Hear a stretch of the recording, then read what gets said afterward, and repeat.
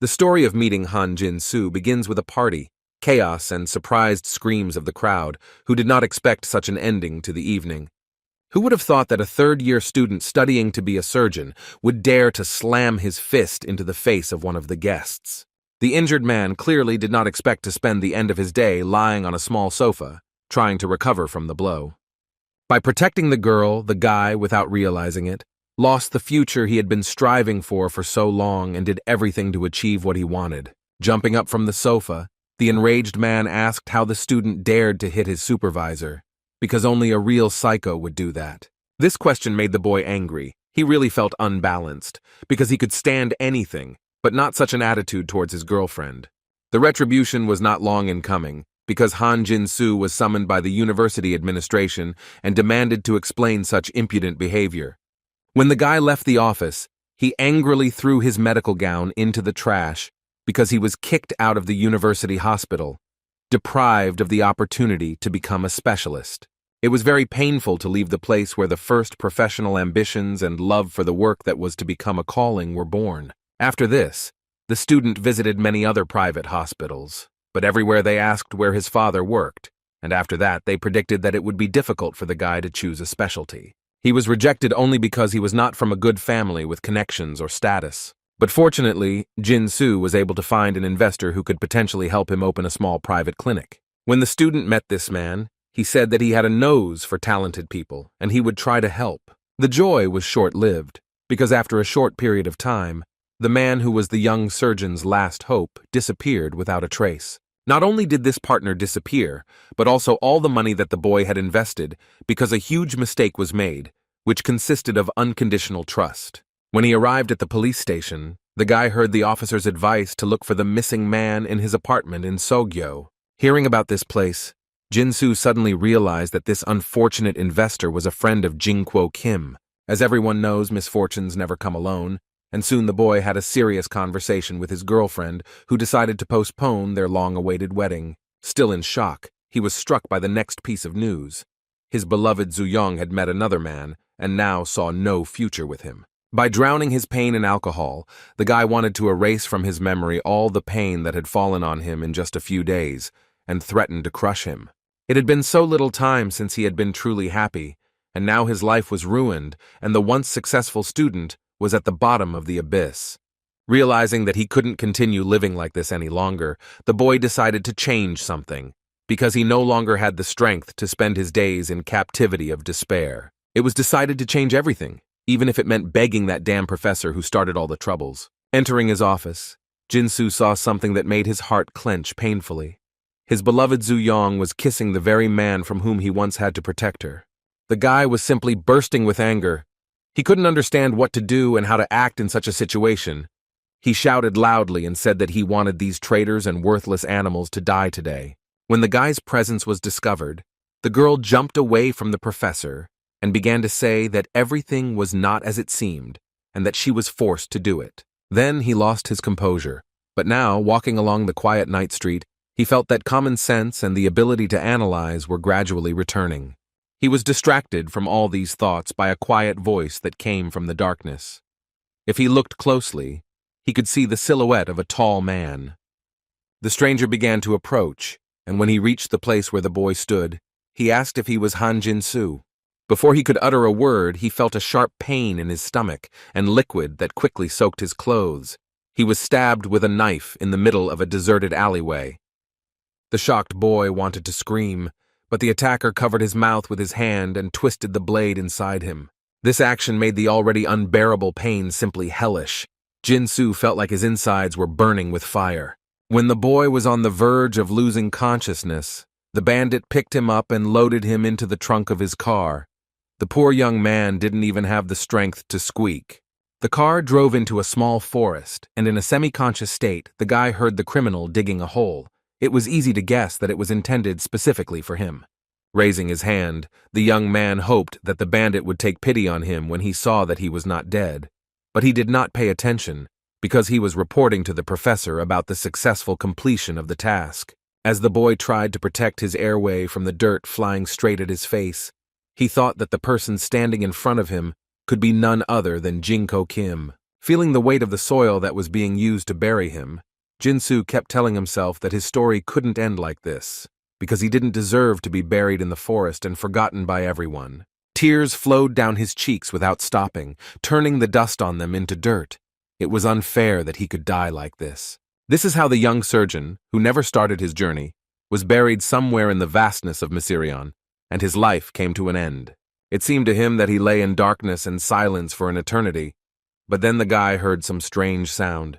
The young man's body began to glow, and his spiritual eyes opened, and he saw something that looked like his description, which said that he had done more good deeds in his life than bad ones. So he had the opportunity to buy a ticket to heaven, or get another chance and be resurrected.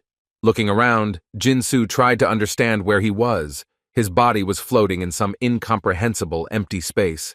Then he turned his gaze and examined the skin, on which there was not a scratch, despite the fact that the boy was sure that he was dead, because he received a fatal wound to the stomach. The explanation was a message that said the young man was now a spirit that continued to live. He learned that he was now at the trial stage, and in this place it would be decided whether his soul would go to heaven or go straight to hell. The guy listened in surprise that he had good points that could send him to heaven without trial, but there was also the opportunity to live a new life by being resurrected. Only 30 seconds were given to make a decision. If a choice was not made within this time, the ticket to paradise would be taken automatically. The boy began to fuss seriously, because he understood that it was worth thinking everything over carefully. But no one gave him this opportunity, so now he would have to make a choice in a hurry. While he was thinking about the fact that if he chose to move to heaven, then all the points accumulated during his life would burn out. 25 seconds had already passed. And when time was running out, he suddenly realized that he really wanted to be resurrected and try to live his life again. In the end, another chance at life was chosen. Since Han Jin-soo had skills in surgery, the system decided to move him to a place where these skills would be useful. The options of getting to a place where there would be many or few patients were offered, the boy thought seriously, because perhaps he would have to start treatment right away. But if he chooses a location with a large number of patients, he will have a chance to help save more lives, and he will also make more money.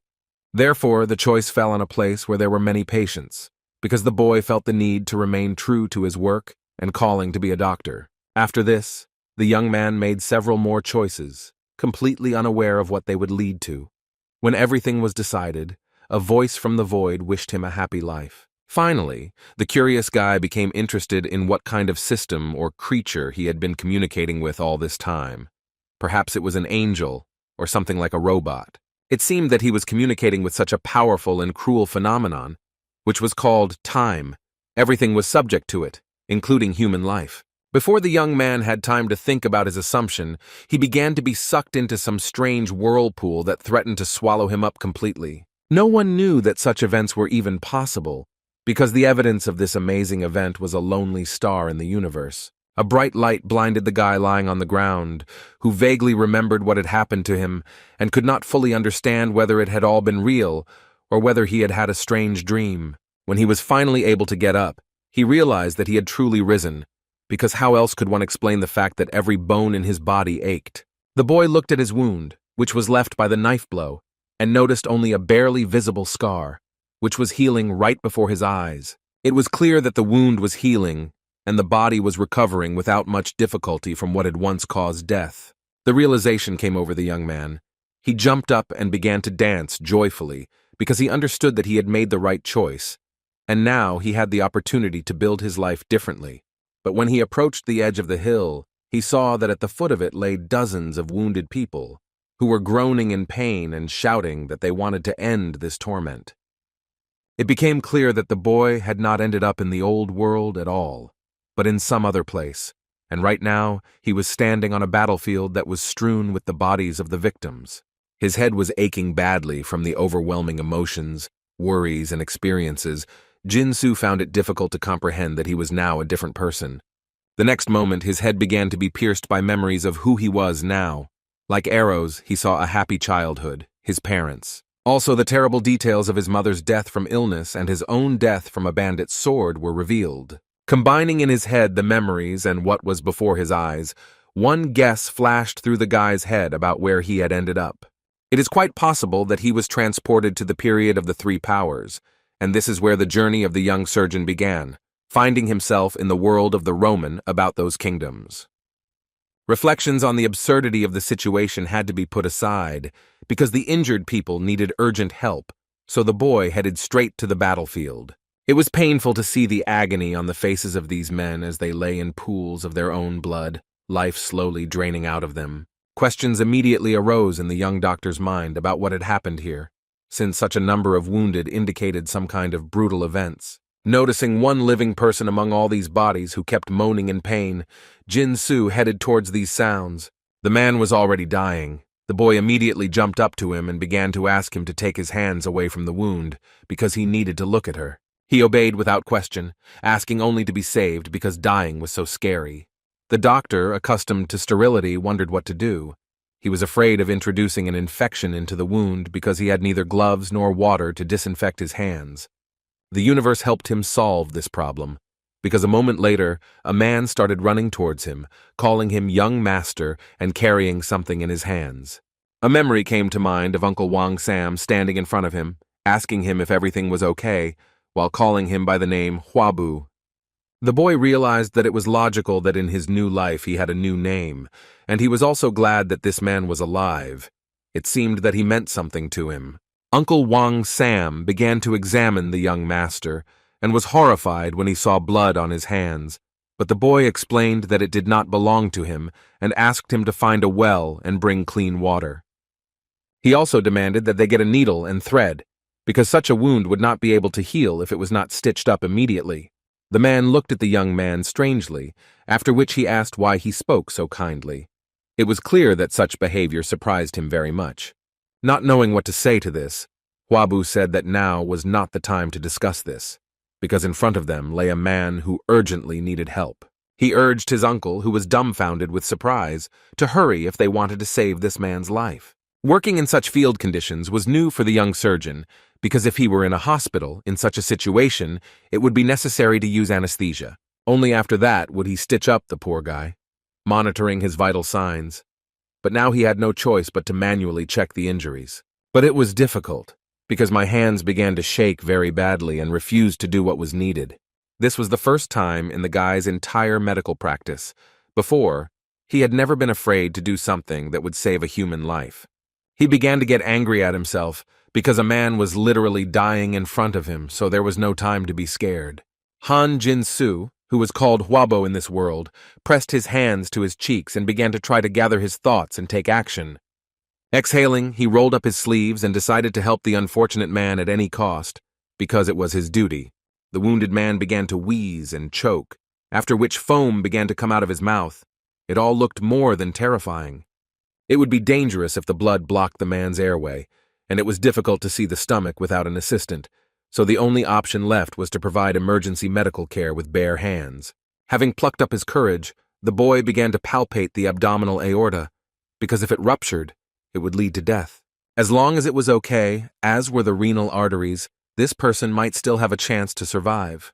There were no ruptures in the small intestine, so there was no need to worry about internal bleeding in this area. Also, no damage was found to the posterior portion of the duodenum. So stretching out his hand, the young medic realized that he had only one guess about what might be wrong with the wounded man. There could have been a rupture in the colon. There was a possibility that feces had entered the abdominal cavity. The first thing that needed to be done was to remove the stagnant blood. Uncle Wang Sam had already arrived, having found clean water, and was already carrying all the things that the young master had asked him for. Jin-Soo thanked him for his help and asked the man to look for a clean piece of cloth somewhere, since it was needed for further manipulations. In the meantime, the young surgeon was given the needles and thread he had asked for earlier. Of course, the guy didn't expect to see surgical thread, but the one they brought him was very thick and woven from several fibers. So the process of suturing was more like a sewing class, which couldn't help but irritate the young doctor. But since he didn't have much choice, he had to save the victim's life in every possible way. While doing this, he was angry at the creature that sent him here, because only a real psychopath could have mocked him so sophisticatedly. The boy wondered if they had sent him to this hell, then why they couldn't at least give him the tools he needed to do the job. Jin-Soo was not one to give up after the first difficulty, So he decided that he would fight for the patient's life as long as his heart was beating. Taking the clean water brought by his uncle, the boy was grateful to God at least for it, because he could only dream of saline solution, and there was no time to boil water. It was decided to wash the wound with what was available, so everything that my uncle brought helped in this process. After the wound was washed, it was necessary to remove all the entrails back and drain the damage, removing all excess fluid from there. Once these steps were completed, the area where the flesh exposed the internal organs could be sutured, all of which the surgeon did with the utmost care. He made each new stitch carefully so as not to touch anything unnecessary and not to cause new bleeding. Despite the density of the thread and the insufficient sharpness of the needle, the guy did everything perfectly. He still had 2 more stitches to put in. When he finished, the doctor was finally able to exhale, stepping back. He assessed his work and realized that the stitches looked better than he could have imagined. There was a loud scream, after which a woman ran out of the village and began running towards the wounded man. It was very painful to listen to her lament that life without her husband no longer had any meaning, so the young doctor tried to console her by telling her that the operation had been a success. Over the woman's cries, Jin-soo promised her that her loved one would survive and that everything would be okay. Finally, the meaning of the words reached the wounded man's wife. She turned her head and asked if this was really possible, even if the man's stomach was ripped open. She wondered if the doctor standing before her was so young that he was capable of performing such complex manipulations with the human body. A little embarrassed, the boy scratched the back of his head and said that he had studied the medical profession a little and knew a few things. These skills were very useful because there were quite a lot of wounded, and the surgeon did not put off helping the victims for later. He moved from patient to patient. Some were not seriously injured, while others were less fortunate, and again thick threads and an almost blunt needle were used, which was barely capable of piercing flesh. The boy was very tired when he finally got to his feet, having finished with some of the victims, but it was still too early to rest. After all, in the middle of the battlefield there were still people who needed help. One of the men was seriously wounded in the stomach and was already suffocating from pain. The bleeding was stopped, but it was still unclear whether such injuries would allow survival. Jin-soo tried his best, used all his knowledge to help this unfortunate man, but deep down he knew that a miracle would have to happen for the man to survive. The miracle did not happen. The surgeon could barely hold back his tears when he had to close the eyes of a man whose soul had already left this cruel world. Bending over the corpse, the boy felt guilty that he had failed to fulfill his professional duty and save this patient. But it was also clear that doctors were not gods. They could not breathe life into something from which it was rapidly leaving. All that was left was to accept the inevitable. Therefore, all that was left was to draw conclusions and not repeat the mistakes of the past, which could prevent us from saving another living creature. While the rescue of civilians was taking place in such field conditions, the boy did not even notice how the sun set over the horizon. They walked along with Uncle Van Sam, who kept on wailing that the bandits who had attacked the village must die. The man was glad that the young master was safe and sound. Jin-soo remained silent, because to say that the previous owner of this body was dead and now there was someone else's spirit in it was somehow crazy. So the guy changed the subject and asked if there had been an order to send soldiers after the bandits to catch up with the scoundrels and bring them to justice. Frowning, the uncle said that it was unlikely that the soldiers would risk their lives to find the bandits, especially since there were rumors that some of the employees were bribed. This news was able to surprise the young man. It was difficult to realize that crime was at such a level that bandits were giving bribes to the authorities.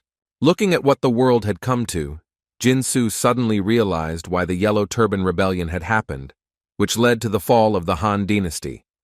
Having calculated in his head what time period he was in, the boy realized that Pyong was turning 6 this year, which meant that next year they would capture Ganghwa Island. It followed that the legendary Yellow Turban Rebellion in China would begin within a year.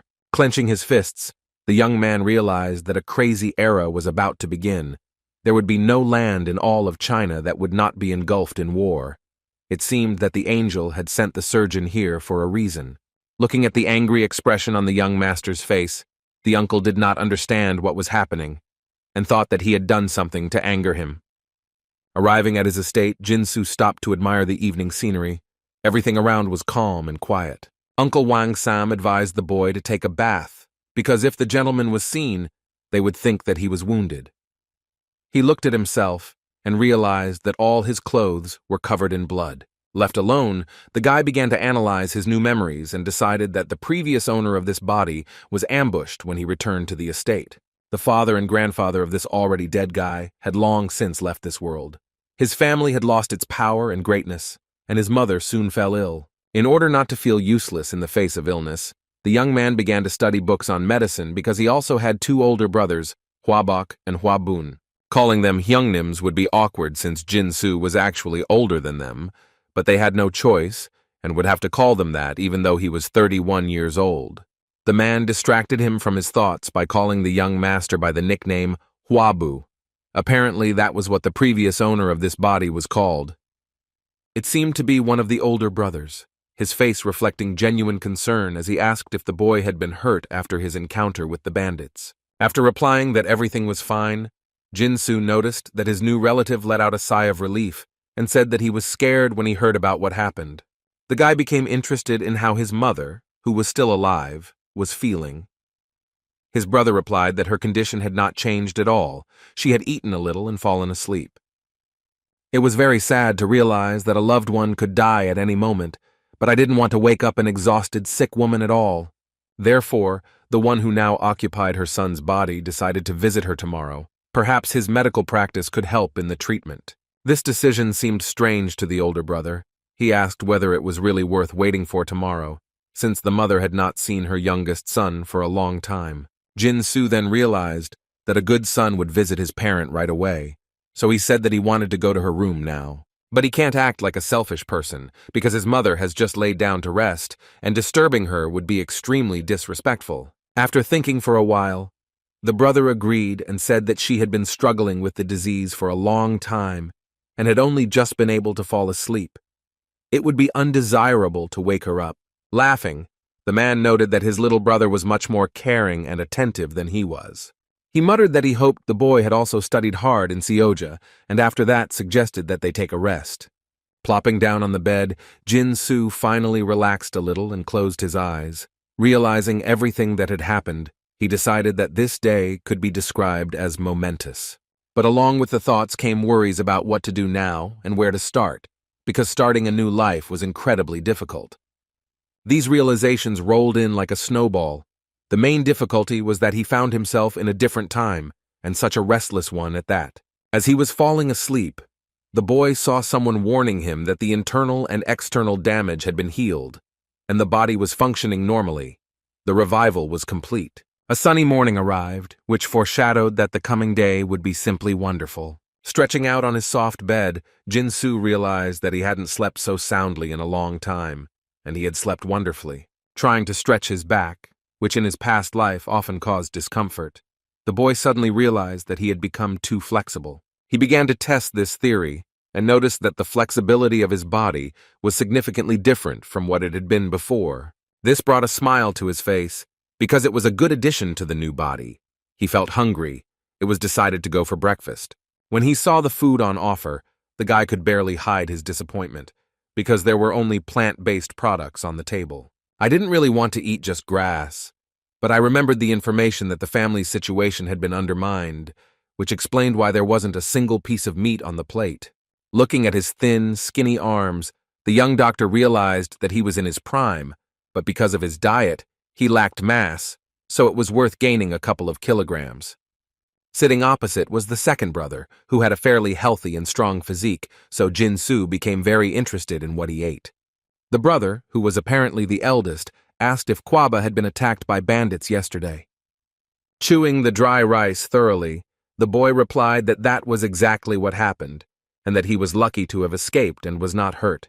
Huabok noted that reading books is very good, but it is also worth taking care of the body, so learning martial arts would not be superfluous. Hearing this wise advice, Jinsu said that from that day on he had planned to toughen up anyway, because something had to be done about his frail body. This news surprised, if not shocked, the older brothers, because previously such advice had gone unheeded. Laughing, Huabok asked what happened to the boy who gave up martial arts to read tons of books. A memory immediately popped into my head of how the previous owner of this body was stabbed with a sword and died. In such a situation, it was stupid to be content with books alone. The middle brother Huabong suggested that the young man was prompted to make this decision by the encounter with the bandits. The boy quickly agreed, saying that he was still terrified. As he continued eating, Jinsu said that after coming so close to death, he decided that learning to protect himself would be wiser than collecting books. The brothers encouraged this decision, although they said that if he became a high-ranking official, they could hire someone good for the job of bodyguard. After finishing the meal, Huabong finally suggested visiting his mother since he hadn't been able to do so the previous evening. Approaching the chambers of the mistress of the estate, one could hear her coughing heavily. It seemed that the illness was serious. Seeing her youngest son, she called him by his full name, Wan Huan. It seemed like the guy needed to get used to his new personal information. The woman asked when he had managed to arrive. The hostess asked her assistant He Wall to put a pillow under her because she didn't want to lie down in front of her sons. While expressing her joy that her youngest child had come home for Chinese New Year, the woman began coughing and breathing heavily. She made such frightening sounds that Wang Huan became scared because he didn't want his mother to die. The boy jumped up to her and started telling her that he was nearby and tried to calm her down, hoping that the terrible cough would go away. When the attack ended, the young man said that he had come as soon as he learned that she was ill, and the woman muttered that she was not so ill that she would have to give up her studies because of it. She squeezed her son's hand and said that with time it would get easier for her. The young surgeon was already wondering what could have happened to his mother. Perhaps her liver or gallbladder was damaged. It was decided to conduct an examination, because if the problem was in the liver, then everything was sad. It is not for nothing that it is called a quiet organ. It hurts when everything is almost irreparable. Pressing on the center of his hand, the guy carefully watched the woman's expression. When her face distorted in pain, everything became clear. To confirm his guess, he pressed on the liver, and the mother screamed. Now it was possible to say with absolute certainty that this particular organ was affected. Seeing that his younger brother was deliberately hurting his mother, Huabok grabbed his hand and angrily asked what the little rascal was doing. But the boy looked at Huabok and told him to let him go immediately, because he was conducting an important inspection. He explained his new knowledge by the fact that while in Suzhou, he read not only a lot of Confucian books, but also medical ones. Hearing this, the man became even more angry, because he did not understand how one could pretend to be a doctor after reading only a couple of lines in medical Talmuds. Looking at this showdown, Huabun agreed with his older brother, because he did not believe that such a bungler as Wan Huan could understand anything, even if he studied all the books in the world. However, yesterday he heard information that made him doubt these conclusions. Huabun asked if the rumors that Wan Huan had managed to heal a man injured by a bandit were true. It was hard to believe that the incompetent younger brother had managed to heal a dying man whose stomach had been cut open and whose intestines had come out. But it was still worth checking. Hearing this question, Huabok turned around and asked how one could come up with such nonsense, but the young doctor said that he had managed to do what everyone was talking about. Now the brothers looked at him completely differently, with a mixture of surprise, fear, and distrust. But there was also a bit of pride. Noticing this, Wan Huan said that the man would be very lucky if he survived, but there was still hope.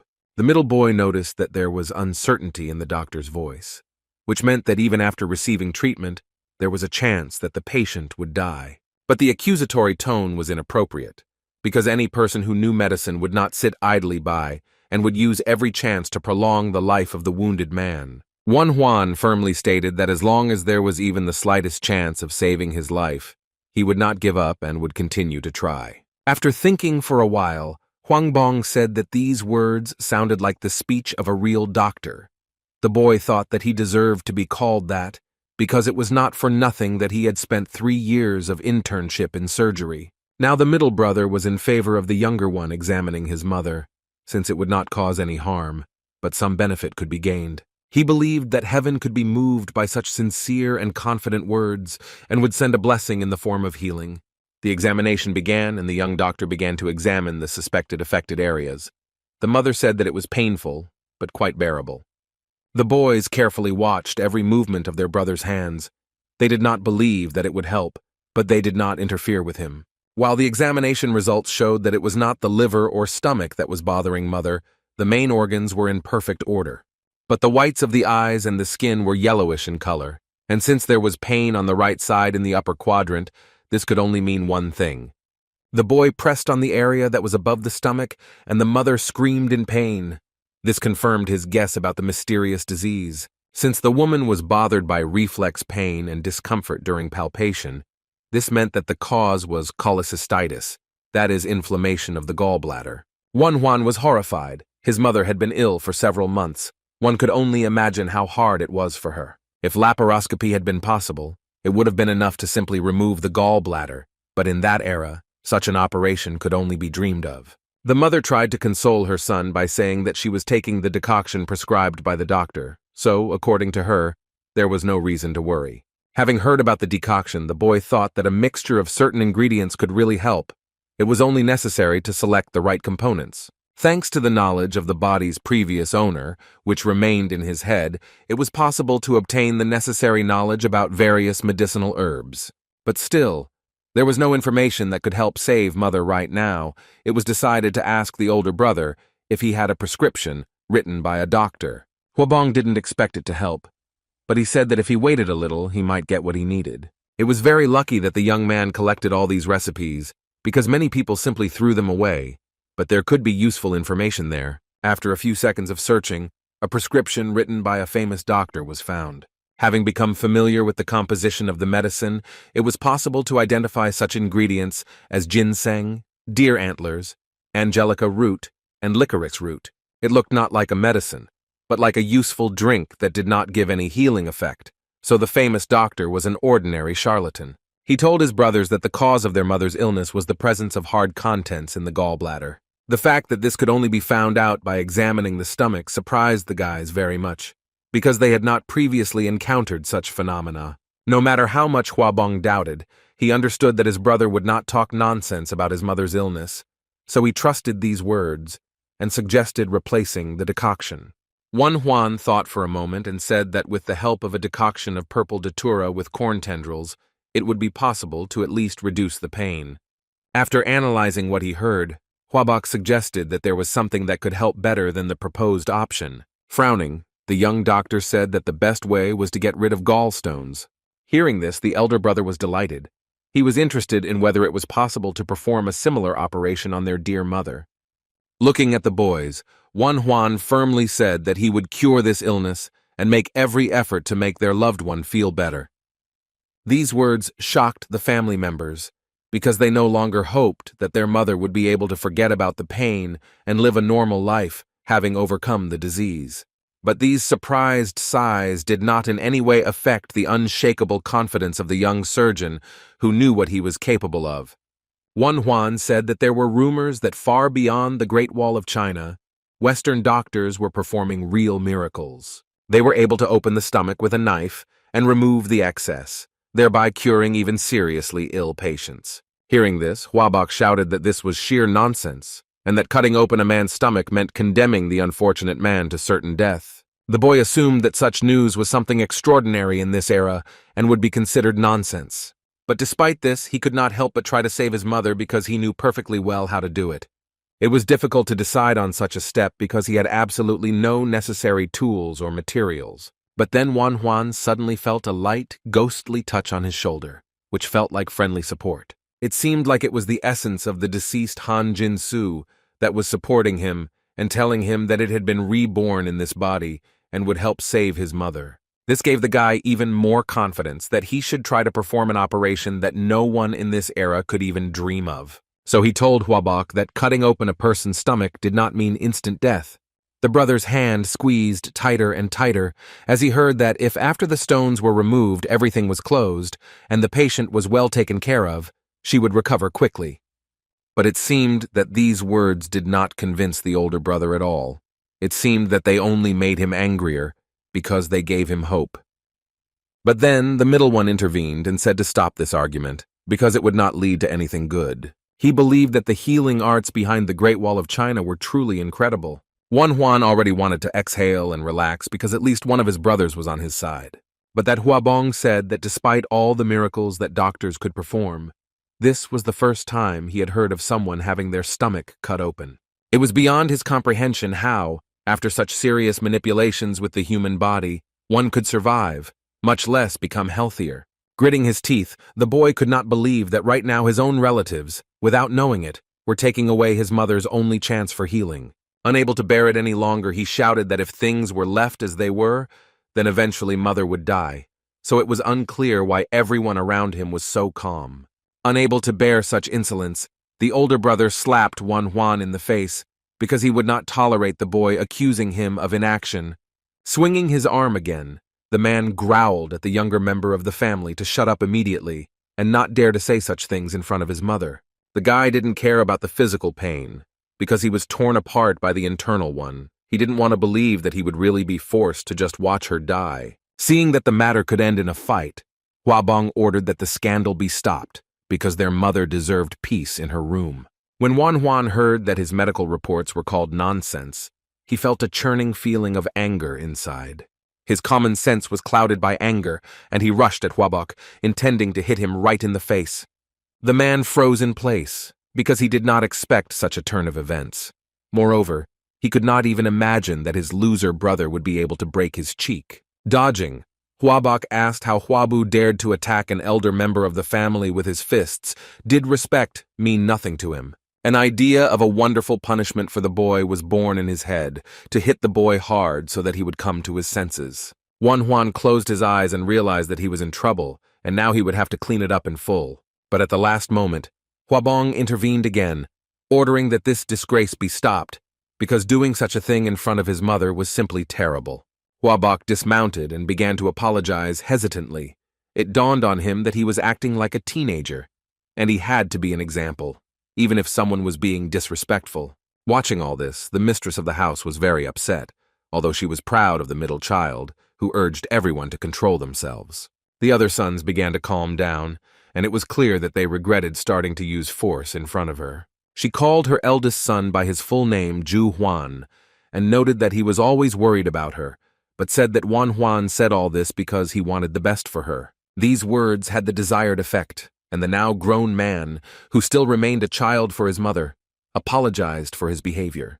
But the woman was interested in where her youngest son had picked up such habits that he decided it was acceptable to attack his brother with his fists. She sighed and realized that no matter how old her children were, they still needed her guidance. Therefore, the woman kept the decision to herself.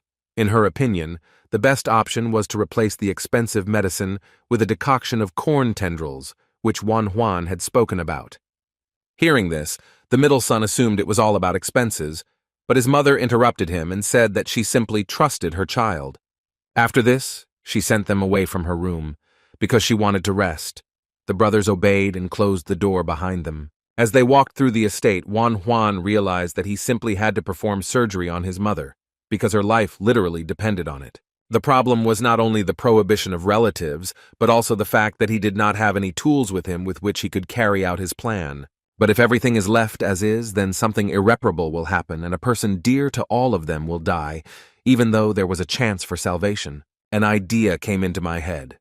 Since it was impossible to convince the brothers, why not do the operation in secret from them?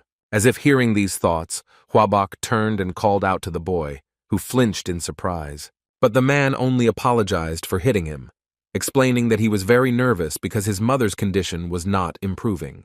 The boy scratched his head and said that he was also to blame, because he had said stupid things and then attacked. Laughing, the older brother noted that Juan had a very ferocious punch, which indicated good potential in martial arts. After all, the boy even managed to lightly touch his cheek, but these words did not feel like praise, but rather like mockery. The boy felt a surge of wounded pride, so he suggested that Huabok have a Sanshou duel, where they fought with bare hands. This proposal surprised the man because previously his younger brother had avoided such entertainment. But fighting just like that was not interesting at all. So Juan suggested that the loser, as punishment, fulfill one request of the winner. After this, the boy began to warm up his joints and muscles in order to be more effective and agile in battle. Laughing, Ju Huan asked if such a wish had really arisen in the boy's mind because of Sanshou during the last spring festival. Then he beat him up well and lectured him on holidays. The memory of this manifestation of brotherly love was not the most pleasant. But this no longer bothered the young doctor. He said that he simply wanted to practice martial arts, and did not know a better teacher than his dear Huabok. The man smiled and proudly said that after studying in Suzhou, the boy had finally realized the value of his brother. It was clear that the guy had a tough opponent in front of him. He was big and in good shape, but it was still worth a try. So the duel began anyway, and the two brothers were ready to teach each other a lesson, albeit in a rather friendly manner. A self-confident Zhu Huan told his middle brother that he would be finished in just a few seconds and that they would go about their business. This behavior irritated Wan Huan because he was not seen as a threat at all, which was a mistake. The boy took advantage of this careless attitude and launched a surprise attack that gave him a certain advantage. It would have been stupid not to take advantage of it, so the guy decided to turn the enemy's inattention and overconfidence against him. But it wasn't just Zhu Huan who underestimated his opponent. The boy himself was guilty of this, because he never thought that his brother would be able to repel his attack with lightning speed. Huabok's push was so strong that the poor guy flew away from him several meters and hit the ground painfully. It was completely unclear how this all happened, because it seemed to Wan Huan that the man did not move at all. So it turns out that a surprise attack was not enough. All that was left was to hope that he would still have a chance to make a maneuver that would help him defeat his older brother. Huabun took particular pleasure in watching all this disgrace, because when else could he watch his dear relatives fight? Time passed, and luck still didn't come to Wan Huan.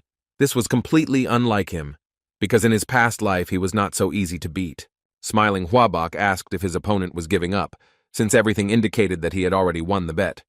But the boy wasn't going to give up so easily, because the fight wasn't over yet to throw around such words. After these words, the man struck, but the guy managed to block the attack and intercept the opponent's leg, immobilizing him.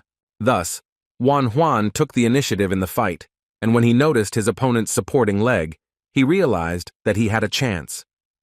He twisted his leg and heard it start to crunch.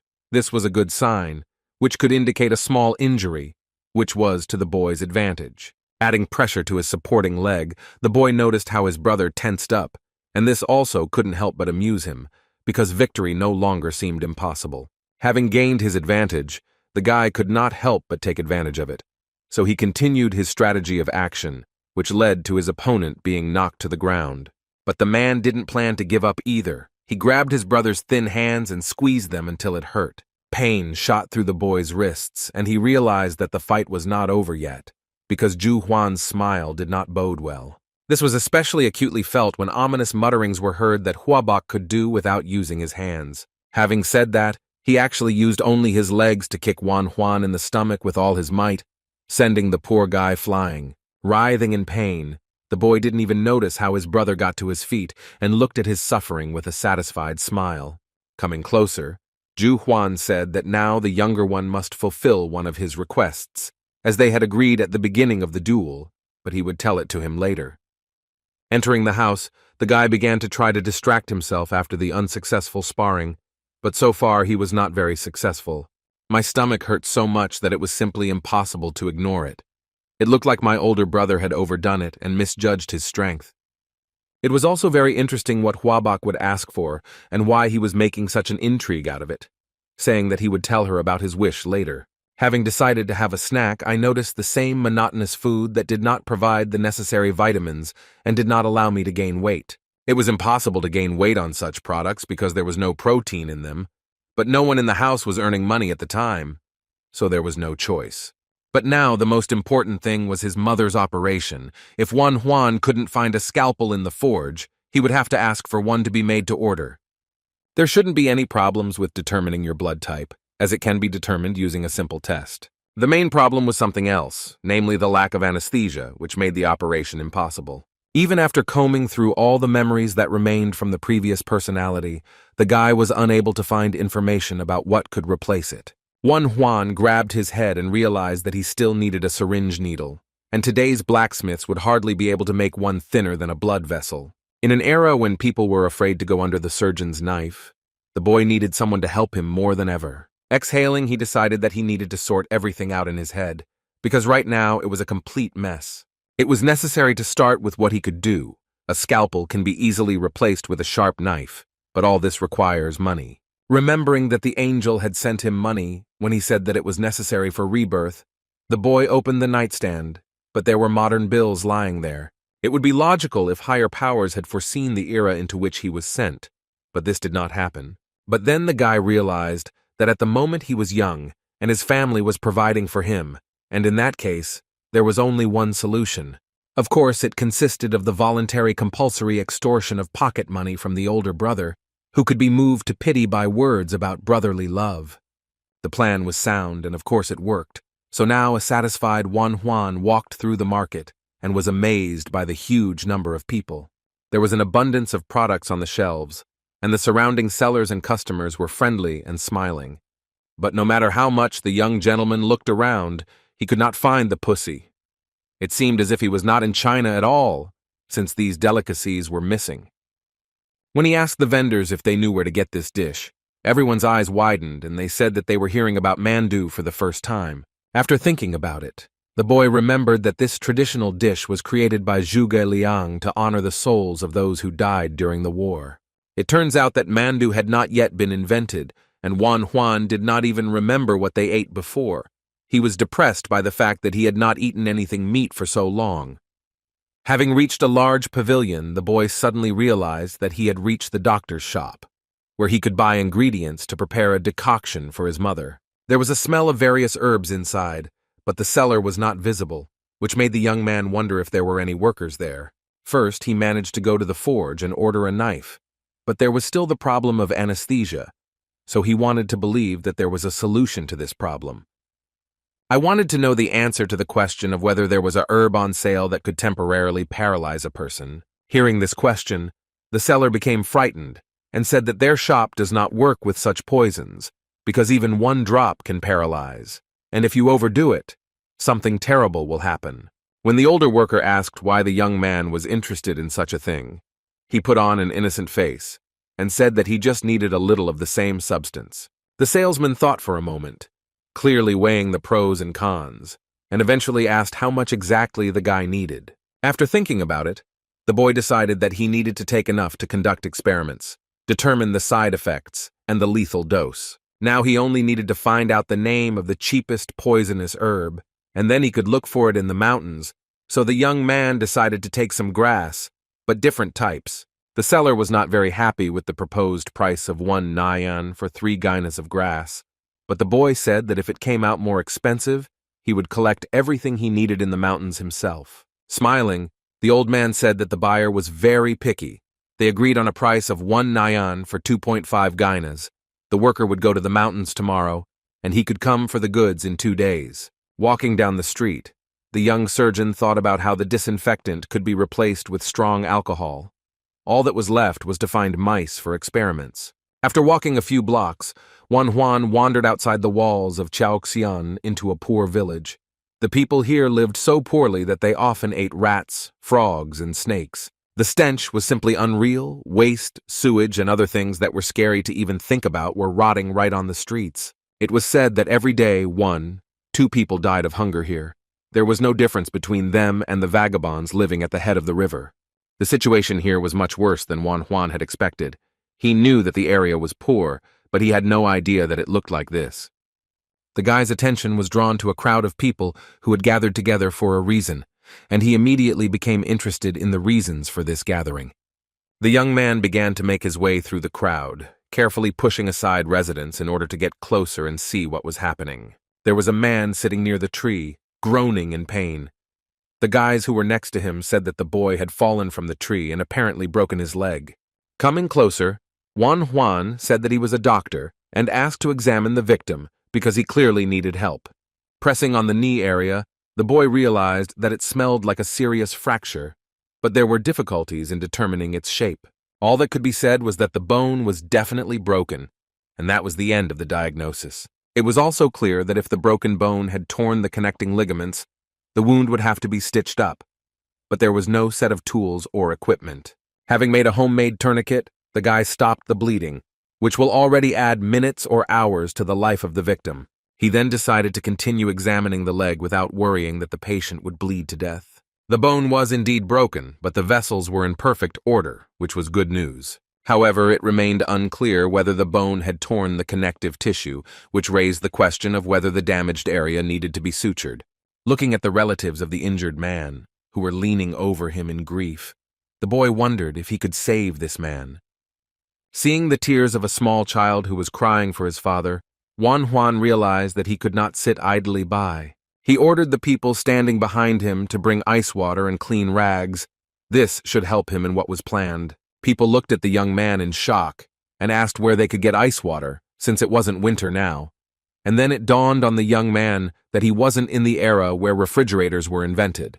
It was worth remembering that he was now in a village of poor people, and it was unreasonable to demand much from these people, so just cold water would do.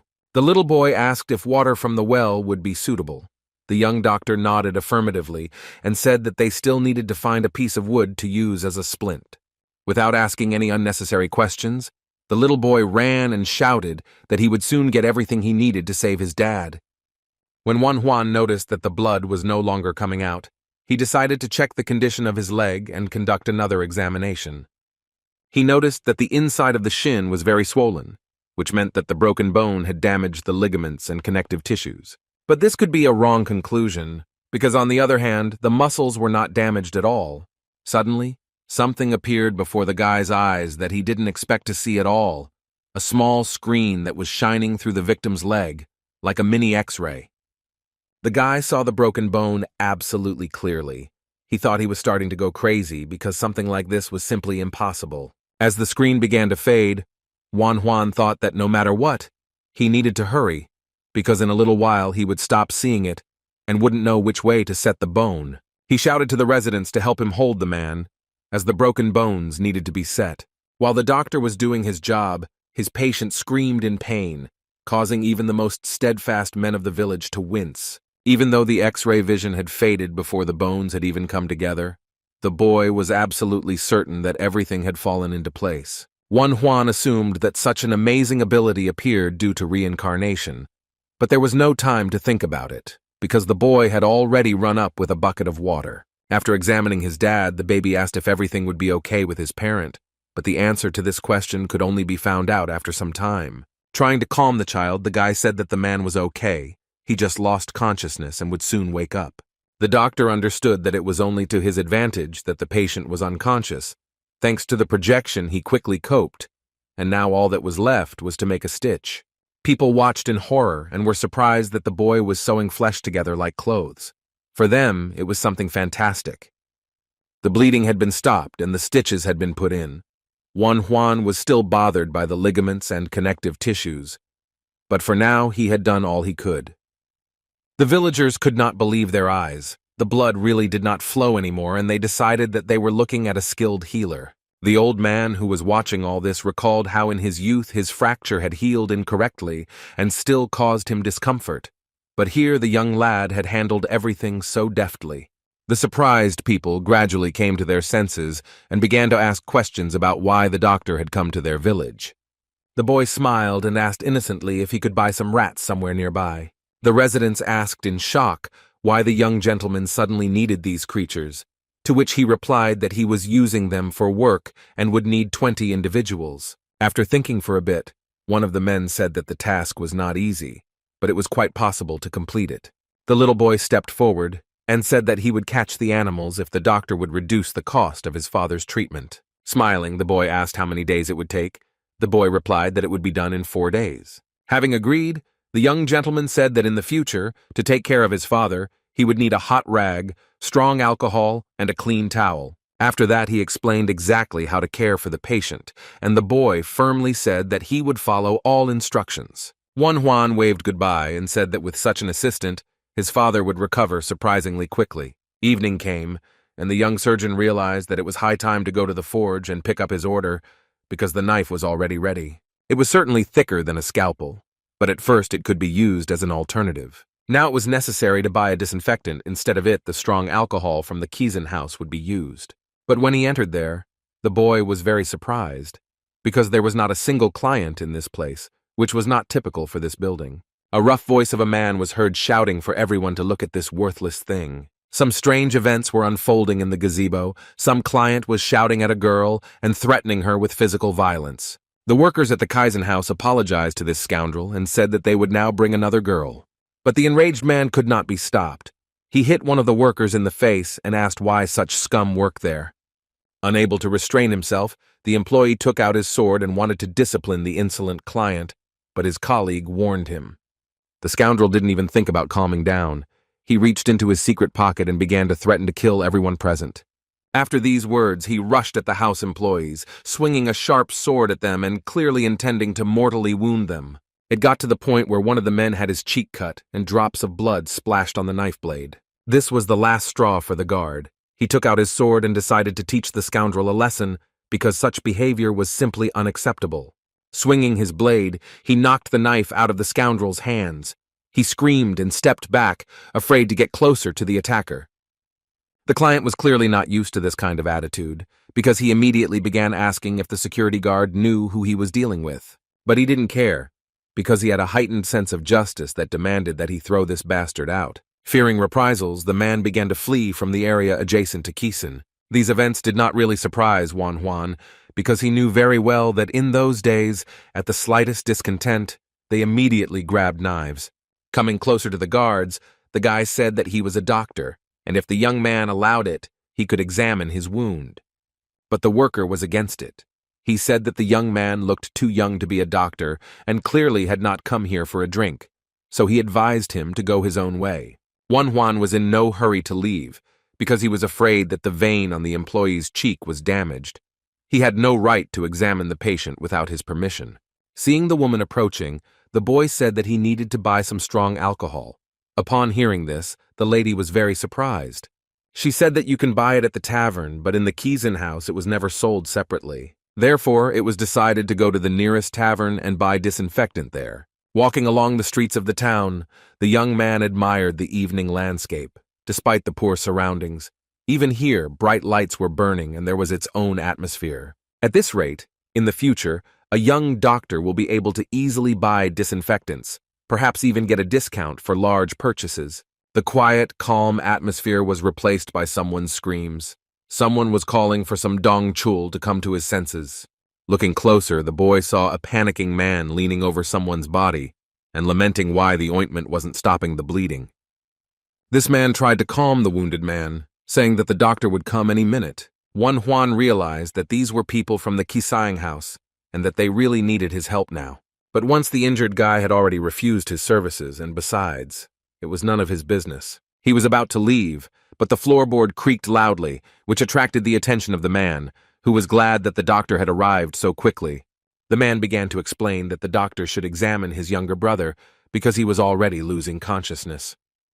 Surprised by this turn of events, the guy did not understand how it happened because he had planned to leave, but now it seemed that it would not work. The young man began to beg the doctor for help, saying that his brother's bleeding would not stop, and Dr. Bon went to another village for an examination. The first impulse was to refuse, and that was exactly what the boy tried to do, because treating a patient in a doctor's shop, who was not there at the moment, was a bad idea. Then the stranger suggested that the examination and treatment be carried out in another place, but the main thing was that this happened and help was provided. But the young surgeon was adamant. He firmly said that he did not want to do such things. His resolve wavered the moment the man fell to his knees and began to apologize for his rudeness. It was clear that he was ready to do literally anything, if only someone would treat his younger brother, who was dying in his arms. The boy sighed and said that he was simply a doctor's apprentice, so the stranger should understand that he was dealing with an amateur. He nodded and said that he understood the complexity of the situation. Then the young man agreed to undertake the treatment, but immediately said that he was not sure of the result, since a lot of time had passed since the injury.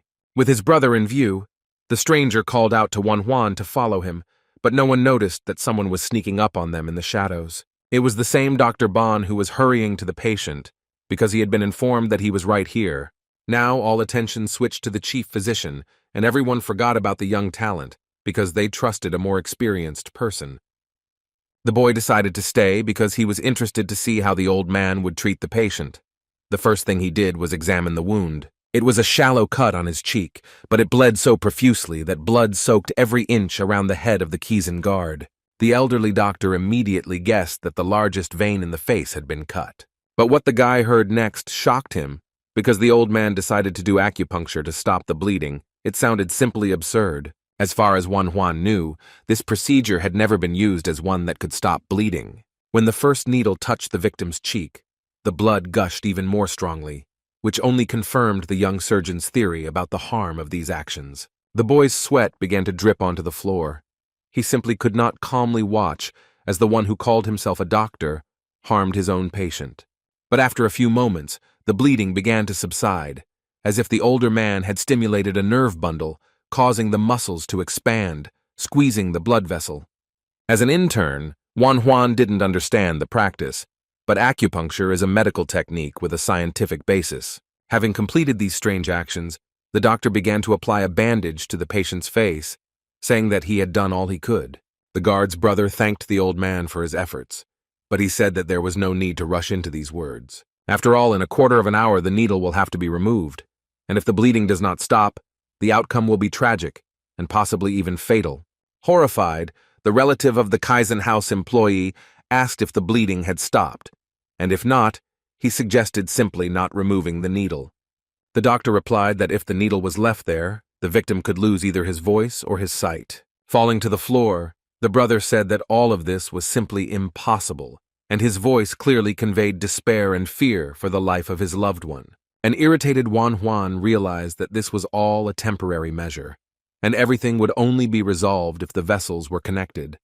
But he did not want to interfere with someone else's work. As if reading these thoughts, the old man turned towards the boy and asked who his uninvited guest was. Embarrassed, the young man said that he was just a student studying medicine and wanted to see how a practicing doctor worked. Surprised by this answer, the elderly doctor asked again whether it was really a student standing before them. He replied that he had read many books on medicine and sometimes practiced the art of healing, but had not yet gone far. The old man turned away and muttered irritably that some green doctor was standing in front of him again. Feeling the pressure of his medical debt, Juan decided to intrude into someone else's work with his unsolicited opinion. Hearing the request to allow the patient's blood vessels to be connected, the elderly man turned around in surprise and looked angrily at the young doctor. These words surprised him, so he asked again if he really wanted to dig around in the patient's vessels. But what surprised the old doctor most was that the boy noticed that the blood vessel was cut just by looking at the wound, and besides, he wanted to connect it. In any case, in his opinion, there was no hope of saving the wounded man, so the novice doctor could be allowed to experiment. Figuratively speaking, he rolled up his sleeves and allowed the young man to try to do what he was talking about. The boy began to direct the process and tell his elderly assistant where to press and what to do. He also explained that the blood vessels needed a thinner needle than the one he was given. But there was nothing to be done. The experienced doctor was only surprised by the fact that a needle would be used. Knowing that there was no anesthesia, a complete lack of instruments, and a headache, Juan knew he had to hurry. When he pulled out the needle, the injured guy screamed loudly. It was even a little strange that such a small wound caused so much pain. The unfortunate man's eyes rolled back and he froze. For a second, the young surgeon even thought that his patient had passed away, but this was not so. But then the old man intervened and removed the pain with a needle, which surprised Juan very much. But the doctor asked emotionlessly if he, being a student, really didn't know the basics of acupuncture. Deciding to think about it later, the young man told the doctor where to press while he connected the cut blood vessel. When the process of suturing the wound began, the boy said that there was no need to press anything anymore, and it was also time to pull out the needle because the operation was over. The old man could not believe what he saw. He had no idea such a healing art existed, and the more he looked at the stitched wound, the more he admired the skill. An agitated Juan told the patient's brother that he needed to eat only porridge for now, and that the wound should be cleaned in the morning and evening. Having received all the instructions, the guys finally left the doctor's shop. The patient could already stand on his own feet. The boy waved his hand happily and wished the guard not to get hurt again and to take care of his life. Looking after the boys walking, the old man thought that one of them would die or become crippled. But there they both were, safe and almost unharmed. Dr. Bon was surprised when he heard that his colleague wanted to learn the art of acupuncture from him. After thinking about it, the old man said that he would fulfill this request if in exchange he was taught how to connect vessels and stitch flesh. Juan happily agreed. They bowed to each other and promised that they would take care of each other. In the estate where Juan lived with his brothers, an interesting conversation took place. One of the family members said that he saw how mother was walking in the yard during the day. Zhu Huan said contentedly that, just as their younger brother had said, she felt better after drinking the tea, which meant that Huabu's recipe was better than what the doctor had given her. After some thought, Huabok said that it would be better for everyone if the boy concentrated on his studies. The middle brother agreed that things could be calmed down, but now he was worried about the fact that Wan Huan had abandoned his Confucian works and was constantly running around him, begging for money. After talking, the men came to the common conclusion that it was worth teaching the young man the art of the sword for self-defense, because in such turbulent times these skills would come in handy. But Zhu Huan still didn't like the idea, but all objections stopped when Wan Huan walked through the door. It was already late evening outside, and the brothers were surprised that Kwabu was so late and returned home at such an hour. Seeing bloodstains on the boy's sleeves, Huabok asked in shock what she was doing on her little brother's clothes.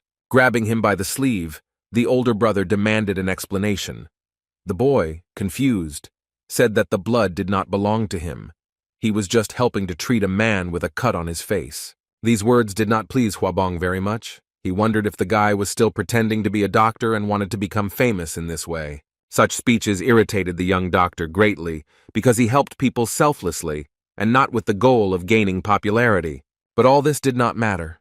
He reminded his brothers that many people from noble families were doctors and added that he was going to find a cure for his mother's illness. This phrase surprised Huabok very much. He was not used to the youngest member of the family being so confident in himself and his work. The fact that his loved ones didn't believe in him upset Wan Huan a lot because he periodically wanted to know that his family supported him.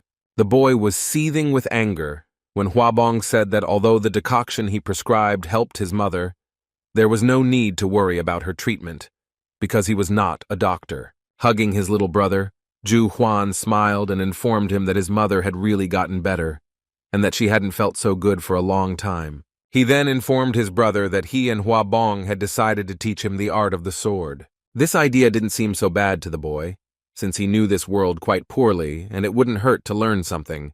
Throwing something that looked like a protective vest at Wan Huan, the elder ordered him to put it on.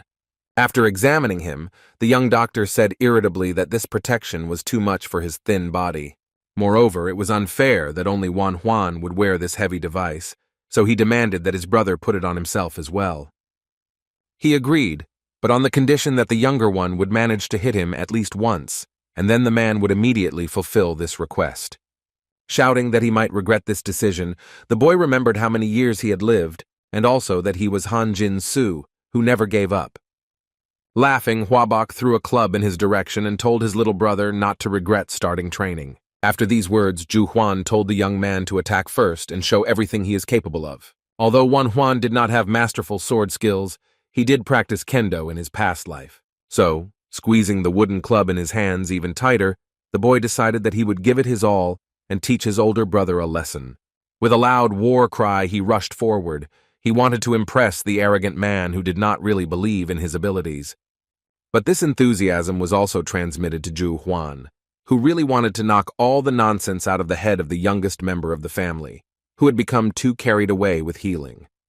Before he could deliver a full blow, the guy felt his opponent's weapon slam into his sleepy plexus and knock all the air out of him. Unable to withstand the onslaught, he flew back and landed painfully on the ground, watching as his brother stretched into a smug smile. Huabok noticed that his opponent was too slow, so he asked why he was swinging so hard, taking so much time. While trying to catch his breath, Wan Huan thought about how he had almost managed to lightly touch his opponent, but he was so fast that it seemed impossible to hit him. But this was only the beginning of a training fight, so it was decided not to despair and try to attack again. This time, the guy decided that it was worth trying a different method, namely, giving an injection instead of an incision. This technique was from fencing. Due to the speed of this art of combat, it was possible to get the enemy the first time. Seeing his brother's pose, as well as the smoothness of his movements, and a completely new technique, Huabok was a little surprised because he had never encountered anything like this before. Then the young doctor made a quick and long lunge, which could be very effective in combat. Despite all the efforts of the young man, the man managed to repel this attack without much effort. It was clear that he was a real warrior who knew many techniques. The boy went into flight again, followed by a painful and humiliating collision with the ground. The younger brother's attempts to prove that he was capable of something greatly amused Zhu Huan, who never tired of kicking him. Leaning over the man asked who had taught him martial arts in Shuzhou, but the words were difficult to make out over the sighs of pain. Looking at how his brother behaved in battle, Zhu Huan concluded that he had no fighting skills at all that could protect him. The decision was made to go back to basics, so the elder brother ordered his younger brother to follow him. Nearby in the courtyard there was a small stone suspended, so inconspicuous and light that even the wind could shake it. It was in that direction that Huabok pointed, who apparently believed that this object was somehow connected with the basics of learning martial arts. They came closer, after which the man said that the boy should attack the stone. He did not understand, and asked again whether he should just hit the cobblestone. But it was so tiny that striking it seemed like some kind of mockery and whim of the brother. This task seemed too easy and raised suspicions that there was some kind of catch to it. Just as Wan Huan swung his sword and was about to hit the stone, his brother shouted and stopped him. He drew a line on the ground and looked meaningfully at the young doctor. This line was located quite far from the tree on whose branch the stone was hung, but nevertheless it was necessary to strike from the marked place. Having crossed the line, Huabok decided to demonstrate this technique personally, ordering the younger one to watch everything carefully and not yawn. The man lunged forward very quickly and found himself right next to the tree, delivering a very accurate blow to the hanging stone. These actions made an extraordinary impression on the young man who was observing everything. Before the stone had time to stop, Huabok had already turned around and told his brother that it was his turn to repeat a similar trick. But how could you deliver a normal blow when your target keeps staggering and preventing you from aiming? Wan Huan then decided to cross the line and try to stop the target in order to be on equal terms with his brother. But the man forbade this, arguing that the enemy never freezes and one must learn to hit even when the target is moving. The young man made countless attempts to hit the dangling stone, but not all of them brought a positive result, no matter how hard he tried. Not wanting to watch these attempts, the brother turned around and began to leave, throwing in a parting remark that the boy could finish the lesson as soon as he hit the stone 3 times out of 10. In words, it didn't seem that difficult, but in practice everything was completely different, because this kind of activity was not at all easy.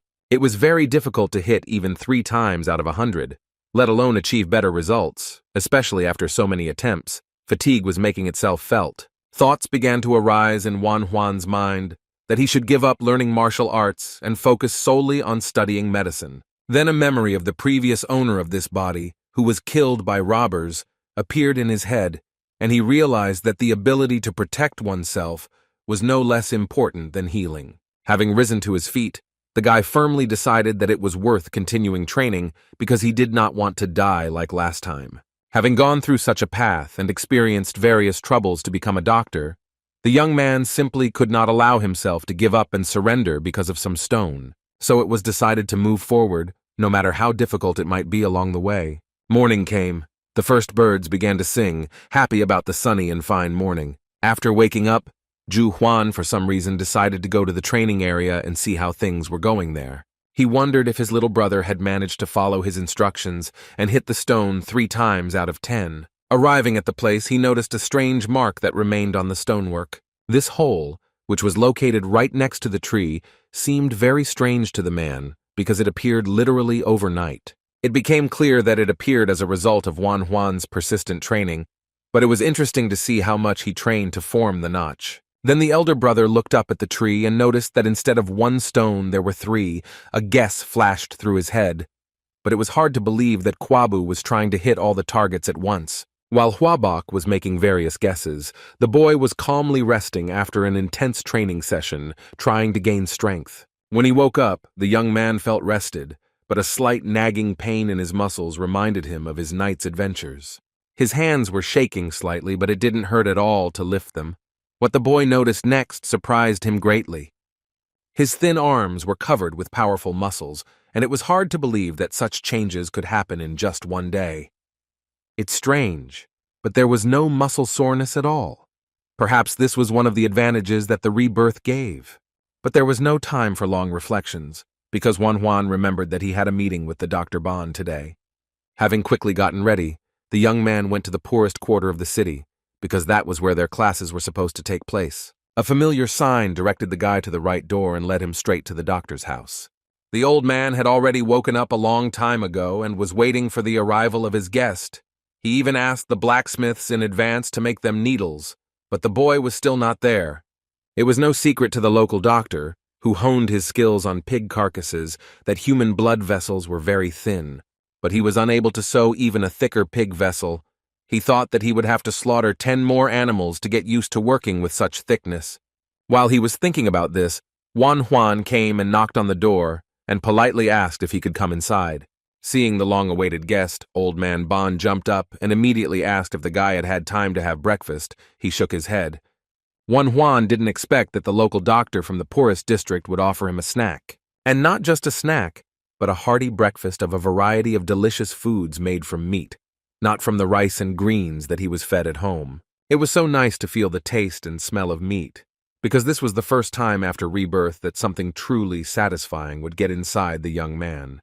While the guest was happily gobbling up the treats, Bon took out a thin needle from his inside pocket and showed it to Juan. The steel device was surprisingly thin and very similar to the medical needles used in modern surgery. It was quite well made for the era Juan was in, so he asked in surprise where the old man got this thing from.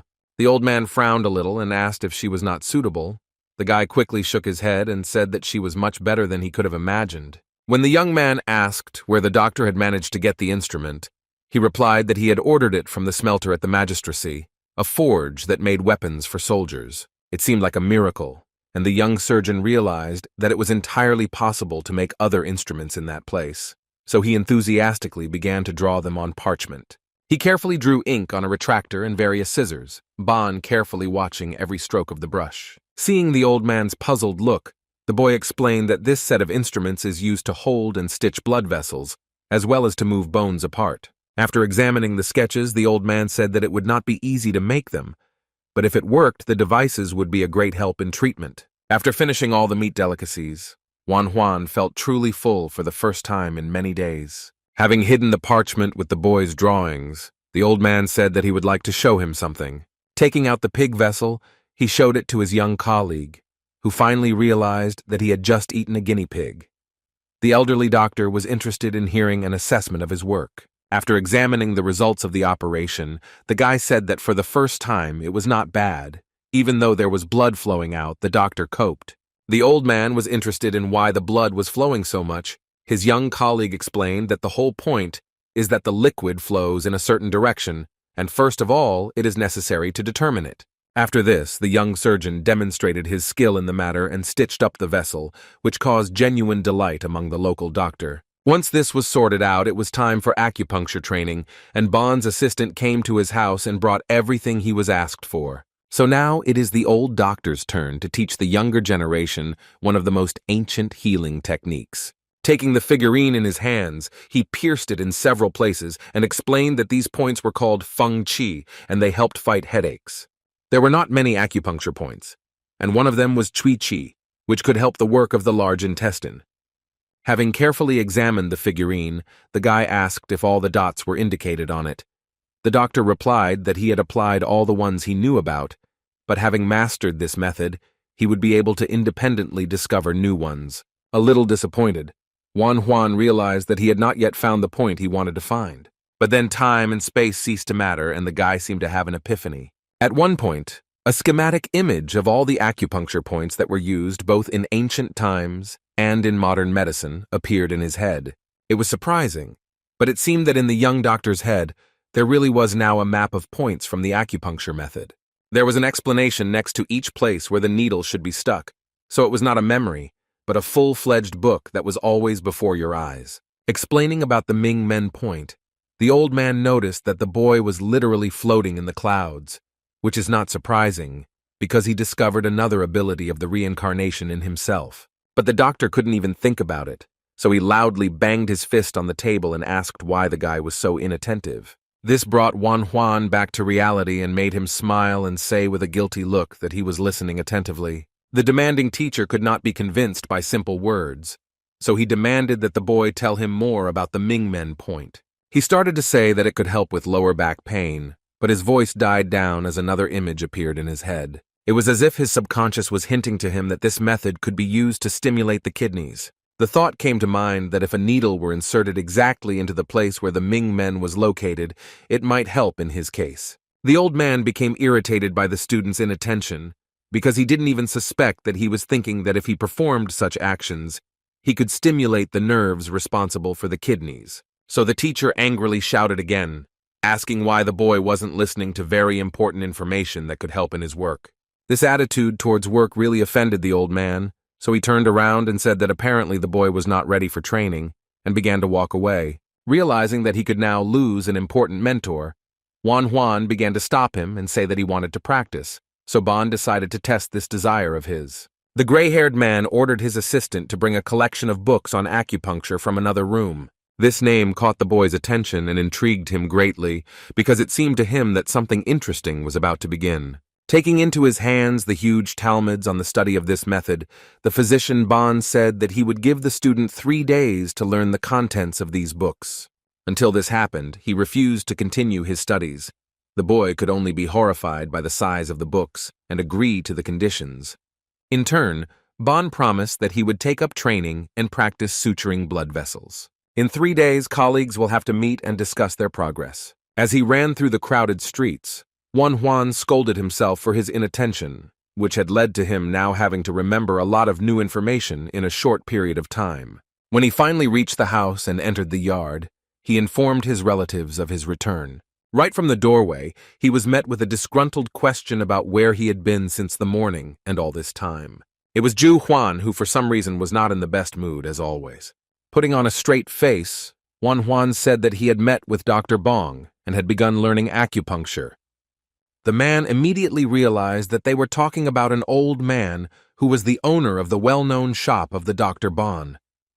His younger brother almost rolled his eyes when he heard the question yet again about whether he really wanted to become a doctor, to which he had only an affirmative answer. Smiling at this stubbornness, the elder said that he didn't mind, so all that was left was to convince Hua Bun and Mom, but Juan was ready to face this. In that case, the eldest of the brothers could accept that a healer would appear in their family, but still, he was very interested in how many times the boy managed to hit the stone. Smiling smugly, the boy declared that the night had been quite productive, since he had managed to land as many as 10 blows. The man simply couldn't believe what he heard, but Juan said that he could only demonstrate everything after he read all of these books. Watching his brother run away, Huabok wondered if it was even possible to master such a volume of literature and not fall asleep on the first pages. Junior Huang was no cheater, but it was incredibly hard to believe that he managed to hit 10 times. Sitting in his room, the young doctor kept trying to find points that would help his mother. But so far, he had only noticed that ancient acupuncture points were very different from modern ones. So now Juan was trying to fit into his head the data of both the old and new acupuncture techniques. It was decided to systematize all the information he had gathered and compare old and new points. When writing down his findings, the boy made sure that others would not understand anything, so he used the modern Korean alphabet Hangul. After several hours of painstaking work, the boy managed to create a kind of record of traditional Confucian acupuncture. After reviewing his detailed notes, Juan smiled and realized that step by step, over time, he would be able to figure everything out. With such intensive training, the young doctor did not even notice how time flew by, and it was already late evening. Gathered with his brothers for dinner, they asked why he had missed lunch. The young man explained that he had been copying a collection of books on acupuncture that Bon had given him. Hearing this, Hua Bun stopped chewing and seriously asked if Hua Bu was seriously planning to become a doctor, to which he nodded his head affirmatively. This news angered the middle brother so much that he shouted, saying that the young man was not sent to study in Suzhou for this reason at all. Such words made Juan angry, and with the same fervor he asked why people who save lives are treated so badly. Huabok retorted by saying that healing others was not a bad thing, but becoming a high-ranking official could help the emperor gain wisdom from books. It sounded so arrogant and selfish that the guy clenched his teeth, just to keep from saying something stupid in the heat of the moment. But this didn't quite work out, because the words were just bursting out. The boy blurted out that everything his brother said was nonsense, because he himself had successfully passed the exam. Both Huabong, grandfather, and their father showed excellent results, but they were unable to rise to positions not because of a lack of skills. The brother listened to the flow of words in amazement. Imagine his surprise when the youngest member of the family said something that none of them wanted to hear, namely that they were not yet dignitaries only because they did not give bribes.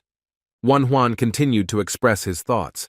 He believed that his brother would be able to achieve a decent position without betraying his honest nature. But he was not a dud either, but had potential. Listening to all this, Huabong realized that the words spoken had meaning, but for now he did not say anything out loud. But the boy did not calm down. He continued to prove his case and claimed that he would become a doctor no matter what and would make the lives of others better.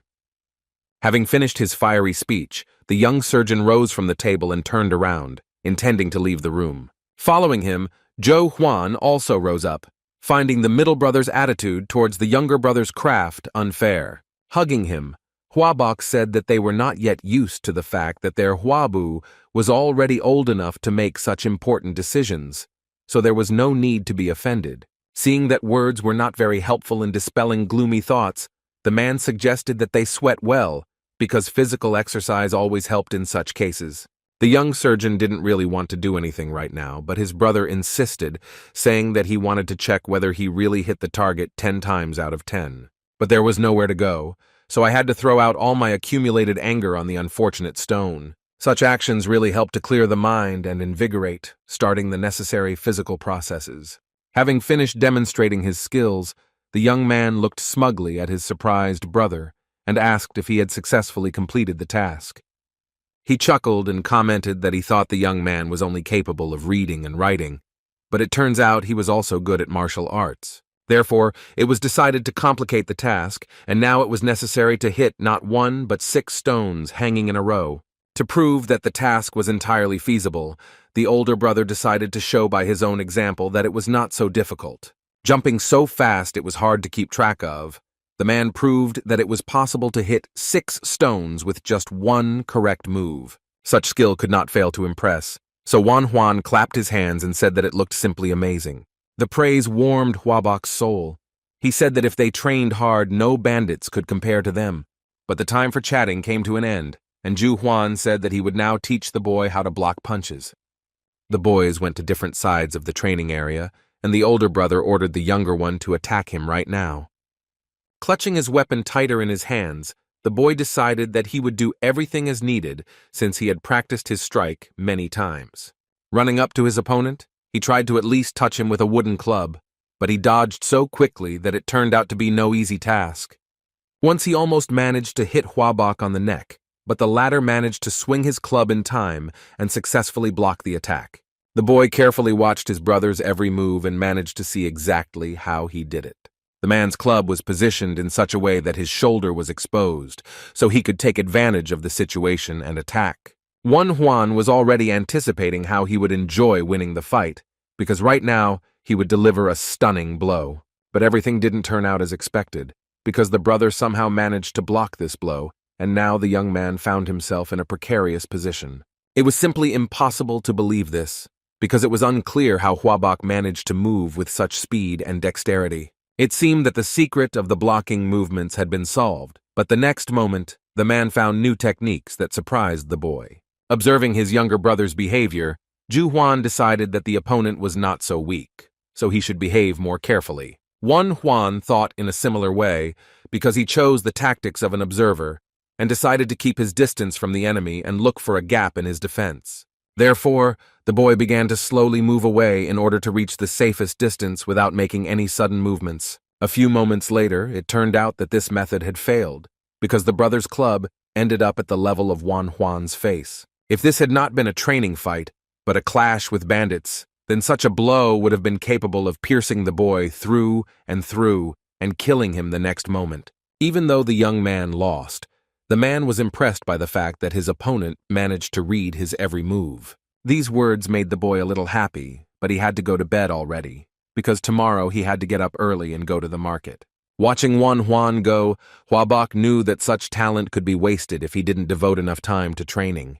Despite the late hour, in some parts of the city they were not yet ready to go to bed, because work was literally in full swing. The healer Bon came to one of these places. He needed to place an order with the blacksmith, and he saw no point in putting it off until the morning. The worker wiped away the sweat and turned around to ask his regular customer what he wanted to order this time.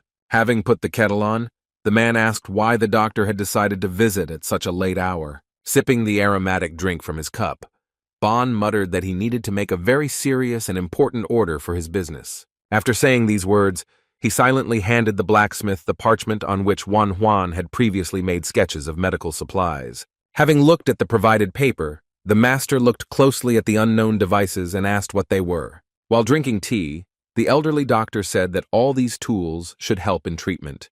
It was difficult for the blacksmith to understand that such things could heal and not maim. So with a hint of panic in his voice, the master asked if these things would really be used in operations. Bon replied that Master Huang said so. Noticing the look full of distrust, the old man said that although the boy was very young, he was already an excellent and very skilled doctor. At this time, men came to the boy, who were supposed to come yesterday and bring him the necessary medicinal herbs. After unfolding the cloth and laying out the contents, Juan asked the men to tell him about the poisonous herbs, since his mind only contained memories of medicinal ones. The first thing that caught my eye was wolfsbane. Its purple flowers were pleasing to the eye, but the juice of the root contained a poison that could affect the central nervous system. This information was useful to the young doctor, so he thanked the workers and paid them extra. The herbalists were very pleased to cooperate with such a generous gentleman and were happy to continue working with him. Clutching the beautiful but deadly flowers in his hand, Juan realized that this amount should be quite enough for experiments. So now there was a high probability that there would be a chance to help Mom overcome the disease. After all, with the help of these flowers, it would be possible to create an analog of modern anesthesia and perform an operation that would facilitate recovery. The time has come when the boy will have to visit again the poorest area, located on the outskirts of the city. The young gentleman had not looked closely at the houses last time, but now he was simply amazed at their dilapidation and unsuitability for living. With difficulty the right house with a thatched roof and slightly rotten wood, he headed straight to the front door. There he was met by a man whom he helped to heal a broken leg after he landed awkwardly while climbing down a tree. But the guy's attention was drawn to something else, a loud squeak that came from a dark corner of the room. Coming closer, you could see a cage in which there were a large number of rats. They were nervous, so they ran noisily and squealed tirelessly. A memory immediately popped into my head of how the wounded man's little son promised to catch rats in exchange for lowering his dad's medical bills. Meeting the man's eyes, Juan noticed that they were expressing pride in their son, because the little boy had indeed caught a lot of little animals. The young gentleman decided not to focus on this. Instead, he approached the head of the house and asked if the leg was okay. He replied that everything was better than he expected, but the guy knew that he shouldn't take anyone's word for it. So he decided to take off the bandage and see how things were. When the bandages stopped hiding the wound, the boy was horrified by what he saw. Due to the lack of proper disinfection, everything began to fester. It was necessary to urgently neutralize the source of pus formation and treat everything thoroughly. The man guessed that the doctor had alcohol in his hands, and Juan noticed an unhealthy gleam in the patient's eyes. Suspicions of addiction immediately arose. But the young man only cautiously asked if he liked such drinks. The man enthusiastically replied that he literally could not resist. In order not to seem tactless, Juan began to say that he needed this liquid to treat wounds, because it could disinfect the necessary area of the body. The head of the house took these words a little wrong and asked if he could finish the rest of the alcohol. Not knowing what to answer, the boy said that he could do as he wanted. But he would only allow the man to drink alcohol if he was ready to say goodbye to his leg. These words stopped the potential drunkard from breaking down. In an attempt to combat a severe headache, Juan began feeding the rats grass with beautiful purple flowers. Noticing the wolfsbane in the doctor's hands, the patient with the injured leg became curious as to why the young gentleman was trying to poison the rats. The guy explained that for the purposes of the experiment, he was looking for a herb that, if taken, would wake him up as if he had fainted. The head of the house said that he understood plants, but did not know about such properties.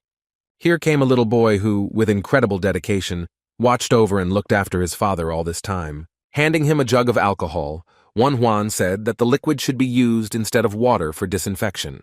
After sniffing the contents, The kid assumed that it was expensive alcohol, and with fear in his voice, he asked what to do if his father simply drank it. Turning to the boy's father, Juan asked if he wanted to lose his leg, and the man quickly said that he would not drink anything.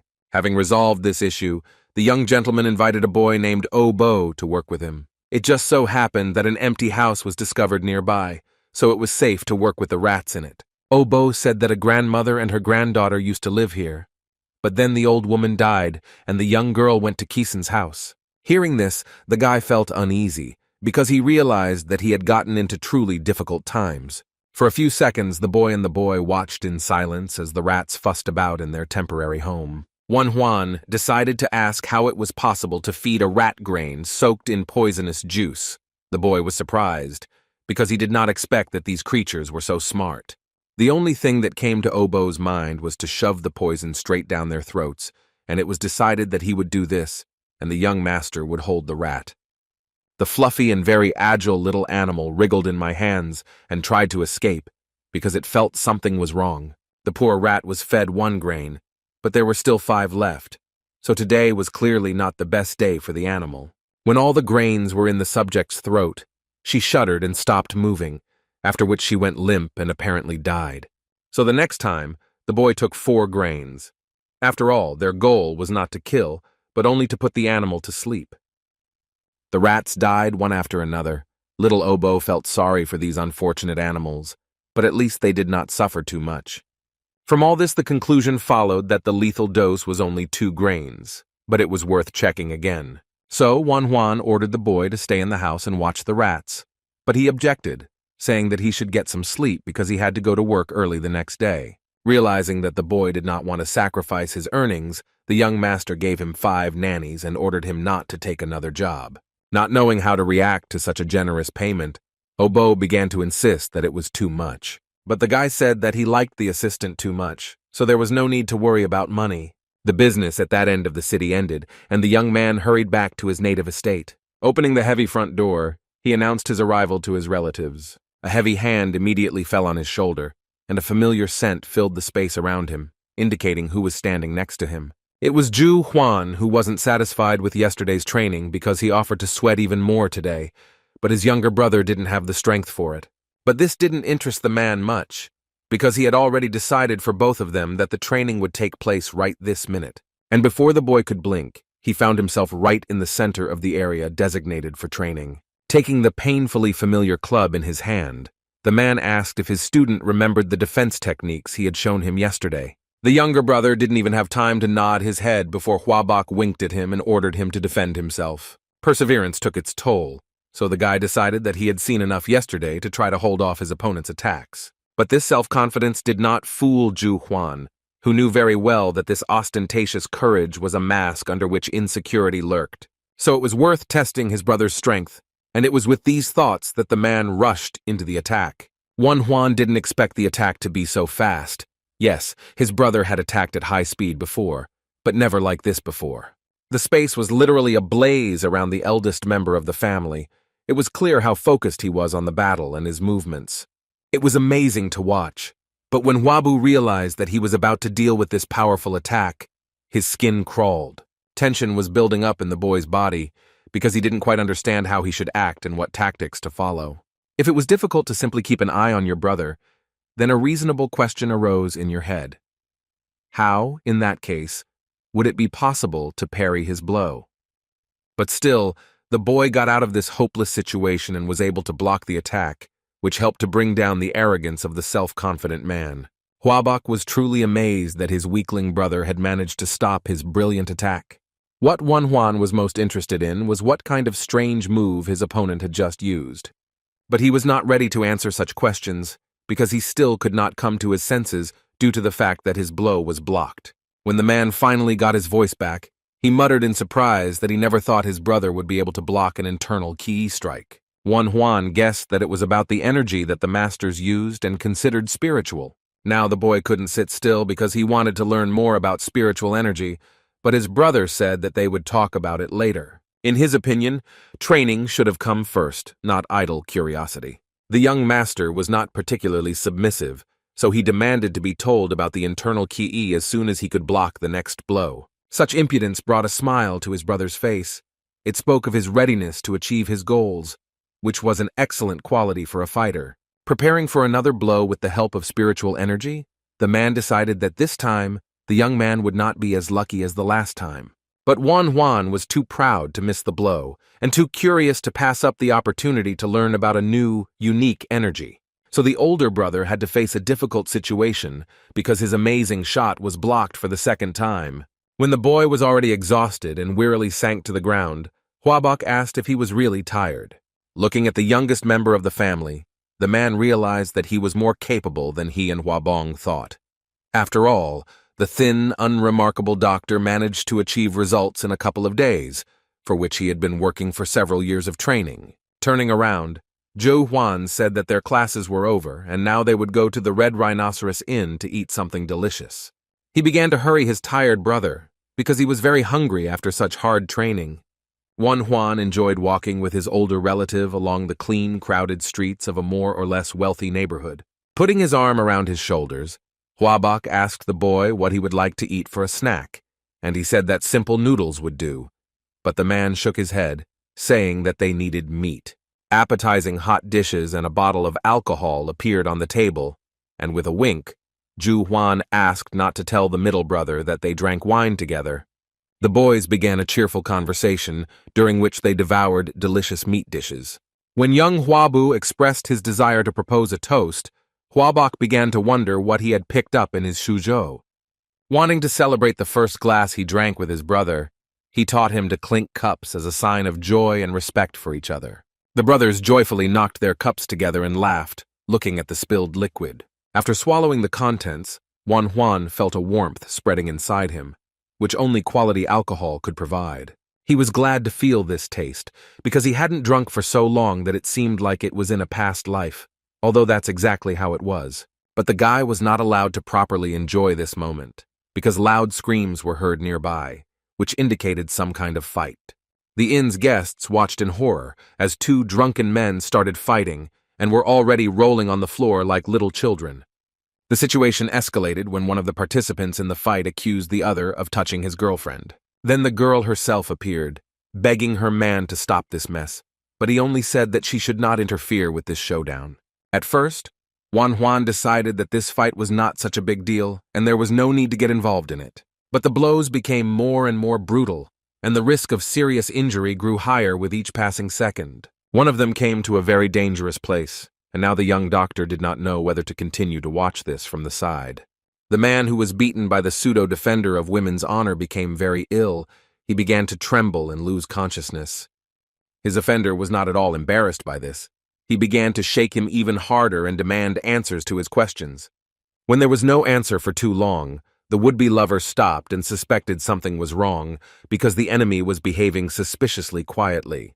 The woman who started the whole argument ran up to the victim and started yelling that her friend named Sandok should not die.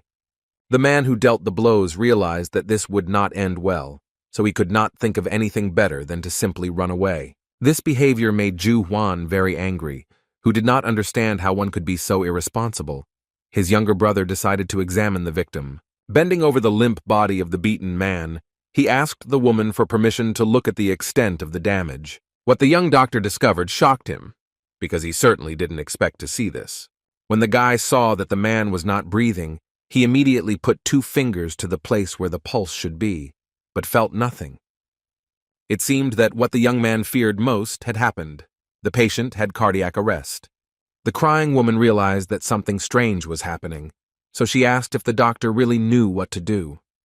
Instead of answering, the boy rolled up his sleeves and, ignoring the surprised looks, muttered that he would do what he could. First, he lifted the victim's head and did everything to clear the airways. Once this action was completed, the boy began to perform cardiopulmonary resuscitation, which was supposed to help restart the heart. Pressing on the chest, all that was left was to hope that it would work and the man would survive. As long as there was no change in the patient's condition, his body remained motionless, and his chest did not begin to rise in an attempt to breathe air. Huan didn't want to accept the fact that such a young man could end his life like this, so he desperately clung to hope. Having opened the victim's mouth, the guy decided that there was another method that could help, so it was worth trying it too. Without further ado, the young doctor touched the patient's lips and began to give him artificial respiration because this was the last chance to save the unfortunate man. The crowd, who were closely watching the unfolding tragedy, could not believe that the boy was kissing a dead man because they did not know the purpose of this action. Everyone started telling Juan to stop and let the deceased go to another world where no one would disturb him. Even Huabok began to tell his brother that it was time to stop these useless attempts to return the dead man to the world of the living and to come to terms with the inevitable. But the young man was too stubborn. He continued to massage the heart, while simultaneously ordering the young man to fight for his life. Despair began to take over when the guy realized that all his actions were not leading to results. Then he hit the victim's chest with his fists with all his might. Oddly enough, this action helped because a wet cough came out of the man's mouth, after which he was able to take a hoarse breath, filling his lungs with oxygen. The whole crowd froze for a moment because they were in real shock from the fact that a seemingly dead person began to breathe again. It was really hard to believe in this. Juan breathed a sigh of relief as the people cheered and realized that he had managed to save this young man's life. Before the man had time to come to his senses, the woman began to scold him for getting involved in a nearly fatal fight. She screamed, saying that his attacker named Chong Pan even managed to escape, believing that he was dead. Looking around in confusion, Sandok tried to remember at least something, but the thought that he almost died did not give him peace. Then, a young doctor approached him and said that he really had almost gone to the next world and advised him to rest and not move too actively. Feeling goosebumps running across his skin, Sandok asked how the doctor managed to save him. Not knowing how to correctly and clearly, for ordinary people, describe his actions, the boy said that salvation became possible thanks to cardiopulmonary therapy. But these words only caused the man to suddenly experience a severe headache, which forced the unfortunate man to close his eyes. The young doctor explained this by saying that when the heart stops, the first blow is to the head, and if he moves, there is a risk of dying, so he advised the patient to lie down. These recommendations worked, and Sandok decided to go home, but at the end he expressed a desire to thank his savior. Considering everything Juan has done, it would be foolish to refuse gratitude, because then people will stop appreciating his work at all. Moreover, looking at these people, one could say with confidence that they had money, so one could take what they offered. Laughing, the boy said that he would gladly accept the gift if the gentleman considered it necessary to give it. After searching his pocket for the necessary item, the man pulled out a silver container, which obviously contained money. The rescued patient had 1 liang of silver in his hands, which was equal to 40 grams. Juan began to say that it was too much, and he did not have any change. But Sandok began to convince him that there was no need to look for change, because he wanted the doctor to take every last coin. In this case, the healer had no choice but to accept the generous gift that the grateful couple offered him. Here everyone's attention was drawn to someone's loud cries, which announced the approach of other people. Some stranger ran and shouted throughout the street that he had finally been able to find and call a doctor. It was the same man who had inflicted a severe injury on Sandok, and he was quite surprised that the victim had survived and was standing right in front of him. Laughing nervously, Ju Huan noted that the scoundrel looked as if he had been running after an undertaker rather than a doctor. While the newly arrived doctor was examining Sandok, his offender was trying to figure out what had happened and how it happened that the man had suddenly come back to life. Without giving her boyfriend a chance to say a word, the woman pointed to Juan, who was sitting behind them, and said that her lover was alive only because of him. This information greatly surprised the physician, who could not believe that such a young man could use such skillful techniques of the medical craft. Huabok listened to all these speeches with pleasure. Now he finally recognized his brother as a good doctor. Pleased with this praise, Juan was chewing the delicious treats thoroughly when he was suddenly distracted from this pleasant pastime. The men who had been fighting, along with the doctor and the cause of their dispute, approached his table and thanked him for his timely intervention and assistance. The main villain of this story said that his name was Chong Pan from the merchant militia, and he expressed his gratitude for saving his friend. To show his gratitude, the young man extended his hand, in which lay 2 containers with silver coins. The first impulse was to refuse the money, but Juan was not allowed to do so, saying that such gifts are never unnecessary. Moreover, the man believed that in this way, He could pay for the young doctor correcting the mistake he had made. This explanation suited the boy quite well, especially considering the fact that his family was in need of money now. When the reward was in Wan Huan's hands, these people decided that they could finally leave this place and go about their business. But they were not the only ones who wanted to talk to the young man. The newly arrived doctor also wanted to talk and was interested in what methods he had used.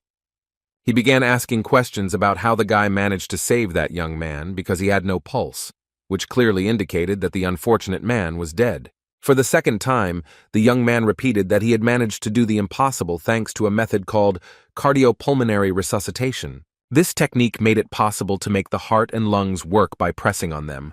The doctor was interested in where the boy learned this. Questions like these left Wan Huan stumped, because he couldn't say that all these techniques were used in the distant future. So I had to shock the man by saying that he had learned all of this on his own during his studies. The experienced doctor could not believe that such a young colleague had created a new technique. The boy began to justify himself, saying that it was based on traditional medicine. Stuttering, the doctor introduced himself as Sok Pil and explained that although he was inferior to the guy in skill, he was responsible for the health of the people in this area. Hearing the huge amount of praise from this man, Wan Huan became very embarrassed and didn't know how to react. Having finished with this flattery, Seok Pil asked the boy to teach him CPR. Watching this scene, Ju Huan was truly proud of his talented younger brother, who was really good at what he did.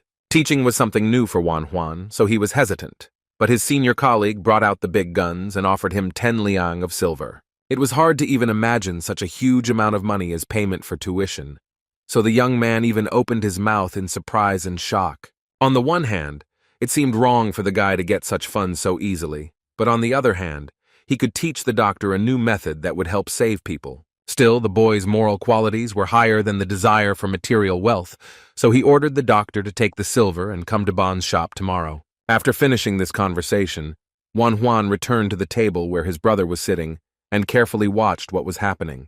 Having exhaled, the young and now quite sought-after healer decided that he could now calmly return to his meal. But Huabok decided to be the next one to pester him, because he began to tell him that his little brother was so cool that even experienced healers asked him to teach them.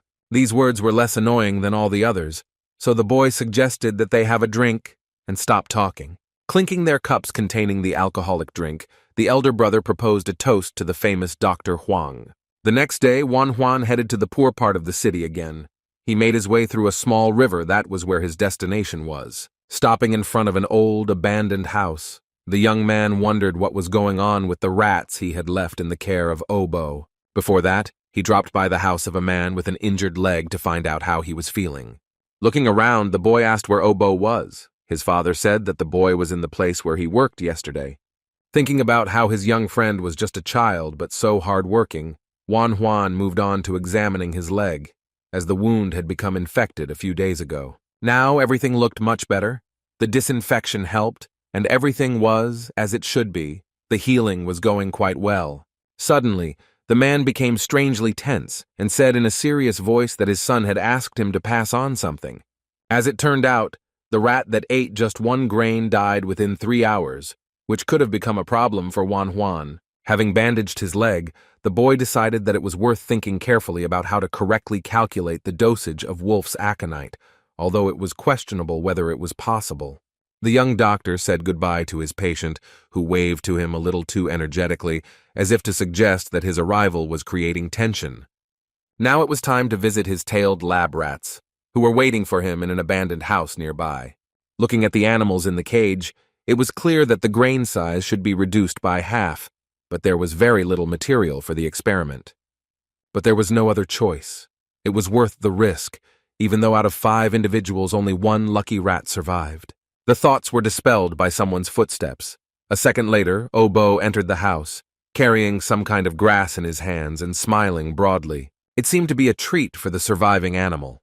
The boy repeated the news that Wan Huan had already heard from his father. Things were bad for the young experimenters, but they did not despair, and it seemed that a new idea could soon be born. The guy's attention was drawn to the grass brought by the boy. He asked what kind of plant it was. He chuckled and said that it was quite common and grew almost everywhere in the area. The boy shared information that the plant's stems are used to make clothes, and that soup made from it helps with stomach pain. Looking at the leaves with a new perspective, Juan wondered why he hadn't come to such a simple and obvious solution before. This herb had good pain-relieving properties, so it was quite suitable for the purposes of the young doctor. The boy knew that the plant was often used for the purpose of altering consciousness. For this it was cut and twisted, but he saw it in this form for the first time. Also, the leaves contain many hallucinogenic components, as indicated by the way the fibers were attached. With such a miracle plant, it was possible to create anesthesia without the risk that the mother would fall asleep and not wake up, like his furry experimental assistants. The boy ground up the greenery and quickly created anesthesia from these leaves. One could only guess what the effect would be. At first, the experimenter decided to test the effect of his invention on the last living rat, which did not want to take the drug. The little animal finally gave in and took the substance, so now it fell next to its dead relative and did not move at all. After placing the rat on the table, Juan decided that it would be worthwhile to observe for a while how quickly the anesthesia would take effect. He started poking the subject with his finger, so intensely that Obo got a little scared. He didn't want to witness another death. But the young doctor did not pay attention to anything except the weak breathing of the animal. It was there, and this was already considered a small victory. When it became clear that the furry patient was not dead, but simply sleeping, it was possible to take the instruments and begin the trial operation. Obo, who was watching all this, said with horror that he was seeing the insides of a rat. Juan answered in a calm voice that they differed from human ones only in size. Having made the last stitch and closed the wound on the animal's body, it was possible to consider that the manipulations were finished. All that was left was to wait for the subject to awaken. This sight reminded the boy of some kind of nightmare, but when he saw that no harm had been done to the rodent, he calmed down a little. Seeing that the young assistant was worried about the patient, the doctor said that they must now wait for the rat to wake up. Time dragged on very slowly, and because of his worries, the guy felt like it was standing still. But after 2 hours, they were able to see the results of their work. The rat opened its eyes, which were slightly crazed and completely covered in blood vessels. The young assistant asked why the animal was staring so strangely into space, but the doctor thought that the animal was looking straight at him and wanted revenge. Relief suddenly washed over the guy. He realized that this plan could work, but similar actions should be repeated about 10 more times.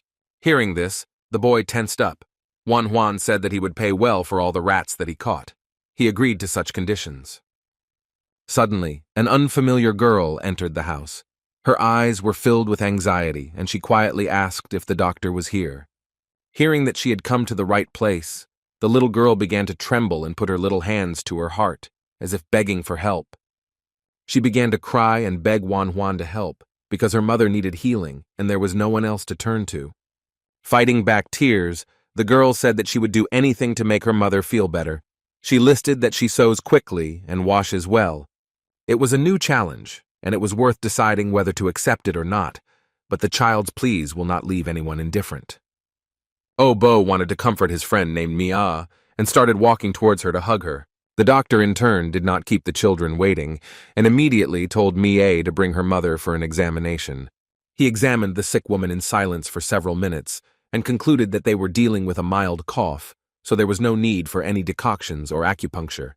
The exhausted mother weakly uttered words of gratitude, but the girl's face shone with happiness, and she kept saying that the doctor had helped them a lot. The problem was different. There was no inflammation or fever, which meant there was no pneumonia. It was a matter of general weakness. The patient began to say that she would definitely pay for the treatment, but the boy just smiled and said that he had to give some instructions. After this, he silently placed a container with silver coins into the woman's palms. While she was looking at the money in amazement, the guy said that she had to eat well with it for 2 months. Once the initial shock had passed, the woman began to say that she could not accept such a gift because she was too embarrassed. But the young doctor said that now she should think about her health, and when she gets better, she can return the money if she wants. These words had a very strange effect on Mie. Her lips trembled and she barely held back from sobbing. Then she couldn't bear it any longer and burst into tears, saying along the way that she couldn't express her gratitude in words.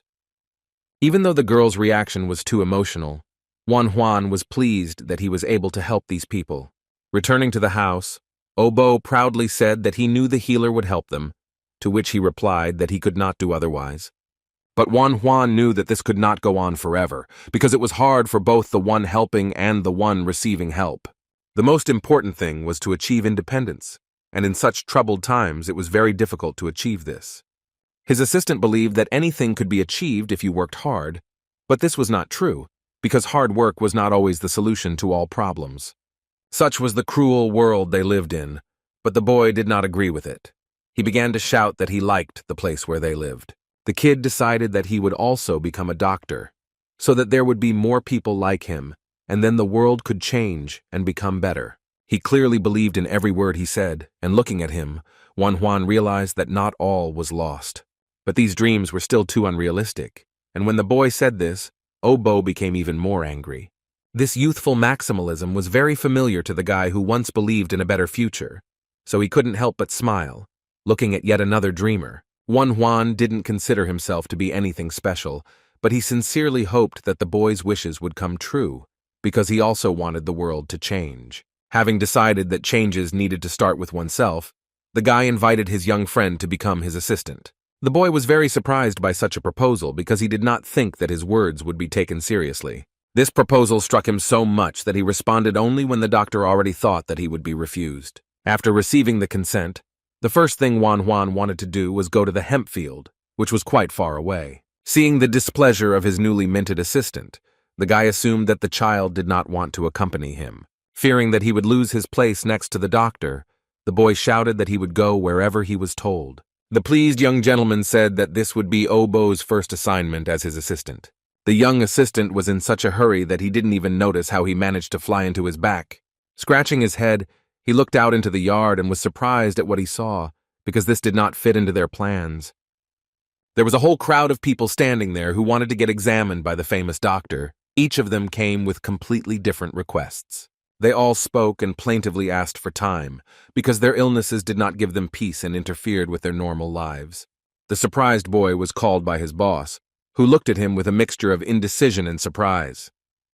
But the doctor surprised him even more when, rolling up his sleeves, he asked why his assistant was not helping to see patients. And so the day passed for the doctor and his little assistant. The once empty house was again filled with life, noise, and lively conversations. A wide variety of people came, from old people to mothers with children, and time was devoted to everyone equally. While the doctor was performing procedures and giving advice, his assistant ran for water, brought rags, and in every way made his master's life easier. Things didn't always go smoothly, and sometimes Obo could cause trouble, but it wasn't serious enough to require scolding the boy. When the sun was already setting behind the horizon, the doctor received the last patient for the day, after which all the people thanked him for his help and went home. Such intense work was very exhausting for the child, who did not expect that helping others could be so difficult. All this proved to Obo once again that the man sitting next to him was simply amazing. But the boy's attention was drawn to the fact that Juan was busy with something and was concentrating on fiddling with something in the corner of the room. Of course, he became interested in what the restless young man, who was distinguished by his crazy ideas, had come up with this time. Turning around, Juan grinned slyly and said that he was going to go to the hemp field right now and do what he had planned. Frightened, the boy began to dissuade him, arguing that the wild animals had already gone out hunting, but the doctor could not be dissuaded. Some people got into trouble in the middle of the night, while others sat in the calm atmosphere of their home and watched the rising moon through the window. The beautiful mahogany building looked very cozy, and the lanterns hanging in the corridors invited people to walk along them and enjoy the evening. While eating his late supper, the man listened with a grin to the story of how someone in the city had managed to resurrect a dead person. He thought that this joke was perfect for a tavern. But when he heard that more than 30 people had seen this spectacle with their own eyes, the cup in his hands froze. The person who reported this information believed that it was possible that these were rumors, but if they were true, the identity of the doctor was worth establishing. The gentleman finally took a sip from the cup and asked if that was why his interlocutor was hanging around. Perhaps he was looking for a skilled healer. Without answering this question, the man reported that, judging by what he had heard, this young man was no more than 20 years old. This news amused the commander Chao Zhen, and he decided that this doctor had achieved enlightenment and was thus able to regain his youthful appearance. The next day, 3 doctors gathered in Old Man Bon's shop. Bon himself, Seok Pil, and of course young Wan Huan. This time they were dismantling a vascular suture. For Bon this information was not new, but Seok Pil tried to remember every detail. Everyone was especially interested in watching the cardiopulmonary resuscitation technique, because it literally brought people back to life. The 2 grown men sat and listened so attentively that it seemed they wanted to absorb every word that flew out of the mouth of the talented young man. It was nice to see such talented and experienced colleagues listening to him, so the guy didn't even try to hold back a smile. As a token of gratitude, his students wanted to shove gold and silver at him as payment for the priceless knowledge that he shared only with them. His first impulse was to refuse the gifts, but then Wan Huan realized that his experience was valuable and deserved to be paid for. Lost in thought, the guy wondered what the right thing to do would be, because in fact, he needed the money in order to continue his experiments. But all these thoughts were interrupted, because a loud cry was heard from the street, calling for a doctor. It was worth clarifying which one, because there were 3 of them in the room. An unknown man announced that a military officer, who was highly respected in the city, had approached the house. Alarming thoughts appeared in the guy's head. A visit from such a high-ranking official could indicate that something had happened in the army. A military man dressed in full gear burst in, looked around anxiously, and called over the doctor, Bon. Sweat was pouring down the strong man's face, and he could barely utter the words that he needed the old doctor's help. He said that during the clearing of the bandit lair, many soldiers were wounded and now they were dying. It was necessary to hurry in order to have time to help them. All 3 doctors were very surprised that the bandits were causing problems again, since nothing had been heard from them for a long time. The stunned Seok Pil could only squeeze out the words that they were about to face a great disaster. There was no time for talking. Bon was the first to come to his senses and told his colleagues that they had to hurry. Before he had even taken a few steps, the old man was called out to, and he looked irritably at the one who had distracted him. It was Wan Huan, who expressed a strong desire to join his senior colleagues and help the soldiers. The men were unsure, as the boy was very young and had not yet seen the horrors that they had seen. But they realized that if the young man went with them, they would be able to see for themselves how skillfully he possessed the talent of a healer. So they didn't think for long, but decided to all go together after the military leader, who was supposed to lead them to the victims. After some time, Wan Huan finally found out the place they were brought to. It all happened in the Mask Gorge. After walking along a narrow rocky road, the doctors were led to the camp where, apparently, the wounded warriors were lying. Walking between the tents, the guy was surprised that the seriously wounded had not yet been evacuated, but nevertheless he saw only those who had only bruises and abrasions. Suddenly, in one of the many tents, a piercing cry was heard. A man who was there was begging for salvation. When he went there, the guy couldn't believe what he saw because the sight was too terrifying. Most of the seriously wounded were gathered in one tent. All these men were bleeding and moaning loudly in pain, saying that they did not want to die. It was terrifying to realize that all the dying were simply dumped in one place, so that they would not be an eyesore to those who were lucky enough to survive. Old Man Bon followed suit and was not at all surprised by this sight. It seemed to be a common practice during bandit attacks. Seok Pil was also in the tent. It was obvious that he did not want to be there, so he offered to examine other patients. But Wan Huan had no intention of abandoning these unfortunate people, thereby condemning them to certain death. He firmly said that he would stay here. He believed that the first priority was to save those who were in immediate danger. His senior colleagues did not support this decision, because they believed that all these people were doomed, but they were in no hurry to leave. It was difficult to see the victims' hands shaking with pain, especially knowing that they had already completely despaired and did not believe in salvation.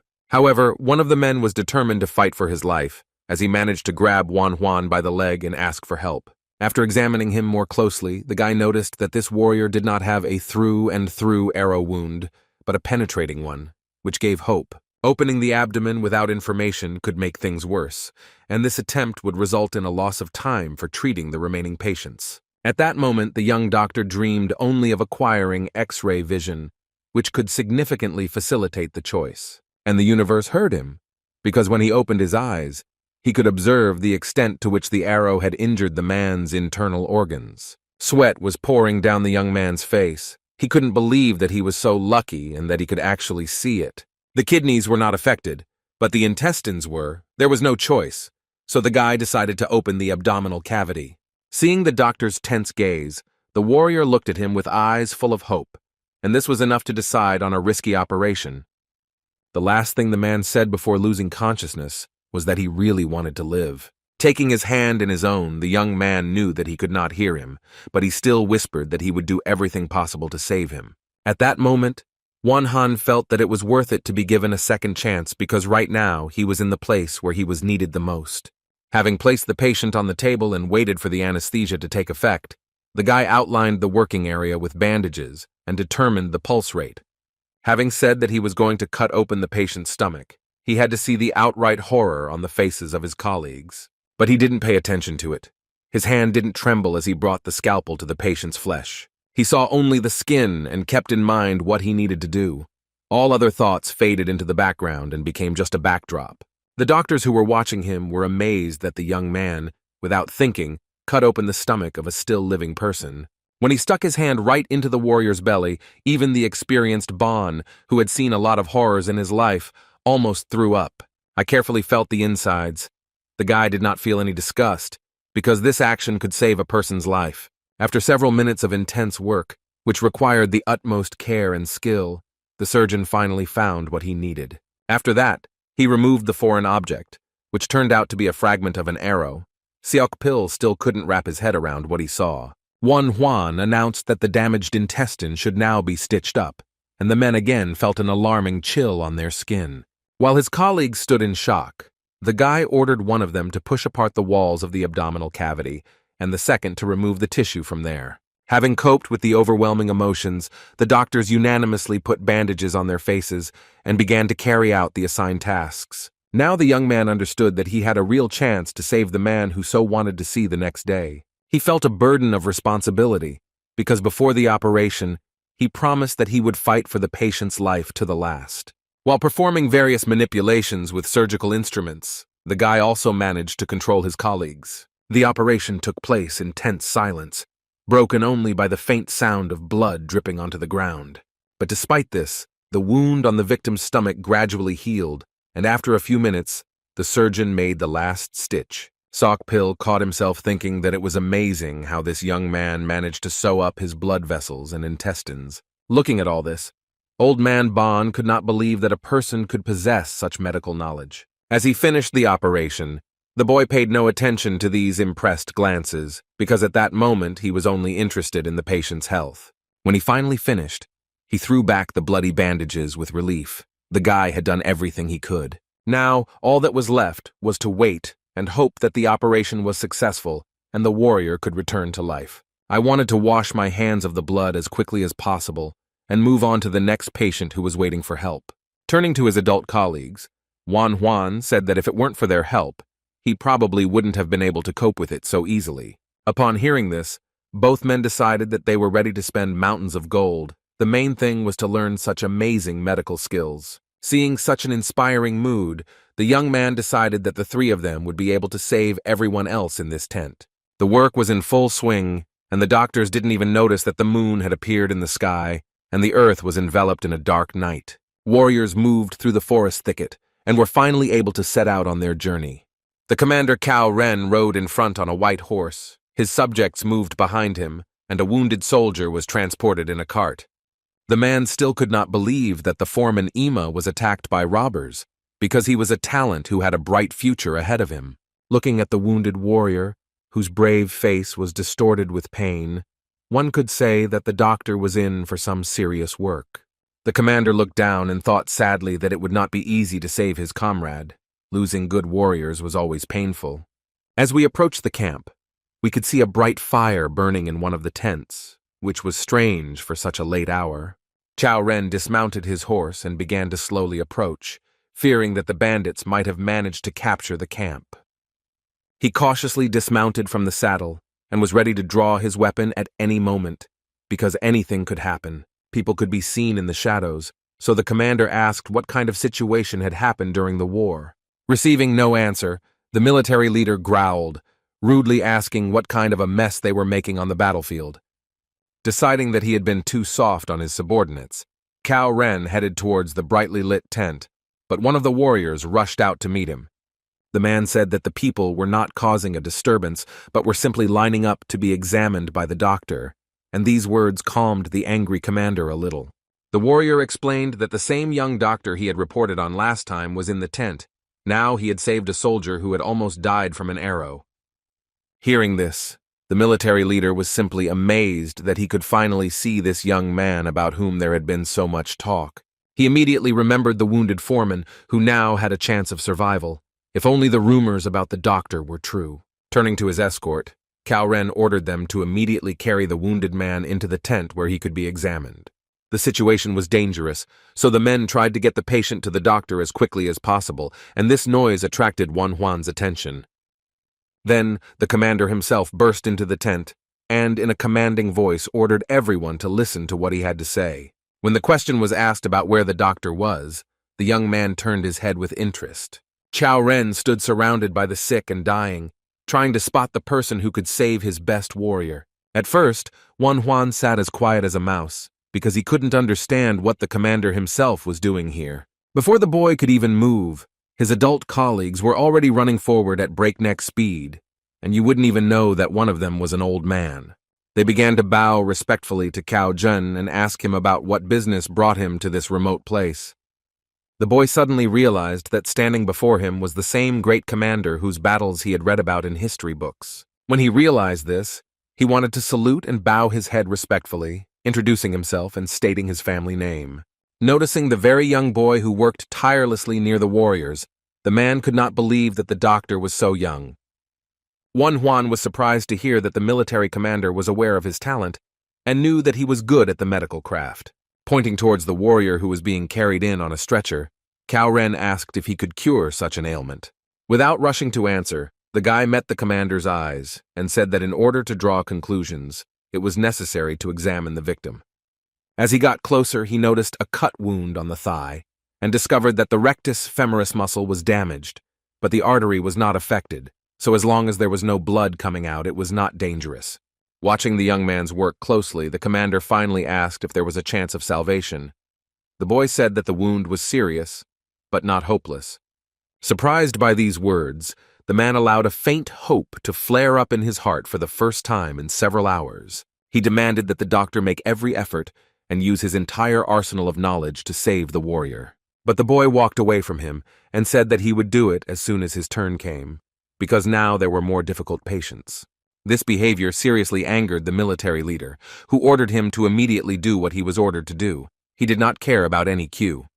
The gloomy guy said that this patient would not die if first aid was not provided, but while he was treating him, someone else would die. So the young man asked a serious question. Does a commander really take upon himself the right to decide which of his servants should live and which should die? These words had the desired effect, and the man moderated his ardor, especially since his subjects could misinterpret such behavior. Seeing that Cao Ren was hesitant about how he should act, the boy took matters into his own hands and told the commander to go away and not interfere with his work. But then another misfortune followed. One of the warriors reported that the robbers had attacked the house again, and this time they had taken the women and children with them.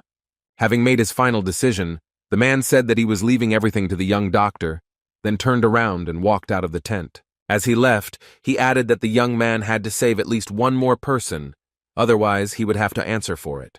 These words did not frighten Huan at all, because his plans included prolonging the lives of not just one person, but many more. The colleagues standing nearby began to shout in horror that such behavior could result in the loss of one's head, but the boy said that they should get to work. But the old man could not be calmed down. He said that Cao Zhen's father was the commander Chang Shui himself. People like them did not even dare to approach such warriors. Such speeches irritated the guy so much that he could not stand it and threatened the two doctors that he would throw them out if they did not shut up. The night continued to swallow the gorge, hiding all the dark deeds that the bandits might have been up to. The commander and his army finally entered the damaged village. The locals rejoiced and greeted their savior. But it was not the time to communicate with people, because it was necessary to catch up with the fleeing bandits who had committed a bunch of crimes. After some time, One of the warriors reported that the detachment that was sent to pacify the bandits had already returned. So we had to hurry to get back to camp before dawn because the danger was not over yet. As the man prepared to ride and pulled on the reins, he suddenly felt a sharp pain shoot through his leg. The subjects noticed this and asked if everything was okay with their commander, but he replied that nothing terrible had happened. It seems that the bandits scattered thorns so that it would not be so easy to catch up with them. One had to be more attentive and careful. Ignoring the sharp pain in his foot, the commander told his squad that they were returning to camp. The commander was accustomed to injuries and wounds, so he did not attach due importance to this scratch, believing that no problems could arise because of it. In the tent with the wounded, they had already lost track of time because the work was simply in full swing in the hands of 3 doctors. Walking between the rows of patients, Juan announced that another patient had been saved, so they should prepare for the next operation. Hearing this cry, the man who had helped them approached the young man and reported that there were no more seriously ill people. This news made everyone happy, but especially happy were the adult doctors, who could barely stand on their feet from fatigue. But it was still a long way off until rest, so the men were not given a chance to catch their breath or sit down for a second. Hard worker Juan chuckled and said that it was high time to examine all those who were outside the tent, because there were plenty of sick people there too. The night did not pass peacefully in all parts of the gorge. Somewhere in the tents, disturbing events took place. Even though the man was wrapping his sore leg with bandages, he still couldn't stop the bleeding. Cao Ren tried to ignore the sharp pain in his foot, but it was becoming more and more difficult to ignore with each passing second. The local doctor said that the wound was not deep, so there was nothing to worry about, but one had to be careful since it was caused by an iron spike. Having said this, the old man advised the commander to rest, after which he left his chambers. Trying to calm himself down, the man said that it was just a scratch that could not cause a serious injury. But thoughts kept creeping into my head that I could catch the iron poison disease that comes even from small wounds inflicted by a rusty object. It was scary, because such an infection could not only knock him off his feet, but kill even the strongest warrior. So Juan sat and talked about how he was worried about tetanus, because the infection could lead to muscle cramps and respiratory paralysis. Penicillin could easily solve this problem, but in this era, it had not yet been discovered, so we would have to make do with green mold. The guy loudly clapped his hands, thus deciding to attract the attention of the injured people. He explained that those who had received wounds from iron should listen carefully, because they could be infected with poison. The men began to panic like little children. Of course, they were afraid that the iron poison would spread throughout their bodies, so this had to be prevented. The solution was to accept the green mold that grew on many foods, but simply eating it was risky. Another way had to be found. The boy asked if anyone had moldy wine made from mare's milk, which was called mayuju. One had to wait until green mold appeared and then drink the drink 1 cup a day. This recommendation surprised the men. It was strange for them to eat a spoiled product, because then their stomach could hurt. But the young doctor threatened that if they did not do this, their arms and legs would begin to rot, and he would cut them off immediately. Cao Ren watched this conversation and was surprised by such a resourceful solution to the problem of iron poison, from which he himself could suffer. It was the first time he had heard that such a drink could actually help against tetanus and protect the victim. The man pushed back the edges of the tent, burst inside, and asked if what the boy had said was really true. Turning around sharply, the boy was surprised by the commander's quick return, but he was even more surprised by the reaction to the words he had spoken. Overcoming his nervousness, the young man said that moldy mayuju could indeed prevent the spread of infection to some extent. The man did not trust the words, so he decided to ask the opinion of another, more experienced healer, named Bon. Bowing his head, the old man said that he did not know for sure about the effectiveness of such a drink, but considering Mr. Huang's wisdom, he trusted this decision. Chao Zhen had doubts about whether the spoiled food would harm him, even if it helped with tetanus. It could harm other organs. Hearing these words, Juan decided to warn them that he could not guarantee that these men would not get tetanus, since it was not easy to cure. But if there was even the slightest chance that this drink would even slightly increase the patient's chances of survival, he had to try this method. The boy resolutely declared that if there was a chance that some poisonous potion would help, he would prescribe that too. These words impressed the commander. He saw in the young man passion and dedication, as well as confidence in his decisions. Having made sure that the youth was not joking, he decided that he should not ask any more questions, so he turned around and walked away silently. This reaction surprised Juan because he had seen it before in other patients of his. He decided to call out to the commander and talk to him. The boy dared to voice the assumption that the same iron poison was spreading throughout the man's body. Turning around, Cao Ren wanted to shout at the daredevil, but when he asked him to tell him what happened, something stopped him from doing so. In a past life, the surgeon often encountered patients who did not want their illness to be known, so he could understand that such a person was standing right in front of him.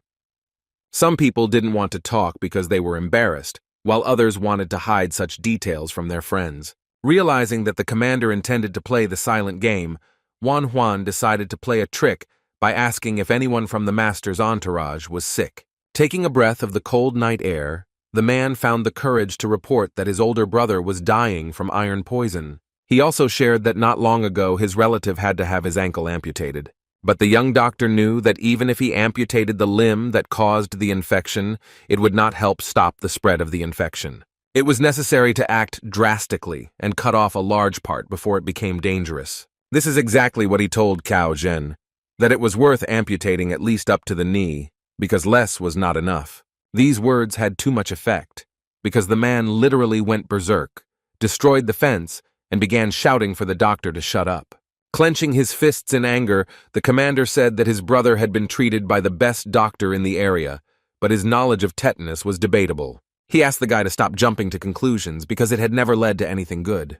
The young man growled angrily and said that he was not throwing his words to the wind and was not making empty assumptions. When Juan realized that it was useless to talk to a person who was afraid to try something new, he turned around and walked away. Standing in silence became unbearable, so the commander headed to the tent, where he could forget himself in conversations with the sick soldiers. Once inside, it was impossible not to notice how many people the young man had saved. It was obvious that despite his age, he had excellent skills. Walking between the rows of sleeping warriors, he noticed that they were no longer writhing in pain.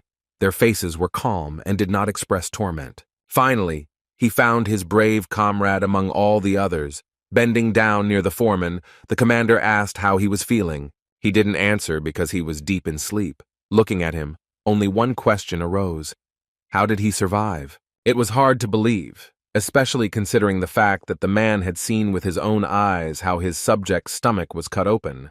When the wounded man woke up, he saw the commander sitting next to him and tried to get up, but the commander told him to rest after a serious injury. Smiling, the foreman said that he himself did not understand how he managed to survive after that massacre. Turning to the guard standing behind him, Cao Ren asked if it was really the Dr. Hua who saved the sick man.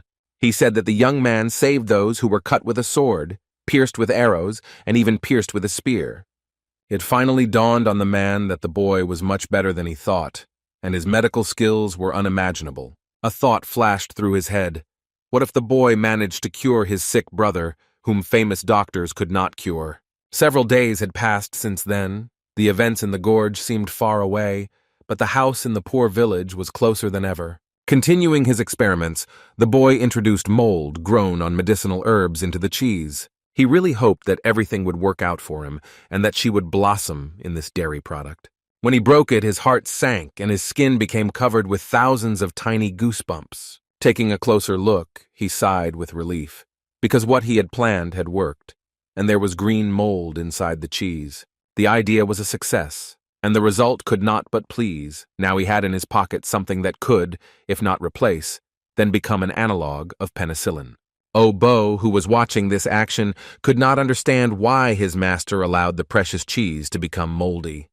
The boy, without further explanation, said that all this was done because this mold would be able to save people. Having discovered such a miracle, it is now possible to cultivate, refine, and collect the mold, and then use it in special cases. All this allowed the doctor to obtain gram-positive bacteria, which helped fight many diseases. However, there was one problem. If the patient refused treatment, there would be no benefit from it. It remained to be hoped that the high-ranking patients would have some logic in their brains and would allow Juan to take over the treatment. Especially considering the torment the patient was in, if this mold could somehow ease the suffering, then it was worth a try. This is exactly what Cao Ren was thinking, as he watched his brother's torment through the window that looked out onto the corridor. After drinking moldy mayua for a few days, his condition improved, but the symptoms did not go away completely. He felt bad and uncomfortable, but his condition became more bearable, although he was not completely healed. The woman, who had been in the room all this time, demanded that the commander call the physician's son. He replied that the doctor would not be able to heal his brother, and they should consider other options. In response to this, the woman grimaced and asked if Song was not the best in his field, since she was not going to trust the patient to just anyone. At that moment, Cao Ren suddenly realized that in all of Chaoxian there was no doctor who could cure his brother. However, there was still one last hope in the form of a boy who so wanted to save at least one more person. This is exactly what he said to the stern and unyielding woman. He informed her that there was someone who could cure tetanus. Either tears or a spark of hope flashed in her eyes. She ran up to the man and began asking where this man lived. When she heard that he was living in Chaoxian, she ordered the servants to immediately prepare everything for the arrival of the dear guest. After all, they had to meet such a precious person with all the honors they were capable of. The door slammed shut, and the man was left alone with his own thoughts and worries. All that was left was to hope that Mother would be wise and be able to accept what the young doctor would say. The one who was so awaited at the commander's estate was calmly engaged in his healing craft and various preparations. He was distracted from these important matters by the sound of hooves. In such places it was rare for someone to ride in a cart or on horseback, so the guy turned around. A man was running towards him with all his might, and he recognized him as the military officer he had seen yesterday in the camp. He began to nervously explain that Lord Cao Song, the commander's elder brother, was in critical condition, and they needed to hurry to save him. Realizing that this was no joke, the boy decided that now was not the time to remember that they had previously refused his help. So he ran into the house to collect the necessary things. Even though the house was tidy, in a hurry it was not easy to find what you needed right away. But finally the right jug caught his eye, and the doctor grabbed it. It was the most important item for such a patient. It was lucky that there was still some penicillin left inside, which was specially developed for such cases. The man was in such a hurry that Wan Huan had to literally jump onto the horse while it was moving. As soon as the doctor sat in the saddle, the military officer drove him at such a speed that he could hardly stay in place. As he raced along the rocky road, the boy recalled that about 10 days had passed since Cao Ren had told him about his brother's illness and amputated ankle. Quite a lot of time had passed, so it remained to be hoped that it was not too late to take action. After some time of intense travel, the guy saw a huge estate built of beautiful red wood. Even without going inside, one could hear that there was a commotion in the courtyard. Someone was shouting to bring water, because the eldest young master had become worse. Cao Ren ran out to meet the doctor, his face reflecting anxiety and fear. He asked him to quickly come in and examine his brother. But it wasn't just this rush that bothered Wan Huan. He also noticed the commander's strange gait. The most terrible and unpleasant guesses came to mind, but for now the guy decided not to pester the man with questions. Moreover, the commander insisted that it was necessary to urgently go to the estate and conduct an inspection. Following behind him, the doctor carefully looked at Cao Zhen's gait, but he told himself that these were all just guesses, and there was no point in jumping to conclusions. Approaching the right room, the warrior froze, because he understood that it was possible that right at that second, the fate of his beloved older brother would be decided. Exhaling, the man decided he was ready to face whatever came next, so he opened the door and announced the arrival of the doctor. A woman began to bustle about in the room, inviting him in and asking in a worried voice if their guest was tired. Meeting her youngest son's gaze, she asked why the doctor didn't come inside, but she didn't even glance at Wan Huan. This was approximately the reaction that Cao Ren had expected, so he pointed his hand at the boy standing next to him and told his mother that the one they had been waiting for was standing in front of her. The woman's gaze became not just stern, one could even notice anger and some cruelty in it, especially when she finally looked at the young man standing in front of her. It was surprising that the fragile-looking lady began to scold the great commander, asking whether he was really ready to entrust his brother to a child. The man did not listen to this silently. He stood up for the boy and told him that he had cured a hopeless soldier who could not be saved by ordinary doctors. It was obvious that the mother was having a hard time containing her anger, and she growled that she wouldn't say nasty things just because the boy had come so far. It was to be expected that this lady would not want to entrust her eldest son into the hands of a youth who was not even 20 years old. So Huan was not at all surprised. In her opinion, what stood before them was only an inexperienced novice healer who still had a lot to learn. A gloomy Cao Ren listened with irritation as his mother suggested watching his brother a little longer. Not wanting to listen to this family squabble, Huan decided to take his leave and leave the territory where his services were not needed. But everyone suddenly fell silent as hoarse groans of pain were heard from Cao Song's bed, growing louder and louder. The body of the unfortunate man arched unnaturally from the pain, and after a few seconds, a terrible cough began with some kind of foam flowing from his mouth. Observing all this, the young doctor understood that the patient was already in such a protracted phase of the disease that simple penicillin would not help. He turned and walked away, for it was clear to him that it was too late to make any attempt at treatment. When he went out into the yard, the boy ran into the warrior who had brought him here, and he began to apologize for interrupting the doctor from his work. The man began to say that he was embarrassed by the lady's rudeness. She had always been kind, but since her son had fallen ill, she had become too sensitive. This behavior was understandable, because any parent would be afraid to end up in her place. It was sad to report that the eldest young master would not last even a couple of days, because the disease had become too ingrained in his body. These words shocked the military commander. He began to say that if everything was so serious, then the doctor needed to stay here, but he cut off his speech. After all, it was already absolutely clear that neither he nor anyone else would help Cao Song. His days were numbered.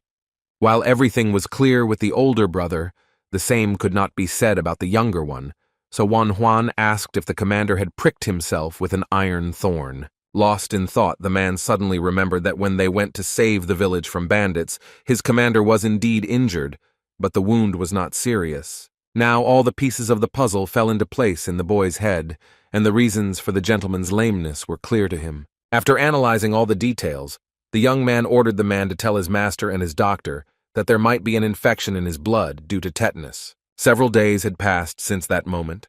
A fine morning had arrived, and work was once again in full swing in the old house. The young doctor received patients from a poor village and tried to help these people in any way he could. Examining one of the men, he said that he was recovering, but there was still a need to insert a needle in the knee area. He was about to make a puncture when suddenly his hand shook due to a sharp squeal that was heard somewhere in the yard. The cause of this sound was a pig that old man Bon was slaughtering on his estate, which was quite nearby. These actions interfered with the normal work of the young doctor, so he decided to go to Bon and explain to him the situation and the reason for his dissatisfaction. The boy started very carefully and politely. He didn't want to stir up a scandal, because his colleague was training to become more skilled in the techniques that he demonstrated. Without taking his eyes off the dead pig, Bon muttered that it took a lot of work to master this science. A second later, the old man began to resent the fact that his young colleague had stopped teaching him, which is why he had to mess around with pigs. The boy wanted to show how to sew the vessel better, but the man said that the animal would die anyway, and if he continued, then at least the villagers would be able to fill their bellies. Pushing the old man aside, Huan said that the area to be operated on was large, but it was very easy to tear, so he should be careful. He showed how to do the stitches so that the wound would not come apart and the stitches would come out even and neat. In the opinion of the old doctor, the operation took place too quickly, but nevertheless the work was done perfectly. Explaining that it was all a matter of practice, Huan explained that a pig could die not only from slow progress, but also from improperly placed stitches. Looking at the open wound, Bon finally saw that the bleeding had stopped and the vessel was stitched up, which caused him to react with joy. But despite the successful operation, too much blood flowed out, so the unfortunate animal managed to leave the world of the living. The happy elderly doctor didn't pay any attention to this, but the boy felt sorry for the pig, because it could have survived. Death wandered not only near the old man's house, it also did not bypass the houses of the rich and powerful. Cao Ren felt such anger and pain inside himself that he needed to throw out these emotions, and the doctor who promised to save his older brother got into trouble. Trying to justify himself, the doctor began to say that he had done everything he could, but in the opinion of the commander, this was not enough. While the men were making noise and almost fighting, the mother sat unnaturally quietly. She felt that her soul was torn to follow her eldest son. Looking at the lifeless body of the once strong man, the mother could barely control herself. She wanted to scream and throw a tantrum. Realizing that the scandal was unnecessary in the room where his brother's dead body lay, Cao Ren decided to throw the doctor out of the house. Unable to bear it any longer, the mother screamed at the men to shut up immediately because they were giving her poor dead child no peace. When the door slammed shut and the mother was left in silence, she finally realized that she would never again hear her eldest son's voice, or see his eyes or mischievous smile. Her second child was so overcome with emotion that, in an attempt to give it some vent, he slammed himself against a wooden support with all his might. The man reproached himself for not having the courage to insist on his own, and for allowing his mother to send the young doctor away. Feeling the weight of guilt on himself, Cao Ren simply banged his head against the support, trying to hurt himself physically so that it would not hurt so much inside. In the midst of all this chaos, he completely forgot that he himself had problems with his leg, which were becoming more serious with each passing minute. The day was drawing to a close, and the setting sun painted the village of the poor in golden tones rare for those places. There were a lot of people around Old Bon's house. Everyone wanted to get a piece of the guinea pig's meat. Almost the entire village gathered in the yard. Everyone received the long-awaited treat and devoured it with pleasure. Young Master Huang also devoured the pork with gusto, which even surprised the master of the house a little. Bon even decided to ask if his colleague was a high-ranking official. The conversation was suddenly interrupted when some stranger began to frantically call for help from the Dr. Huang. The whole thing was that one of the villagers was digging medicinal herbs and accidentally stepped on some thorn. Now he needed to be examined. Looking at the victim's leg, Wan Huan noticed a small scratch from which blood was flowing weakly. The two doctors were in agreement about what diagnosis could be made, because no matter how you looked at it, everything pointed to tetanus. This news made the unfortunate man panic because there was a high probability that he would die. The old man shook his head and said that they would first remove the pus, and if that didn't help, they would cut off the ankle, but Wan Huan said that they would do none of that. Such a decision was madness in Bon's eyes, because if he did not hurry, the infection would take root and spread throughout the patient's body. But his young colleague surprised him even more when he said that such an illness could be cured without surgical intervention. 4 days passed, and the house, which served as a kind of hospital in the small village, was again filled with patients. Some of them were recovering. For example, a man with tetanus. His wound began to close and heal without any complications. After checking his leg for any swelling or festering, Wan Huan was very pleased when he found none of the above. Bon, who was watching all this, was happy, but still could not understand how his colleague had managed to get all the swelling to go down in 4 days. It was completely unclear how they managed to cure someone who could only be helped by amputation. The old man decided that Wan Huan was using some strange tricks, so he had to watch the guy's actions carefully. Bon really felt that he was about to get closer to solving the mystery of what mysterious remedy could cure tetanus. But as luck would have it, Wan Huan, like the previous times, did not reveal his medical secret and threw the old man out the door so that he would not see anything unnecessary. Trying to open the door, the man began to knock and shout that he only wanted to know the method of treatment, but this did not convince the boy. The heavy artillery was brought into play. Bon even offered to pay any amount of money just to learn the secret method, but none of this made Wan Huan open the door. Because of all the commotion, the man did not immediately hear the sound of the approaching horse, its hooves loudly pounding on the rocky ground. It was a familiar military commander who had been visiting this village too often lately. Now he was calling for the Dr. Bon in a panic. The frightened old man listened to the story that the commander had fallen, and they were all worried that he would not repeat the fate of his brother. The warrior acting as a messenger said that his mistress wished to see Bon in person. Without further questions, the doctor rushed towards the horse to go and do his duty. Wan Huan watched this whole scene and realized that, unfortunately, his assumptions were correct, and the commander was in a stupor. The Cao family home had barely recovered from one tragedy when another was already knocking on the door. Now the younger son was in the role of the sick person, and the mother could not find peace from grief, because she did not believe that having buried one child, she would see the suffering of the other. Looking at his injured leg, the old man realized that his worst assumptions had been correct. The situation was critical. The man howled in pain, and the mother began to ask what illness had struck her son down. The doctor did not want to rush to conclusions. But Cao Ren himself understood what was happening to him. He said that most likely he had tetanus. The mistress of the house listened in horror to the story that Dr. Huang had warned him about this and was right. This news made her heart freeze in her chest, consciousness gradually slipping away because it wanted to protect her from the coming pain. Mother's psyche couldn't take it anymore, and she fainted right in the middle of the room. Seeing that the lady had fallen, the physician Bon, together with the commander, began to call the servants to help carry the woman to her chambers. Seeing his mother in such a state was very painful for Cao Zhen, because he understood very well what she had been through recently. After examining the lady, the elderly doctor calmed her son and said that all this happened due to an overly violent reaction and fear. Finding the strength in himself, the only son of the Cao family said that he had a request for the doctor, who looked at him with interest. The man's face turned grim as he said his brother died after having his leg cut off, and he didn't want to go down the same path.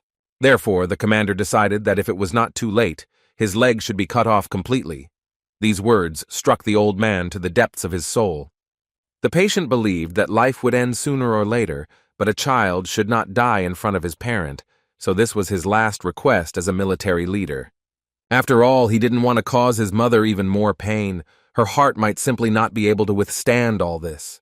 Without looking up, Bon announced that, unfortunately, he could not fulfill this request.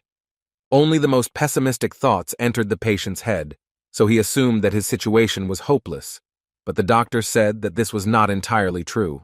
Looking dreamily into the distance, the elderly man shared the news that his young colleague Huang had discovered something new. Right now, the young man was treating tetanus without any amputation or drainage of pus. Hearing this information, the lady rose from her bed and with tears in her eyes began to ask if this was possible. A quiet house on the outskirts of the village was disturbed by guests for the umpteenth time. Dr. Huang heard someone enter the yard, after which the familiar voice of a warrior began to call him. After that, the door swung open, and an officer serving the Cao family informed the boy that he was being called again. The first thing Wan Huan wanted to know was whether the commander was still conscious, to which he received an affirmative answer. Grabbing his bag of medicine, the boy ran out of the house and ordered the officer to go as quickly as possible. Seeing the outlines of a familiar house, the guy felt a little uneasy, because his last visit was associated with imminent death. Sitting in her youngest son's room, the mother waited impatiently for the arrival of the one she had driven away the last time, and a burden of guilt fell on her shoulders that made it unbearable. She was ashamed of the way she had treated the boy during his last visit, and by treating the doctor so carelessly, she had shown herself at her worst. His mother's suffering was the most painful thing Chao Ren had ever seen. He took her hands in his and tried to comfort her. He said that for the young doctor, the patients came first, not old grievances. The doors of the room suddenly swung open and a man flew into the room who began to inquire about Zhenya's health with concern in his voice. It was Colonel Chang Shui, named Cao Qi, who was very indignant that the sick man was sitting up and not in bed. His father's commanding tone was nothing new to Cao Zhen. Now he was being ordered to prepare, but it was unclear for what. In response to the questioning look, the colonel said that he had found a man in Luoyang who was supposed to help overcome the illness. Hearing this, the mother felt that she was on the edge. She was afraid that her son would simply not make it to this famous doctor. She began to beg her husband to wait a little, because any minute now, the guy who was a young talent in the medical profession was supposed to arrive. These words seriously angered the head of the family. He could not believe that he was hearing these words again, even after son's death. The colonel growled angrily and said that he would kill anyone who stood in his way. The woman recoiled from her husband in fear. He began to scold her like a little girl for sending for some brat and deciding to entrust him with the treatment of her only heir. It was at this moment that Wan Huan appeared in the courtyard. Cao Qi had not yet seen him, but said that he was ready to happily strangle the boy. Now the woman was afraid not for herself, but for the boy who could suffer just because she invited him into her house. Unfortunately, the head of the house saw the new arrival and began to walk into the yard, ordering his wife to help their son get ready for the journey. Looking at the door with a huge and very strong lock, a crazy idea came into the woman's head that could help her. Having plucked up her courage, the woman realized that she needed to act immediately because her husband could harm her child with his thoughtless actions. She kicked the man in the back, and it worked, because he did not expect such a turn of events and was not ready for the attack. Everything happened exactly as the mistress of the house had planned. Her man fell right into the closet that was used by the servants. Cao Qi's eyes reflected fear and disbelief that his woman was capable of such meanness. But at the moment, she didn't care what the great commander would think. Now, she was only interested in the well-being of her son, so she snapped the lock. While the lady was trying to close the doors, her husband was desperately pounding on them with his fists. He couldn't understand what his wife was doing. He demanded that the door be opened immediately, because if he succeeded in tearing it off its hinges, things would be much worse for everyone. In the midst of this complete chaos, Juan walked in, now unsure if he should even be in this place. But looking at his mother's tears, he realized that he had to try to do everything possible to prevent her from losing another son. For the woman, this young doctor was her last hope, and she was determined to take advantage of him no matter what the cost. Looking at all this, the young man's heart sank. He took his mother's palms in his own and said that she need not worry, because he would help her family. Some time has passed since the head of the house was locked in the closet, and now the time has come to let him out. Chao Chi was not just angry. He emitted such waves of aggression that his wife wanted to shrink and merge with the wall so as not to catch the general's eye. But the woman found the courage to stay put and say that she had managed to find a doctor who could cure tetanus. This news did not please the head of the family, because he had already said that he had found a doctor for his son in Luoyang and intended to take him there. The lady was not satisfied with this decision. She admitted that due to her stupidity, their eldest child died. Now she will not repeat her past mistake. This woman's determination was something new for Cao Chi. He had never seen her in such a state before, because most of the time she was meek. The mother's persistence made the impossible possible, and Cao Ren became yet another patient in a small village house. His leg was far from in the best condition. It was not just swollen, but already swollen from the pus that had accumulated there, which appeared as a result of infection. After examining the patient, Juan still could not understand why the rigor mortis did not progress, because in standard situations, it should have been exactly like that. To better understand the condition of the ankle, it was worth feeling it for any areas of inflammation. Touching his leg with just his fingertips, the guy began to wait for a reaction, because the pain should be quite strong. The expected screams did not follow. Cao Ren reported the pain with a completely indifferent face. Juan said that in such a situation he would not be able to even speak, to which the man replied that his endurance was the result of using internal ki. This interested the boy, because it was not the first time he had heard about this strange technology. The doctor began to ask whether the commander had also been trained with the energy of spiritual energy, but he was unable to answer due to an attack of unbearable pain. For himself, Juan realized that Cao Ren, like his brother, knew how to handle internal ki, perhaps like all the generals of the three kingdoms. Having stopped screaming, the man finally asked if the young doctor could really cure him. Without a second's hesitation, the guy said that he could return everything to how it was before, and the leg would function normally. The warrior's face relaxed a little, and he expressed his sincere gratitude for Juan's treatment. But the tension returned when the doctor began to search for something in his bag, as if the patient's life depended on it. Taking out a bottle with some liquid from there, the doctor handed it to the patient and told him to keep it with him. After examining the bottle, Cao Ren wondered what was inside it, since he didn't have the habit of drinking everything that people he barely knew gave him. According to the doctor, this liquid was something like strong alcohol, which was supposed to reduce pain. The man chuckled and asked if the boy really thought he could be knocked down by just one bottle. The fact that he was inclined to joke was a good sign. After removing the plug, Cao Ren began to drink the liquid as if it were ordinary water and not strong liquor. He prided himself on the fact that his alcohol tolerance was quite high, but this time, something went wrong. After all, as soon as he swallowed the last drops, he immediately felt a strange lightness in his body. His eyes rolled back, and he fell into bed, losing consciousness. Now it was Juan's time to laugh. He said ironically that portability was indeed a good feature, then pulled on his mask and got ready to work. Less than an hour had passed since the doctor had finished his manipulations, and the patient had begun to come to his senses. A little surprised, the guy said that his charge woke up even earlier than he expected.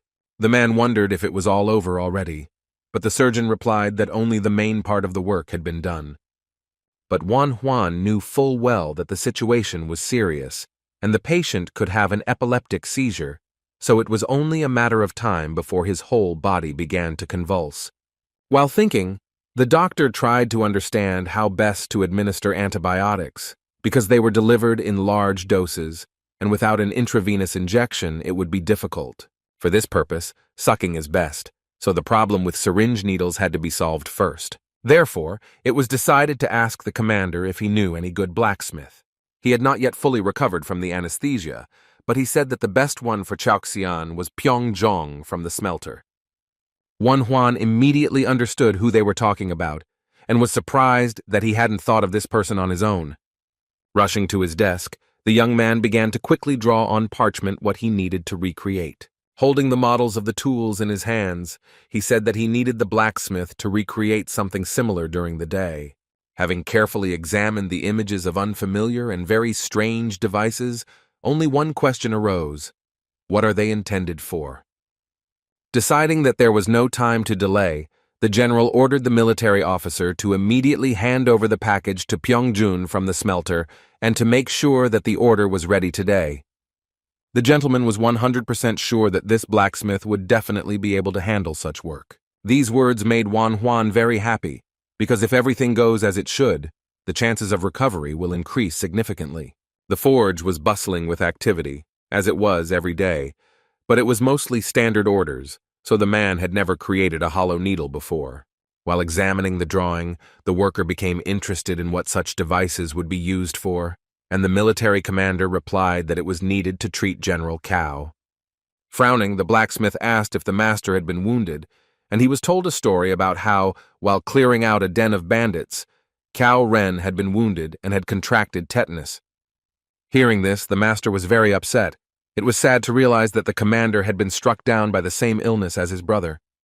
But the military commander hastened to reassure him, saying that everything would be completely fine with the commander. Hearing that he was being treated by the skilled healer Huang, the blacksmith was surprised, because he had heard a lot about the young talent, but did not take the gossip seriously. And now fate has arranged it so that he will make instruments for this young surgeon, on whom the life of a respected military leader depends. So far, the condition of the leg has not improved in any way.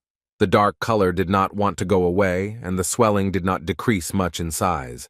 Looking at all this, Wan Huan thought about what methods could be used to prevent the spread of the infection that caused tetanus. It became obvious that as soon as the man stopped using the internal ki, rigor mortis would set in, so it would have been nice to have a syringe needle with him, but there was no time to waste. A nervous oboe ran into the room, saying that he had brought 2 adult healers with him, and they ran right after him.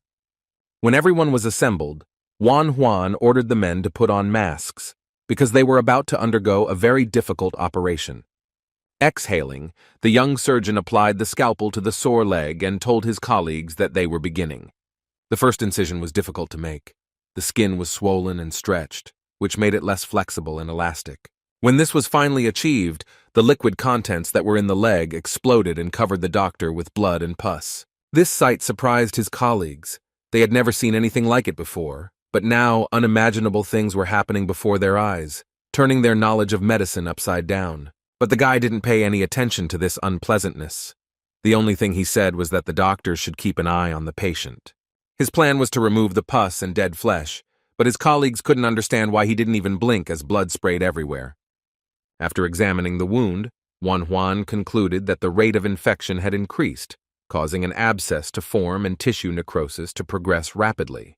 There was one way that would help to do without a syringe, but unfortunately the surgeon did not understand it very well. The drug had to be injected directly into the vein so that the necessary substances would begin to fight the infection as soon as they entered the blood.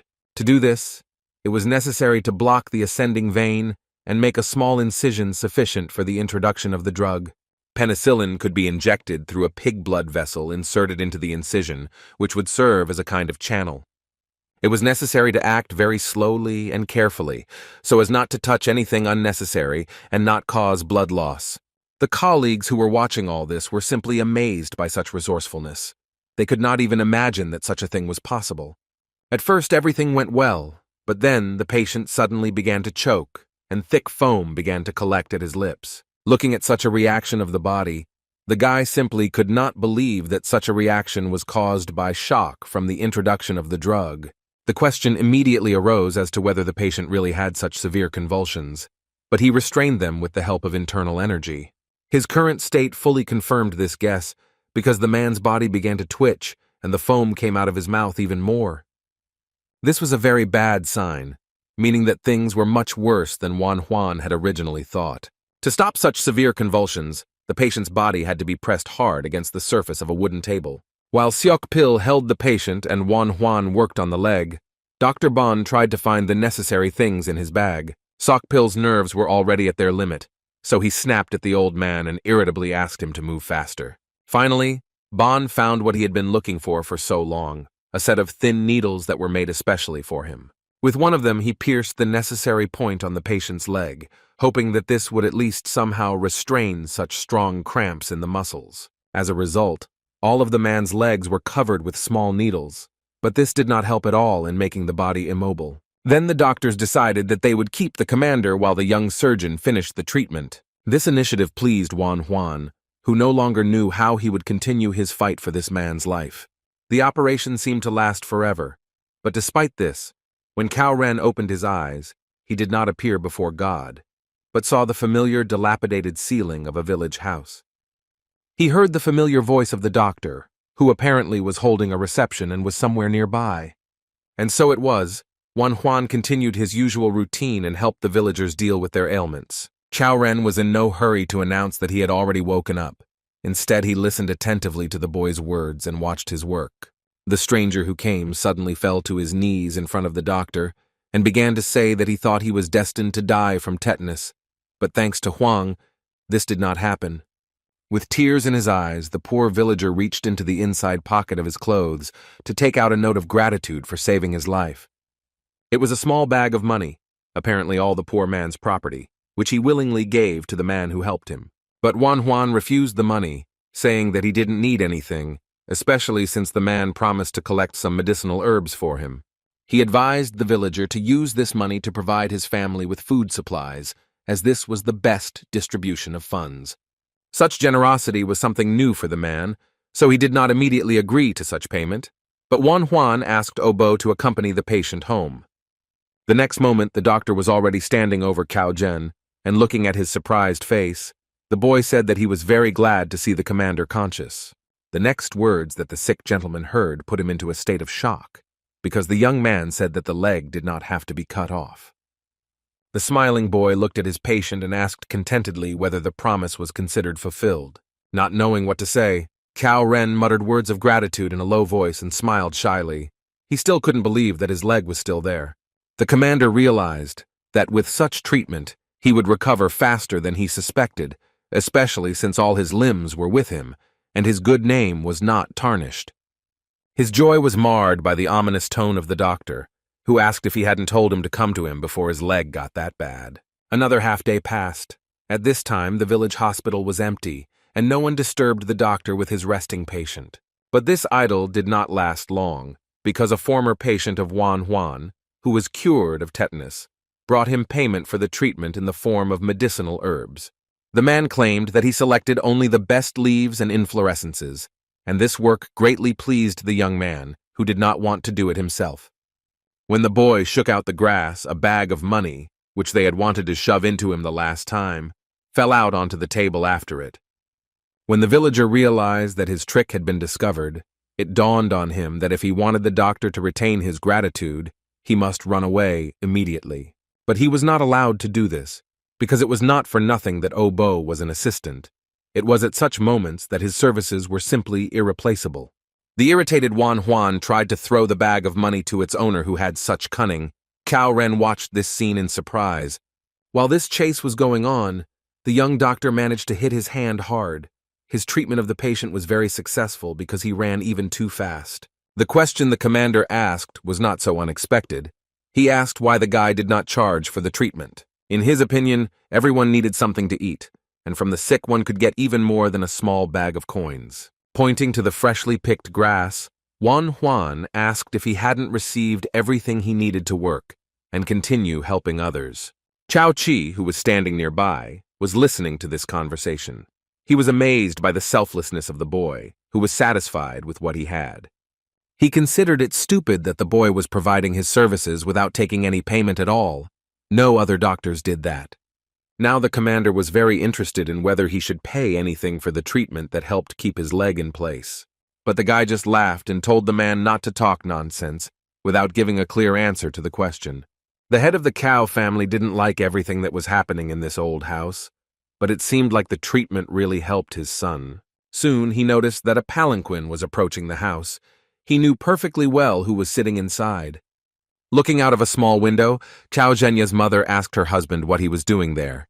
It was obvious that the woman did not expect to see him. Without answering the question, and without even looking in the direction of his wife, the head of the family walked away from the yard. He silently mounted his horse, and even the animal took on its owner's irritable mood as it neighed discontentedly. Before leaving, the man managed to answer that he had come to check on his son's condition. The woman understood that the gap between her and her husband was very large.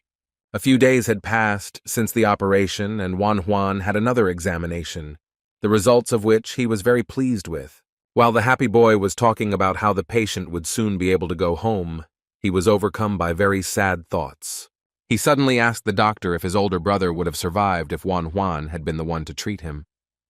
Sitting down on a stool, the boy replied that he did not know the answer to this question because the doctor's job was to heal, and the patient himself had to recover. Therefore, the young surgeon advised his patient to focus on this task because he had promised his mother to return the commander healthy. Smiling, Huan said that at this rate, Cao Ren would only die of old age, of course, if he consulted doctors in time.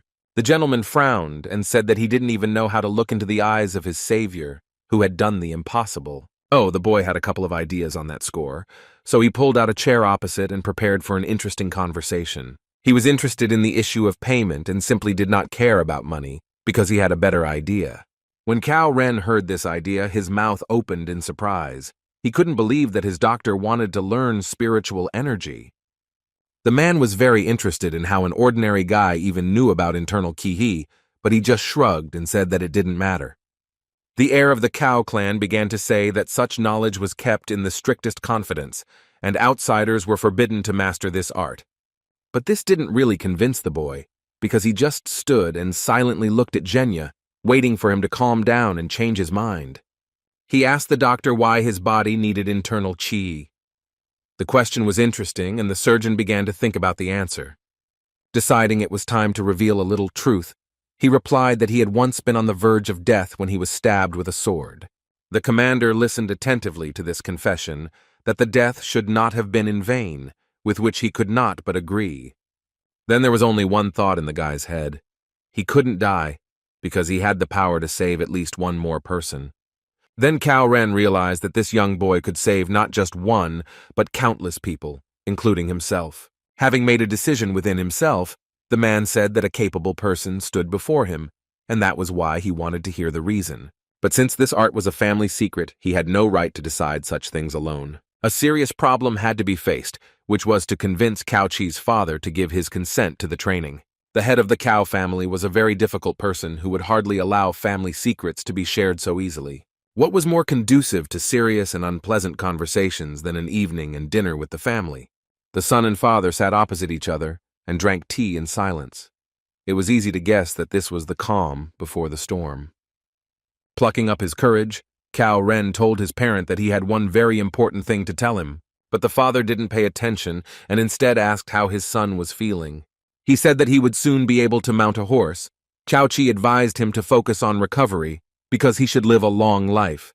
Based on the successful treatment, the head of the family concluded that this young doctor was very talented, so now the price he asked was interesting.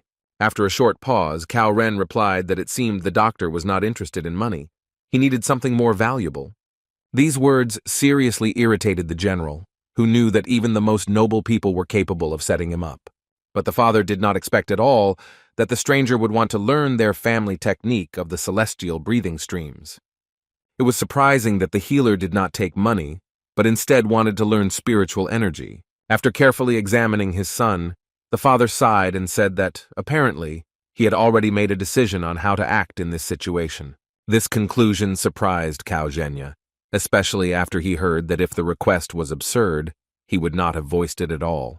However, the father was pleased that he was taken into account when making decisions that concerned their family values. Therefore, he was not against his son training this young man, because he literally saved him from certain death. In the opinion of the head of the family, this was not too high a price to pay for sparing his child and only heir from a painful death. At this point, the conversation ended, and events took us to the already familiar rural house, which served as a local hospital. A man came there who was engaged in collecting medicinal herbs, which served as an important raw material for saving patients. This time he brought them a little later than usual, because lately, digging up the necessary herbs had been very difficult. After checking the basket of grass and finding no bribe, Juan took it and told the former patient that he shouldn't overwork himself. The guy was very surprised by the news that on the mountain where this raw material was collected, there were many small thorns scattered. Apparently, they could have caused an outbreak of tetanus. The man told this with great sadness, which was understandable, because no one wanted to get infected with such a serious disease. Having assessed the contents of the basket, the doctor realized that he was missing the root of the round cypress, which served as a good painkiller for his mother. He asked the worker if he knew where to find this ingredient, and he said in confusion that the place was covered with thorns left by the robbers. There was no other choice, so the guy decided that they would go to this place together. Surprised, the local resident asked if the doctor would really go with him to the mountain, to which he replied that he really needed the round sedge. The young man smiled and said that they would be able to collect the thorns so that no one would get hurt. The mountain was a very beautiful place, completely covered with greenery. It was so attractive to walk along its rocky slopes. You had to step very carefully because the grass could contain those very thorns that caused many locals to get tetanus. Looking closely, Juan noticed that there were so many of these deadly obstacles that he had to place his foot very carefully. It seems that a so-called border was erected in this place, which was supposed to stop the soldiers. One more step and the boy could have become infected with the disease. All these spikes were rusty and were located all around the perimeter, so it was worth watching your step carefully. But what the man noticed next was a real shock to him, which he didn't even try to hide. He jumped back with a scream and looked at the place where he had just stood, his eyes bulging with fear. Raising a trembling hand, the worker pointed to some incomprehensible shadow and muttered that it was a man. Trying not to panic, Juan calmly approached the body and realized that it was a corpse. Apparently, the unfortunate man had been mauled by wild animals and had died from the wounds he had inflicted. But the guy noticed one oddity, namely the sword in the man's hands. The soldiers did not use such blades, and this meant that there was a robber in front of them. Literally a second later, his companion screamed again, announcing that another body had been found on this ominous mountain. The next dead man had gone to the next world relatively recently. After examining him, one could say that the guys were indeed facing bandits.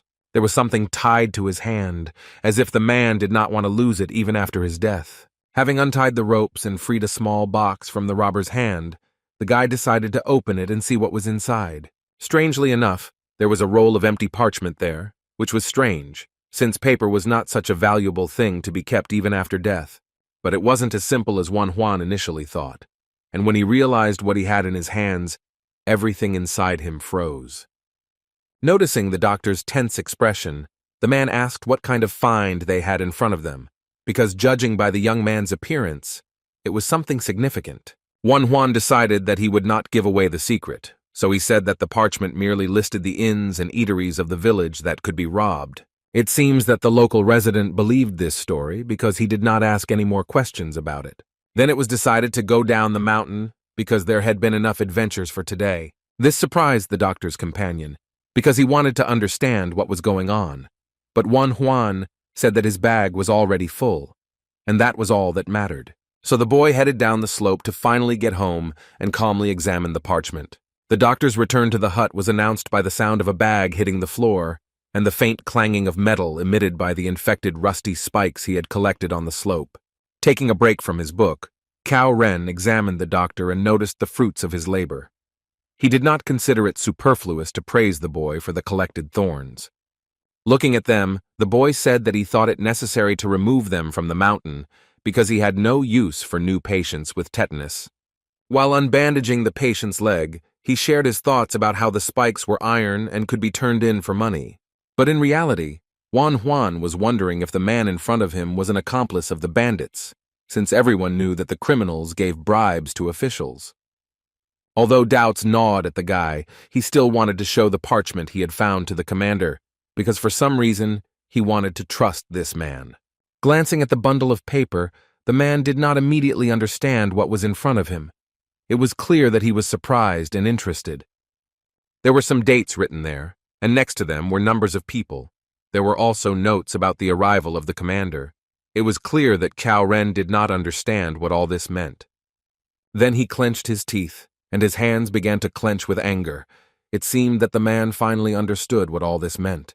Taking a brush in his hands, the guy said that it would be better to write important information because their conversation could be overheard by ill-wishers. Soon, a phrase appeared on the dirty floor, which said that this data was found near the bodies of the murdered robbers that lay on the mountain. When the commander saw these words, his face was distorted with anger, which proved that he had no connection with these criminals. Sitting down next to him, the man wrote on the floor that this was a military secret that could not possibly have fallen into the hands of these people. Such information was not told to random passers-by.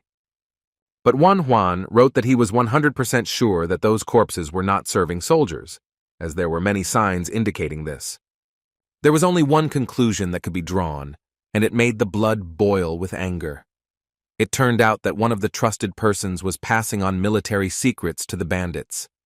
Putting the piece of paper with the information in his inside pocket, the man thanked the young man, who not only saved his life, but also found something valuable. Now Cao Ren fully realized that he was indebted to the doctor and needed to somehow repay him for all the work he had done. At that moment, he decided to tell the guy about his decision to teach him spiritual energy. Since his father allowed him to do this, he was simply delighted. Huan's enthusiasm was astounding. He wanted to start learning these techniques as soon as the general's leg returned to normal.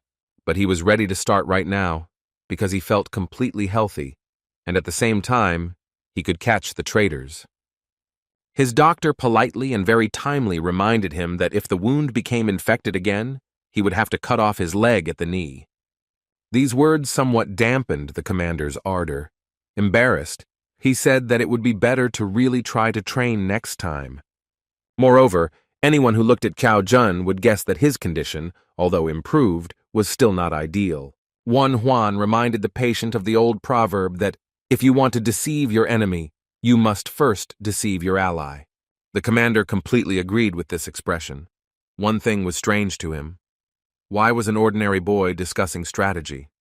It was clear that he was facing a difficult young doctor, and he would like to better understand what kind of character this young Master Huang was. Morning came, and the soft rays of the dawn sun gently touched the roof of the young surgeon's home. He arrived just in time because his brothers had just started breakfast, which looked very appetizing. Having eaten his fill, the boy got up from the table. For the first time at breakfast with his family, he felt truly full. It seemed he was getting used to a meat-free diet. The middle brother looked at Huan and, still chewing, asked if he was really going to play doctor again. This wording infuriated the boy, but he didn't show it, instead saying that he wanted to visit the Song family and find out about the closed mines. Huabong raised his head sharply and asked if their younger brother had finally grown up and decided to take up adult activities like gold mining. Smiling, the guy said that his brother might not even dream about it. He needed the mine to store the ingredients used for the decoctions. Without stopping eating, the middle gentleman Huang said that in order to rent the mine, money was needed. If there was a need for it, he could give a little. Surprisingly, the younger brother refused to help, arguing that he had everything he needed to rent. He really didn't need anything, because grateful patients paid him whether he wanted it or not, so his salary was quite good. The brothers watched him with surprised looks. Their heads were filled with similar thoughts. They did not understand when their Kwabu had managed to grow up and become independent. They wondered if there were really that many sick people in the village. But even if so, how could the poor people bring in that much money? As he chewed the beans, Ju Huan wondered for the first time if all the rumors they had heard about his brother were true. These words interested and surprised Huabong, because he had not heard any rumors about Huan's medical activities. The elder brother told him that there was information circulating in the village, and beyond that the boy had cured General Cao of tetanus. It was simply impossible to believe this. Everyone knew that tetanus was difficult to cure simply like that. Doctors usually cut off the affected limbs. Huabong tried to explain this to his brother, who agreed and said that he, too, did not attach any importance to such words. That was until the man heard that General Cao Ren had visited this remote village, and that their youngest was well known among the soldiers. From all this, one could conclude that Wan Huan was indeed able to cure the disease that even the famous Dr. Sun could not cope with. Zhu Huan also recalled older rumors that their brother was training Old Man Bong, who was famous for his acupuncture techniques. Huabong's chopsticks dropped food, and he couldn't get his head around the fact that one of the most famous doctors in the area was learning from such a young boy. After thinking for a moment, Huabok added that if the rumors were true, then Wan Huan's skills were much better than Bon and Son's combined. For some reason, this news did not please the middle brother very much. He knew that the youngest member of the family was special, but if he studied properly, he could revive their family.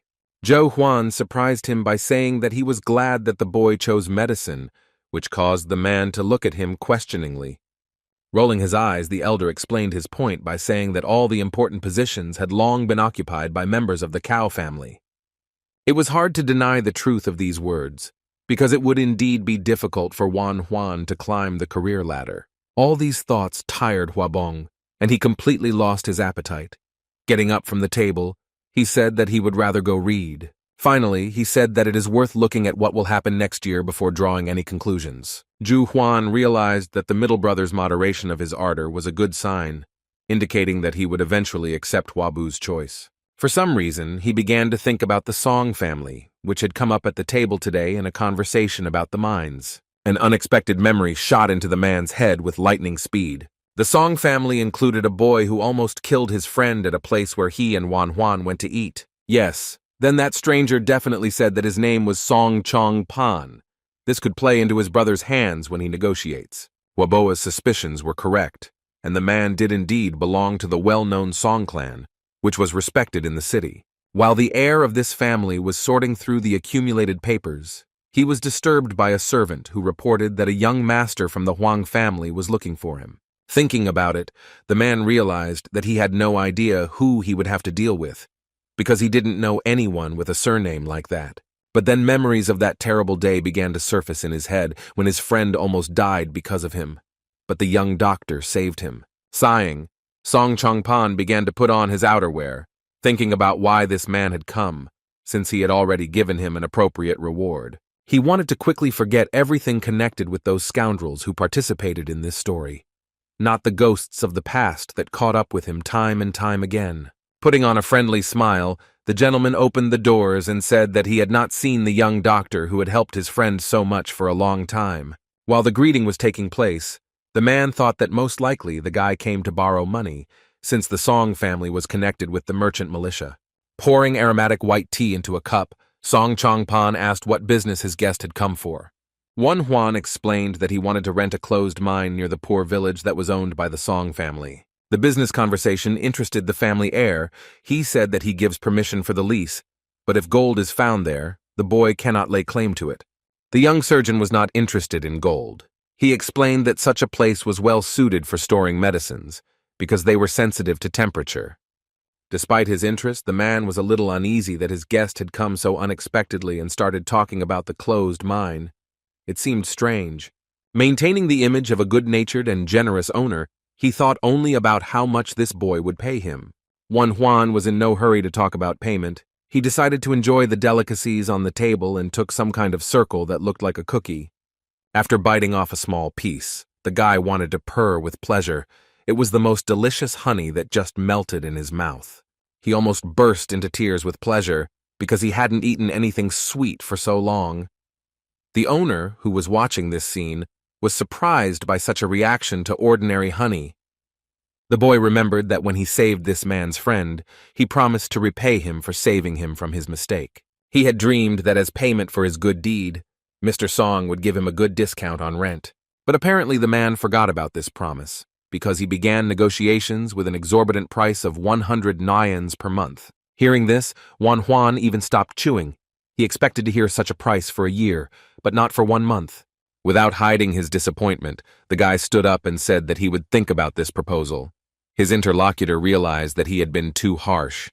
Turning away, the boy's face twisted with anger. He couldn't believe that they wanted to ruin him like that. For that price, he could have hired people and dug a cave himself. Song Chung Pak was pleased with his behavior. because in the end, the ill-mannered boy left, which meant that he would not have to deal with the family of the impoverished official. After some time, the young surgeon returned to the village house where the commander lay. It was difficult not to notice his terrible mood. Waves of irritation and aggression emanated from him. The boy was in such a state that it seemed that a little more and he would start breathing fire. After examining the doctor, Calren expressed his assumption that the deal with the closed mine had not worked out. The boy hissed and said that they had wanted to brazenly catch him out. Deciding to cheer him up a little, the man took out the box that Pio Jung had sent him and handed it to the boy. He immediately guessed what could be lying there, and the irritation within him subsided slightly, replaced by joy and anticipation. These were the very tools he had sent a sketch of to the best blacksmith in the city, and the devices looked even better than he had expected. Cao Ren clarified that for now the master had sent one set for testing, and if something was wrong, he promised to redo it. But the young man had already seen that everything was simply perfect. Picking up one of the surgical instruments, Wan Huan decided that he should teach Obo how to use it, because then he would have an assistant. The boy has hope that he will be able to remove his mother's gallbladder if these instruments help him perform precise and delicate operations. The next day, Wan Huan finally decided to return home and communicate with his family. The first thing he did was go to his mother, who looked quite cheerful and fresh. She was clearly glad to see her son. She sat up in bed and said that her health had improved significantly since they began bringing her the decoction prepared according to his recipe. The boy was very pleased to hear praise from a loved one, because so far he had only encountered criticism from his brothers. However, the mother could have overestimated the effect of his decoction, so the doctor decided to check for himself how things were going with the disease. Pressing with his fingers and his whole palm in the necessary areas, the young man asked where it hurt the most and received honest answers. When he pressed on the middle of her stomach, in the area of her navel, the mother grimaced and barely held back the groan of pain that was trying to escape. The woman could no longer contain her emotions and asked why she was in so much pain. Her son did not rush to conclusions, but was almost certain that there was a lump in the small intestine.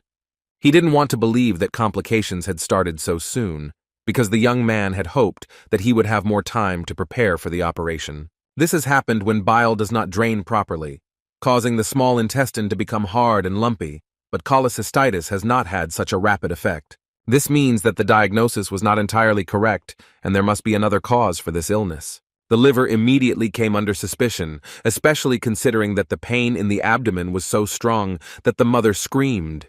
Wanting to test his suspicions, the guy asked the woman to lie on her stomach so that he could examine her back area. Some areas in that area were very swollen, which was a characteristic symptom of fatty liver disease. So, as it turned out, the problem was not only in the gallbladder, but also in the liver, which is where the complications came from, which were difficult to notice during the initial diagnosis.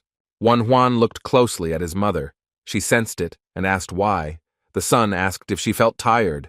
She shared that lately she has been feeling tired even after sleep, and there have been unpleasant sensations in her body, pain here and there. Hearing this, the young doctor pressed on the area of the leg that was located slightly above the foot and asked if it hurt there. Gritting her teeth, the mother hissed and said that she felt quite uncomfortable from these touches.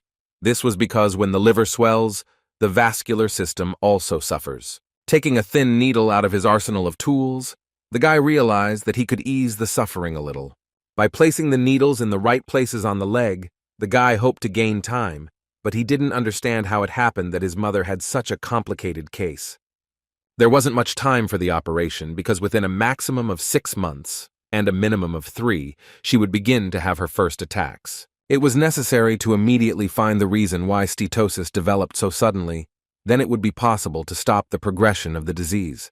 His thoughts were interrupted by the quiet voice of a maid entering, who asked the young master to leave the chambers, as it was time for the lady to take her medicine.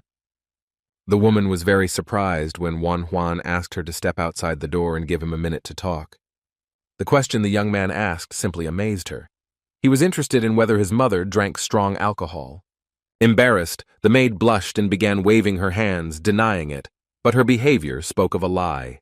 Yes, Wan Huan was in a time when it was not welcomed if a woman drank, but since there was alcohol, snacks were also consumed. This is exactly what he asked the servant. She thoughtfully tried to evade the answer, but she failed. I had to tell him that the lady preferred to snack on lard.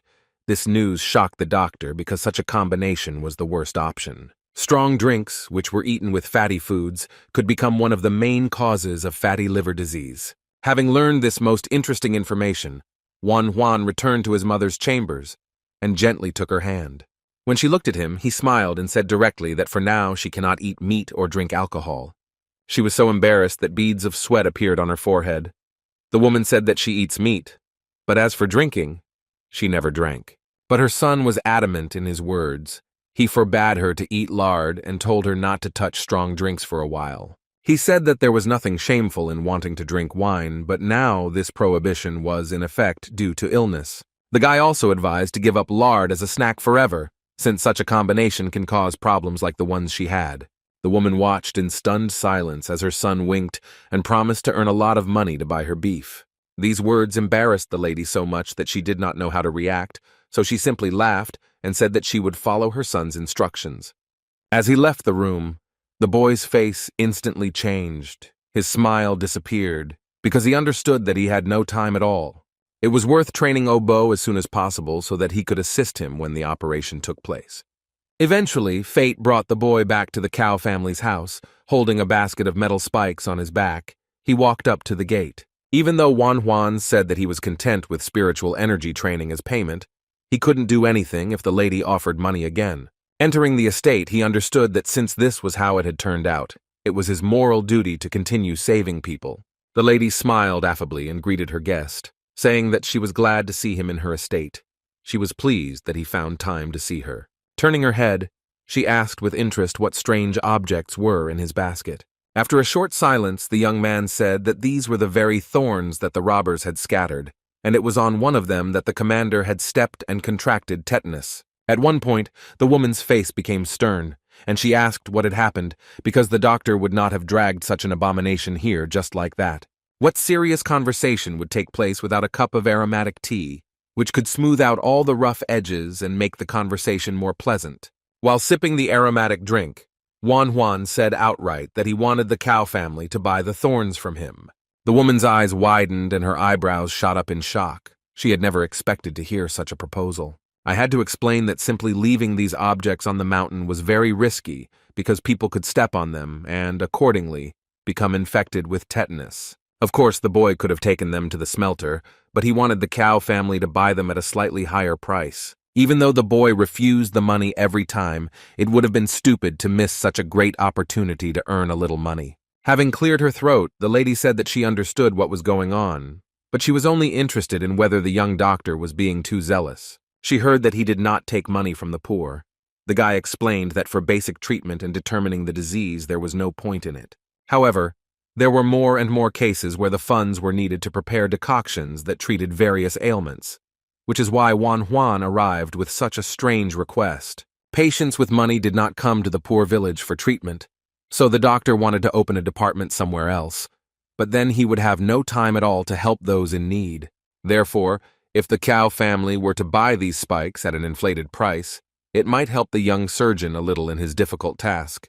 Rising from her seat, the lady of the house said that the young doctor had an amazing ability to feel moral obligations. She went up to a large safe and began to rummage through it, saying along the way that it was not at all difficult to satisfy the request of such a noble man. Juan couldn't believe it when a heavy suitcase was placed in front of him, and they announced that the Chow family was buying all the thorns. There was just one condition. The buyer would set the price for the purchase of the goods, so there was no point in complaining about it. When he opened the suitcase, the guy was shown 100 liang of silver in coins, so he certainly wasn't going to complain. Only his conscience screamed at him that the goods were being bought at an inflated price, but the woman only smiled and reminded him of the terms of the deal. The lady expressed her sincere desire that the boy would use this money not only for the sick, but also for personal needs. Suddenly, someone's irritated cry was heard from the corridor. It seemed that the young gentleman was very unhappy about something, since he was calling his mother in such a tone. Chow Ren threw open the door and rushed into the room, but froze in place when he saw Juan in his home. Obviously, he didn't expect to see him. Grabbing the boy by the hand, he decided to lead him where he needed to go, because he had plans.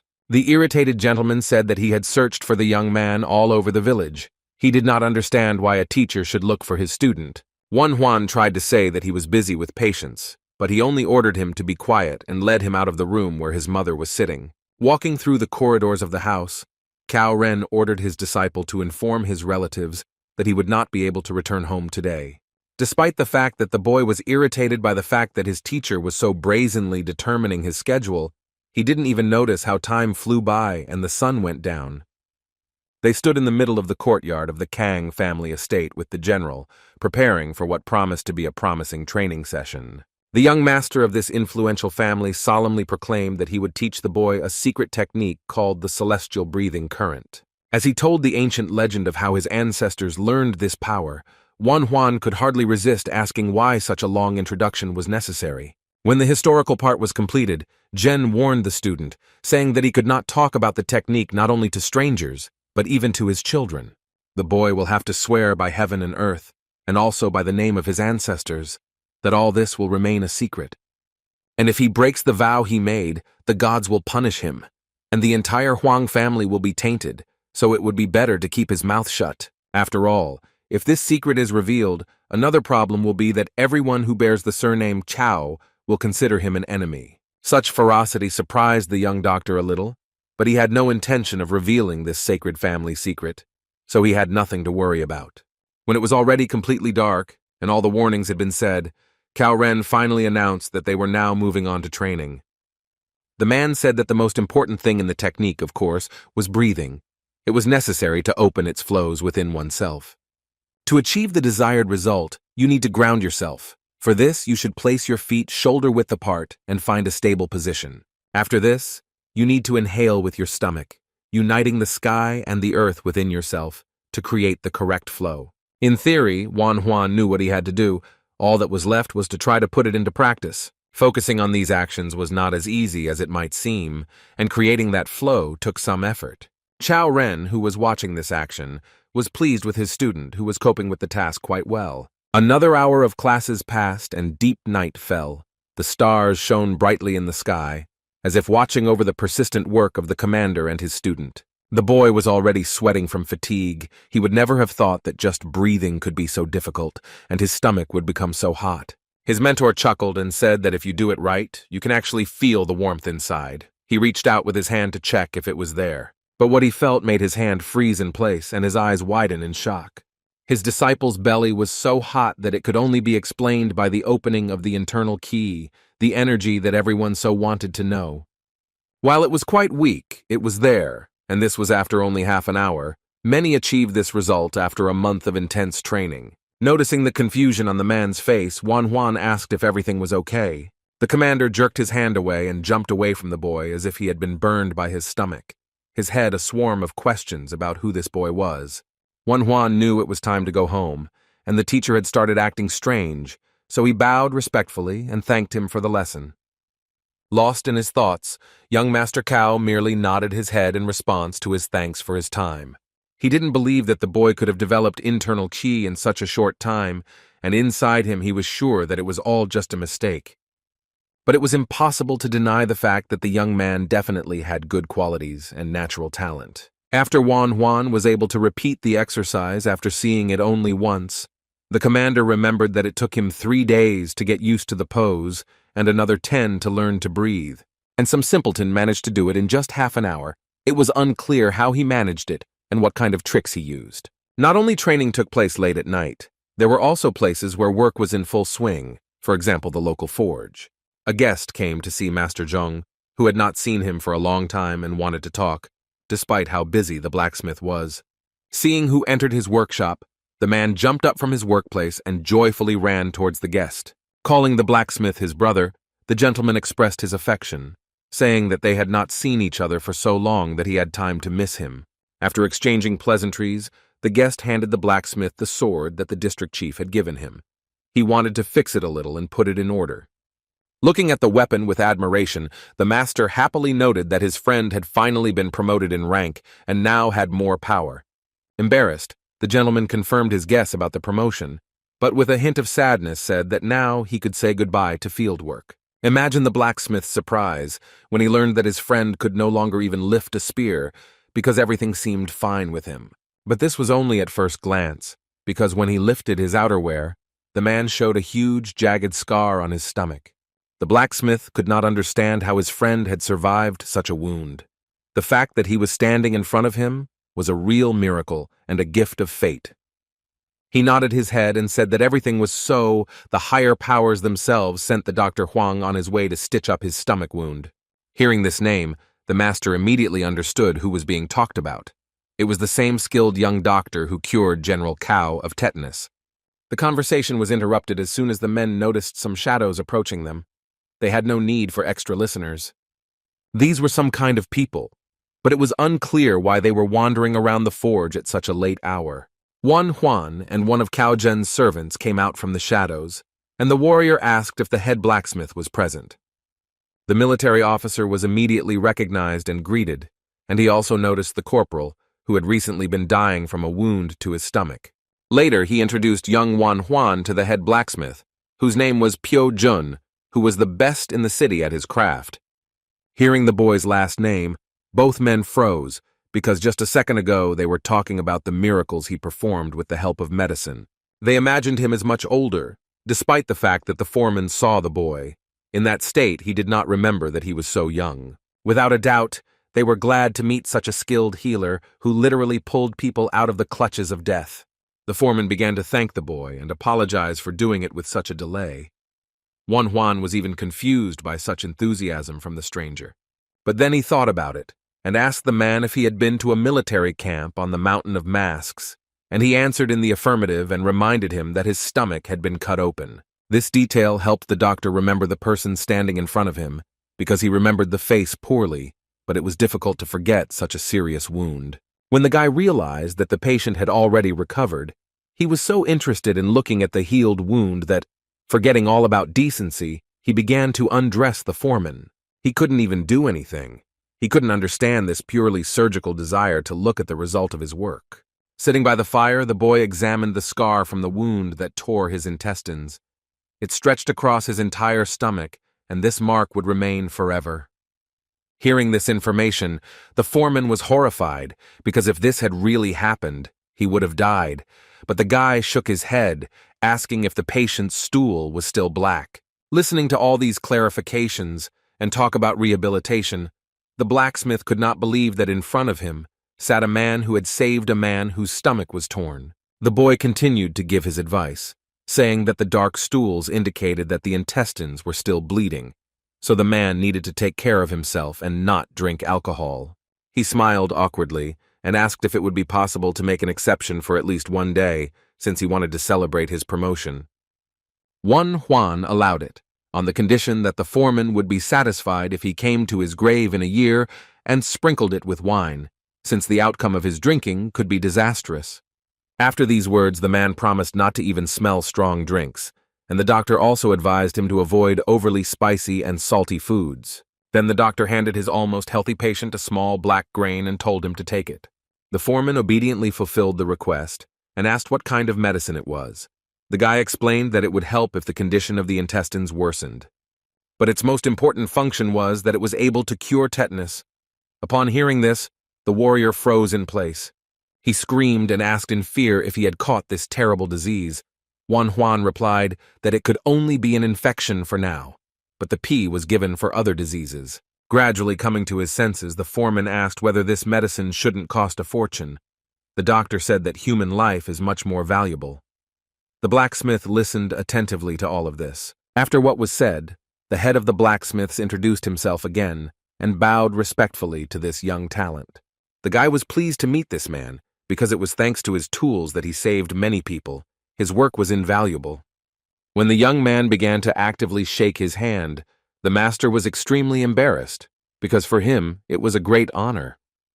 The warm words warmed his heart pleasantly, but it was difficult for Piu Jun to realize how great his contribution was. It was obvious that something was gnawing at the man, and after a couple of minutes, these guesses were confirmed, because he asked if it was really possible to cure tetanus. Instead of Wan Huan, the commander answered, he said that he could confirm everything. because he personally saw how the doctor saved his commander from a similar illness. An unpleasant thought flashed through the boy's mind, and he asked the blacksmith if he had really caught this terrible disease and was now suffering from its symptoms. The man, hanging his head sadly, said that he was healthy, which could not be said about some of the forge workers, and expressed a desire to buy medicine, if such a thing really existed.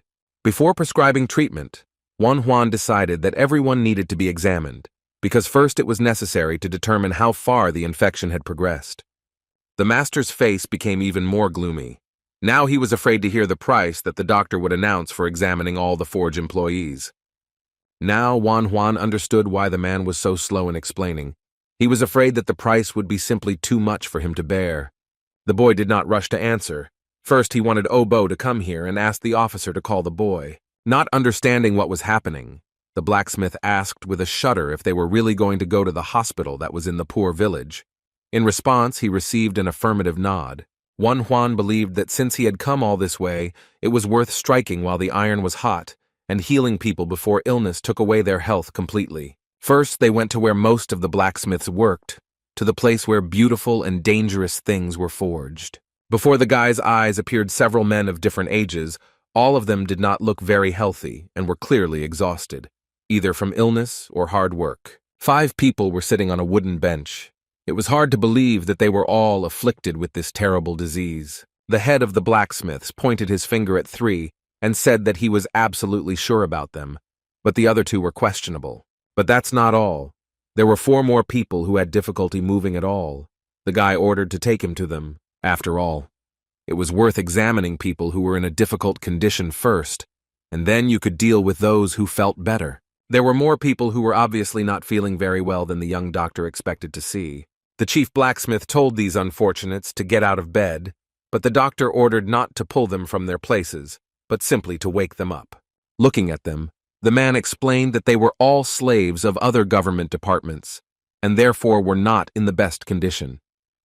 He wanted to return to the question of payment, but Juan stopped him, extended his hand with the tools, and explained that if the master made a few more copies, that would be the payment for the treatment. It was clear that Pio Jun couldn't believe what was said. Juan even asked if the forge had been deceiving him all his life. Since this master was concerned about his subordinates and was ready to take responsibility for them, the guy was not going to take any money. The best payment was the golden hands of the most successful blacksmith in town, who makes excellent tools. These words were very pleasant for the master, who would not be pleased when his work is recognized and so highly appreciated. This gave him the motivation to go out and work right now to create amazing tools that will save lives and provide decent pay. Juan had his own work to do, and there was plenty of it, because in just a few minutes he had managed to find a couple of people with tetanus. But what the blacksmith heard next made him stop at the door. There were men whose illness could not be linked to this infection. One of the patients bent over in pain, but with tetanus he would have bent over in the opposite direction. This could not help but catch the eye. Looking at this, the doctor decided that he should examine the stomach to understand the reason for such strange behavior of the body. When he pressed on the patient's stomach, he did not scream but howled from severe pain. It was clearly not tetanus, so it was worth conducting additional examinations. This frantic cry brought Pio Jong running, who was also interested in what kind of mysterious illness had struck his employee. Based on what Juan saw, there was only one conclusion that could be drawn. It seemed like the patient had appendicitis.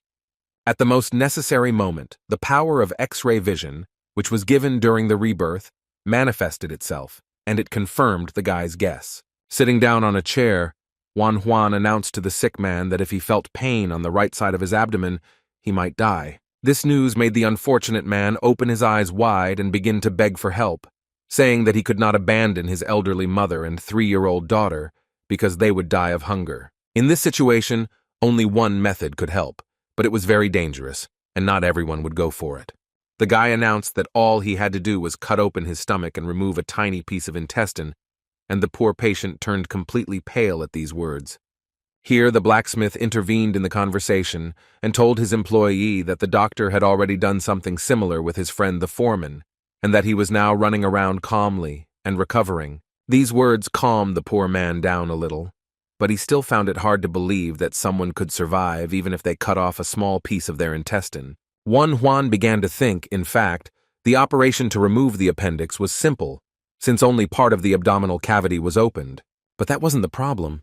The main difficulty was that the doctor was critically short of tools.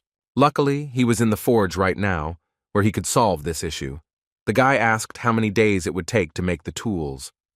After thinking for a moment, the master replied that the order would not be ready earlier than in 3 days. It was a long time, and if he waited, the operation would have to be performed in a life-threatening situation. The young doctor wondered whether it was possible to perform it with the set of instruments he had. At that moment, Pyo-jun remembered just in time that he had another set in stock, and Juan almost squealed with joy.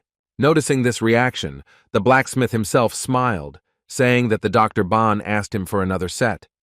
At that moment, the boy wanted to kiss this grumpy but very prudent old man who had just saved this man's life. Returning a few seconds later, the master handed over a small case containing Ban's tools.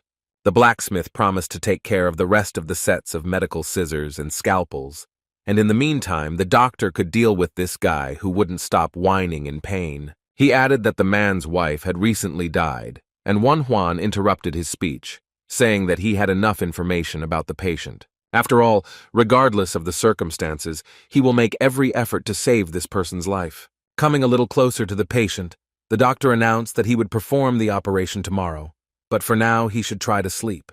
Also, from that moment on, he was forbidden to eat or drink anything, as this could interfere with the surgical intervention. The young doctor's eyes shone with confidence that he would definitely cure the patient. The man could not help but believe these words. Not only the forge was bustling with nightlife, another estate was filled with the pleasant light of lit lanterns. A man entered the open door of the building, and the one who was already inside recognized him as the well-known Dr. Sun. People began to bow to the doctor and politely ask how he was doing. It was obvious that they wanted to have contact with such a person. He also inquired about the affairs of this place, to which he heard that everything was wonderful, especially when the best doctors came here, and there was no end to the visitors. Flattery was always very pleasing to Song, one of Chaoxian's best doctors. This arrogant man knew that no matter how famous his colleagues were, whom he considered worthless, the rich and officials would still look for him. The doctor was led to the reserved place and pointed to the necessary gazebo, where he was already awaited. With a leisurely gait, the elderly snob walked to the indicated place, knowing that no one would want to rush him. At the meeting place, a joyful lady was waiting for him, who was happy to see Sun, because there had been no news from him for a long time. The man chuckled and replied that he had only been gone for 4 days, then demanded that Myung-seong be called here. Panic crossed the lady's face, which she tried to hide behind a smile when she said that the girl was already serving another customer. This news seriously infuriated the doctor. He growled, asking what arrogant reveler dared to distract his favorite. The confused woman began to go over all the options in her head and finally suggested that Wool-song serve the man. But the old man was not satisfied with her candidacy, since he believed that there was nothing special about her. Then he was offered the option of Hwa-song. She should definitely please the elderly doctor. This girl was very pleasant. Apparently, Sun thought so too, because he finally agreed and said that the girl could satisfy his request. Turning her head, the lady saw a young maid who was carrying food. She ordered her to call Hwa-song and tell her that a doctor was waiting for her. The beautiful young girl nodded her head and accepted the order to bring wine and snacks to the plum blossom room. Seeing this beauty, the healer simply blossomed, desire awakened within him, and he asked when the time would come for her first night with a client. Trying to hide her disgust for the man, the lady turned away and said that she was still a child, but it seemed that this did not bother the vile doctor at all, if not vice versa.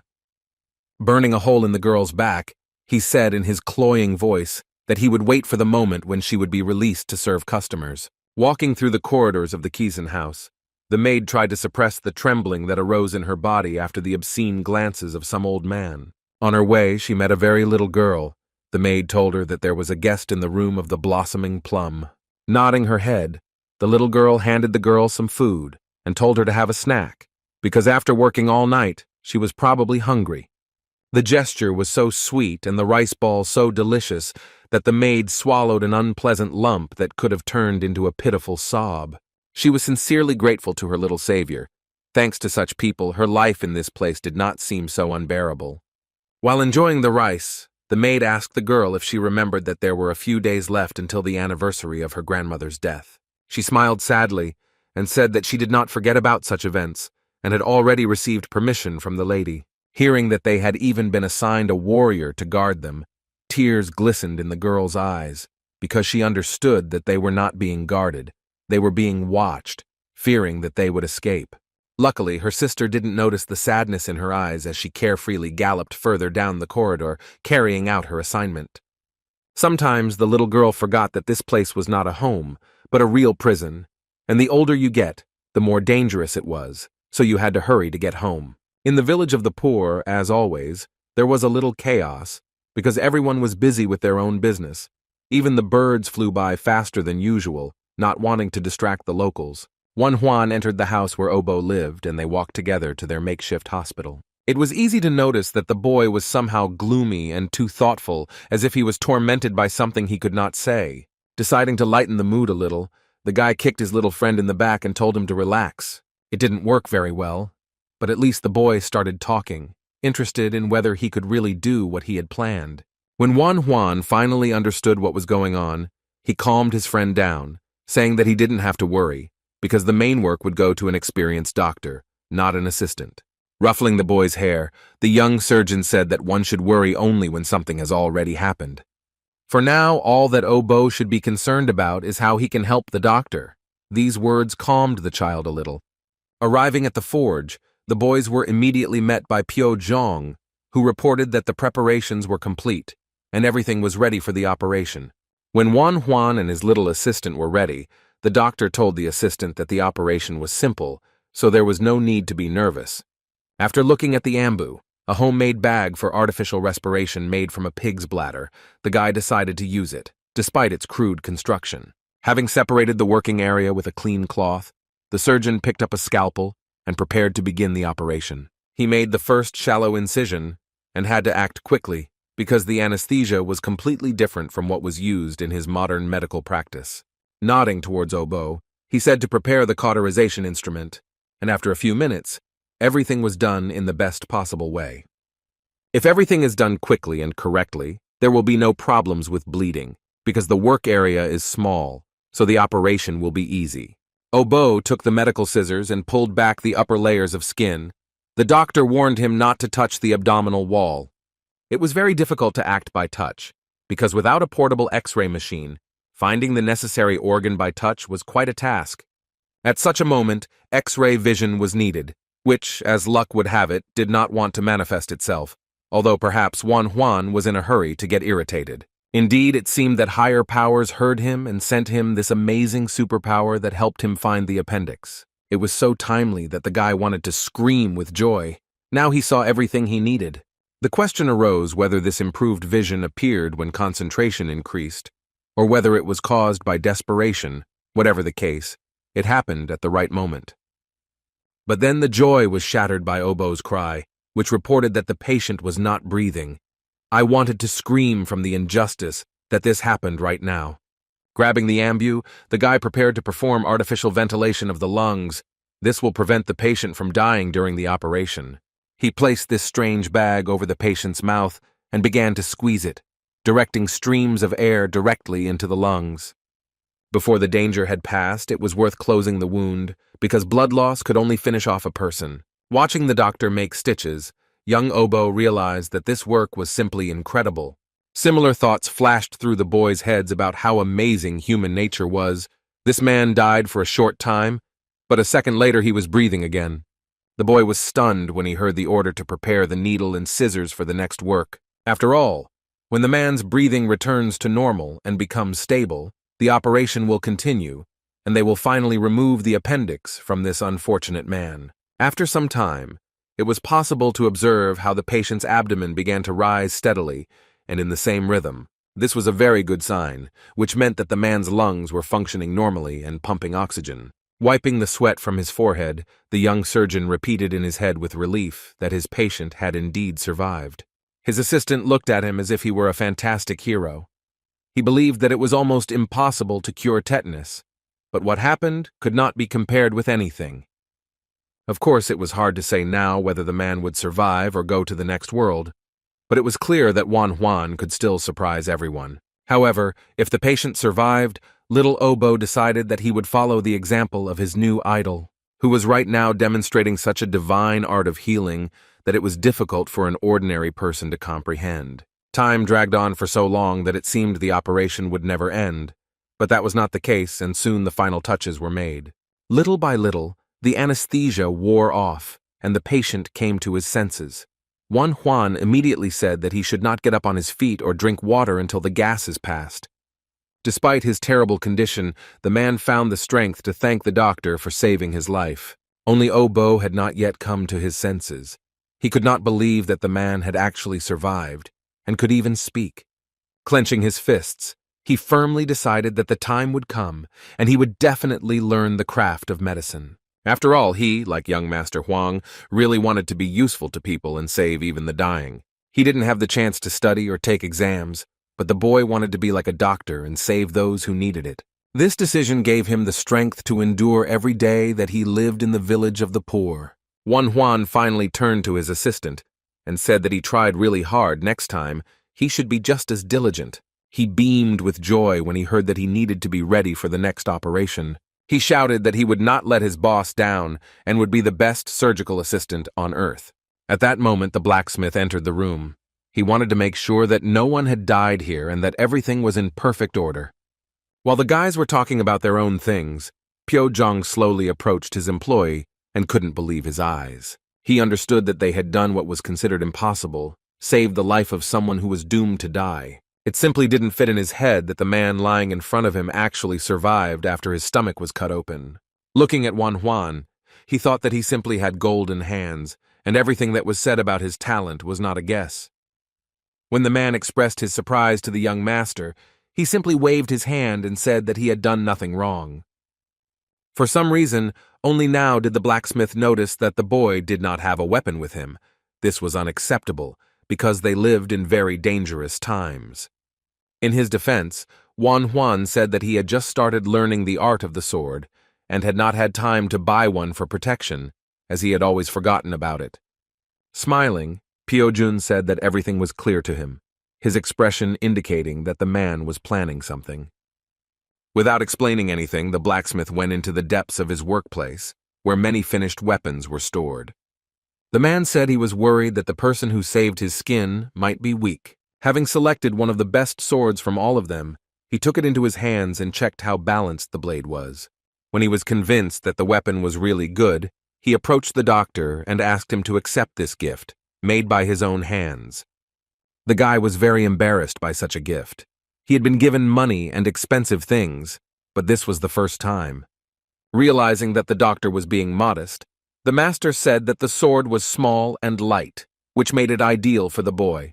The blacksmith had the belief that a blade that was created for killing was a useless thing, so he wanted his creation to protect such noble people. It was very nice to hear such words. It made the gift even more valuable than it actually was. Now it was impossible to refuse it, so Juan gratefully accepted this gift. The evening of the next day came, and nothing had changed in the Kizan house. The nasty clients were looking at the maids, and they wanted to run away as soon as possible. Dr. Sun was a regular at this place. He was sitting with a young girl who was smiling but trying to sit as far away as possible. She asked him if he had heard the latest gossip. He pulled back and asked what she meant, and with a sigh of relief, the housemaid said that they were connected with General Cao. The old man rolled his eyes and asked what this ignorant child who had no respect for his elders had done. Sun said that Jen grabbed him by the collar only because he could not cure his brother's tetanus. When the man heard that they were whispering that the youngest heir of the Cao family had also caught tetanus, he was shocked. Instead of sympathizing with the grief, the vile old man laughed loudly, saying that this was wonderful news, because the master would come running to him and beg him to cure him. Pouring herself a drink, the girl said that it was unlikely that this would happen. She was already anticipating seeing the doctor's face twist from what he heard. Slamming his cup on the table, Song asked how this could be. Who else besides him could the heir of Cao call? Thinking that the girl was uneducated and stupid, the doctor began to explain that tetanus was a fatal disease, and in all of Chaoxiang, only he could save Zhenya. But the girl said that other doctors could do it. Her interlocutor smiled arrogantly and told the silly girl not to make him laugh. The worker continued to mock the self-confident scoundrel, saying that the commander's illness had already been cured.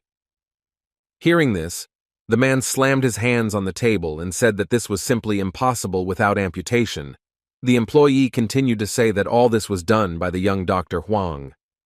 Having calmed down a little, the old man began to think about where he had heard this name before. It seemed to him that he knew it. Then he realized that it had only seemed that way to him. But what Sun was 100% sure of was that the commander could not be cured without amputation. Therefore, the old doctor decided not to be nervous, because he thought that nowadays every cur calls himself a doctor. He was sure that some upstart himself had spread such rumors about himself. But his interlocutor did not agree with this statement. She believed that if such a rumor had reached Commander Cao, he would not have left this man alone. It was obvious to the doctor that there was no need for comment here, since a stupid woman could not understand all the subtleties of their world. He began to get very annoyed by everything around him. Even wine did not bring the long-awaited relaxation. Everything seemed tasteless to him, the conversations were uninteresting, and in general nothing made him happy that evening. And this woman, who, in the old man's opinion, was talking all sorts of nonsense, did not fulfill her obligations at all, and instead of entertaining him, irritated him even more. The worker was not at all upset that this vile doctor was leaving. She felt disgusted breathing the same air as him, let alone touching him. As he walked down the path that led away from Kiseng's house, Song couldn't understand why he was so bothered by the words about this new young talent. The night that day was surprisingly starry, the kind of time when you want to lie down and dream, but Wan Huan had other plans. Training awaited him. The blacksmith's words about weapons reminded him that training was very important in order to survive in the current reality. Therefore, the boy decided to hone his skills in mastering his internal ki and was now repeating the exercises shown by Cao Zhen. When he managed to concentrate all his energy into his fist, he took aim and swung it to hit the pole that served as a target. It turned out pretty well, because Wan Huan didn't even miss and hit the target he originally planned to hit the first time. The fist slammed into the target with such purpose that it simply split and cracked in half. The boy stood and stared blankly at what he had managed to do. It was hard to believe that he was capable of such a powerful blow. A new day had arrived, which meant that the young man was awaiting another training session at the Cao family home, where he was already a regular guest. The trainer made him repeat the exercises over and over again, which required finding a stable position and breathing correctly to catch the right air currents. Looking at the boy's diligence, Cao Ren knew that he was doing very well, so he didn't even know how to comment on his work. The only thing he thought about was that in front of him stood a true genius who could do anything. After clearing his throat, the man asked in an even tone if his student felt the heat in the golden core, which was located just below his navel, and the guy answered in the affirmative. The answer meant that Wan Huan knew how to properly focus his energy, and the commander asked if he had thought about taking the exam at the martial arts pavilion. Frowning, the boy had no idea why he was suddenly being asked such a strange question. He was a doctor after all, and the pavilion had nothing to do with medicine. Shaking his head, Cao Ren said that he was missing his chance. Basically, it took people a year to get their breathing natural, a year to start collecting spiritual energy, and a year to move their arms and legs properly. Those who achieved such success in just 1 or 2 months were called geniuses, so Wan Huan shouldn't waste such talent. The boy wanted to hit himself on the head, because he knew that he shouldn't show the coach how he could move when using internal ki. But he was curious whether, in a year, he would be able, like the commander, to break a thick board with his bare hands. This question caused the teacher to burst into laughter. Without answering, he walked towards the huge stone, which for some reason stood almost in the center of the yard. Approaching the boulder, Cao Ren concentrated and exhaled, taking control of the airflow within himself, after which he stood in a fighting stance. All the power of the internal ki was concentrated in his fist, which was aimed straight at the piece of stone. The impact was simply astonishingly powerful. It caused the boulder to crumble into small pieces that flew in all directions. According to the commander, it takes at least 3 years to gain such power. He was proud that his family had created a teaching technique in such a relatively short period of time, since it usually took more than 10 years to learn. All that was left was to advise the boy to train hard and not slack off during classes. Also, Cao Ren asked his disciple to come to the same place tomorrow evening. Why, of course, he did not explain. The only thing he said was that he had some business for the guy that was very important. The next day, Huan came to Chao's house as he was asked, and it seemed to him that he went there more often than to his own home. Before he could enter the courtyard, he was stopped by the voice of the head of the blacksmiths. Turning around, the guy saw that Pio Zhong was catching up with him. They walked together towards the house, and Huan became curious about the man's purpose in going there. He explained that he had one thing to do. As it turned out, coal was brought to the army, and they asked the master to check it. It was strange that there was such a strange delivery for the troops. Entering the yard, the boy realized that the blacksmith's words were true, because inside there were already people lined up who put out coal for inspection. Among all these strangers, the guy noticed a familiar face. Sun Chung Pan, whom he had recently visited, came to show his goods. The blacksmith could not be taken by flattering words and convictions that the coal of this or that merchant was the best. He impartially examined the rock itself. While waiting for Pio Jun to approach him, Song Chung Pak also recognized the young doctor to whom he had recently offered a very unfavorable deal. He wanted to know what this guy was doing here and why the head of the blacksmiths was talking to him so politely. When another influential person approached, the merchant's eyes widened even more, because he never expected to see such a thing. The General Cao Ren himself embraced this village doctor and acted as if he was his old comrade. This behavior was simply inexplicable to Song Chong Pak, because why would such an influential person as the heir of the Cao family interact with simpletons like this guy? Ignoring the merchant's interested looks, the general led Huan away, saying that he wanted to introduce him to someone. Now it was absolutely obvious to the arrogant rich man that the young doctor and the commander were not just acquaintances, but that they were united by some kind of history. Huan didn't know where the teacher was taking him. He just walked behind him and looked closely at the people who were in the yard. Approaching the impressive warrior, who was dressed in expensive armor, the commander introduced him as his second cousin. The man immediately guessed that the Dr. Huang was standing in front of him and introduced himself as Xiaohu Dun. He was the commander in charge of the 1st Cavalry Army. Song Chongpan watched this acquaintance closely and was especially surprised that both men praised the boy's healing abilities. Now the merchant realized that the guy was on good terms with many influential people in the city, which was strange since the Huang family was in a difficult situation. The eldest son was approached by his father and the head of the family, who was interested in what had attracted Song Chongpan's attention so much. The man explained that he knew the young man, but the father did not quite understand who his son was referring to, and clarified that he was talking about a military leader or voivode. But it was said about a little boy who was hanging around these warriors. The head of the family did not even immediately pay attention to him. Looking at the boy, the father heard that this was the 3rd young master from the Huang family, the same one that had recently gone bankrupt. Seeing the kind of people this boy was hanging out with, Song Jungpan expressed his desire to approach him and say hello, since Huan was now more valuable in his eyes. The boy communicated so warmly with the Governor Xiak Hao and Colonel Zhen that his father saw good prospects if they became friends with him. Approaching the head blacksmith, Song Chongpan said that his coal was of the highest quality. Since they had purchased good kilns, Pei Zhong coldly replied that he wanted to see more. Then the cunning merchant, as if by chance, saw the Dr. Huang and began to smile, publicly greeting him and saying that they had not seen each other for a long time. He suddenly became interested in how the boy was doing and what he had been doing lately.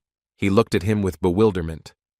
The blacksmith wondered if the man was familiar with this talented young doctor who performed miracles. He said that it was his fault that Sang Deok was injured, but they were all lucky that Huan was there and helped save his friend's life. It was clear from the boy's face that what was said was true, but he didn't really want to have anything to do with this man. The blacksmith noticed this, and it immediately became clear to him what kind of person Song Chongpan was, a real hypocrite and snob.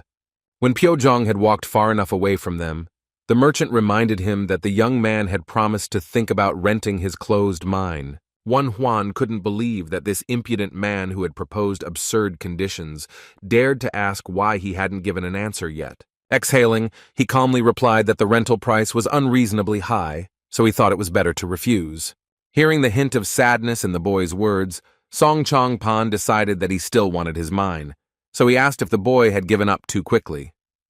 Coming close to the young doctor, he whispered to him that he would tell him the following words, only because he was on good terms with the head of the blacksmiths. The gentleman offered Wan a deal. The guy had to help them deliver coal, and in return he would receive a mine for free rent. It was obvious that this sly guy considered himself the smartest. The guy couldn't believe that they were trying to take advantage of him right now. He didn't want to refuse outright, so he told the merchant that if he got a chance, he would think of a way to help his sales. In fact, no one was going to do anything like that. But only Song Chung Pan didn't understand this, because he said that he would wait for a positive result. The boy had no idea how the merchant could be so slow-witted and self-confident. It was even funny to think that this weirdo decided that the silly little doctor would try to live up to his expectations. The Song merchant family had some unpleasant news, which made the head of the house very angry. The enraged man slammed his fist on the table and asked how something like this could happen to them. He expressed his dissatisfaction to his son that they were unable to sell anything at the coal demonstration at Chow's house. It was very annoying that so much money was spent on mining these types of coal, then on firing them, and in the end, nothing paid off on the market. Even the official Chong did not help them this time, although he always willingly took the offered money and helped sign supply contracts. It was not clear why this time absolutely the entire elite refused their bribes and now they were empty-handed. Now all the anger was directed at the son, who was convincing him that there was no need to worry because he had made an agreement with the little Huang. The young gentleman began to justify himself, saying that he had indeed approached the boy and asked him to put in a good word for them in exchange for free rent for the closed mine. These words made the father even more angry, because this, at first glance, not bad idea failed miserably. He called his son an idiot and spilled a glass of wine on him. He was ashamed that such an offer was made to a man who was friends with the commander and the head of the blacksmiths. The man was angry that such a person was only offered a lease.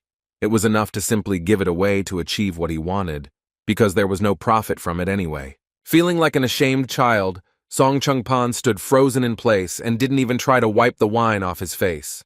But what he heard next simply broke him. His father removed the man from the trading militia and ordered him to hand over all affairs to his brothers. Tears welled up in the heir's eyes. He crawled on his knees and begged the head of the house to change his mind, because he could go and apologize to Wan Huan. But the chief was adamant in his decision, and no words had any effect on him. Interesting things were happening not only in the Song house. The Kizan house also never ceased to amaze with the abundance of events. The young maid and her little sister were getting ready for the anniversary of their grandmother's death, and were collecting some belongings that they planned to distribute to the villagers.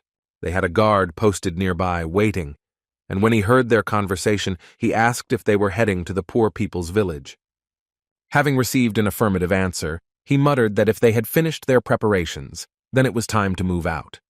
Their path was not short and lay through the forest thicket, so at the moment the girls and the guard were making their way through the dense trees. They were both tired, but they were very interested in how their friends were doing. The little girl said that she heard that Obo was fine. The guard was quite irritated by these chatty girls, but he couldn't refuse this job, so he silently accompanied them. A few hours later, a village of poor people, which the girls seemed to have left an eternity ago, became visible from the slope. Upon seeing her house, the older girl turned to her sister, Hei Wol, and asked if she thought there were too many strangers in their yard. At this time, it was in this house that the usual reception of patients was taking place. Wan Huan, as always, examined people who came here with health complaints. Obo also did not stand aside and helped with easier requests. He handled the responsibility quite well. Some people who were feeling particularly ill were placed right in the yard and lay in the open air. This scene was noticed by the guard of the girls from Kisan. He immediately understood that the people were sick, but he had no idea why they were on the territory of this house. He asked his charges if they had managed to sell the house. The eldest answered that they had only rented it out. The girl couldn't even imagine that their home would turn into a hospital, so she went down the slope that would lead to the village. The guard found it very suspicious that some doctor would want to open a small hospital in such a remote place, among the poor. Little Obo was so exhausted from work that he didn't even pay attention to those who were slowly and carefully entering the yard. Seeing the boy, Hei Wol squealed happily. and only when the doctor's assistant looked closely did he see his friend and her older sister, Hei Su, standing in front of him. Then Juan himself came out into the yard and asked if more patients had come to see him, but Obo said that his friends had come to see them. When the guard looked at the young doctor's face, he raised his huge hat in surprise. While the children were talking about how long they hadn't seen each other, the man went straight to the doctor, who seemed awfully familiar to him. To avoid making a mistake, he checked to see if the person standing in front of him was a healer named Juan. This question surprised the guy very much, because he did not recognize this stern warrior, whose face was half hidden by a hat. The next moment, the man took off his hat and said that he was a worker at the Kaizen house who had been stabbed, and the doctor had done his best to save him. A picture of a pale face with a bloody red cut clearly visible on it immediately popped into Huang's mind. This was the same guy who had a damaged blood vessel in his face. He could have died because of a scratch on his cheek. Coming closer, Juan began to inquire how his former patient was doing. He replied that everything was fine, only thanks to the doctor's efforts. But he just didn't understand why it was necessary to open a hospital in this remote, poor village, because if rumors were to be believed, a very famous doctor stood before him. So the question of why he was treating in this wretched place was quite reasonable, but Juan just smiled and answered the question with a question, asking if the doctor shouldn't be around the patients. After this, the boy approached the women of the house and arrived just in time for his assistant to tell him that he had managed to cure tetanus. It was a pleasure to listen to the boy's praise and to watch the enthusiasm with which he spoke about the soldiers he had saved on the mountain. Sitting at the table, the girls were surprised and happy that their friend could study with such a talented doctor. Everyone was smiling and chatting, and only Hei Su sat and nervously clutched her skirt in her hands. Something was clearly bothering the girl and not letting her relax. After a couple of minutes, she couldn't stand it any longer and blurted out a question. She was interested in whether the young doctor would be able to cure a person sick with luz. This name was ancient. In modern times, such a disease was called syphilis, and it was transmitted sexually. After this, the security guard who was standing by the wall responded and asked menacingly what the girl was doing. She cringed as the man approached her and asked why she thought she could blab about the affairs of the Kaizen house left and right. She was also reminded that if the lady found out about such conversations, she would quickly throw her out into the street, and then the girl would not be able to do anything. Here the girl spoke up and firmly said that she had only told the doctor about the patient and had done nothing wrong. With tears in her eyes, she screamed that she didn't want Jo Sol to die, and she believed that the guard didn't want that outcome either. The man bit his tongue and didn't say a word, trying to contain the wave of anger that had formed because the girl had named the houseworker. Seeing that the situation could turn into a huge scandal, Juan asked everyone to calm down, as there were other patients nearby who needed peace. While the guy walked away to check if no one could hear their conversation, the guard told Hei Su that he also felt sorry for Jo Sol. But he was well aware that the person who caught luz was destined to die, and even the most wonderful doctor could not prevent it. Listening to these words, the girl could not hold back her tears. She did not want to believe that the world was so unfair and took the lives of the best people. The next moment the doctor approached them, promising to keep silent about what he had just heard. He asked whether they meant syphilis by luz. After thinking for a moment, the man replied that it was exactly the disease they were talking about. The doctor began to ask how the patient was feeling. He was interested in whether there were any abscesses on her skin and whether her hair was already falling out. The questions surprised Hei Su greatly, because they meant that this boy knew about such a terrible disease as syphilis. Falling to her knees, the girl began to tell that when the patient first came to Kisen, she was a real beauty, but the illness spoiled her health and appearance. Closing her eyes, she said that she knew that this illness was incurable, but she still wanted to believe that there was some way to help the unfortunate woman.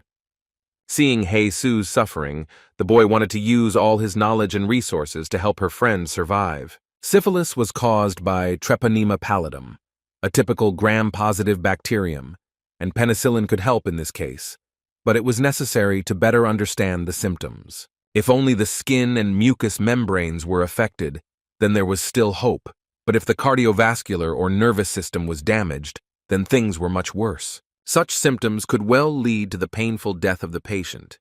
He knew this from his modern practice. It was too early to give the girl any hopes and feed her with promises. No, he could not be so cruel to her. The only thing he could promise her was that he would definitely examine her friend to determine her condition. When Hei-Su heard these words, a hope ignited inside her that Cho Sol-Oni could still be saved and that she would not die in terrible agony. She tried to persuade the doctor to visit Kisen's house, but her request was immediately cut short by a guard who demanded that he be silent.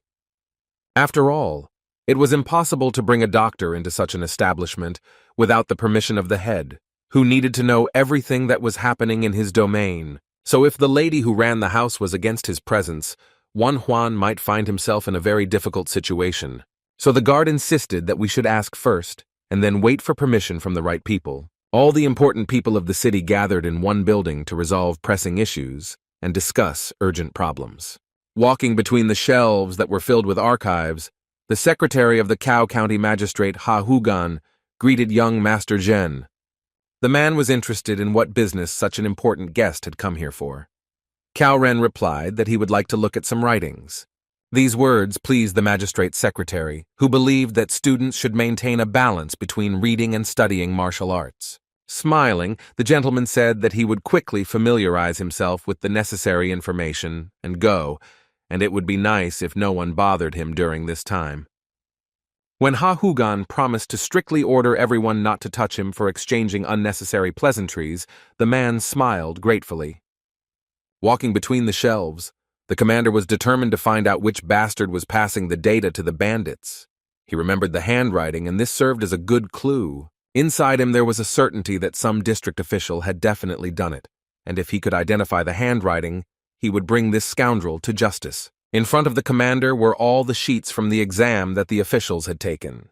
Now all that was left was to familiarize himself with the multitude of these papers. But despite the enormous scale of the work, the man decided that he would find out the truth and identify the traitor at any cost. After looking through several packages, Cao Ren still could not find a similar handwriting, but he did not lose faith in the success of his undertaking. The worker standing behind him noticed this suspicious search and began to try to understand what the gentleman was looking for. He wondered if the commander had noticed something strange and was now trying to find out the truth, which was not beneficial to him. The suspicious man decided that he needed to tell the elder about this search, because in his opinion, this was a very important detail. The new day brought new events not only in the city archives, but interesting things also happened in the Kavan's house. Arriving at the place where training usually took place, Huan decided to practice a little because he had room to grow.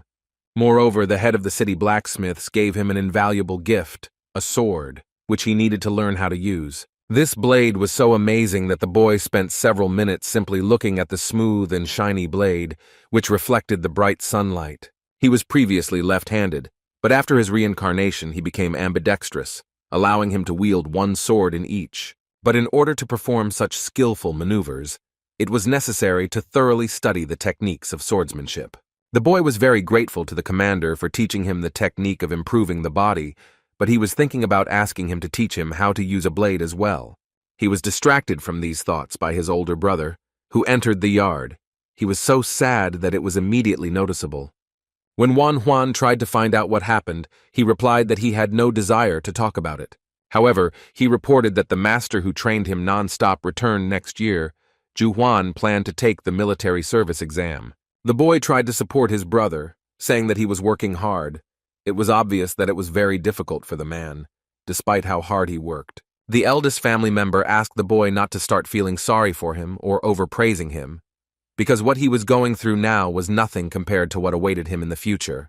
Suddenly, Huan noticed two swords sticking out from his little brother's belt. He hadn't noticed them before, so he asked where he got them from.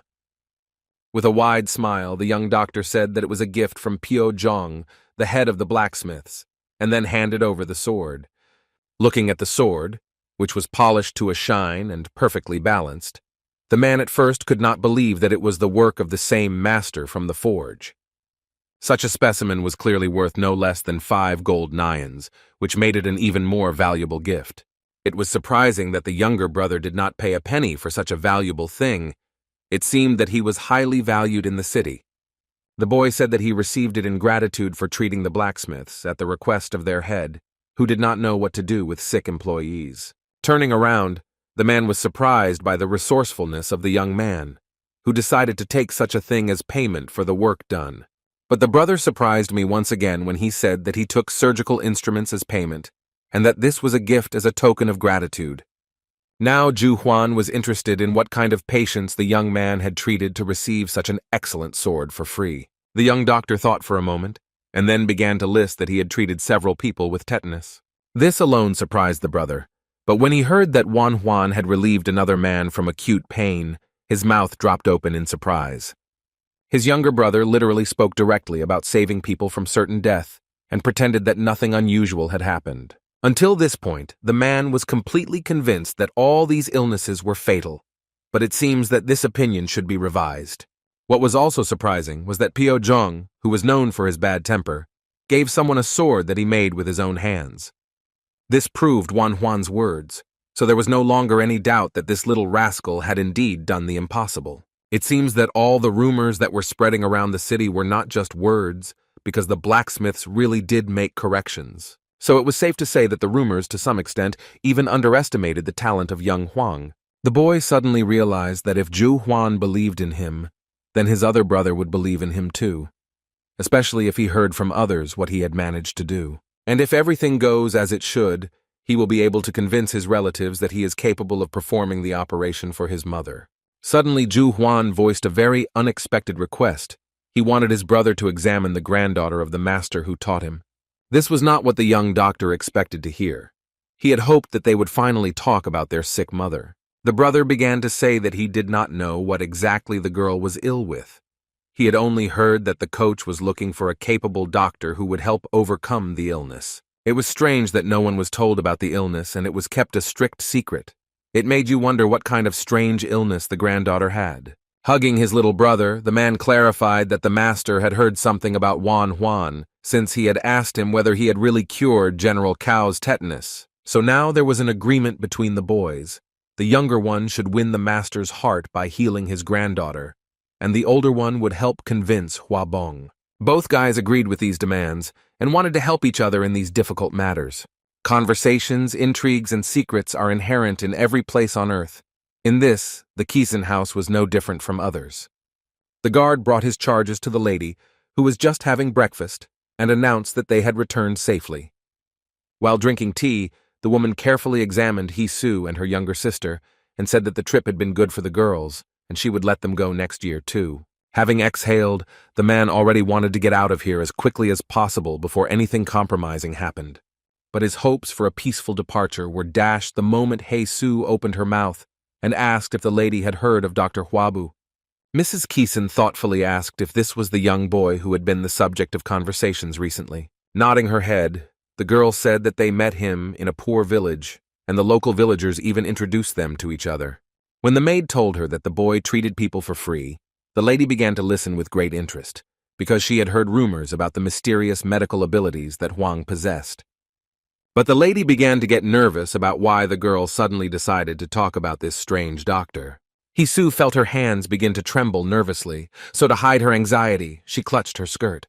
She went on to say that she asked him if he could cure syphilis, as she felt that she had a very capable doctor in front of her. As soon as this phrase sounded in the room, the woman's face instantly changed. The friendly smile was replaced by the stern look of a tyrant. Not only were there loud scandals brewing in the Kisen household, one of the officials was extremely angry when he was informed that Colonel Cao had begun to notice something. The same strange man from the archive reported that Cao Ren was interested in the last traces they left behind. This information caused the elderly official to squeeze his wine cup so hard that it simply cracked in his hands. He couldn't believe that they were faced with such a problem just because of one stupid bandit who was entrusted with this information by chance. What was most irritating was that of all the people in this city, the criminal had encountered General Cao. To smooth things over, the mysterious man from the archives said that he was ready to get rid of Cao Ren as soon as the order was received. But the old man said that one should not underestimate the young master and look down on him, because cutting off the tail is not the same as cutting off the whole body.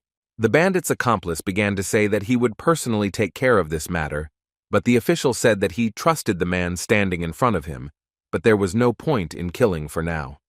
After all, the Commander Cao was the direct and henceforth only heir of his family, whose inheritance would include all the possessions and high status. With such people, you should not rush to enter into conflicts or open warfare until you can avoid unnecessary fuss. Now the old man was more interested in whether his subordinate had been able to find out about a certain doctor named Wan Huan. The man said that he had managed to find out that the Chow family had bought iron traps from him and paid 100 silver coins for it. No iron trap could cost that much money.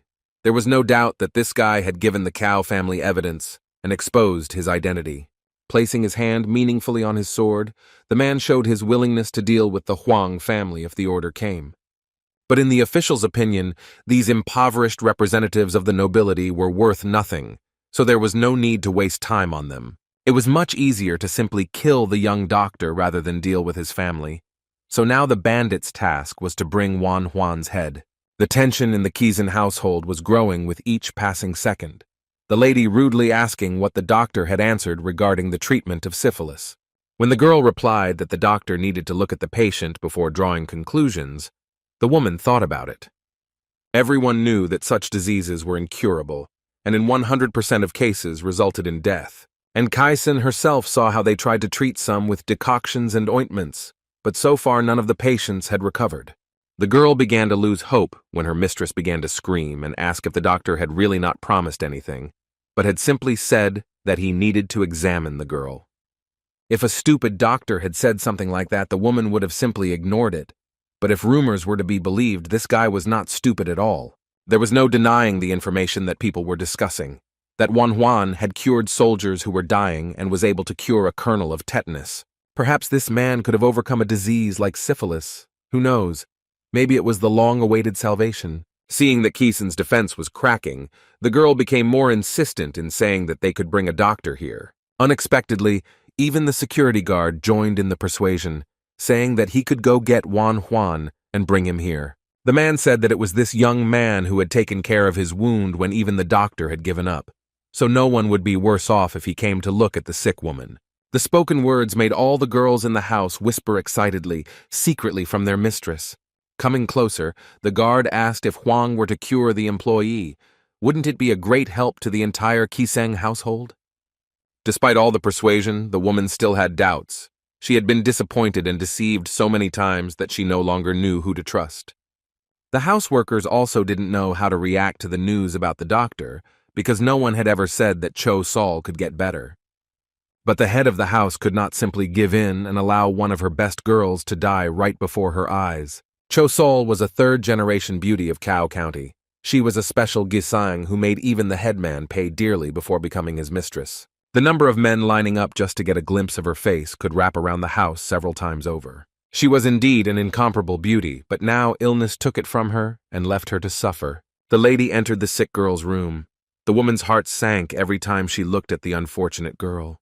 Noticing the visitor, Cho Sol jumped up from the bed and grabbed the lady by the sleeve. She wanted this torment to finally end. Her skin was covered in painful wounds. She held on as long as she could, but she could not bear this torment any longer. The lady could not listen to the fact that they did not even have money for treatment, and her ward did not want to be a burden on the house. Tired of pain and suffering, the girl wanted it all to end. She wanted to leave this life while she still had sanity. These words helped the lady make a final decision about whether to bring a doctor into the house. To the surprise of the sick and exhausted Cho Sol, the mistress said that she would call a capable healer, spend money, but she must stop saying such terrible words. The female employees were highly valued in this place. They came here to avoid dying of hunger, and not because they wanted to die from a terrible disease.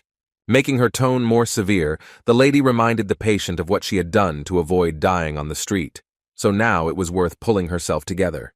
Dr. Sun and his colleague Dong Ban were unable to find a cure for this disease, but Mrs. Kiseng found someone who could take a new look at the disease. Tears glistened in the eyes of the unfortunate woman when she heard that they would fight for her life and not just send her away to die. They wanted to completely cure her and not bury her.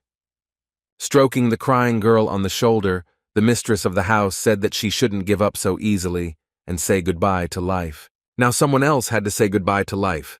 Someone who was ready to betray anyone for his own benefit. The commander Chao Ren took his warriors, and stormed the house of one of the traitors who was passing information to the bandits. He was looking for a man named So Bang, whose handwriting matched the one on the parchment that Wan Huan showed. When the man realized that this person was not on the territory of the house, it became clear that this sly fellow had already sniffed out everything. This indicated that the traitor was not alone. Jumping out into the courtyard, Cao Ren realized that he was absolutely wrong when he tried to catch the tail. Now it was impossible to let the enemies go so easily. The warriors who served the family were ordered to search every corner of the estate and find some evidence. As he climbed onto his horse, the man thought about the fact that he had been in the archives only 4 days ago, and that during that time, someone had found out about his search. This confirmed that there was a whole network of traitors at work who helped the criminals for money and passed on important data to them. That day, he only saw 2 officials named Godong and Jesudong, and they had caught his eye more than 3 times. There was a feeling inside that the commander had to find them at any cost, because they were the key to the solution. At the officials' residence, they had no idea that a real hurricane would soon hit them. When Cao Ren opened the door and began to question the 2 men, the others said that they had left the district, arguing that So Bang had ordered them to do something. Now all doubts have disappeared. If these officials left the district, then the traitor So Bang gave them a pass to do so and helped them escape. When the commander asked the men if they knew where the traitors had gone, one of them said that he had spotted them at the Kadok Bridge. It was a very small bridge near the border, which was located not far from the village of the poor. Thinking about the purpose for which the traitors went there, Cao Ren could not find a single reason. When he suddenly remembered that it was there that Wan Huan, who found the bandit's letter, worked, it couldn't be a simple coincidence. Having mounted his horse, he quickly headed towards the Kadok Bridge. He needed to save the boy from those who wanted to harm him. It was lucky that on that day the guy was moved to leave the village and go to another place, on his own business. When he finally arrived at Kisang's house, he was met there by his housekeeper, Ma Hyang. She was quite friendly and polite. It seemed that she cared about the sick woman, because the first thing she did was take the doctor to her. The guy was also pleasantly surprised that for the first time in all this time, no one was surprised by his age, but simply took him to the patient. During the day, the house was very cozy. You couldn't even tell that at night the most unpleasant representatives of society came here. Approaching the door, the women did not rush in as if it were her own place. She first warned Cho-Sol that she would now let in the doctor she had spoken about yesterday. Having heard this pleasant news, the girl began to get up from her bed, because she wanted to meet the important guest not in a lying position. Her gaze caught on the beautiful bronze mirror that stood on the bedside table. So Chul didn't even want to look at him, because his once beautiful face was covered with painful wounds. But she realized that now was not the time to be weak. The moment had come when she needed to gather all her strength into a fist and fight for her life to the last. It was unclear who this doctor was and how effective his help would be, but the girl firmly decided that she would live. The only thing that really hurt was that other people avoided her, saying that she was somehow unclean, although it was not her fault that she had this disease. Gathering her strength, she let the mistress and the doctor into the room to finally hear how bad her situation was. It was obvious how worried Cho-Sol was because her body was shaking slightly and it was impossible to hide. When the doctor touched her, she was very surprised because no one had done this for a long time, fearing to become infected with the same disease. He wanted her not to get up from her place, but to lie comfortably because she had to endure severe pain, so there was no point in increasing it by expressing greetings. Mei Hyang, who was watching this, was glad that finally in front of them stood a person who thought about his patients and not his own ego. While the patient lay there, the doctor carefully examined the wounds on her body, their size and the areas where they appeared most often. Turning her head, Cho-Sol tried not to meet the guy's gaze. He was so quiet, it embarrassed her even more. From the examination, Wan Huan concluded that at this stage the reproductive organs were severely damaged, making going to the toilet very painful. The embarrassed girl blushed even more. She nodded her head and asked how the doctor knew about such details. Continuing to examine her hand, he replied that at this stage it was possible there should still have been bleeding. The young man understood that the girl lying in front of him had a very hard time, but he was here to ease her suffering.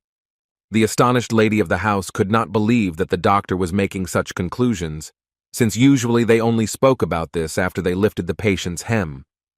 Looking at his new medical devices, Wan Huan was eager to use them for the first time for the benefit of humanity. Of course, ideally it would have been necessary to first collect the necessary samples and observe the reaction, but the situation was such that there was no time left. Moreover, the guy has already made sure that penicillin works and has not harmed anyone yet. Having examined the patient's hands again, the young man made sure that there was no allergic reaction and that it was possible to inject the drug. While filling the syringe with penicillin, Juan warned the girl that she might feel pain at the injection site. Having done her job, all that was left was to hope that it would help ease the terrible pain that the unfortunate woman was experiencing. However, he decided to take a sample from the abscess to see how it reacted to the drug. The lady closely watched this process. It was absolutely obvious to her that this doctor was radically different from those who came here. Not only was the boy not shocked by Cho-sol's appearance, he also touched her and treated her as if nothing had happened, which was not typical of his predecessors. When the young man asked Mei Hyang for a favor, she jumped up in surprise. He asked for someone to wipe the girl's wounds because she might be embarrassed in front of him. He handed her the medicine and told her to apply it to a cotton cloth and gently wipe each wound. Seeing the woman's uncertain face, Juan reassured her, saying that the disease was not transmitted through touch, so there was no need to worry about anyone getting infected. Bowing, the boy expressed his sincere hopes that his order would be carried out and that the girl would be properly taken care of. As he left the room, he promised to visit tomorrow morning. He needed to see how the wounds were reacting to the ointment. Mei Xiang's soul suddenly felt so warm and light. She had never seen such a doctor before. He knew exactly what to do with syphilis. But the patient was not particularly happy. The girl assumed that all these efforts could again be in vain. Looking at the hope that appeared on the owner's face, Cho-sol decided that she could still trust this boy. The commander drove his horse so fast that stones flew from its hooves and a column of dust rose up. As he drove across the bridge, he could only hope that he was not too late and would not find the boy's lifeless corpse. The traitors lying in ambush were very surprised when they saw Cao Zhen, which spoiled all their future plans. They talked about how Baek Yun should have arrived here by now, but then they decided to get down to business and write some kind of note. After that, they tied her to a pigeon's leg and sent her where they needed to go, thinking that the plan might work. They needed to join the rest of the group of traitors and bandits as soon as possible, because together, they had a higher chance of survival. After returning from Qisang's house, Juan went to his village hospital, unaware of the danger that was lurking just nearby. As soon as the guy crossed the threshold, Obo immediately ran up to him and said that a guest was waiting for him. It was a grown man who, with a sad look, asked the doctor to help save his beloved wife. Of course, Juan expressed his willingness to help and asked the woman to enter his hospital so that he could have a chance to examine her. Hearing that the unfortunate woman couldn't even get out of bed because she had a headache and couldn't walk, the guy thought it was serious. So the man asked the doctor to go with him to his home and conduct an examination on the spot. Taking his notebook, the young man said that he would come to them and asked for their name and address. The stranger said that he owned a fabric store in Sodong-mok, but his name was Baek Yun, so he was not a simple husband who took care of his wife, but a liar who started a dangerous game. The boy didn't even suspect who was standing in front of him, so he wasn't embarrassed by the request to examine the patient right now, because she was feeling very bad.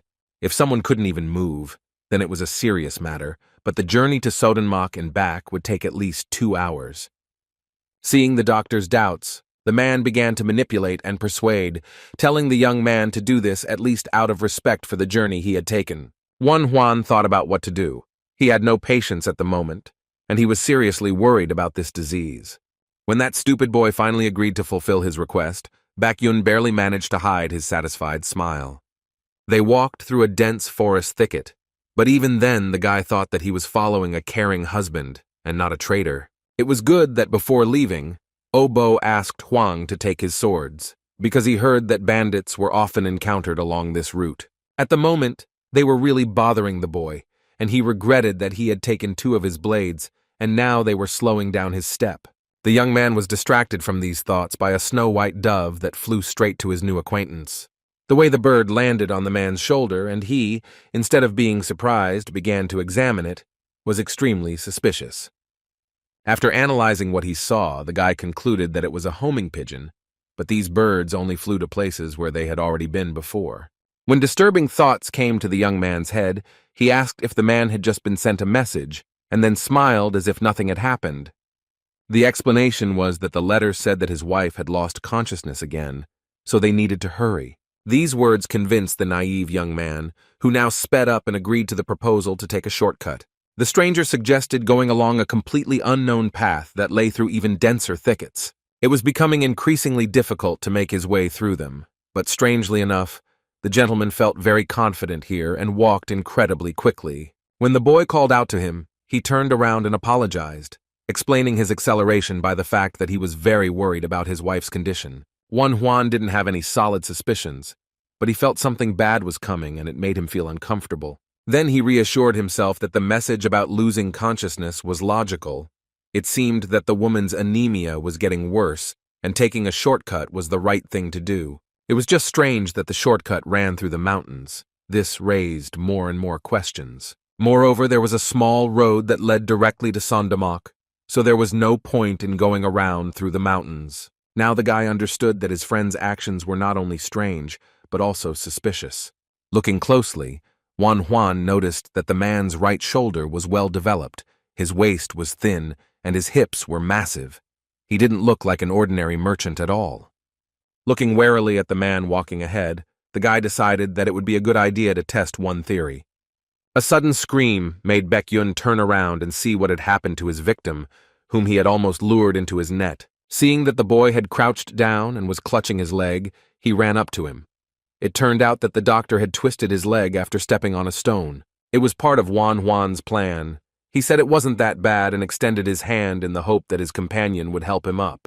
When their hands touched, the boy had no more doubts about who was standing in front of him, because the stranger's palms were calloused, which showed that he was not a merchant at all. These were the hands of a martial artist who trained tirelessly to perfect his skills. The boy was overcome with anxiety and decided to buy time by saying that he needed to get some needles in order to walk normally.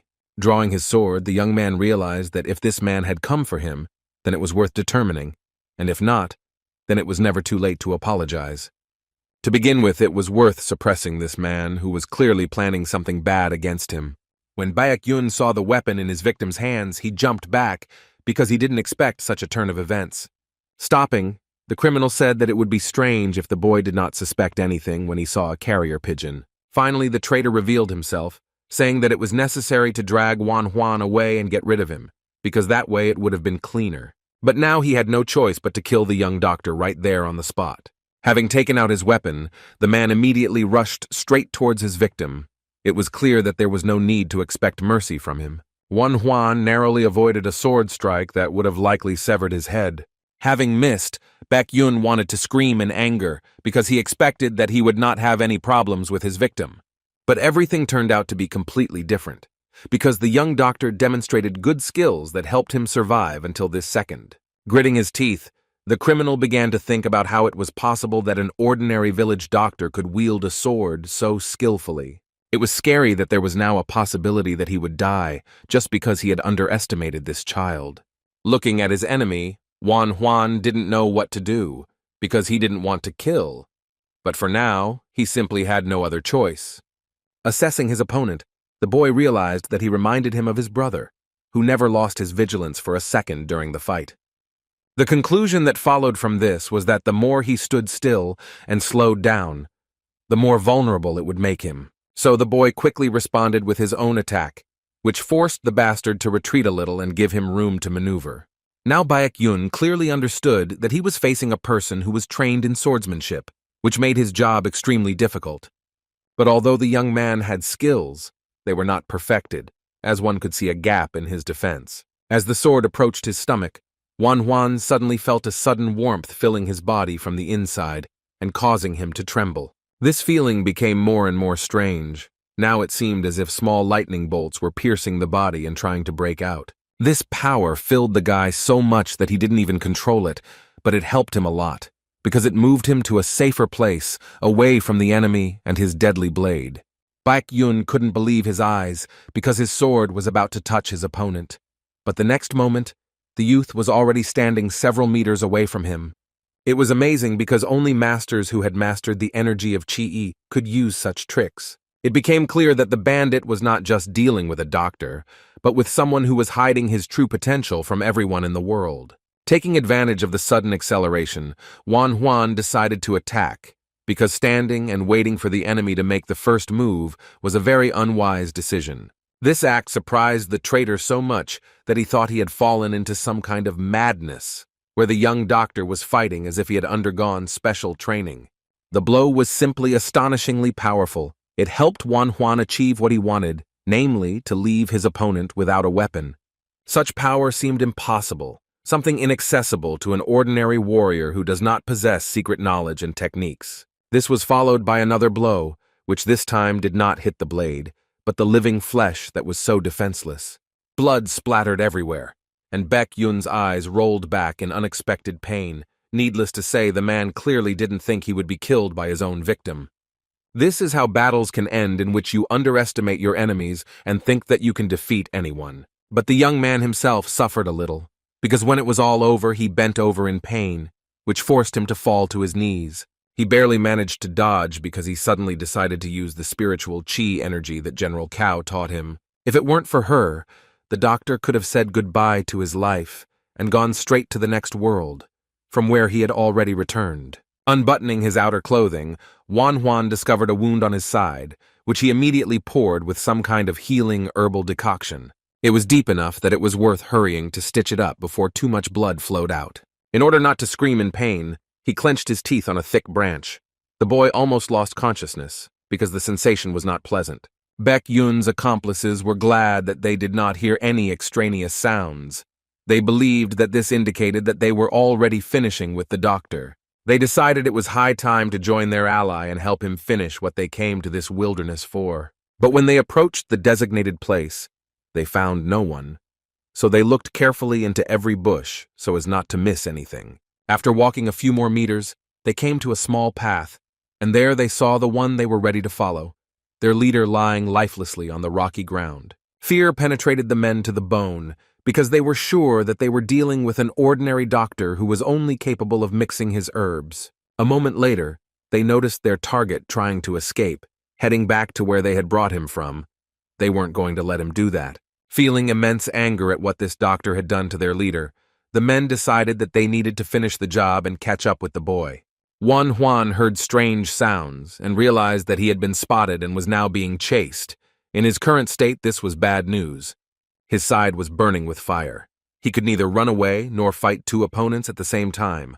Luck was clearly not on his side now. It was worth at least running out of the forest. Then he could go a little further and go out to more crowded places where they would not attack him so openly. The boy could already see how the thick trees parted, and a field where men were harvesting could be seen. They definitely wouldn't kill him in front of these people.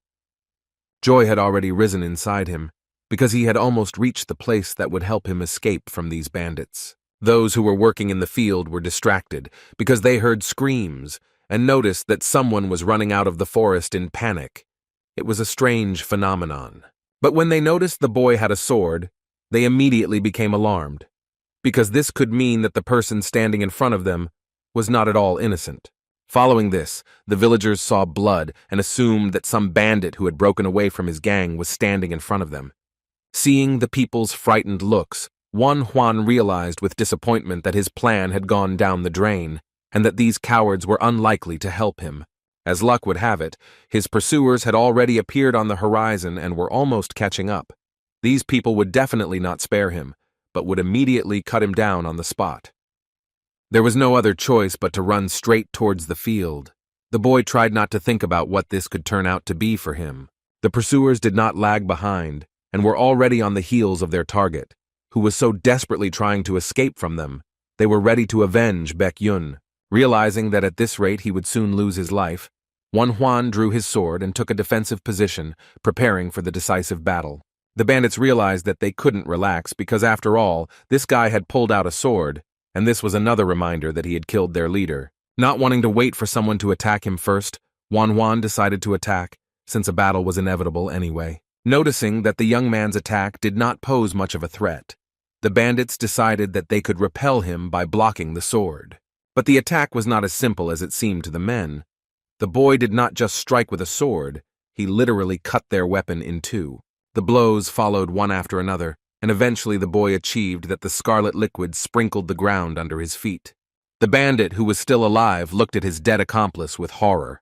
It was the first time he had seen a doctor who could deal with such an experienced warrior. It was hard to believe that some boy could kill Go Dong and Baek Yun with just a few swings of his blade. What was especially alarming was that the sword in the hands of the young man literally burned with power. The techniques he mastered were clearly not simple. Even though Wan Huan's entire body was in unbearable pain, he remained on his feet and was ready to continue the brutal fight with the traitor. Feeling a sudden surge of strength within himself, the boy lunged forward and attacked again, this time putting in even more force than usual. But still, the scoundrel managed to dodge, and the blade did not touch either him or his sword, which would have been nice to destroy. The bandit was simply amazed by the strength and speed demonstrated by this young man, whom he considered a helpless child.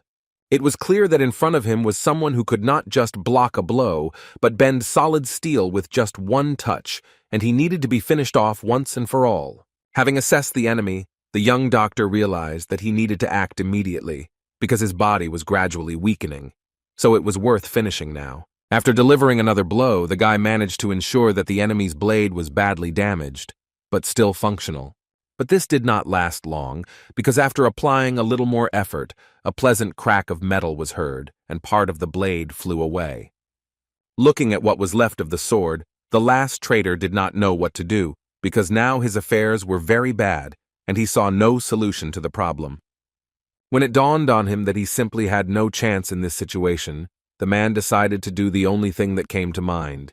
He turned around and started running away. The guy's side hurt unbearably, but he couldn't let this criminal escape like that and be a threat to the locals. A little girl who wanted to take food to her father, who was working in the fields, turned around abruptly when she heard someone running up to her. The scoundrel saw a great opportunity to protect his own skin at the cost of another person's well-being. Such actions spoke of his desperate situation. Grabbing the frightened little girl, he decided that she was his ticket to a free life and a successful escape from the doctor.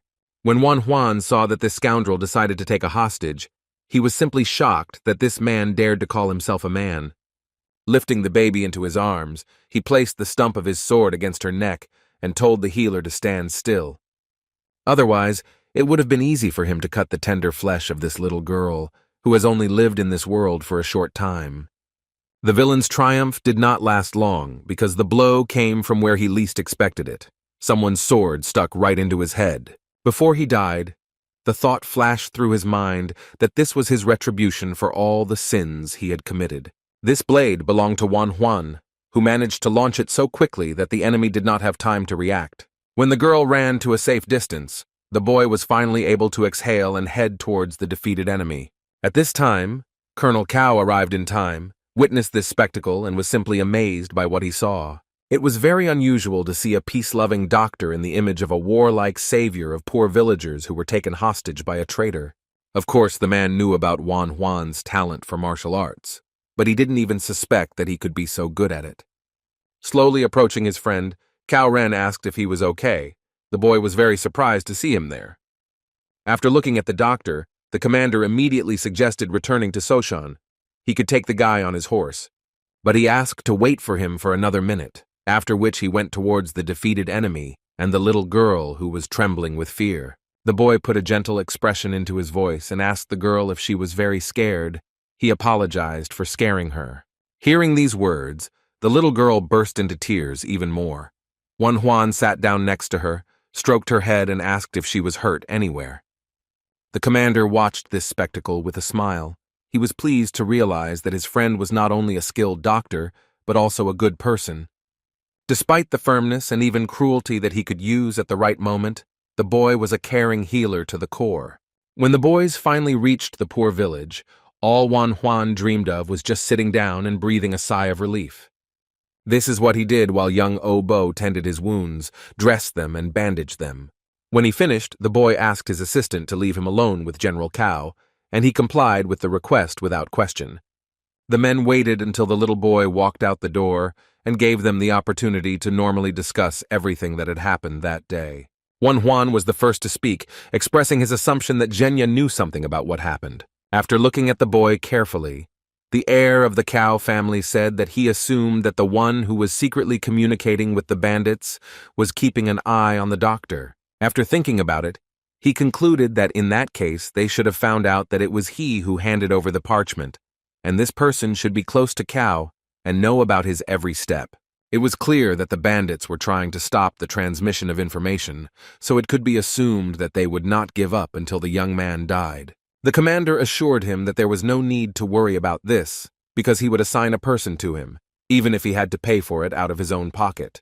The way Juan reasoned impressed the man greatly, as he was able to assess the situation and understand the circumstances, which was unusual for people his age. Getting up from his chair, the guy said that even if they hired security for him, he wouldn't be able to live like this forever.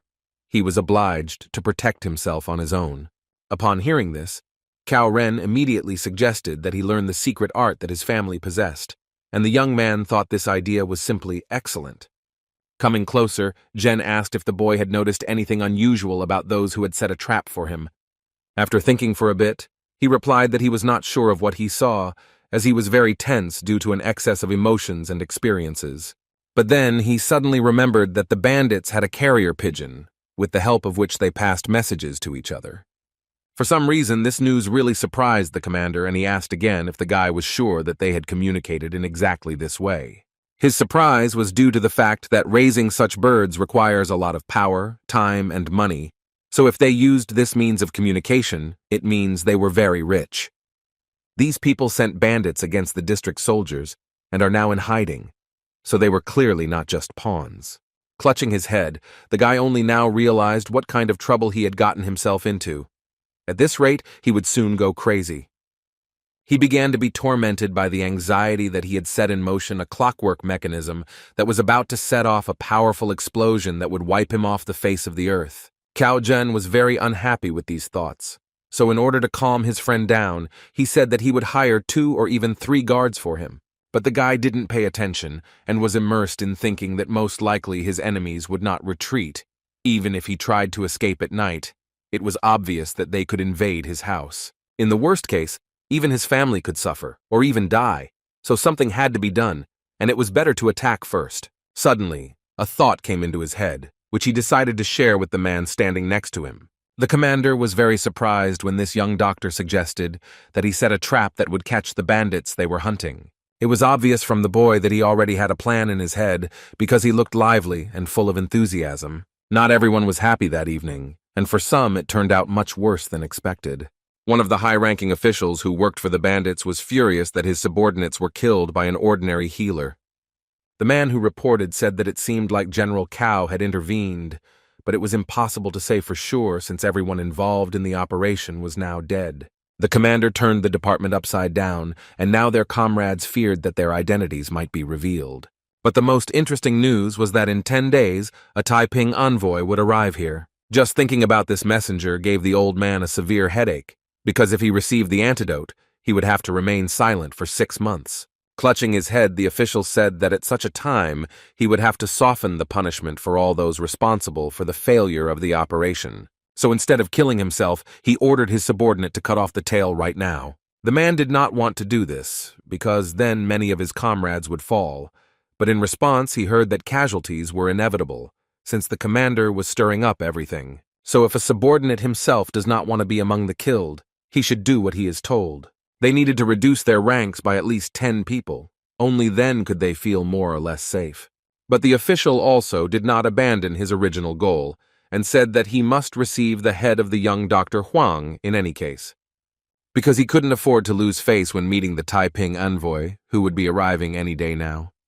While in his village hospital, the boy calmed himself down as best he could, helped by his instruments, which he cleaned and sorted.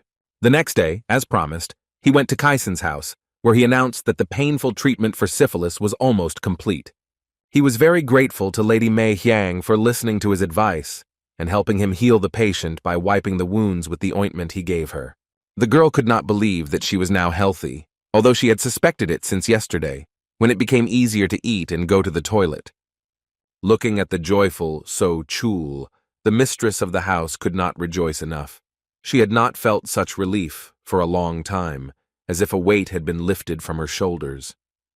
She was happy even though the guy couldn't heal the scars that remained on the girl's face. But then, he surprised everyone when he started rummaging through his bag and saying that from that day on, they would be working on getting rid of scars. Neither the mistress, nor especially her subordinate, expected that they would be so lucky, and that So Chul would not only be healed, but would also regain her beauty. Hearing these words, the girl could not hold back her tears, because just a couple of days ago, she believed that she would soon leave this world, and now she had hope for a normal life. She didn't even know how to thank the young doctor. She didn't understand what she should do to repay his debt. The boy rolled his eyes and told the girl not to be so melodramatic. She looked at him in bewilderment, because this word was unfamiliar to her. He changed the subject, saying that he had to admit that he couldn't guarantee that the scars would disappear, but he promised to do everything possible to return the girl to her previous appearance. So the young man advised not to have great hopes, but to focus on treatment, which would in any case bring positive results. First, you had to undress and turn over onto your back so that the doctor could have access to the scars. Then he started using needles. It was unpleasant, but So Chul distracted herself with thoughts about how her skin imperfections would be cured. Her heart was pounding so hard that she couldn't tell if it was because she was nervous or because she was looking forward to being healthy and beautiful again. Watching the doctor at work, the house manager Kaizen realized that in front of her was not only a professional, but also a good person. She was surprised that he could not only heal wounds, but also be focused after seeing Cho Sol's naked body. The only one who was flustered and embarrassed was Cho Sol herself, whose face was red and burning like fire. Having inserted the last needle, the doctor said that the treatment was over for today, and he thanked the girl for her hard work. After that, he turned away and said that the patient could change her clothes, because now she needed to get a good rest. For some reason, these words made the lady laugh a lot, but she didn't understand why the guy turned away in embarrassment if he had already seen everything. Without answering this question, Juan said that from tomorrow onwards, you should start using the ointment and rub the medicine into your skin as best you can. This will help you recover faster and start living a normal life, leaving the confines of this room. For some reason, the woman really enjoyed embarrassing her charge, so she said that she would rub the medicine into all the right places as best she could. Despite the hard day, at the end he delighted us with a beautiful sunset, which made the village of the poor beautiful. It was nice to return to the rural hospital, because after working here for a long time, it became a second home for the guy. Exhaling, he informed his assistant Obo that he had finally returned and said that he was very tired from today's work. But instead of a smiling boy, he was met by a young man who immediately stood up and greeted the doctor. At first, Juan was tense and even a little scared, but then he realized that standing in front of him was his current guard, who had been sent by General Cao. This strong man's name was Go Na, and from now on he would become Juan's shadow, following him everywhere. Commander Guo Na was a true professional in his field, so Cao Ren entrusted him with such an important task as protecting the doctor. Despite his trust in Zhenya, the boy was still worried about whether his guard would cope with the task, because their enemies were serious people. The next day, Juan allowed himself to sleep longer than usual, as he now had fewer patients since he was treating people from a neighboring village. The harvest was coming to an end, and it was already starting to get cold, so the question arose whether it was worth looking for a place for treatment in the city after the winter. Juan knew that the Yellow Turban Army would attack these lands very soon, so then he would be forced to treat only soldiers. The physician decided that it would be best if he wandered around the Central Plains and shared his medical practice with his colleagues. His attention was drawn to a cart that was flying across the fragile bridge at incredible speed, raising columns of dust in its wake. The man driving the cart did not slow down even when he saw people in his path. He simply shouted for them to move aside. The little boy was so confused that he literally froze in place, not knowing which way he should run. This turned out to be a fatal mistake because the cart never stopped, knocking the boy off his feet and causing him to fly several meters away. Juan witnessed all of this and screamed in horror, knowing what such falls could lead to. Not only did the boy get hit by the wheels of the cart, but he was also thrown off the bridge.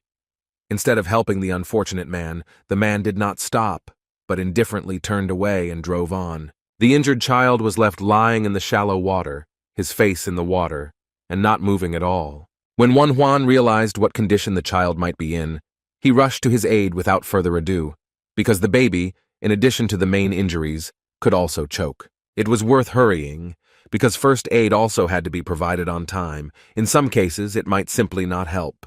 As he quickly made his way down the steep slope, the doctor could only hope that the boy was strong enough to survive. Having reached the victim, the first thing to do was to check his general condition and understand how serious the injuries were. A man named Dan was running behind. This gentleman was in a great hurry to get closer to the child, but the doctor warned that this could harm him. Falling to his knees, the broken father could not summon the courage to ask if his son was alive. He simply begged to save his child from death. The boy was alive, his pulse was racing, but his face was pale, and his body was frozen, since he had been lying in the water all this time. When Juan felt the body for injuries, he found that the stomach was swollen and very hard. It looked very much like bleeding into the abdominal cavity. It was a bad sign, and if something was not done, the child could die. A few minutes later, the driver of the cart deigned to come down to them and said that, whatever the case, there was no need to stand in the middle of the road. At that moment, the father could not stand it and attacked the person responsible for his son's injury. He wanted to beat him to such a state that he would envy the boy. He shouted and asked why it was impossible to stop the cart when he saw a child on the road. Was there really no morality inside this man? But instead of admitting guilt or trying to somehow support the grieving father, the culprit stopped the fist with force. After this, he kicked the boy's father right in the stomach and ordered him to moderate his ardor, because he himself could end up in the water. When the man began to kick, the scoundrel kicked him hard and threw him back, so that he fell not far from his son. Having looked over the result of his work with satisfaction, the cruel driver said that if the first blow was a mistake, then he did not regret the second one at all. Juan simply couldn't calmly listen to the words of this bastard. It was incomprehensible how such people even walked on earth. But the scoundrel continued his arrogant speech, saying that the village scum should know their place if they did not know what kind of man was sitting in the cart. Then the man from the cart spoke up and told his carrier to stop and shut up. The scoundrel dismounted and suddenly fell silent, listening to his master ordering them to give the victim some money and quickly leave this place. Having thrown a bag of money at his father's feet, the man began to leave. He felt that he had humiliated the father and his son enough. Finally, he added that the man should be grateful that he was not beaten and was given some silver coins. These words were simply unbearable to listen to, but Juan couldn't intervene because he had a child in his arms and his life was a priority. He decided that it was worth calling Obo, so he ordered his father to go to his hospital and bring an assistant here. There was no time to wait, so the guy decided to carefully transfer his little patient to the operating table, because judging by the swelling of the abdomen, a blood vessel had ruptured there. Running into the house, Juan called his guard Mr. Gona. His help now would not be at all superfluous either. The bodyguard ran up to the boy in confusion and asked what happened. Carefully laying the boy's body down, he replied that they had an urgent patient. It was necessary to prepare clean water since it would be needed for the operation. And this is what Guona did. There was chaos and bustle all around, and it was at that moment that a man entered the building and began to complain that the hospital was located in such a disgusting place. It was the same scoundrel who had knocked down the boy, and now he demanded that a doctor be brought to him immediately. Juan was so angry that he growled at the bastard to wait outside if he didn't want anything broken. These words did not make the impudent man leave the house. He said that there was a bunch of bastards here who did not know their place. It seemed that he had ended up in a village of poor people. While palpating the patient's stomach, the guy realized that he needed to do something immediately, because it was becoming harder and harder. To ensure that no scoundrels would distract him from his work, the doctor asked his guard to take care of their arrogant guest, and Go-Na happily fulfilled this request. The impudent man again demanded that a doctor be brought to him, but Go-Na only asked why he dared to speak so informally at their first meeting.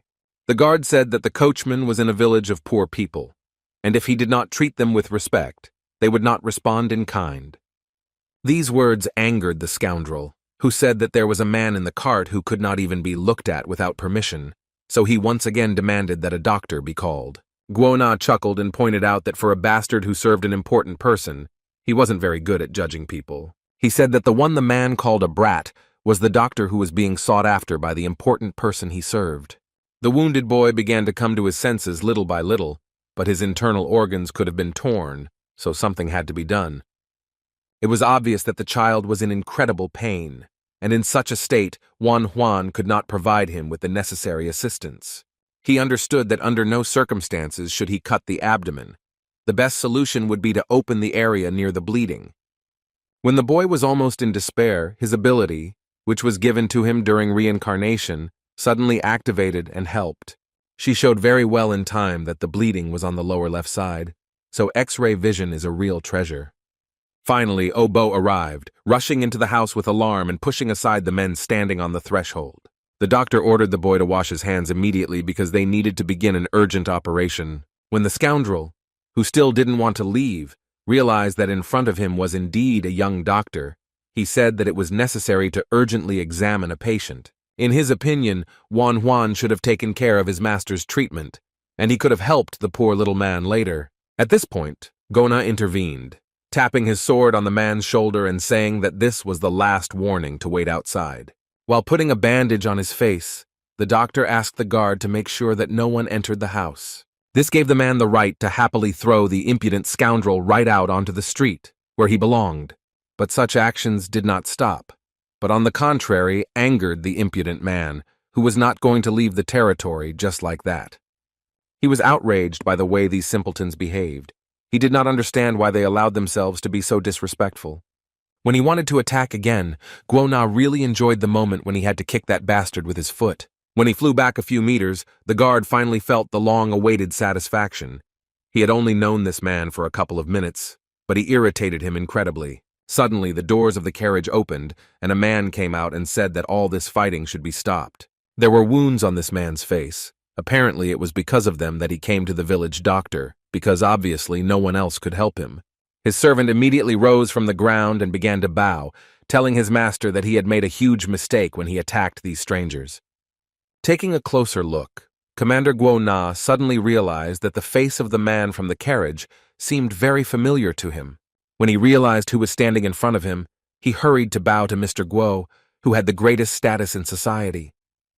The guard thought that they were all doomed, because in front of them stood Go Cho, a representative of the most influential family in the country. The man looked at Guona with interest and asked how he recognized him. He replied that he had met him at his birthday party. The representative of the influential family guessed that the person standing in front of him was a military man who worked for General Cao, and he confirmed this guess. Go Cho frowned at the man and said that he didn't know what was going on here, but that the commander should tell his superior that he saw him. After this, the guard was ordered to step aside. He could not disobey and do it differently. When this man called out to the Dr. Huang from the doorway, he said that he had no idea who was standing in front of him. It didn't matter to him what the patient's status was, so he asked the man to wait outside while he finished with the boy. Juan didn't just ask, he literally growled those words so loudly that arguing with him was simply useless. This behavior seriously angered this high-ranking guest. He could not believe that such a rude scoundrel was standing in front of him. What irritated him most was that he had deigned to come in person and not call a doctor to the house. But despite this, he was faced with such an attitude.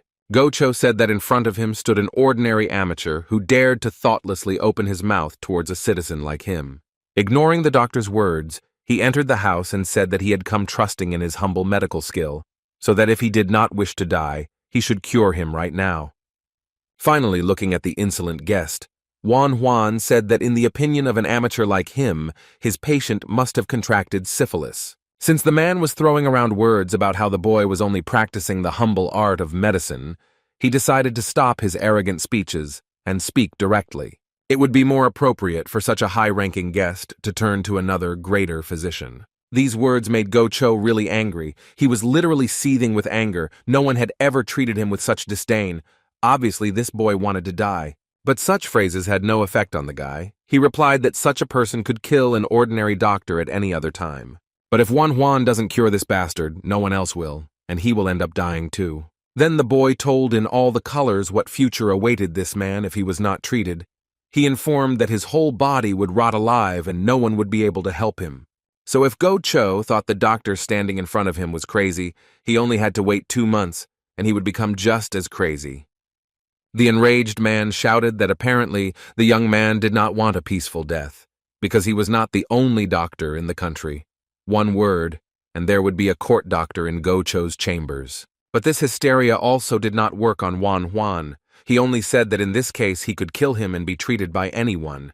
Turning around, the boy threw out one last thing, that they would see this man in hell in exactly 2 months, but his death would be quick, and Go-Cho would have to suffer a lot.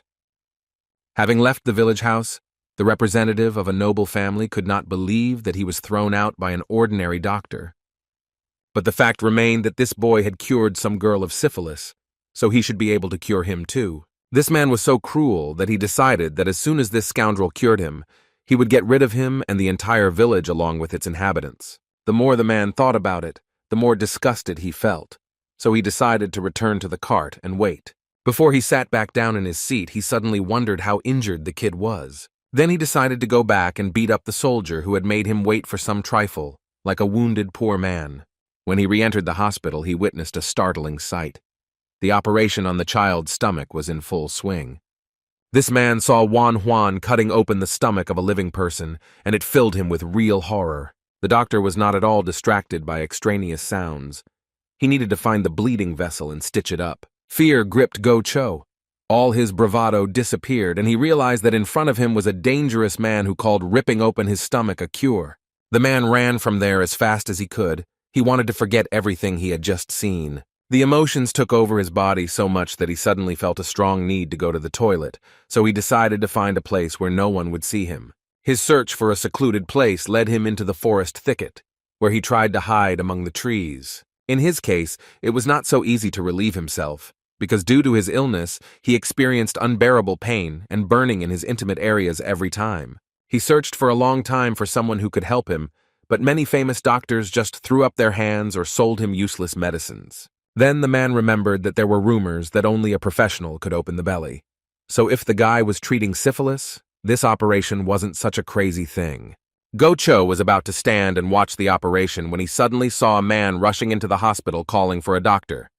It was the boy's father, who was interested in his son's condition and the prognosis of whether he would live at all. Juan finished the operation and exhaled heavily. When the young doctor said that the child was alive, Go-Cho was simply shocked because he saw with his own eyes how this boy was literally cut open on that table. It was hard to wrap my head around it, because now the guy was standing there smiling and saying that the operation had been successful. It was simply impossible to believe this, so the man decided to go to the hospital and see with his own eyes whether the boy had died. Seeing that the child was indeed alive, Go-Cho realized that this doctor was even more incredible than they said. Juan cautiously approached the rude man and asked him to lie down, as he had been waiting for a long time for the operation to be completed. While the young man was examining him, the cruel man thought that perhaps he shouldn't kill this guy, because he could be useful if used correctly. But first he wanted to make sure that Dr. Huang was really capable of curing what everyone considered an incurable disease, and simply threw up their hands. After completing the initial examination, Juan said that he provided emergency treatment, but in order for the treatment to have any effect, he needed to come to the hospital every day. Without saying a word, Go-Cho threw the doctor a bag of money. It was so unexpected that he didn't even have time to refuse.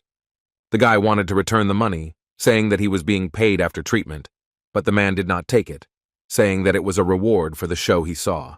This cruel man enjoyed watching the doctor save the child by ripping open his stomach. After this, the carriage drove away, but the guy stood there for a few more minutes in bewilderment and watched as this strange gentleman walked away.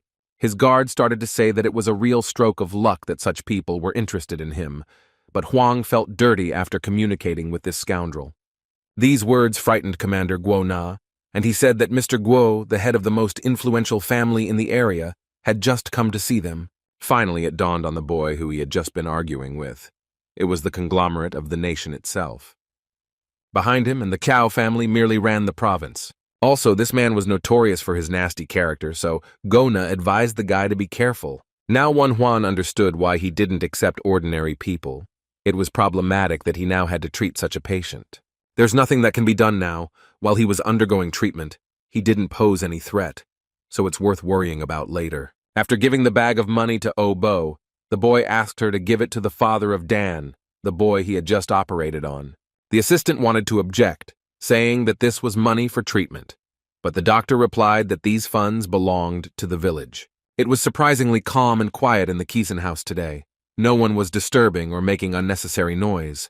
The mistress was walking around her property and decided to go to the one she was most worried about. So Chul was no longer sleeping and happily greeted the woman.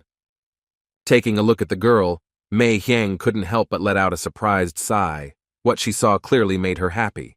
Not understanding why they were looking at her like that, the girl asked what the reason was. The woman answered with difficulty that in just a few days, her charge's face had become much better. Of course, everyone had heard about the fame of the Dr. Huang, but to see such miracles in person was simply amazing. The lady was already grateful to him for curing So Chul's syphilis, but for him to return her face to its former appearance, she was ready to give any amount of money. Smiling, So Chul said that they were lucky to have encountered a true master of the medical craft, who also turned out to be a good person. Frowning, the girl told her mistress that when she was completely cured, she no longer wanted to be her Kiezen. These words did not please the woman at all. She asked what the girl was going to do, because due to the treatment she had no money left at all. Taking her mistress by the hand, she replied that she might laugh at her, but now a desire to become a doctor was born in her heart. Then Mei Hyang realized that it was all about Wan Huan. He was so good at healing that others were inspired by his example. She told her ward that she should think carefully about her decision, because not everyone is destined to become a great doctor. Also, the girl may hold back the promising future of the Dr. Huang if he is distracted by her training. The lady added that if So Chul is really interested in this topic, she can study in the organization that Mei Hyang herself is a member of. The girl looked at her mistress with interest, and she told her that she was an association of lower-class people to collect and exchange information, called the How Sect. This conversation was covered by another maid, who informed the women that the Dr. Huang had already arrived at the house. Embarrassed by such an early visit, So Chul plopped down under the blanket, but she was still impatient to see the young doctor. She hid her smile under the blanket when she heard that such an early visit was due to the fact that the guy wanted to see her condition. The lady also noticed that the young man arrived much earlier than they expected, but he said that he had another house call. Hearing that the boy was heading to the flower pavilion of the Kiezen house, the girl stood up abruptly and opened her mouth in surprise. A thought arose in her head that Ranhua was sick, but the guy didn't know who was sick. The lady shared information that she had heard that not long ago, Ranhua had actually fallen ill with syphilis, and the gentleman of the flower pavilion had begged her to tell him about a doctor. Hearing this, So Chul felt uncomfortable that the doctor would be treating another girl, that just like her, he would be inserting needles and rubbing medicine into her naked body. Taking out the medicinal ointment, Wan Huan said that with the permission of the mistress, he would apply the product to the skin of her subordinate. The guy just wanted to ask the girl to undress when she already took off her clothes and looked at him coquettishly. The embarrassed boy asked her to lie down so that he could do his treatment and be free for his next visit to the patient. When So Chul realized that her flirting had gone unnoticed, she turned to the side in embarrassment, and the hostess who was watching this covered her face with her hand in embarrassment. Watching the doctor take ointment out of the jar, the young girl realized that she would like to do something like this and help people. So she decided that she would join the How Sect because now her main task was to help the doctor. The day was not yet over, and Obo had already announced that there were no more patients for today and they were free. Finally, Wan Huan was able to go outside and stretch his stiff body, which was already aching from tension. As soon as he exhaled, he saw a man heading towards his yard on a horse. The guy wanted to scream in irritation, because again they were not allowing him to rest. This was not another patient, but just his brother Ju Huan, who most likely dropped by to visit or check on his relative. The man asked how his brother was doing and whether he had a patient now, and he explained that he was mostly busy in the mornings and that he had free lunch. For some reason this news worried Ju Huan, and he wondered if he would be able to maintain the hospital properly if things continued like this. To which the boy asked, wasn't it he who gave his family money to live on? This was the best evidence that he could take care not only of himself, but also of his relatives. It was clear that the man did not know about this. Then Wan Huan said that he found out about the debt to the servants and decided to help their brother, since he was the only one involved in all this. It was news to Huabok that the youngest member of the family worked so hard and successfully for the benefit of the family. Then Huang remembered that his brother was busy preparing for the military exam and asked how things were going. Instead of an answer, he heard a request to visit one house right now. This request made the young man a little wary. His relative explained that it was related to his master's granddaughter. It seemed that her condition had worsened recently. Now it was difficult for her to move, so the healer would have to go to her himself. In this case, all questions disappeared, and the boy was ready to go to the patient right now. The girl also said that it was difficult for her to breathe. Before, this only happened during training, but now her chest hurt even during rest. There were suggestions that the cause of this condition could be pneumothorax, an accumulation of air in the cavity. If she was involved in martial arts, then this option is the most suitable. Walking into the house, the guy said that now he would collect the necessary tools and they could set off on their journey. After some time on the road, the guys finally reached the house of the great master Guan Lu. Another doctor came out from there, apologizing for the fact that he lacked skill and could not cure his granddaughter. The older man was clearly upset, but despite this, he very politely thanked me for my time and efforts. Frowning, the master reproached himself for the fact that this was all his fault, because it was he who had exhausted his granddaughter and taught her the internal arts of Qigong, and even allowed her to fall into the madness of Qi. It was because of this that she became ill with a lung disease. Air entered the girl's body but did not leave it, and this could have been fatal. Leaning against a support, the granddaughter asked whether the court physician had left the territory of their domain. Running up to her, the loving grandfather asked why he had left her room, since she needed to rest. After patting her head, Guan Lu said that Huabok's brother, who had cured tetanus and intestinal disease, would arrive soon, so he could help them too. Moreover, this young lad was able to cure syphilis, a disease that was considered incurable, so there was every chance of salvation. The grandfather wanted to console his beloved granddaughter, who was of great importance to him, and more than anything in the world he was afraid of losing her. This sweet moment was interrupted by the voice of his student Zhu Huan, who finally brought his doctor brother to examine he. The boy was very young, apparently no older than 20 years old, and next to him stood another child, who, according to him, was the doctor's assistant and apprentice. Approaching them, the martial artist immediately thanked them for the fact that such a busy man found time and was able to devote it to them. He immediately rushed to introduce his granddaughter He to the guests he had talked about so much. A beautiful girl emerged from the shadows and introduced herself as Ban He, his appearance simply captivating with its refined, aristocratic beauty. When Wan Huan saw her, he froze in place and couldn't move. He had seen many pretty girls, but none of them looked like her. The guy pulled himself together and began to say that he came to this house to treat and not to admire the pretty face of the patient. The admiring glances ended as soon as Guan Lu reminded them of his presence and said that they could go inside and conduct an inspection. The girl's room was spacious and bright. It was obvious that the young lady had personally furnished it, because everything looked very stylish for that time. When she sat down on the chair, she took a moment to catch her breath, feeling awkward that even a short walk was causing such difficulty. After carefully examining the girl, Wan Huan noticed that she was tall and thin, a build that made her prone to pneumothorax. The first thing to find out in such a situation was whether there were wheezing or other extraneous sounds during the breathing process. Listening to the lungs, the guy realized that the breathing on the right side was shallow, and the chest did not drop even when exhaling. Symptoms such as chest pain and difficulty breathing were noticeable, and judging by the swelling of the chest, it was definitely pneumothorax. The guy asked the elderly master a question. He was interested in when exactly his granddaughter began to feel pain. He answered that the first precedent was about a year ago. The illness had already lasted for quite a long period of time, so it was worth immediately taking the patient to his hospital. Also, what caught Wan Huan's eye was that the girl's lips suddenly turned blue. It was cyanosis, which occurred when there was poor saturation, but that's why it appeared so early. All the symptoms were screaming that things were not going well and that it was necessary to act immediately. Looking at his granddaughter lying down, Guan Lu asked the doctor what he thought about her condition. He immediately said with confidence that he believed that Bang He was afflicted with an illness called wind-lung disease. The man was surprised that the boy immediately understood the cause of the illness. He clearly determined that her right lung was hurting and that it was also pressing on her heart. Since such symptoms were very dangerous for the girl's life, the master did the right thing by stopping all Qigong training. But this was not enough.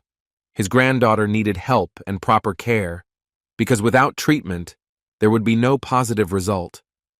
Taking the old man by the hands, The boy gently asked if he wanted his blood to receive good treatment and for her body to function as before. Finally, a spark of hope lit up the old master's eyes that he would be saved from this disease. This was confirmed by the following words that the boy said. He was sure that this illness could be overcome, and he promised to help with this. But Juan was still worried that the cyanosis had started so quickly, so he said that it would be better for the girl to go with him to the hospital. Without thinking twice, Guan Lu ordered his servants to prepare a carriage for He, since she would be going with the doctor. It's true that her condition was such that it's hard to say how she would have endured the trip, especially since the drive would have taken more than 5 minutes. Juan didn't know what to do in this situation, because in such a case he was a perfect example for hospitalization. The girl began to wheeze and choke. She could barely say that she was short of air. It seemed that everything was worse than the doctor thought. It was surprising that her condition was deteriorating so quickly. Literally 2 minutes ago, she could walk and talk, and now she was writhing from lack of air. Grabbing his special device, the guy began to listen to the lungs and did not hear breathing on the right side. It looks like a tension pneumothorax has developed. After assessing the situation, Juan concluded that the right lung was putting more pressure on the heart than it could bear, so action needed to be taken now. He ordered his assistant to bring alcohol and began to think about how to prepare the master for the fact that his granddaughter would have to undergo an operation. Before he started to move the girl's clothes, the guy apologized, as he felt awkward, even if she was not conscious enough to understand what was happening to her. When he had stripped her almost naked, he noticed the edges of some kind of bandage under her clothes. It looked like there was something like a bandage on her chest. The guy asked in surprise why her chest was so tightly bandaged, since this could be one of the reasons for the difficulty breathing. While cutting the bandages, Juan discovered that compared to her body, Bang He's breasts were much more massive than they should be. She was tall and quite thin, so if her large breasts were putting so much pressure on her, it could be a trigger for the disease. Moreover, she also trained martial arts, which explains the growing tension and increased pressure on the chest. The old man, watching all this, could not bring himself to go out the door and leave his granddaughter alone. He asked the doctor to stay here, because that way he would be more at ease. Taking a medical needle, the guy ordered Obo to carefully observe what was happening, because in the future this knowledge would be useful to him. Using a syringe needle, Juan planned to make a vertical puncture between the second and third ribs below the collarbone. You need to stop when you can feel something opening. Then you will hear the sound of air coming out. When the guy did these actions and the air began to leave the girl's body, her breathing began to return to normal. Guan Lu could not believe what he was seeing. The old man knew that this boy could heal with acupuncture and decoctions, but in his entire life he had never seen such healing as he was witnessing right now. When the anesthesia was ready, Juan took the scalpel and prepared to cut. Guan Lu was sure that you can't learn this until you know the internal organs of a person. The man had heard that there were many talents in the Central Plains, but he never thought that there would be such a brave and monstrous healer among them. Only now did the elderly master realize how lucky he had been that day, when he decided to accept Huabok into the ranks of his disciples. The older brother sat on the porch and was very worried about how Juan was coping, because he was still too young to face such problems. After some time, the guy walked away from Bang He and announced that the operation was successful, and the girl would soon come to her senses. He warned that tomorrow pus and blood would come out of the tube, and when clear liquid appeared, then the tube could be tied. Realizing that he would hardly be able to handle such things well, the master asked the young man to take care of his granddaughter. The only problem was that tomorrow he was supposed to be visited by a very hot-tempered and rather domineering patient. Juan told Guan Lu about this, and he said that it seemed that the man was really of no common blood, since he was treated like that. Having bowed, the boy said that he would be able to manage his time so that he could do everything and visit this house tomorrow. Suddenly, their conversation was interrupted by some noise coming from the street. Someone was proving that he was not a spy. Opening the doors of the house, the elderly owner asked where the noise was coming from and who dared to disturb his peace. One of the employees reported that he had caught and tied up a suspicious man who was walking around the estate and was clearly sniffing around. Hiding a nervous smile, Juan said that it was his guard, Gona. He didn't know how to act in case his protector was captured.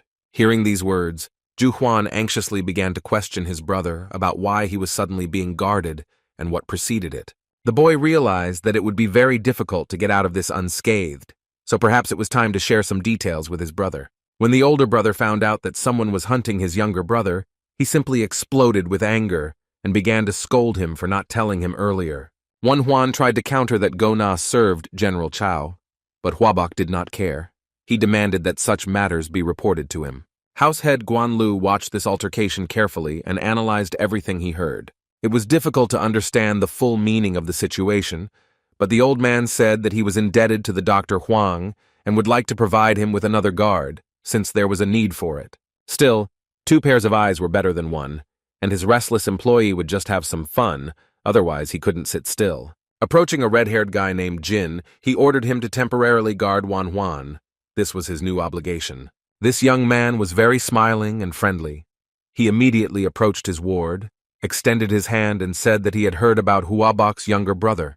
After that, the guy introduced himself with his full name, which sounded like Yu Jin, and said that he trains with Ju Huan. But for some reason it seemed to the young doctor that he had already met this guy, because his face was too familiar. Then he realized that in front of him stood the future general who would stabilize distant lands. This historical figure from the era of the 3 powers would protect him. After this realization, the boy bowed happily and said that he would be glad if such a warrior took care of him. But this day did not bring joy to all residents of the province. Some had to justify their actions. A mysterious man sat on the chair and scolded the official for failing to control such a small place as Chohyun and for sacrificing 10 people to cut the tail. The Taiping envoy was a woman named Hua Dan, and now she could not believe that the same Yu she knew was kneeling before her. To top it all off, this gentleman couldn't even get rid of one little doctor, and now he explained it by saying that he had strong security. The irritated woman said that if the task at hand was so difficult, Yu could always just give up. She didn't understand why the man sitting in front of her was using their valuable resources to destroy some village doctor. When the man said he had a plan, Hua Dan said he must be very skillful if Yu wanted to remain the viceroy of Taiping. Yu raised his head and asked if the envoy knew Mr. Guo Chou from the state of Pei. She immediately understood that she was talking about that freak from the Guo family. The woman said that this man was the first on the list of those she would kill when the New World came. The man was glad that her attention had switched to someone else. Her subordinate shared that he was going to ambush him and make it look like he was being attacked by military personnel he trusted. Raising his head, Yu said that such an action would definitely create discord between the Guo family and the military that was under their command. Smiling, the Taiping envoy said that if everything went as the viceroy said, then obviously things in Chocheon would also improve. She was just wondering how exactly the man was planning to stage such a large-scale rebellion, because that was quite a task. With a sinister grin, the cunning old man said that he was using the very same doctor he had previously tried to kill. Well, such details intrigued the messenger very much. She was interested in the details of this operation down to the smallest detail. The man's ego was pleased that his plan was of such interest, and he shared that Mr. Guo would only take a couple of guards with him when he went to the hospital. If this was the case, then the messenger understood that there was a real chance to do as the governor said. Now she was worried about when this plan could be realized. Yu believed that everything could work out as early as tomorrow. This news amused the woman, and she expressed her hope that everything would go as it should. Handing her supporter a box, she said that together they would create a world that would be much better than the one they were living in now. She promised to give even more if her comrade's plan came true and everything went as it should. All that was required of old Yu was to live up to his words and succeed in his business. The man's chest was filled with a sense of responsibility and pride that he was trusted. He was ready to carry out the orders of his masters. But still, he really didn't like the fact that such an experienced and serious man was being manipulated by some woman. Whatever intrigues were woven around the province, it delighted its residents with a wonderful local historian who was now completely covered in snow. This year there was so much snow that the tracks were covered in seconds. It was nice to watch the snowflakes peacefully fall to the ground. The boy was approached by his new guard Yu Jin, who asked if Mr. Guo would come today. Unfortunately, he would come on such a beautiful day too. The red-haired warrior also shared his dislike for this man. He said that if he hadn't known who it was, he would have already cut him in half. It seemed that Yu Jin was more angry than anyone else, because the guard said that if he came and asked to be accepted first, the bones of the impudent person would turn to dust. Trying to ease the tension, Juan said the man had become a little softer as his condition improved, but that didn't convince the guard. It was hard not to notice that this high-born scoundrel was now also late, which made his arrival even more undesirable. It might have been because of the snow, because the cart might have gotten stuck, or the wheels might not have been able to move such a heavy carcass so far. But everything was a little different. Go-Cho calmly rode along the snowy slope and thought that he would finally be able to get rid of this nasty disease. He felt much better after the doctor's treatment. Going to the toilet was almost painless, and in general it seemed to him that he had become more alive. Feeling sorry for himself, he recalled how much he had to endure to get closer to the long-awaited recovery. He considered the Dr. Huang to be a very arrogant and ill-mannered, but at the same time, incredibly talented guy. Considering himself the smartest man on the planet, Go-Cho decided that he would make good use of this boy before getting rid of him. Enjoying the snowy view, the gentleman relaxed so much that he could not even think that his idyll would soon end. It happened so suddenly that he was simply lucky to dodge the arrow that was intended to pierce his head through and through. The guards began to shout that they were ambushed. Panic gripped Mr. Go-Cho's body and he did not know what to do. One of the warriors shouted to the coachman to immediately take their ward to the safest place. They wanted to get rid of the enemies, knowing that the master was okay. Urging the horses, the cart began to go as fast as it could. He was not afraid of the wild cold and the wind that blew in his face, because the adrenaline warmed his body. Trying not to fall inside the carriage, Go-Cho tried to figure out who these daredevils were who dared to attack such an important person like him. As he turned onto another road, the coachman shouted that he would take care of the master, and that General Payan must make the criminals pay. But unfortunately, everything did not go so smoothly, because one of the horses was hit by an arrow and arched in pain. She started to laugh and completely lost control of herself. It was incredibly difficult to make the wounded animal follow commands. The carrier did not give up trying to calm the animal down and make it continue on its way, because they were in danger. The horse did not calm down, and the man's pressure only made things worse, causing the cart to simply overturn. One of the horses lay motionless. The wheels of the cart flew in different directions, and the coachman fell out of his seat and flew down the slope. Now, Go-Cho realized that he was in a very serious situation. When his body began to hit the cart, it dawned on him that he could die. Soon the cart broke into several pieces and began to roll down the snowy slope, crashing into sharp rocks. The coachman watched in horror as the carriage came apart with a crash. But the worst part was that the gentleman was still inside. Forgetting his own pain and wounds, the man rushed towards his master with screams, hoping that he had somehow miraculously survived. At this time, Juan was sitting by the window and thinking about why his patient didn't come, because he had promised to visit every day. It was a shame because he had rescheduled all his patients for a later time and asked no one to come while the gentleman was with him because he could make a noise. Even his guards were worried. Gona came over and offered to check if everything was okay with the representative of the noble family, since he was already too late. The conversation was suddenly interrupted because the guys heard some strange sounds from the street. Judging by the shouts, one could say that it was the voice of that impudent groom. And so it was. He burst into the local hospital, carrying the gentleman on his shoulders and shouting that Go-Cho was badly injured. When Juan saw the condition the man was in, he was simply shocked because he never expected to see such injuries. He ordered that the patient be quickly laid on the bed, but that he had to act carefully so as not to damage the injuries that were already present. Having examined the gentleman, the guy noticed that the wound on his head was bleeding heavily, but this did not stop the representative of the nobility from grumbling that he would deal with his offenders. When he asked what had happened, he was told that the gentleman's carriage had been ambushed and had overturned, after which it had rolled off the cliff. Having pulled back the bandage, the doctor saw that the temporal artery was damaged, because the blood from that place was literally gushing like a fountain. There was also a dislocated hip. It all painfully resembled a car accident. It was necessary to act approximately the same, so the first thing was to tie the man's hands and feet. The doctor wanted to give the patient anesthesia and asked him to drink the contents of the bottle, but he waved his arms so much that he dropped the container on the floor. The precious liquid, which was capable of relieving even the most severe pain, broke and spilled across the floor of the hospital. This situation did not please Juan at all, because without anesthesia, he had no choice but to work without it.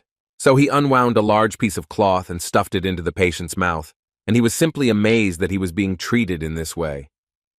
But there was no way out, and they had to continue without painkillers, so the fabric served to contain the screams of the victim. While Gocho was screaming at the top of his lungs, two men held his legs, and the doctor and his little assistant tried to straighten out the unstable vessels and stop the arterial bleeding. The master's guards standing behind the door could not stand these screams. With each new sound, they wanted to break into the house and stop it all. Noticing something was wrong, Juan ordered the coachman to press harder on his legs, as this would help stabilize the blood vessels. The man had to do this if he did not want his master to remain a cripple for the rest of his days. Gocho felt so unbearable that he was ready to die. The blood vessels in his eyes burst from the pain, and his voice broke from screaming. Snot and tears mixed and smeared across his unfortunate face. He will never forget such pain in his life. Suddenly, all the screams stopped, and the man passed out.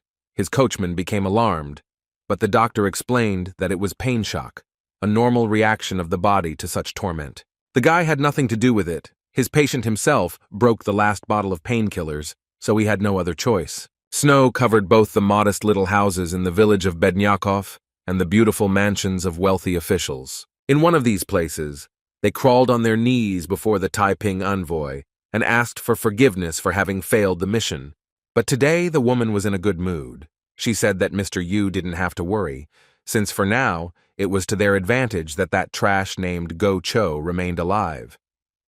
Moreover, the man managed to present everything as if he had been attacked by the military, and they took good care of that. In the opinion of the envoy, this hot-tempered and weak man had to survive, since he would be able to turn the military upside down. It will be very difficult for all of them, led by Cao Zhen, to prove that they were not involved in the accident on the road.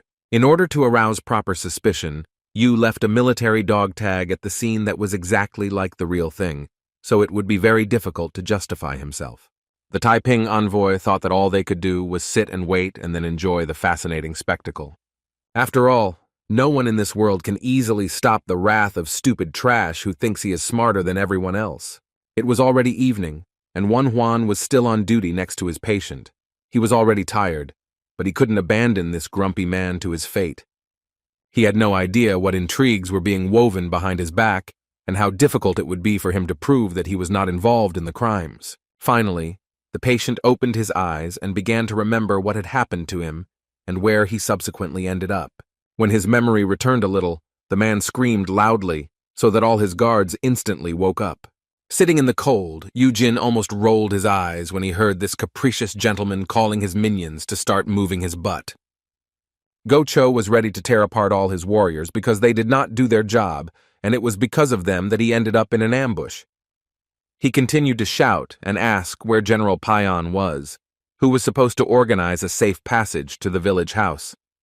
When the master began to threaten everyone with a cruel death, Juan could not stand it and stuck a needle in the place that made him shut up. After this, there was a long-awaited silence. The man passed out, and the boy again asked himself how one could live with such a terrible character. To justify his actions to the guards, he said that the gentleman should not be nervous, because if his blood pressure rose, his blood vessels would burst. The Go family's personal physician, named Zhang Wol, said that he could not dispute the actions of a physician like Huang. Of course, he couldn't say anything to the guy, because he was still in shock from the fact that the young man had managed to connect the vessels of a living person. Now that Zhang Wol had the opportunity to examine his master, he noticed that the pus on his body had noticeably diminished, which meant that the boy had indeed cured syphilis. Looking at Juan, the old doctor thought that perhaps this was the true incarnation of Emperor Shenyan, who was the king of medicine. When Gocho finally came to, he nevertheless called his General Payan, who was kneeling and hoping for mercy, to answer for what had happened. He told the information that he managed to obtain during a second inspection of the scene of the incident, where some details were discovered. Evidence was found at the scene, indicating that military personnel led by General Cao Ren were involved in preparing the attack. The man sitting in front of the gentleman was 100% sure that this could not be just a coincidence. Since the bows and arrows were exactly the same as those used by the army, among other things, an army dog tag was also found, which confirms these words. After examining the evidence he had found, Mr. Go Cho gritted his teeth in anger. He couldn't believe that these bastards were going against him. Only Wan Huan was not convinced by this fiery speech. He could not understand how anyone could believe that the soldiers would throw their bows, arrows, and dog tags in a conspicuous place and run away. The guy didn't know who was behind this, but it was quite obvious to him that they were trying to frame and discredit General Cao. But the main problem was that Mr. Guo would most likely not listen to anything, because his angry nature clouds common sense. Suddenly, Guo Cho suddenly remembered that the doctor's guard was from Cao's military. He called him over and said that he wanted to find out something. Yu Jin was surprised when this high-born scoundrel demanded that Guo Na show him his token. Having placed the token that they found on the mountain road and the one that Guo Na had on the table in front of them, everyone began to examine them. They weren't just very similar, the two things were practically identical, the only difference being the different names engraved on the surface. Turning to the soldier, the gentleman growled angrily, asking what he could say about this. He was horrified and completely confused. Go Na began to justify himself, saying that anyone could forge a token if they tried, and it was impossible to accuse someone just because of this piece of evidence. It was very disturbing to listen to how an arrogant nobleman put pressure on a simple soldier, as if he could know whether his commander was up to something or not. Then the conversation stopped. Silence lasted for several endless minutes, after which Go Cho ordered his general to arrest Go Na. In his opinion, this was a necessary measure, since he could be connected with those scoundrels who set up the ambush and report everything to them. At this moment, Yu Jin intervened in an extremely calm voice. He said that the master was currently furious, so there was no need to rush to conclusions. Taking out his anger on the innocent was wrong. These words seriously angered Go Cho. He was at a loss as to who had the honor of speaking to him in such a tone. All the red-haired youth said was that he had recently been guarding the Dr. Huang and was worried about his well-being. Even a short-sighted person like Mr. Guo realized that something about this man was different and made him more dangerous than the other guards. He was the owner of an incredible aura, because few people could be so calm when talking to such important and dangerous people. The nobleman didn't even know how to react to such boldness, so he asked which master Yu Jin served. Leaning closer, the boy said in a conspiratorial tone that even if such high-ranking people were asking him, he couldn't mindlessly reveal these details. Pointing to the hilt of his sword, Yu Jin whispered that the master would understand everything once he saw his weapon. And so it happened. Go Cho immediately recognized the sword of justice and recoiled in shock from this strange youth. He wanted to greet the one to whom the emperor had given this special blade, which made its owner second in power after the head of state himself.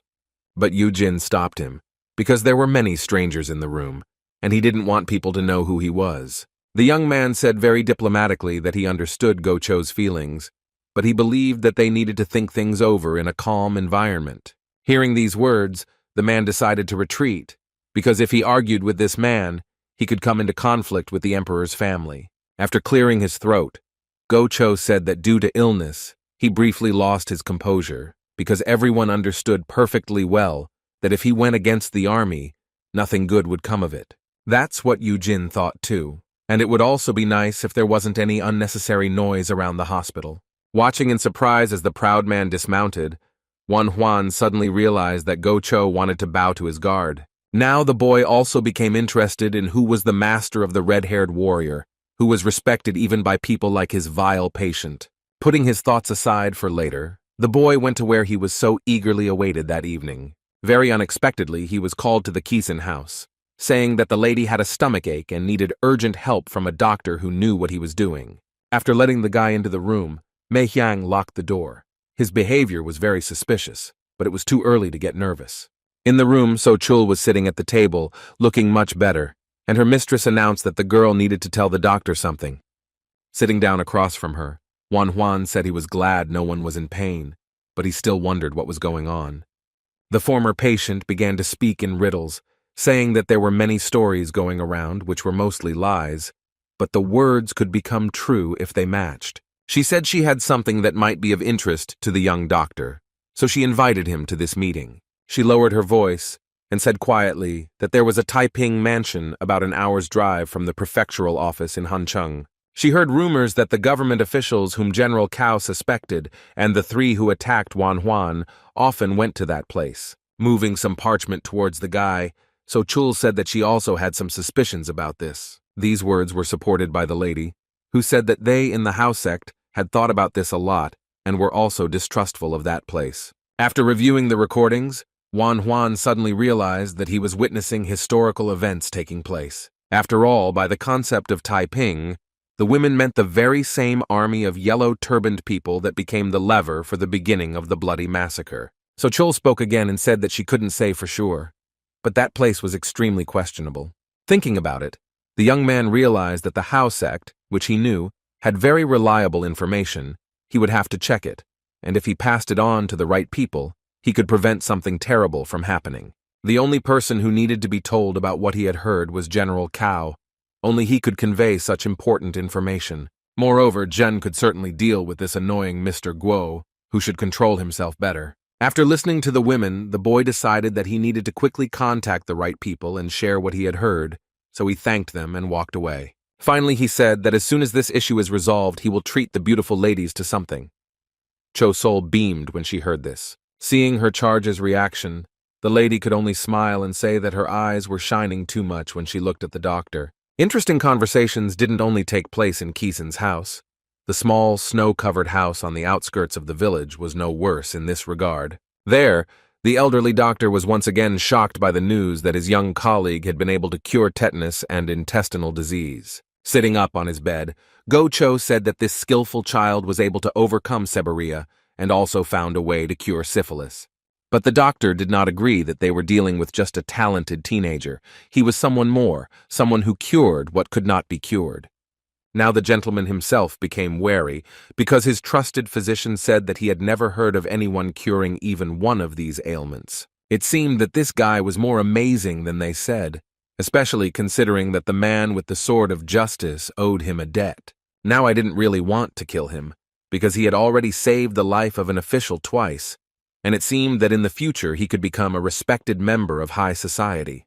The man suddenly realized that he owed a great debt to this young lad. The next day, a woman came to the hospital, unwell due to constant headaches. Anyone who looked at her would say that it was due to exhaustion.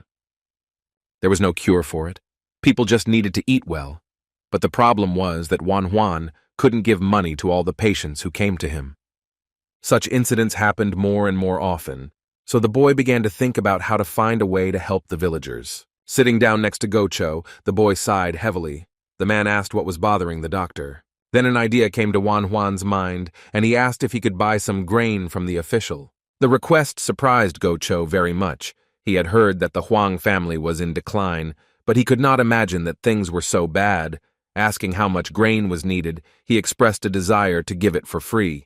But the boy said that he was not asking for himself, because he was not so shameless.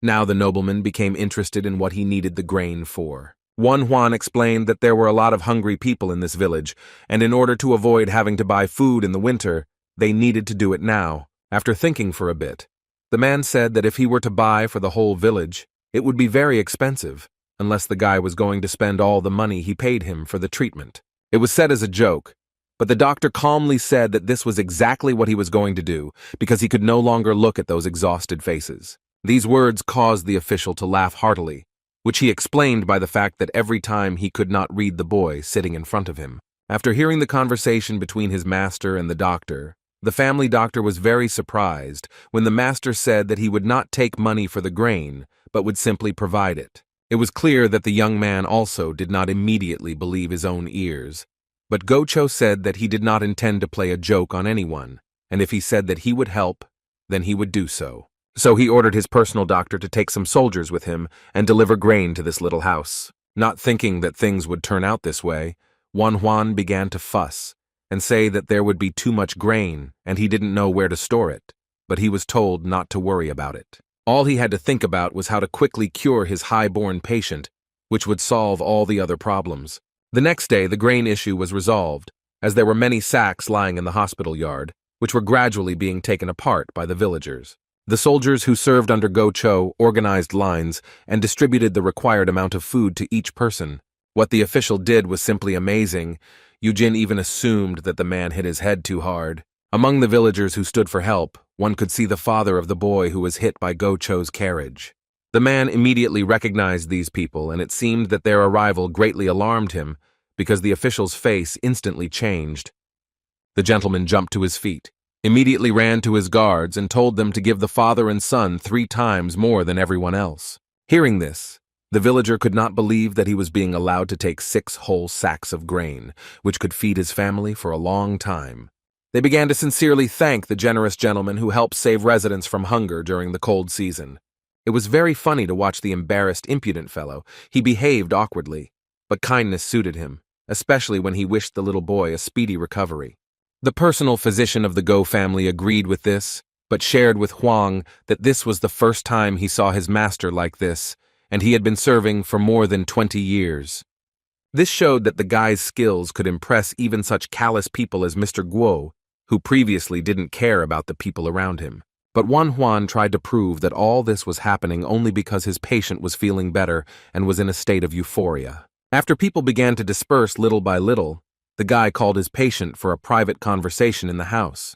The guy was wondering if they were able to catch those who attacked the gentleman's motorcade. He replied that his family and all the authorities were working on it, but there were no results yet. Plucking up his courage, Huan said that he wasn't 100% sure, but he thought he had some information that might interest the man. The guy urged his interlocutor to listen carefully and filter all the words before drawing conclusions, because the matter was extremely serious. The gentleman's face became very wary.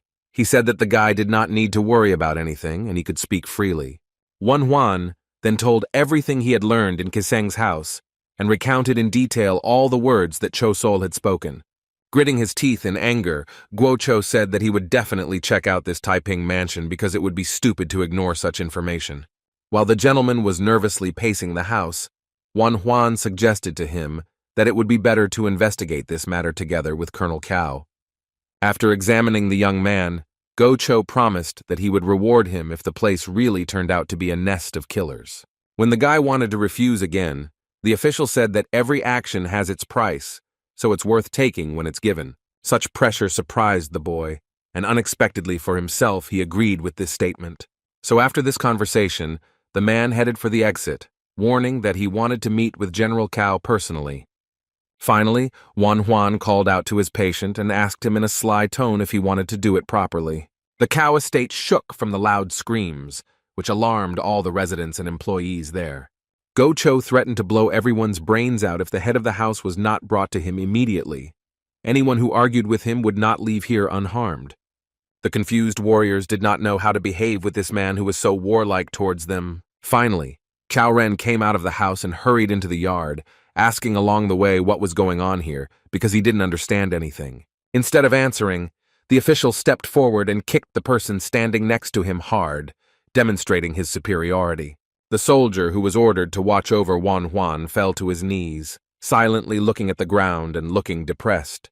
The commander didn't even have time to open his mouth to ask what this meant before the official blurted out accusations that there had been a malicious attempt on his life. When Cao realized who was standing in front of him, he immediately ran up to this man.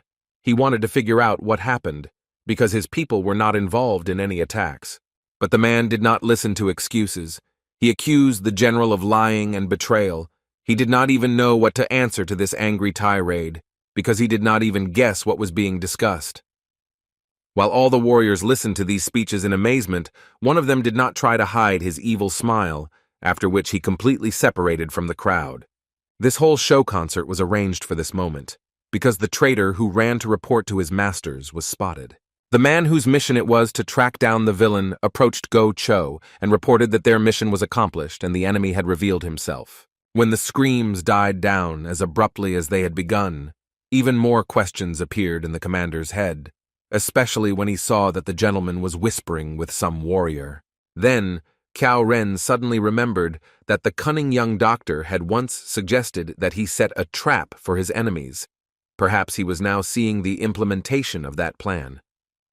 Having bowed to his senior in rank, he finally calmed down, because now he understood what was happening and invited the guest to discuss everything over a cup of tea. The enemies also shared the opinion that all conversations were much more pleasant over a cup of aromatic hot drink. The traitor ran to his masters and reported that Guo Cho had broken into the prefectural office, and upon receiving the news, he was sent away. Laughing, The Taiping envoy was clearly pleased with what she had just heard, because in her head, everything was going according to plan. Bowing to the lady, old man Yu also did not hide his pleasure when he said that such success was only thanks to her attention. Now, Hua Dan was confident that after such a scandal, Cao County would fall into their hands, so she praised her subordinate for his excellent work. But the woman didn't even suspect what her imaginary success would turn into. She didn't even think that very soon she would encounter the one she considered defeated. The commander was determined, and did not think about whether it was worth getting involved in all these intrigues. He went for broke. Demolishing absolutely everything in his path, he ordered his warriors to seize everyone they saw in this house of traitors, as many enemies had to be destroyed. Hearing the loud sounds, Yu and Hua Dan looked in fear towards where the roar of destruction and screams of people were coming from. The old man couldn't understand what was going on, because he was 100% sure that Go Cho had gone to the prefectural office.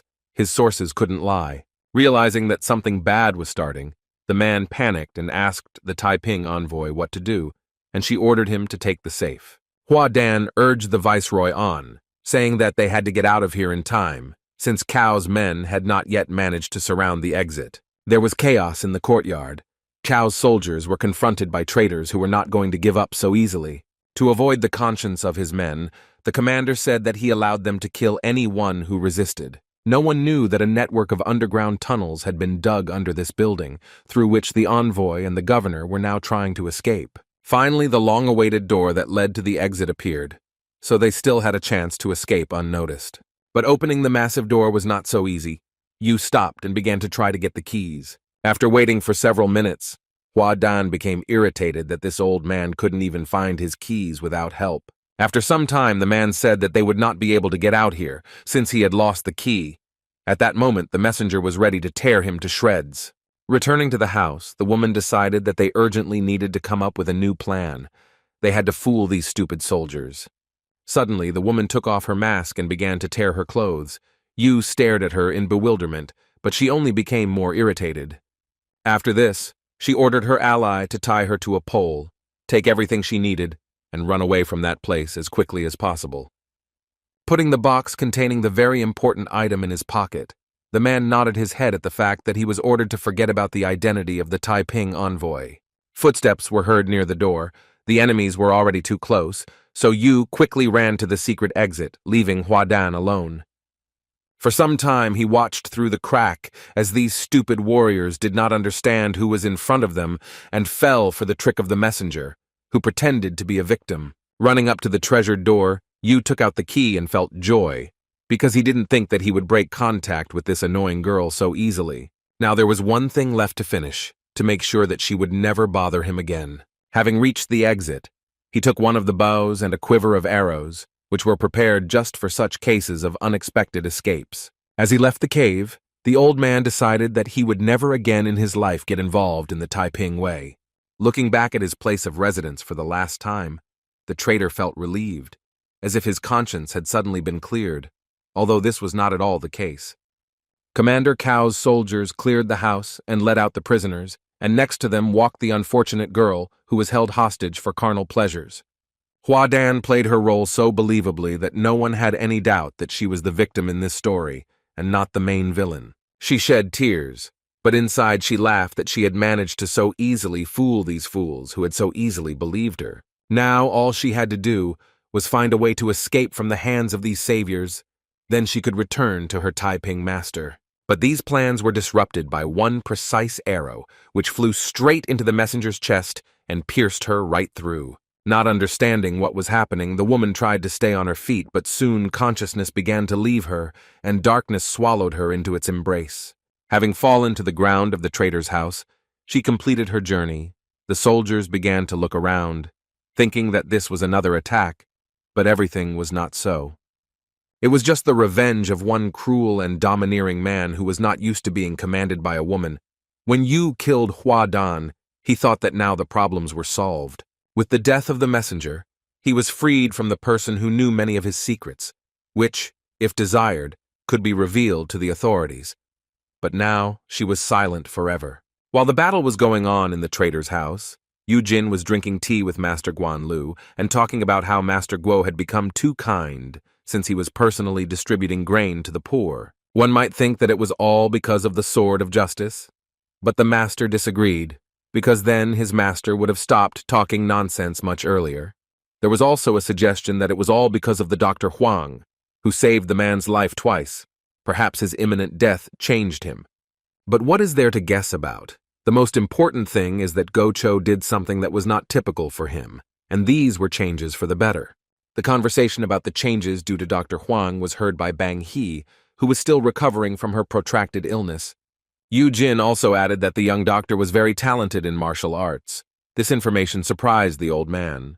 The red-haired guy said that at first he thought that the boy in front of him was weak, but then they decided to have a sparring match, after which this opinion changed. When Coach Guan Lu heard that the boy had managed to infuse key energy into his sword, his eyes widened unnaturally. The guy continued his story, saying that the Dr. Huang was trained by the Commander Chao, and it was he who showed him the family technique in gratitude for the healing. Only 5 months had passed since the beginning of their training, and Wan Huan was already showing amazing results. Young. He was surprised when Yu Jin said that if it weren't for General Chao, he would have asked the boy to become his younger brother.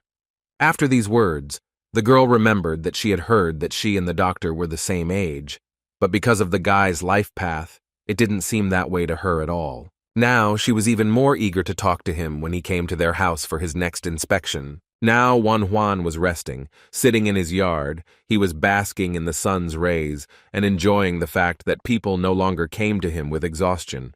The grain had helped after all. His idyll was broken by a man who called out to him as he passed by the yard. He said that he was going to the mountains because he felt much better. Then a mother and her son passed by. The little boy waved his hand at the guy and shouted that he felt absolutely healthy. The doctor's soul suddenly felt so good. He could say with confidence that he and the villagers would definitely survive this winter. Wan Huan felt as if a huge weight had been lifted from his shoulders. The Taiping mansion had been well taken care of, and Gocho had also calmed down his ardor. But all the peace was dispelled as soon as the boy saw the worried face of his older brother Zhu Huan, who had galloped into the hospital early in the morning. When the young man heard that their mother was in a serious condition, anxiety took over his whole body, and he forgot that a second ago he had been enjoying rest.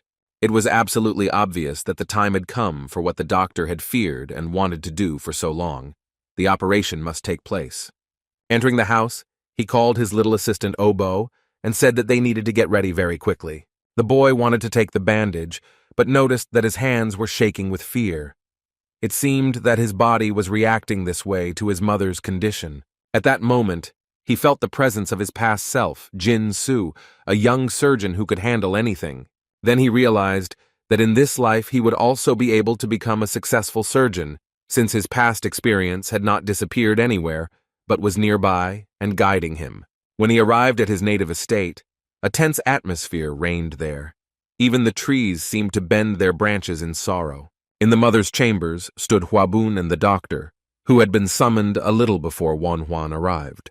The middle son plaintively asked the old doctor if there really was no way out that could help his mother. Looking at the patient once again, Dr. Ban said that since the pain was constant and bothered her in the upper abdomen, there was nothing he could do.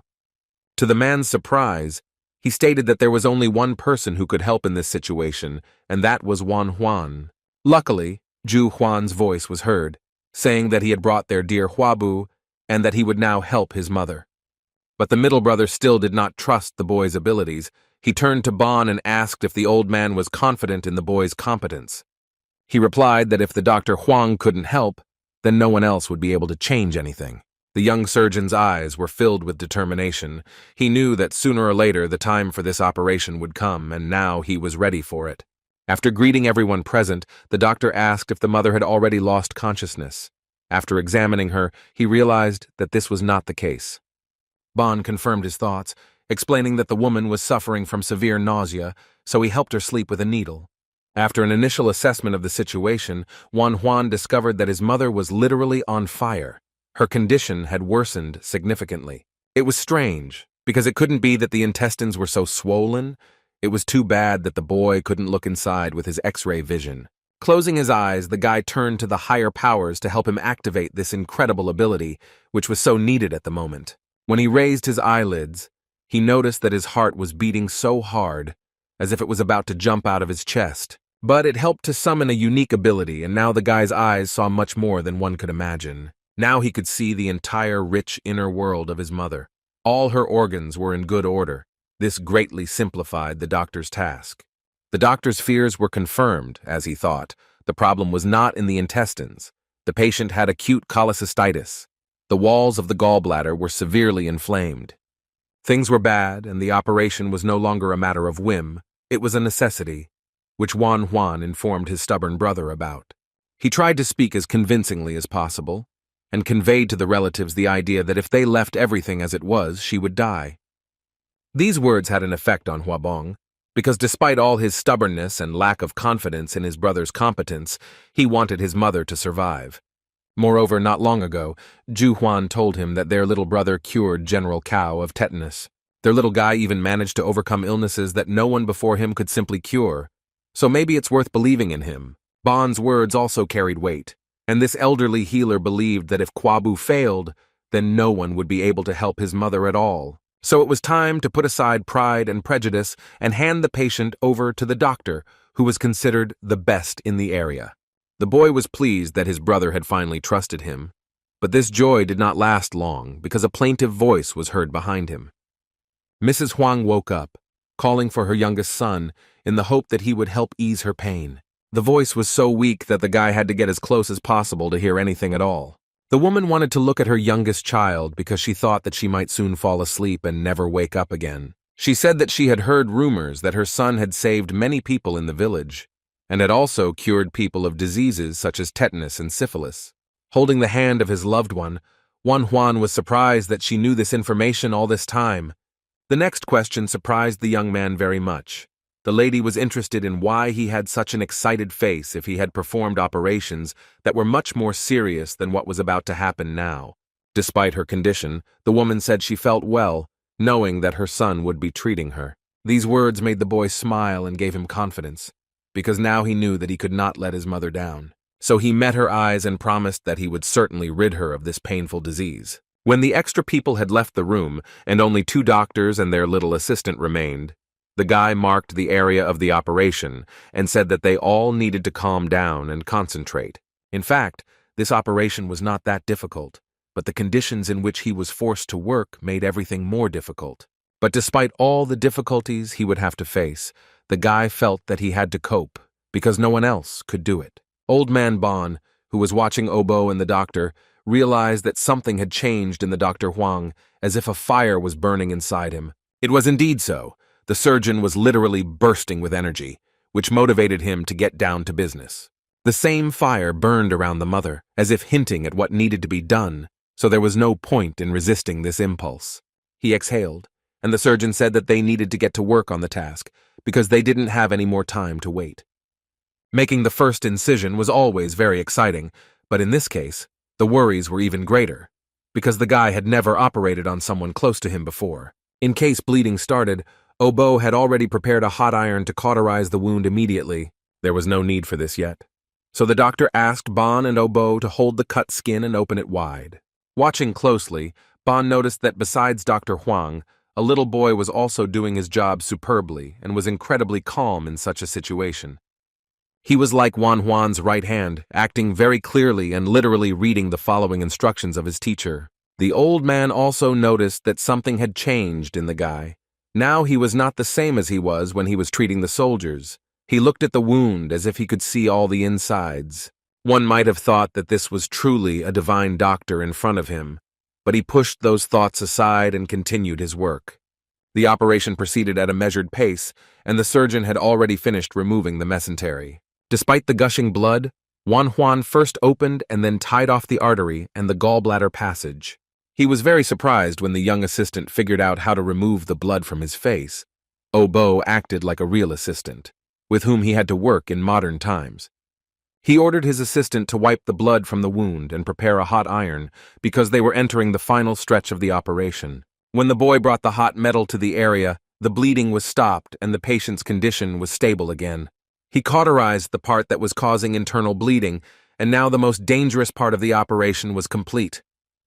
Now it was necessary to separate the damaged organ and stitch up the wound so that the mother's body could begin to recover. All participants in this action were extremely calm, and thanks to this everything turned out very well. Finally, they managed to separate the damaged part of the gallbladder.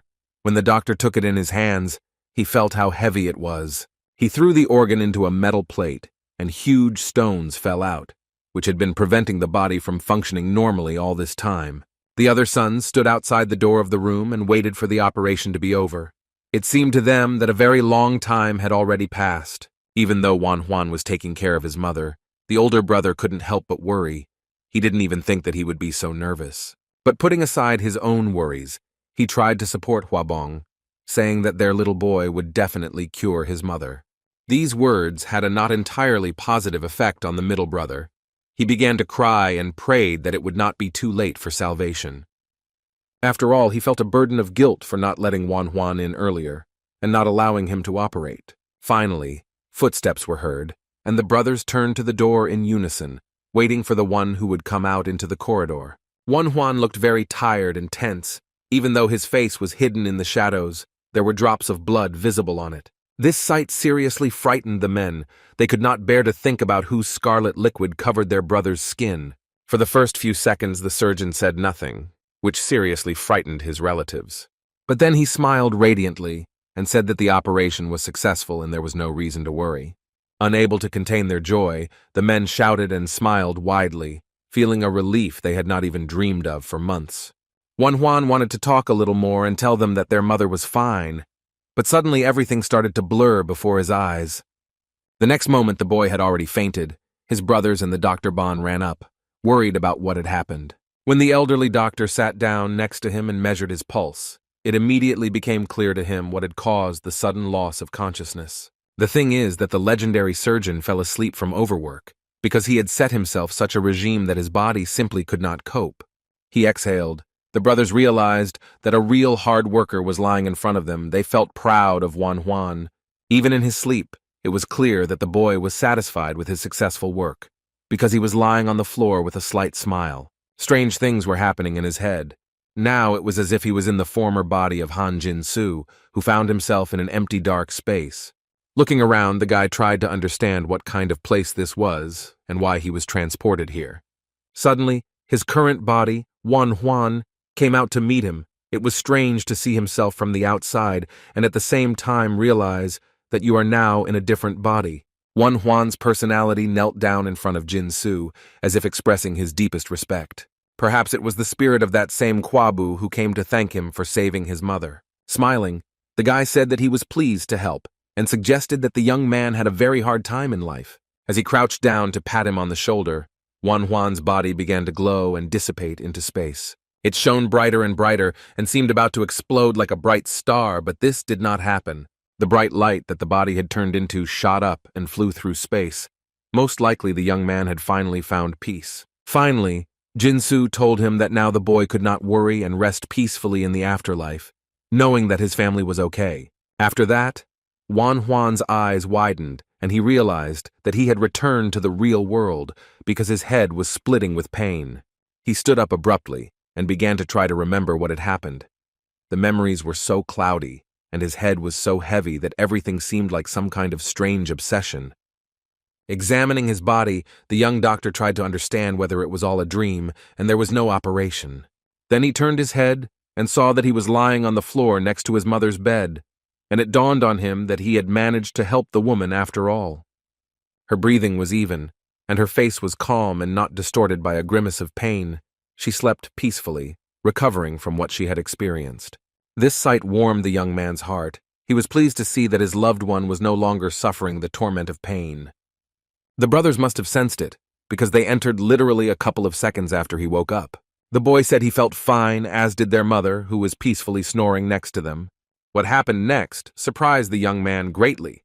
His middle brother put his hand on his shoulder and apologized for not believing in his abilities.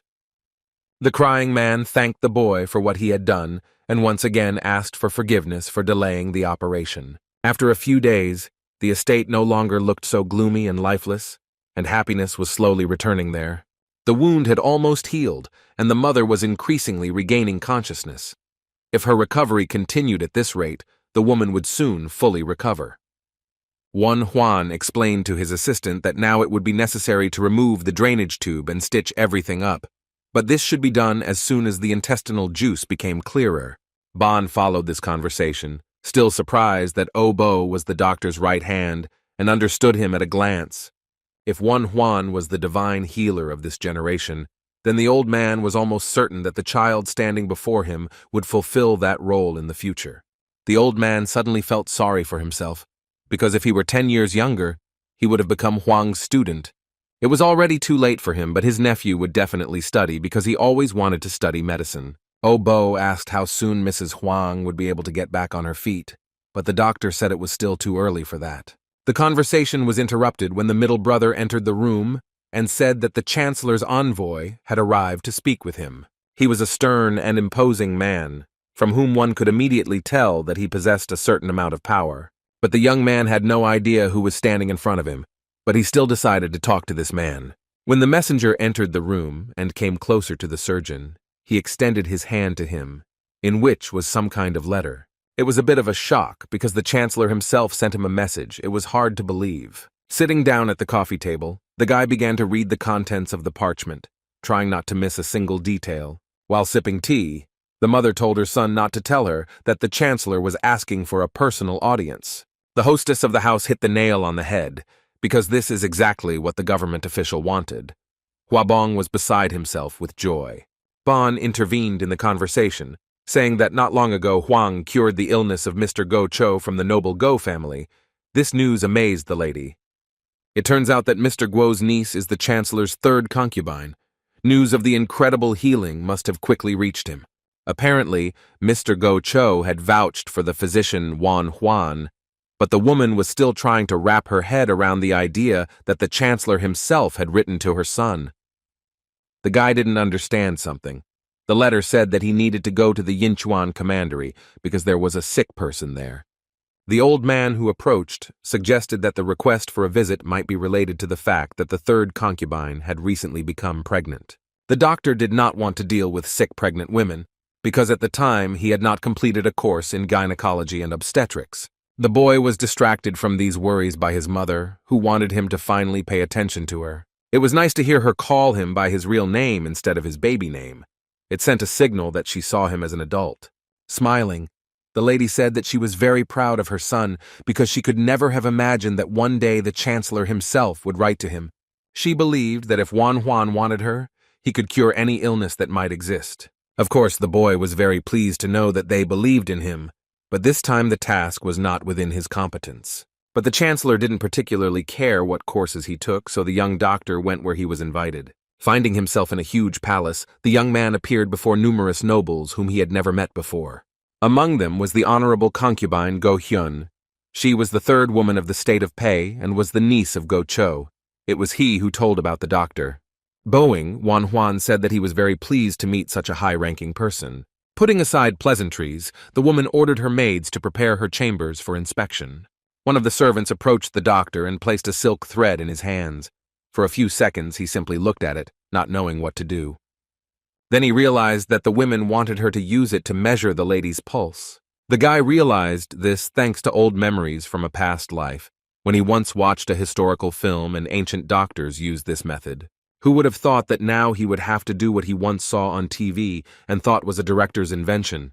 Clenching the thread in his fist, Juan suddenly realized that he couldn't do it, because it was beyond his abilities.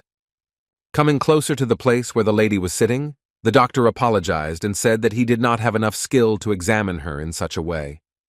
At first, the woman sat in silence, then decided to clarify what exactly her guest wanted to say. She didn't understand, because her uncle had said that this doctor was amazing, and now he was saying that he wasn't good enough for such a simple task. She listened attentively to his argument that, due to his meager skills, he could only make a diagnosis by feeling the pulse by palpation. That's why he didn't want the lady to be examined by someone who couldn't do it perfectly, because only that result would satisfy her. The woman thought about it. Her uncle insisted that this particular doctor should examine her, but in order for him to touch her, he needed to get permission from the chancellor. The boy thought that he would finally be sent home, but instead of a complaint, he heard agreement to his conditions. Surprisingly, the lady decided to make concessions and allow the commoner to touch her, immediately after asking the chancellor. It took quite a long time to wait for permission, but the doctor was provided with comfortable conditions and treated to delicious tea. The guy's good mood was spoiled by a man who called him by name and asked if he was the one invited to examine the lady. The man was not at all friendly, as he believed that the boy was only here because of his connections with the Guo family. Standing in front of the boy was none other than the court physician named Dok, and he clearly did not like his young colleague. Putting an arrogant expression into his voice, the man said that he wanted to see with his own eyes how brilliant the boy was, since he had visited Her Highness. The doctor mockingly asked if such a capable doctor couldn't examine the lady with a thread. Huan angrily replied that he wasn't at that level yet. These words made Kyungduk laugh, thinking that his colleague had failed instead of teaching him a lesson. But Huan decided to ignore the annoying man and asked him to leave him alone, if of course he had finished his arrogant speech. The court physician was not accustomed to being treated so disrespectfully, and it was even more strange to him that they were ignoring him, considering the book more fascinating. He was about to tell the boy everything he thought about him, but then the Dr. Huang was called, saying that there was an important message for him. Bowing, the servant informed him that the chancellor had given his permission for him to touch his concubine for the sake of examination. Glaring angrily at the court physician, Huan headed straight towards Her Highness, leaving the man alone with his envy. Finding himself in front of the woman again, the boy bowed and began to wait for further instructions, because he did not quite understand how he should behave. Unfortunately, the court physician also followed him. Perhaps he was interested in what was so special about his colleague. Gyeongduk explained his presence by saying that he wanted to see the work of a master like Huang and deepen his own knowledge. But in fact he was simply doing surveillance. But the lady didn't care much about this, so she didn't forbid it, which made the impudent man very happy. As he approached his high-born patient, the boy warned her that his skills were different from what she had seen before, so the examination might not be typical. She told the young man not to worry and to do everything as he saw fit. Her voice was soft, and her manner of behavior did not at all resemble her uncle's character. The guy was told that the woman's body had many freckles and spots, but he noticed that her stomach was too swollen. Her Highness shared that 3 months have passed since her last menstruation, and now she is bothered by constant pain in her lower back and fatigue, which is why she sleeps all the time. At first glance, these were the most typical symptoms of pregnancy, but something was bothering Huan. The doctor extended his hand and asked if he could touch her to take her pulse, and the woman nodded. He was very surprised that he felt a non-free pulse. The beats were sometimes strong, sometimes moderate, but in general this can happen to pregnant women. Noticing the guy's confusion, the lady asked what was the matter, since she was beginning to worry about the doctor's mysterious silence. Huan knew that he shouldn't make a conclusion based on the pulse alone. Yes, there were signs that the concubine was pregnant, but he had to be 100% sure before saying anything. After clearing her throat, the woman said that she shouldn't be surprised by the weak pulse, since she hadn't been able to eat normally lately, so she had become a little weaker. The examination continued, but the guy still didn't want to rush to conclusions, because if the patient wasn't pregnant, there would be a big fuss. Huan's every action was closely monitored by the court physician, who tried to understand why there was such a stir around the guy. He couldn't understand why the boy was delaying his answer, because he was eager to hear what conclusion he would voice. The doctor understood that he needed to calm down, because the patient's health was in first place, and the examination was in full swing. He was distracted from his work by Gyeongdok's nasty voice, which urged the woman not to worry about the child in her belly. Bowing, he said with a slight grin that he wanted to give the lady a decoction to restore her strength. Then the child would definitely be fine. It was a noticeable interference in the work, which indicated that the man wanted to make his colleague look useless in comparison to him. Exhaling, Huan realized that he was running out of time, but he couldn't rush the inspection too much. Otherwise, he might miss something important. This time, he managed to quickly activate his X-ray vision. Either it was luck, or the higher powers themselves helped him with this. He began to peer into his patient as closely as possible, in order to literally see right through her. The diagnostics showed that her womb was empty, and there was no child there, as the court physician had so vehemently declared. There was no fetus, but Go-hyun had not had her period and her belly was very swollen, all of which were alarming signs. Everything indicated that it was a false pregnancy, which was caused either by a hormonal imbalance or severe stress. Seeing this boy standing there scratching his head, not knowing what to say, irritation rose up inside Dr. Gyeong-dok. Therefore, he decided to express his doubts about his competence, because in his opinion, such a young man simply could not have mastered the art of healing. When the man offered his brew again, the boy suddenly began to seriously wonder whether he had examined Her Highness and measured her pulse. When Won Hwan asked this question, Kyung-deok was very surprised, because he thought that he shouldn't report to all these children. Growling with anger, the man reminded that he was the head of the court doctors, and no one could doubt the accuracy of his diagnoses. But the guy reminded him that they were dealing with a lady, and that there was no place for such conversations around her. Therefore, the young man asked Go-hyun for a short break as he needed to discuss some details about her condition. As he passed the doctor, Won Hwan suggested that they continue their conversation outside, as there were too many prying ears in this place. Upon hearing the information that there was no pregnancy, Kyung-deok said that all this was nonsense, because any fool would understand everything after seeing her belly. The guy retorted, saying that there was no point in all this if the belly had swelled so much in just 3 months. But in the man's opinion, this was possible if the child was healthy. Also, Won Hwan emphasized that his colleague did not conduct an examination, but based his opinion on his observations, while he, in turn, did the opposite. But in response to this, the doctor only laughed, saying that if the level of skill is high enough, then any disease can be immediately detected. Such self-confidence and stubbornness drove the guy crazy. Unfortunately, this doctor stopped improving his skills, believing that he already knew everything. False pregnancy was a psychological illness that arose due to certain problems, and in most cases, everything was solved by convincing the patient that she was not carrying a child. There were no pregnancy tests at the time, so the boy tried to convince the court physician of his diagnosis and use his authority to make a diagnosis. But this stubborn idiot was sure that he was right, so the task became extremely difficult. Won Hwan still hadn't given up hope of convincing the doctor, so he urged him to go to the lady and check her pulse. But it was extremely difficult to get Gyeong-dok to do this, because he was convinced that he could identify 10,000 diseases just by looking at a person. And the thing was that the doctor was forbidden to touch the woman, so the examination was impossible. Out of nowhere, Go-hyun appeared and screamed, asking if there was a child inside her, demanding that Hwang answer the question immediately. Standing next to her was a tall and handsome man who was none other than Chen Gui, the chancellor of the state of Pei. Seeing that the gentleman had come personally to hear the diagnosis, the doctors bowed to him in unison, expressing deep respect.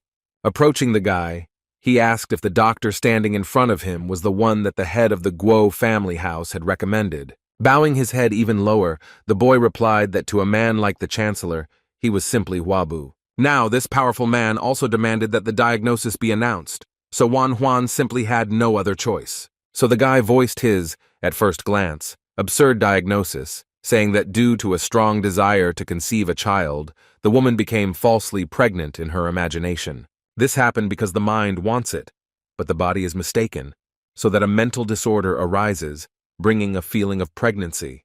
The chancellor frowned and said that it was the first time he had heard of such a thing, after which he asked the court physician if he knew of such an affliction, but Gyeong-dok shook his head. The doctor said that he had never seen a mention of such a disease in books. It was impossible for the literature of that era. Chen Gui was very surprised that he could only find out by checking his concubine's pulse, so he thought it right to allow another doctor to examine his honorable wife, because that would be fair. Won Hwan agreed with this, but if Gyeong-duk continued to claim that she was pregnant even after checking her pulse, then it would be clear that they were dealing with a charlatan. But if the guy was wrong, Chen Gui believed that he would have to bear responsibility for all the noise he had made. These words became honey to the ears of the arrogant court physician. He was eager to humiliate the boy in public. After this, the doctors and the chancellor with his wife returned to the chambers to conduct an examination and finally find out what was happening. Gyeong-dok was ready to begin checking the pulse of the venerable third concubine of the master, who had been suffering from weakness and headaches for several months. The man's hands reached out to the lady's thin wrist, for whom it was unusual to let so many people get close to her. Knowing what the pulse of a healthy person should be, The man was amazed when he felt such a weak beat under his finger. But the lady's belly was so swollen, as if she were expecting twins. The boy's words simply could not be true. It was clear that the pulse made Huang's words true, but in the court physician's opinion, all the other symptoms pointed to an obvious pregnancy. Then he suddenly realized that it didn't matter whether he was right or not, because he could always take his words back. But his competitor didn't have such a privilege. So the man decided that his desire to teach the boy a lesson was much greater than the state of the young lady. Turning to the chancellor, Gyeongdaeok said that the concubine's pulse was indeed weaker than it should be, which was what made her condition so sluggish. But to Wan Huan's surprise, he continued to play his strange game and said that he could confidently state that Her Highness was pregnant. These words were repeated by all the other doctors who were allowed to examine the woman. Of course, they could not refute the diagnosis of their chief. With each new examination, the guy's eyes widened more and more. He didn't know whether they were all so incompetent, or whether they were afraid of Gyeongdaek. Be that as it may, the court physician gathered around himself only charlatans who could dance to his tune. It seems that the chancellor also had doubts, but still, it would be logical if he believed the opinion of the majority. The doctors were not fools. They understood that this story was not so simple, but as the boy had assumed, they simply could not doubt the words of their leader. Turning his head towards the young man, the chancellor shouted, saying that all the doctors he trusted claimed that his wife was carrying their child within her. Gyeongdaek took great pleasure in the fact that the master's anger was not directed at him, and humiliating this youth was worth the subsequent apology for the mistake. Smiling, the man told himself that this worthless simpleton deserved to be trampled into the dirt. Putting on the appearance of a pious servant, the doctor approached the lady and said that it would be an honor for him to express his opinion. In his opinion, the Dr. Wan Huan was simply mistaken because at his age he did not have as much practice as he did. Then he decided to finally discredit the guy, saying that he was afraid that the young man was unhappy with the pregnancy and was trying to harm the child. These words greatly frightened the already suspicious lady. Now she was worried not only about her life, but also about the well-being of the non-existent child.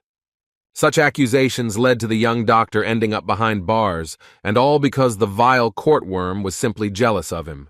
The accusations of disrespect were simply ridiculous, but they had an effect on Go Hyun and her husband, who would have thought that modern medicine would come back to haunt the guy. It was unclear what the point was in calling these incompetents court physicians if they could not help the lady, but perhaps it was all planned. Things weren't going well, and Wan Huan was nervous about how his mother would be worried when she found out he was locked up. He understood that he could not only be imprisoned, but also executed. He was saved only by his acquaintance with Gocho, but the guy could still have his hands cut off. These depressing thoughts disappeared when the young man heard a familiar voice calling his name. It was his little and very faithful assistant, Obo, who was seriously afraid that his master would be executed. When Wan Huan saw him, he was afraid that the baby might be harmed, so he asked why he had not returned to Kao yet. The boy replied that he had not abandoned his friend. Noticing the tears on the boy's face, the guy said that there was no point in tormenting himself so much because nothing terrible had happened yet. But in reality, the doctor felt a little relieved, because if Obo returned to Kao, everyone, including his mother, would know about his imprisonment. Looking at the boy, Wan Huan knew that he would not let him get hurt. Obo surprised him when he started rummaging through his bag, saying that the doctor had not been fed yet. A couple of seconds passed, and the boy pulled out a whole chicken and some other goodies, obtained in an unknown way, but no less appetizing for that. The contented boy said that he was on good terms with the guards, so this child was quite resourceful. After tearing off a juicy chicken leg that smelled simply delicious, the guy told his assistant to help himself. But Obo had no intention of eating the food he had gotten for his friend, since he was not the one languishing in prison, so the boy refused. His mentor was adamant and asked if it would be better if he simply threw away this delicious leg that had been prepared by the palace chefs. All refusals were put aside, and the boys enjoyed a wonderful meal together on the prison floor. The boy asked if he should inform Mr. Go Cho about the imprisonment. Of course he thought about it, but even Guo wouldn't be able to pull him out easily, because the chancellor was no different from the king of the Pei state. So after thinking about it again, Wan Huan realized that there weren't many solutions to this problem. Then a sudden and very interesting thought came into his head, which could help to correct his deplorable situation. Approaching the wooden grate, The guy smiled slyly and told Bo to contact Mr. Go Cho and tell him what happened. The Guo family's home was in turmoil that day, as its residents were shocked by unexpected news that reached them from trusted sources. Mr. Go couldn't believe that such a capable and intelligent doctor as Wan Huan could be thrown into prison. He was simply confused. The man thought that the doctor would diagnose his niece and do a good deed. But everything turned out completely differently. If the chancellor had liked the boy, he could have been made a civil servant despite his background. But now Wan Huan was locked up in prison. The man was very interested in what had happened, that now the boy was sitting in the dungeon with the rats. He began to ask Obo about it. After a short pause, the boy said that the doctor had told the couple that Mrs. Go Hyun was not pregnant at all, as all the other doctors had said. This news shocked her uncle too, but he had no reason not to believe this child, so he did not stop listening to him. It was clear that if the Dr. Huang made such a diagnosis, then that was how it was. The guy had a straightforward character, and for that he could be taken into custody. He understood that if he stood up for the doctor, his status could be at risk, and after all, he had only recently been recognized by his brothers, and this happened thanks to his changes for the better.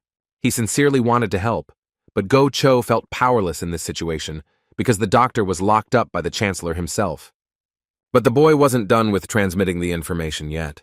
There was still something he needed to ask Go Cho about. The doctor had one request that he really wanted to fulfill, and only a man was able to help with this matter. The next day came and there was unrest in the chancellor's palace, so he demanded that a doctor be called to him. When Gyeongdon appeared before his master, he asked for what purpose he had been invited into the chambers. The man was very interested in whether his dear wife's condition had improved, because all this time he had been very worried about her. The tense doctor replied that Her Highness's body was weak by nature, so the treatment was slow, and he also added that a quick recovery could be fatal for her. The doctor began to worry that the ruler began to ask so often about the condition of the concubine. He feared that his lie might soon be revealed. He became even more ill when the chancellor asked if he could find out the sex of the child and report it to him. At that moment he realized that it would be very difficult to maintain a lie, and if it were to be revealed, he would lose his head. Bowing, Kyungduk said that at the moment this information is difficult to know, but when time permits, he will be able to predict the gender. After thinking, the ruler said that other doctors should also be able to do this, and these words were confirmed by the court physician. Turning around, the man ordered that all the court doctors be gathered in the palace, because he needed to get 100% information. He also told the doctor to check his concubine's pulse in 5 days. Gyeongdaeok realized that his position was in jeopardy. After all, it was impossible to find out the sex of the child, since the child itself did not exist. But if he confesses to this now, he could be executed. The doctor couldn't believe that everything had turned out this way. He had only wanted to teach the arrogant boy a lesson, but in the end, he had only created problems for himself. The idea of finding out the sex of the child was given to the chancellor by the heir of the Go family, at the request of Wan Huan.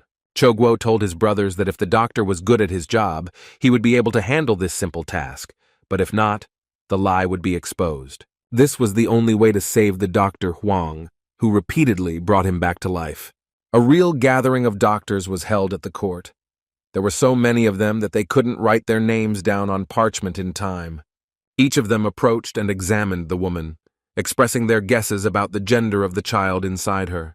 The scribe meticulously wrote down every word so as not to miss a single detail, since this information would then have to be passed on to the chancellor.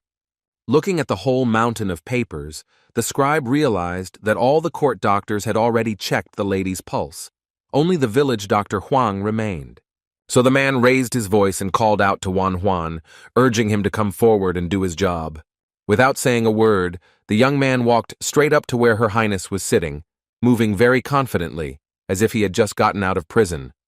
But it was not Go Hyun who was sitting behind the translucent screen. The chancellor decided to test the doctors by seating a truly pregnant woman on the chair. The guy decided not to waste time on unnecessary actions.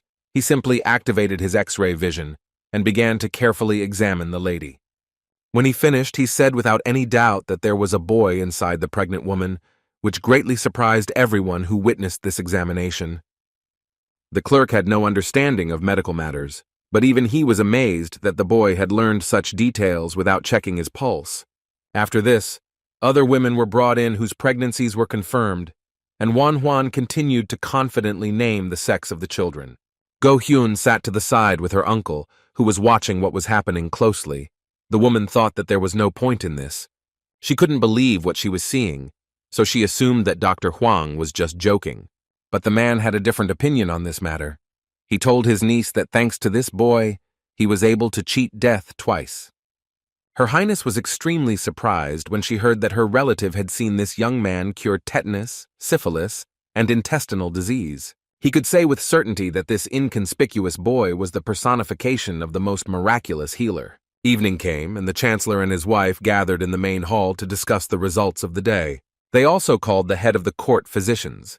They informed the man that the answers of his subordinates almost completely coincided, although they did not discuss them among themselves. This news did not come as a surprise to Gyeongdok, since all his colleagues based their information on medical books. Looking at the parchment with interest, the Chancellor said that Dr. Huang's conclusions were unique. The arrogant doctor tensed up when he heard that his competitor had determined that the child of the war minister's wife was dead. He immediately remembered that the two court physicians had come to the same conclusion, but Lord Chen Gui had corrected him, saying that they had merely made a guess. While Huan was completely certain that the fetus had died, this opinion was completely different from everyone else's. All that remains is to wait for all these women to give birth. Only then will they be able to find out the truth, and if Huang was right, then there will be some changes in the palace.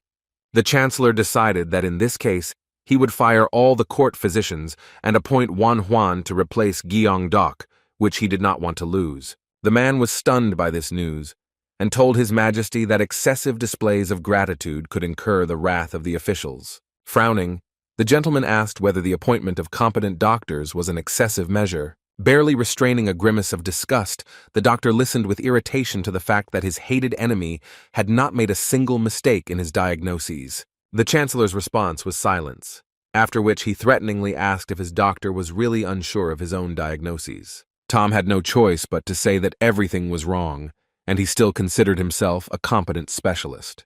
The irritation was already consuming the man, so he shouted for his doctor to check everything after the birth and personally report to him, and now to get away.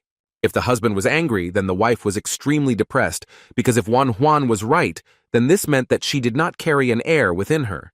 Stroking her belly, she couldn't believe that her body was just playing with her and deceiving everyone around her. The guy spent all this time in prison, of course. It was unfair, but it was worth it, especially since he improved his body. His inner art has improved, and the side effects from the ability have almost disappeared, and he has also gained a lot of muscle due to constant exercise. One of those endless days, Obo came running into the dungeon and said that the third wife of the guard commander had given birth. Stretching, Huan asked if it was a boy.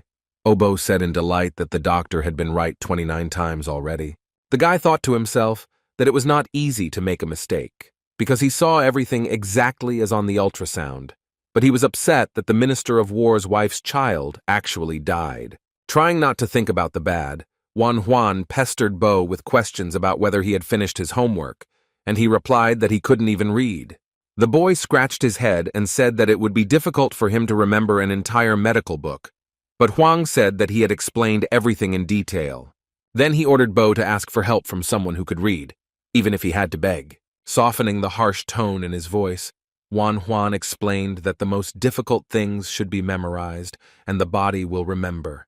The moralizing was interrupted when a voice was heard from the street announcing that a new imperial decree had been issued. Entering the prison, the messenger said that the Dr. Huang was found innocent and should be released immediately. When the lattice door opened, Obo could not resist running towards his mentor, because during this time he had missed him very much.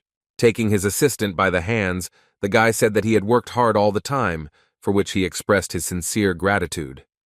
But this idyll was interrupted as soon as the envoy reported that the Chancellor was looking for Huan, so he should go to the palace. The young man listened intently to what must be, already prepared to appear before him, but in fact he felt uneasy at this prospect.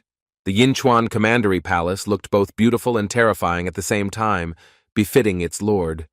A huge number of doctors had gathered inside, but the man did not pay attention to them but read over and over again what was written on the parchment. He was surprised that Wan Huan was able to make a diagnosis without checking the pulse, and determined that the child was already dead. This guy really turned out to be a miracle healer, just as Gocho said. He was distracted from reading by the voice of an old doctor, who said that one report about Huang had been deliberately omitted.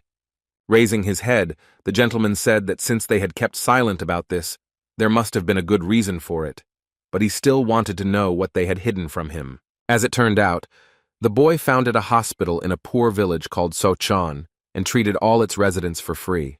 The old doctor said that he thought this might embarrass his master, so he did not report it. Thinking about it, Chen Gui thought that this information would really have a negative effect on him, since he would hardly trust his wife to such a simpleton. In his prison sat a famous doctor who did not satisfy his selfish desires.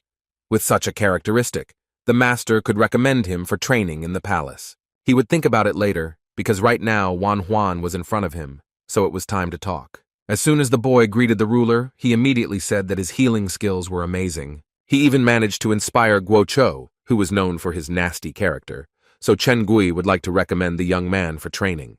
Having learned filial piety and clean records, the boy could well become an official in the future. The proposal surprised Wan Huan greatly. He became embarrassed and said that he was not yet trained enough for this. When the ruler laughed and muttered that he thought that the future official was standing in front of him, the guy almost rolled his eyes. He didn't want all this. So he continued to play the poor guy, saying that in his opinion, this post would only be suitable for a person with great intelligence. His brother had such intelligence, and he expressed a desire to enjoy his youth and cure all the people in the world. Now it was absolutely clear to the gentleman that this talent was worth all the recommendations. Who would have thought that the doctor would put forward his brother instead of himself? He was really too young to work in the palace, where he would only receive envy from his elders. The audience was interrupted as soon as a tearful servant ran into the room, shouting that something bad had happened. At first, Chen Gui was angry because some girl, forgetting her manners, disrupted his reception.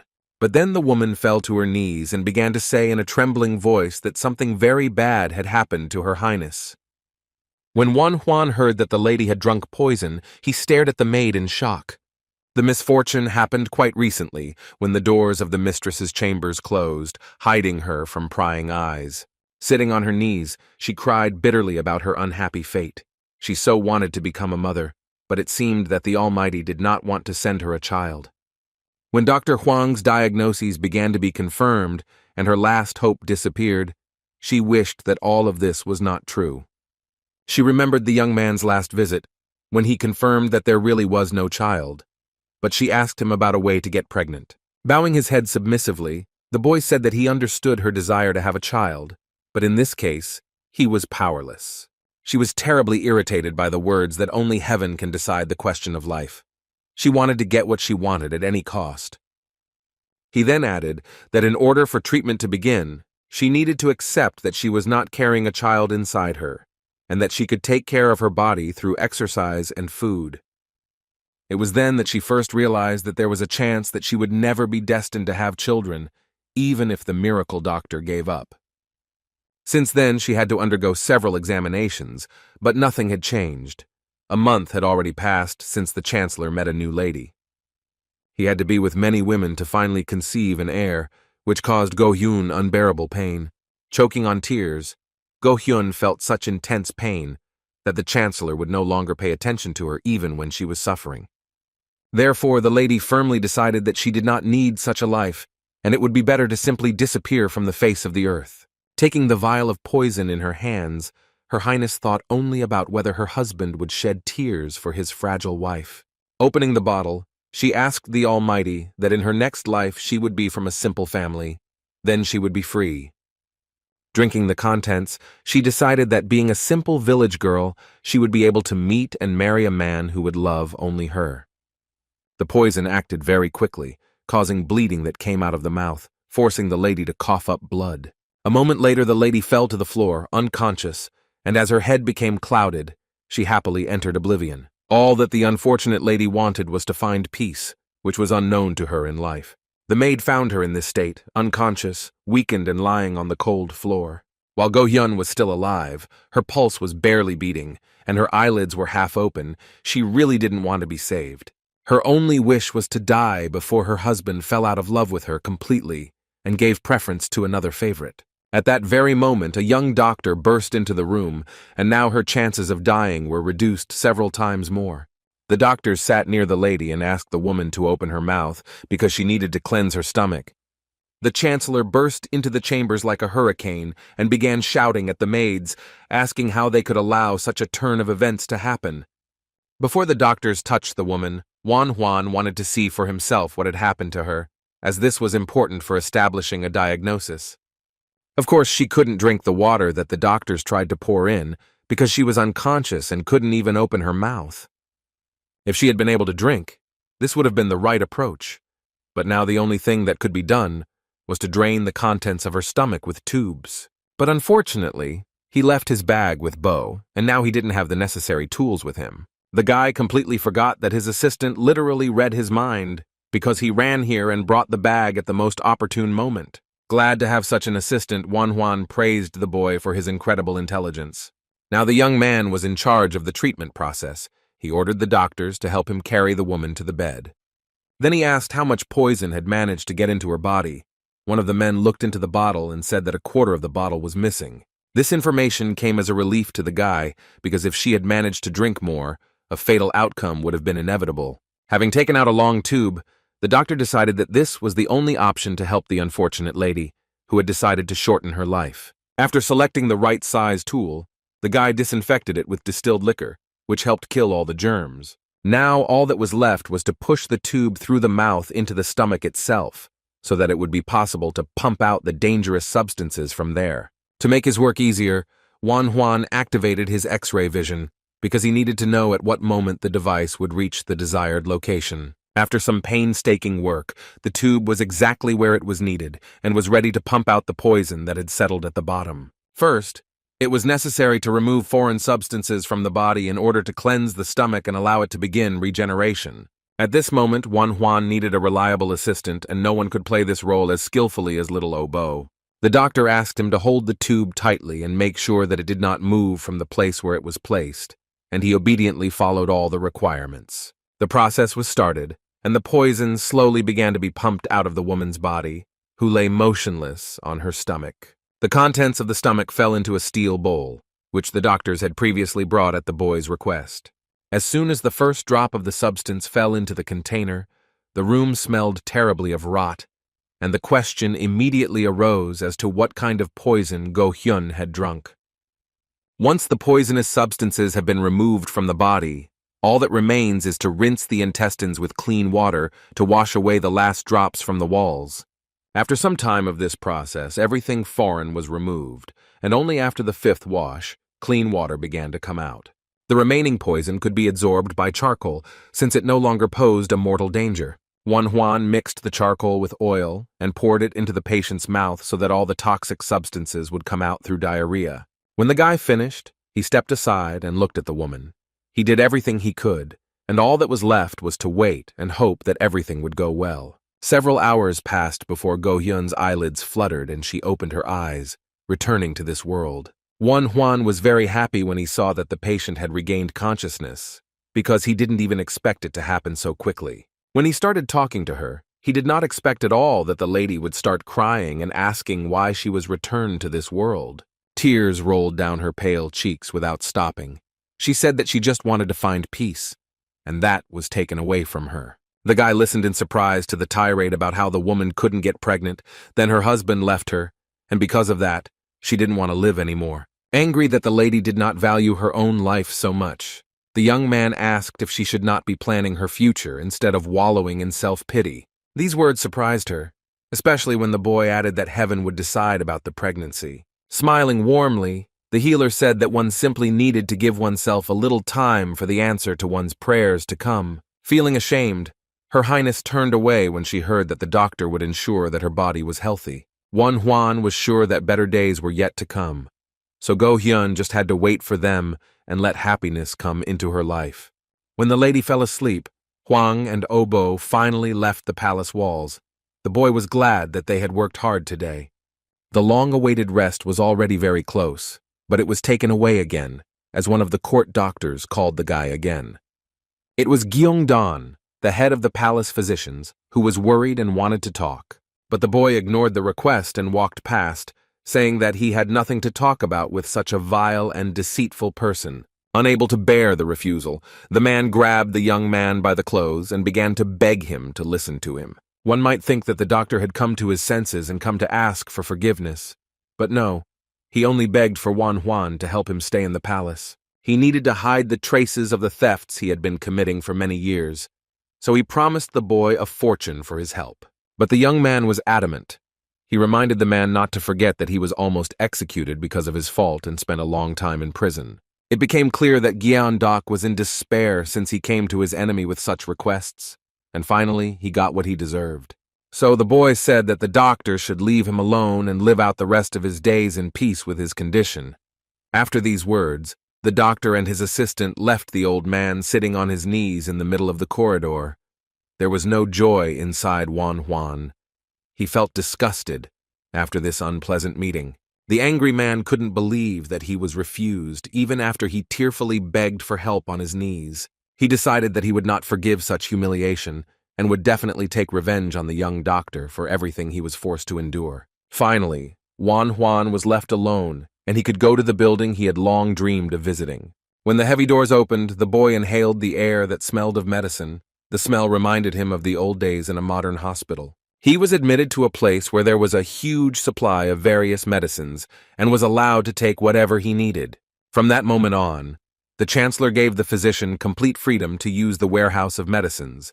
The main thing was that Her Highness would get better. Opening various cells, the guy collected the ingredients needed for the decoction, which should help restore the concubine's health. When he was distracted again, Juan wanted to scream in frustration, but this voice irritated him a little less than all the others. It was Obo, who had come running here to inform the doctor that he had received a message from Mr. Go. The young man was very surprised when he was told that Gocho wanted to invite him to his family.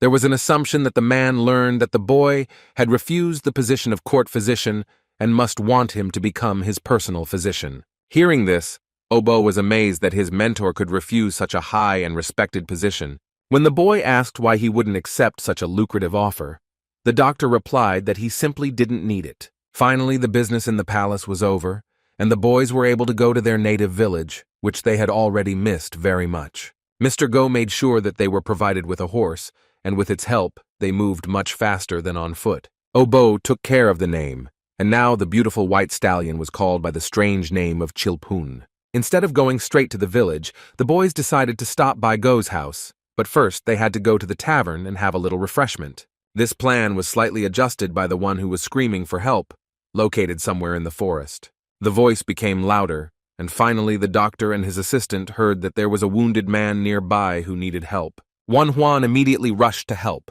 ordering his student to tie the horse to a tree and run after him. After running a few meters, the guy discovered people around the corner. A man was lying on the ground, and a woman was screaming and calling for help. Hearing that someone had set a trap and the man had injured his leg, the boy sped up, because he was afraid that there might be severe bleeding. As Juan ran towards the people, he was already asking if his Achilles tendon was okay when he suddenly felt something wrap around his leg. The trap worked as it should, and the boy flew into the air, turning upside down. Now he needed help too. Trying to speak as clearly as possible, which was not easy, hanging upside down, the young man asked the lady for help. Coming closer, the woman cautiously asked if the guy was a doctor. He began to shake his head, but this movement looked more like a convulsion. Finally, Obo arrived and asked in surprise what had happened here, but now was not the time for conversation. It was worth getting Juan down from the tree. It was strange that some hunter decided to leave traps on this side of the road, because people always passed here. As he climbed the tree, the boy said that he would untie the ropes and asked the lady to hold his teacher's head so that he would not get scared. While the assistant was untying the ropes, the mentor promised the woman that he would help her friend as soon as he was back on his feet. But instead of any gratitude, the lady looked around and once again said that no one walks along this road. After these words, she took out a sharp knife from her bosom, which she clearly did not intend to use to cut the ropes. Juan realized that things were taking an unexpected turn. When the young man realized what they were facing, he shouted a warning to Obo that he needed to flee immediately.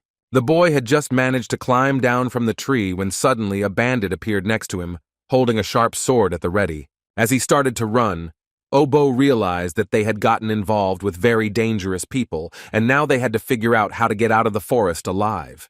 As he watched the chase, Juan wondered how they had managed to fall so thoughtlessly into the trap of the bandits who were waiting for their victims. Since the boy did not have time to cut the rope, the doctor understood that it was worth working hard himself and helping Obo, because something terrible could happen. But now trouble could happen to Juan himself, because a man who played the role of a wounded man was approaching him. Bearing his blade, he rushed at the defenseless boy, saying that he would gladly kill him. Juan had no intention of hanging around and waiting for his head to be cut off, so he reached for one of his swords. As he got closer and closer to his victim, the robber believed that no action would help him escape. Even the sharpest sword would not cut the iron wire rope they used in their trap.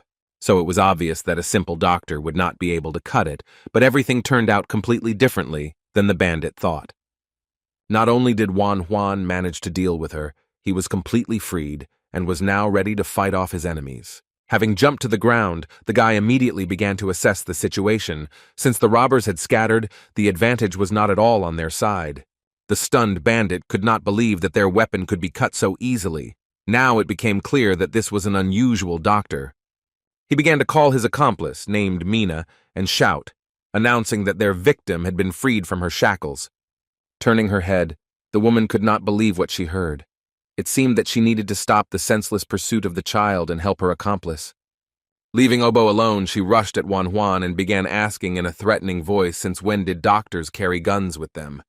The guy realized that it was time to activate his skills that he had trained for so long in prison, and ki energy began to fill his entire body. So when the woman finally attacked, he was ready, and with one blow he severed the hand that held the sword from the rest of her arm. Such skills were simply amazing. The bandits could not believe that such a young boy possessed such power. It was impossible, but he actually managed to cut the arm and bone off with just one swing of the blade. The man ran to his girlfriend. Despite the danger that threatened him, he was ready to help her no matter what.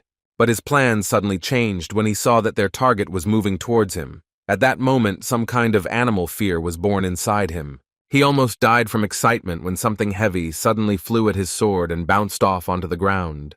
It was just a small branch, but it was unclear where it came from. Perhaps it was the work of a little boy. Fighting off these branches, the robber thought that he had been deceived when they said that they would meet a simple young doctor. Apparently, the informants did not know how he could fight. Ignoring his abilities wouldn't work, so he had to act quickly if he wanted to get out of the forest alive. But this was a very difficult task, because the young man was already advancing on him and raised his sword for the next blow. Without blinking an eye, Juan dealt with another bandit, releasing a huge amount of blood that splattered his face and clothes. Everything happened so quickly that the sword had not yet had time to fly apart into several pieces before its owner was already struck. As he watched this carnage, Obo was only worried about his teacher, and when he saw that he was safe, he calmed down. To tell the truth, the doctor's leg was a little sore from hanging on it for some time, but overall everything was fine. Leaving behind the bloody corpse of the enemy, Juan asked his student if he had been injured during the chase. When they approached the woman lying on the ground, the guy demanded answers from her because he had not injured her badly and she could still speak. However, if she doesn't want to tell who hired them, then the guy could very well be using acupuncture for something that is not good for his health. The bandit continued to remain silent, and this became her biggest mistake because Juan did not throw around empty promises, so now she arched her back in pain. The cause of her suffering was a small needle that was stuck exactly in the place that caused her unbearable pain. This action completely paralyzed her body, so even if she wanted to bite off her tongue so as not to say anything, she would not be able to do so. After all, there was a doctor standing next to her who could carefully sew it back on and save her life just to extract information. They and their accomplice tried to kill them, so they were probably well prepared for the fact that they themselves might die. But they did not take into account that in front of them was a person who could allow them to experience such pain, which was much worse than death. At that moment, the robber realized that she would be tortured, without even a chance for a peaceful death. This suffering was not worth her word of honor. So she whispered that the order for the murder was placed by the chief court physician, who held a grudge against the young man. This was not such a surprise, since Gyeongdaeok was a dishonest man who was capable of doing the most vile things just to maintain his status. Yes, they hated each other, but why didn't Won Hwan believe that he could kill him? It seems the woman was not aware of the details. As she said, she simply took the money and received the order. She was not lying, because the torments she had to endure were the best truth serum. So the doctor decided to pull out the needle and relieve her of this suffering, because he was not a monster. It seemed that the bandit did not agree with this, because her face, which was distorted by a grimace of pain, said quite the opposite. A moment later, the woman's eyes rolled back and she began to lose consciousness, after which her breathing stopped and she passed into another world. It was clear that no more answers would be obtained, so the doctor rose to his feet and left the unfortunate woman. Thinking about it, the young man realized that torture was not something he was used to, but otherwise he would never have found out who wanted him dead. This was already the second time that his life was in danger, so it was worth taking advantage of the opportunity and loosening the bandits' tongues. All this time he was saved thanks to the art of internal ki that Colonel Chow gave him, but at this rate, the enemies were increasing in number. Now even little Bo was in danger because of him. It turns out that the medical profession is not so safe. It was worth taking some measures immediately before everything became worse than it is now. After looking around, a badge was found not far from the corpses, on which it was written that its owner belonged to the House of the Red Moon. This means that the robber was a courtesan who worked in this house, but perhaps this was her way of hiding her identity. It was hard to believe that the scoundrel Gyeon had come all this way just to take revenge on him for refusing to help. He was distracted from his disturbing thoughts by a little student who asked what his teacher would do with this scoundrel. Rising to his feet, the guy said that he would let him taste his own medicine. Bo suggested that he, too, would hire killers. But that was not what Won Hwan wanted to do. His plan was to make the man a beggar and let him die of starvation. After all, he would be very disappointed if his enemy calmly passed away. His student did not know how to react to this, so he simply agreed. Finally, the time of year had arrived when the beautiful sakura blossomed and delighted the eye with its blooming. Hwaban always loved this time. Enjoying the spectacle, he thought that spring is definitely coming, in the literal and figurative sense of this expression. Anxious thoughts did not leave the man, because he had failed again, and did not know how to look his mother in the eyes now. He was pulled out of his thoughts by his brother, who ran up and asked with a cheerful smile how everything went. There was nothing to please Ju Hwan with, because his relative had failed again, and felt like a complete non-entity. Scratching the back of his head, Hwabok said that he wanted his brother to congratulate him, but instead he would have to be a pillow for tears. Instead of sad speeches, the man patted his brother on the shoulder and said that judging by his face he had passed, this could not but please, because it would have a good effect on the situation of their family. These words were not very pleasing because in Ju Hwan's opinion, his middle brother should have gone first, but he said that he should study some more. The conversations distracted him a little from his own failures, so the man asked what rank he had been awarded after the exam. What he heard made him smile widely, because his brother was lucky to get to the top and become one of the most successful students. General Chow was watching him, but the man thought that he was only being so soft with him because he owed Hwabu money. But Hwabong did not agree with him, because he had heard that there were good rumors about Chow Ren, which said that this man was fair and impartial. So it was safe to say that the brother would not have done this just because of Won Hwan's servants. Even though these words fell on deaf ears, Ju Hwan could still see that the observers were playing a game of nepotism. That's why he ended up on top, while his brother failed miserably. Such was life, difficult and unfair. The Guo family's estate was also in turmoil, as a message had arrived from the Chancellor's palace. The letter told how Go Hyun's dear niece had drunk poison, but despite that, she remained alive because she had received proper medical attention. Now the man was even more grateful to this young man because he saved not only his life, but also the life of a person who was dear to him. Now the high-ranking friend wanted to repay the good deed, especially since his niece told him to give him a gift. Of course, the doctor began to say that he didn't need anything. Then Go Cho reminded him that every action has a price, and he was ready to do everything in his power. The only thing the guy needed now was additional security, because Go No had gone home for a short while, but Won Hwan didn't want the master to force anyone to help him. That's why he said he didn't need anything, but Go Cho said the doctor could make his request at any time. Having finished the conversation, the master ordered his servants to take their dear guest to a place where he could have a good rest. The boy was expecting a cozy room where he could lie down on a soft bed, but he was brought to a completely different place than he expected to see. One of the maids took him to the House of the Red Moon, the finest courtesan house in the entire area. One could only hope that it was a coincidence, since the bandit's badge had the name of this very place on it. Trying to convince himself of this, the guy told himself that somewhere there must be another house like this, because the name is quite common. There was nothing left to do but enter the house, where women were waiting for him, standing in 2 rows and smiling sweetly. The maid who brought him said that he was expected in another place, and then pointed to the next room. What was striking was how many men were sitting here and drinking, while having fun with women. Regardless, Juan knew that he had to be extremely careful, because he couldn't trust anyone completely.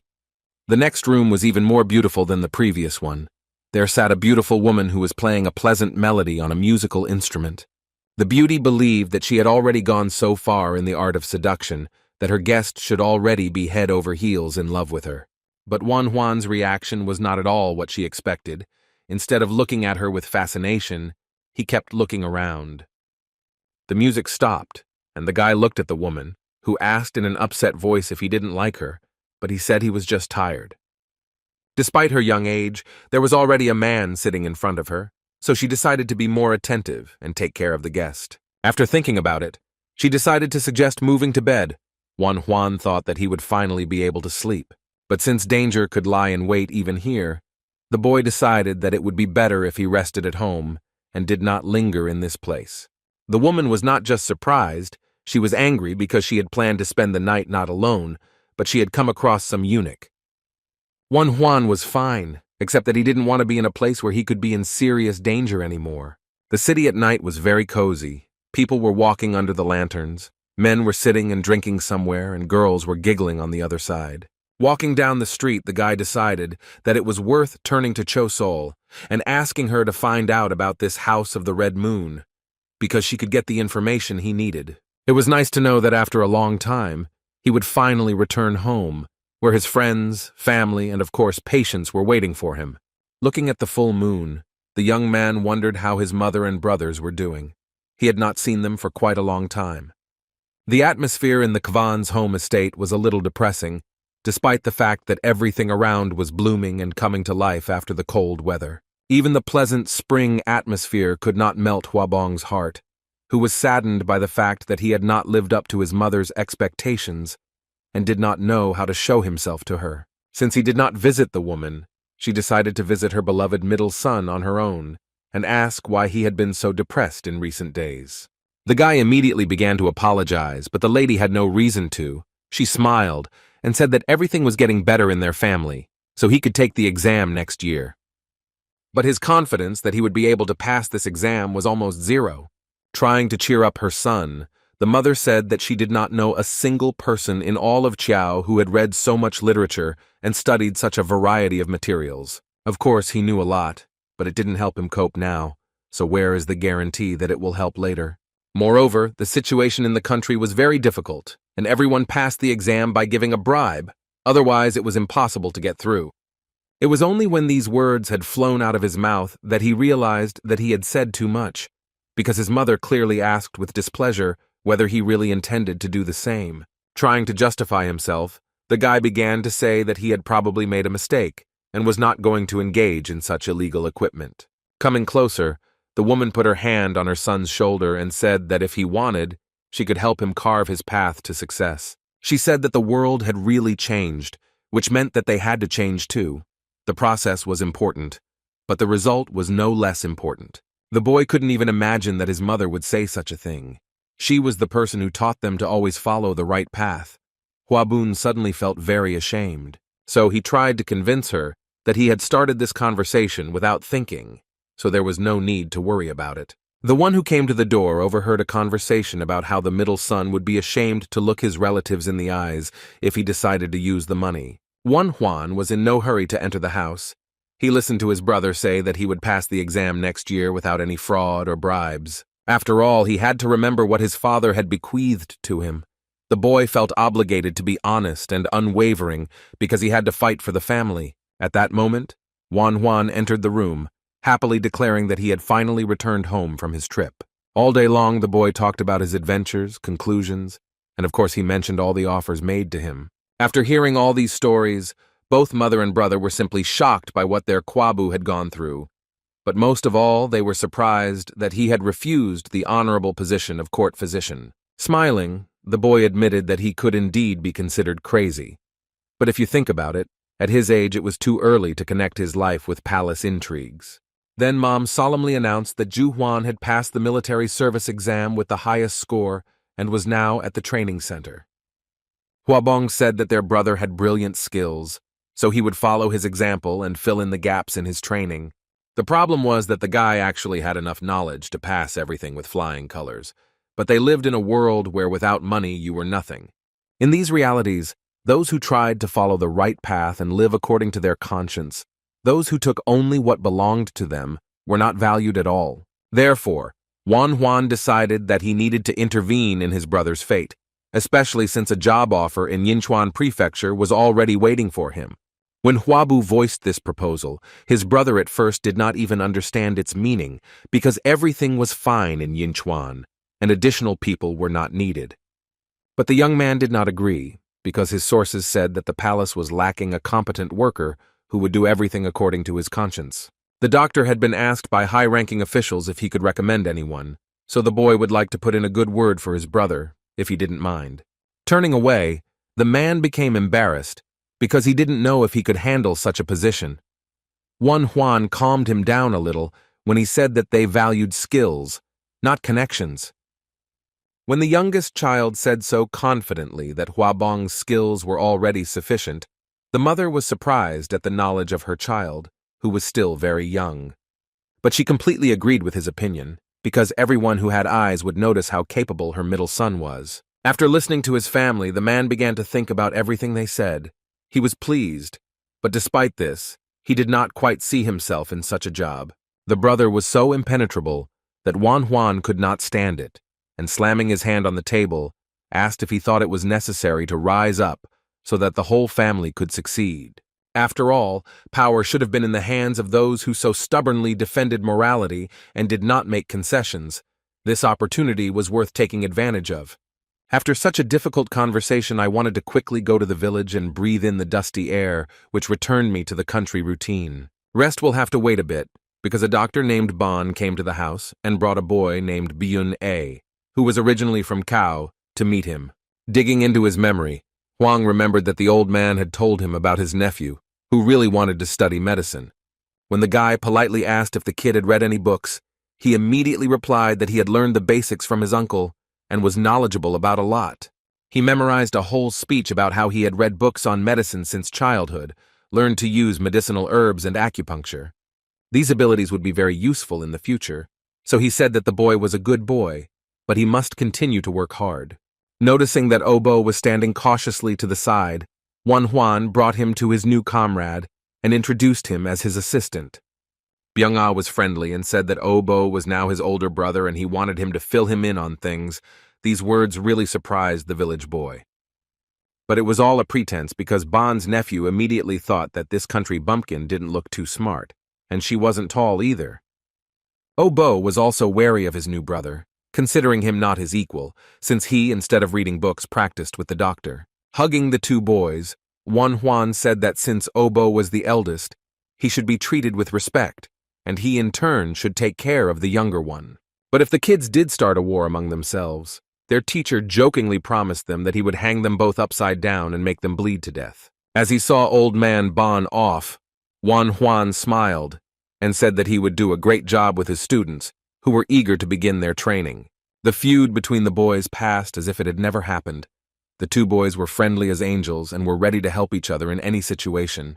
When evening came, Wan Huan left the village house and went to the Kiseng estate because he needed to talk to one of the workers. Cho Sol couldn't believe that fate had smiled upon her, and now she was sitting with the most famous doctor in the area and looking straight into his eyes. But she was worried that he asked to find out about the House of the Red Moon. She was very interested in the purpose of his interest, because the establishment was a famous house of pleasure. Tapping her finger on the table, the girl suddenly remembered that the owner of the building was a member of the Hao sect. When he and the lady were talking about this topic, Even she found the doctor's request strange. They also learned that Wan Huan had sent all the Qisayang back, and they were told everything except the actions of the head of the Go family. It was strange because this house of pleasure was located next to the Go family, so Chul thought that they would be able to get some information, but it was not so. This situation was not only in the Red Moon House. The Hao sect had discovered several Qisang houses that had problems gathering information. There was one logical conclusion that seemed to suggest itself. It seemed that the information was being transmitted not only to the Hao sect, perhaps there was some other secret organization. It would be surprising if the province were not covered with a web of spies that could reveal any secrets. Its members listened with interest to the conversations of local residents because, as is known, they knew many interesting details. The tavern worker knew about this too, and he listened with pleasure to the conversation about the murdered woman in the Taiping mansion, but the men did not know that she was the head of this mansion. Taking his hot lunch for the visitors from the cook, he thought only about the fact that there were only 3 neutralizing elixirs left, which would run out in a year at most. He needed to find a way to buy more, because without them, he was tormented by terrible headaches that just wouldn't go away. Then an idea came into his head that could, in principle, help, if he did everything correctly and did not reveal his true intentions. He decided to approach the doctors who were sitting at the table, laughing. The man tried to join their conversation. They were friendly to him, since the owner of the establishment stood in front of them. The gentleman bowed his head submissively and said that if they needed anything, they could tell him, because for him, people were more important than money. They were very grateful to him, and at that moment the man realized that he had finally conquered these court doctors. It had cost him 3 months of effort. Now all that was left was to conquer their leader. Only then would he be able to remake the elixir to remove the curse. Suddenly, a visitor entered the tavern, whom no one had met there before, because this place was not suitable for a man's status. When the owner saw who was standing in his establishment, he was simply stunned, because it was the first time that the head of the court physicians, whom he was looking for, visited him. Realizing that this was the chance he had been waiting for so long, the man ran straight to his new guests. Putting on a welcoming smile, the employee began to respectfully communicate with the client and asked him to come inside and make himself comfortable. The innkeeper wanted to take the opportunity to introduce himself, but the head of the court physicians interrupted him and said that he had already heard about him. After these words, the man recognized the person standing in front of him and felt his hands begin to tremble with fear. He bowed respectfully and said that he would serve with all his might. But in his mind he was thinking that he had expected to see a completely different person in the role of court physician. Now his plans were in jeopardy, because he had hoped to draw a naive person into his nets, but in front of him was a poisonous snake. After all, it was Gyeongdok who was the one who made the man a slave of the Taiping sect, from which one could only leave by dying. This man was the main culprit, who introduced an unknown medicine and acupuncture method. It was because of him that the innkeeper was forced to take the elixir every 6 months. It was unclear how such a person occupied such a position.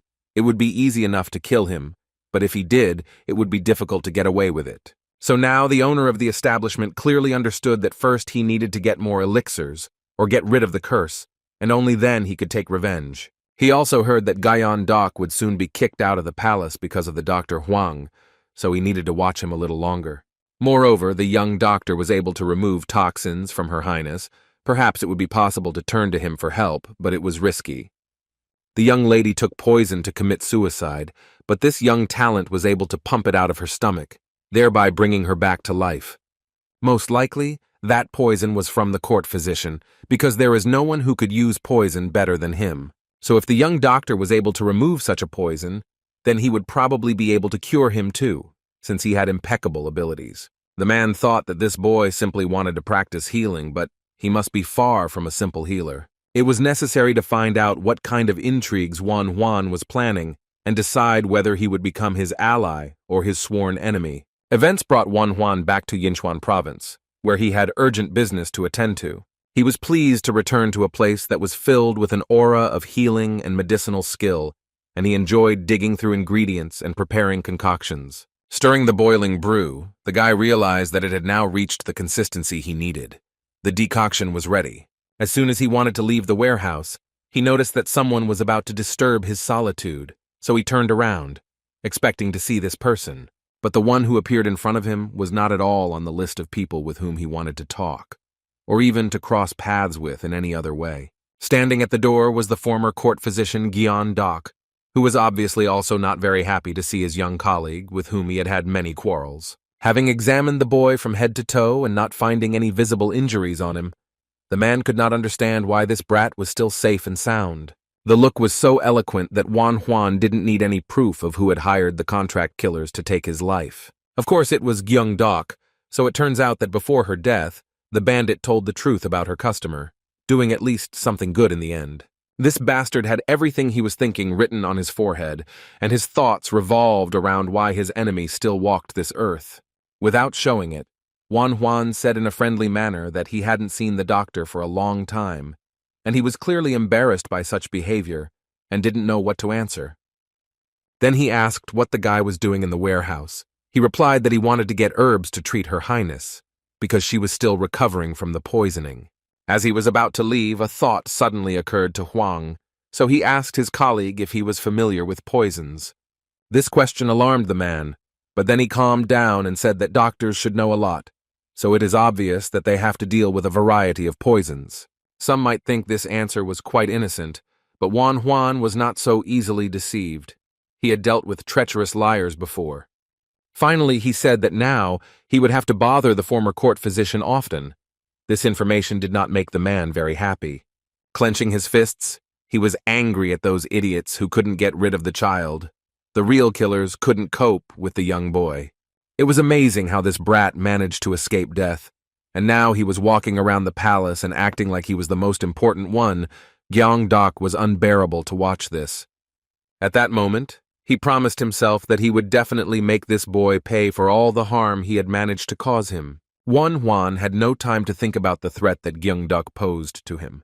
The chancellor was waiting for him, and he went to see him for an audience. After greeting his subordinates, Chen Gui said that he had received the doctor's report and now wanted to talk about it.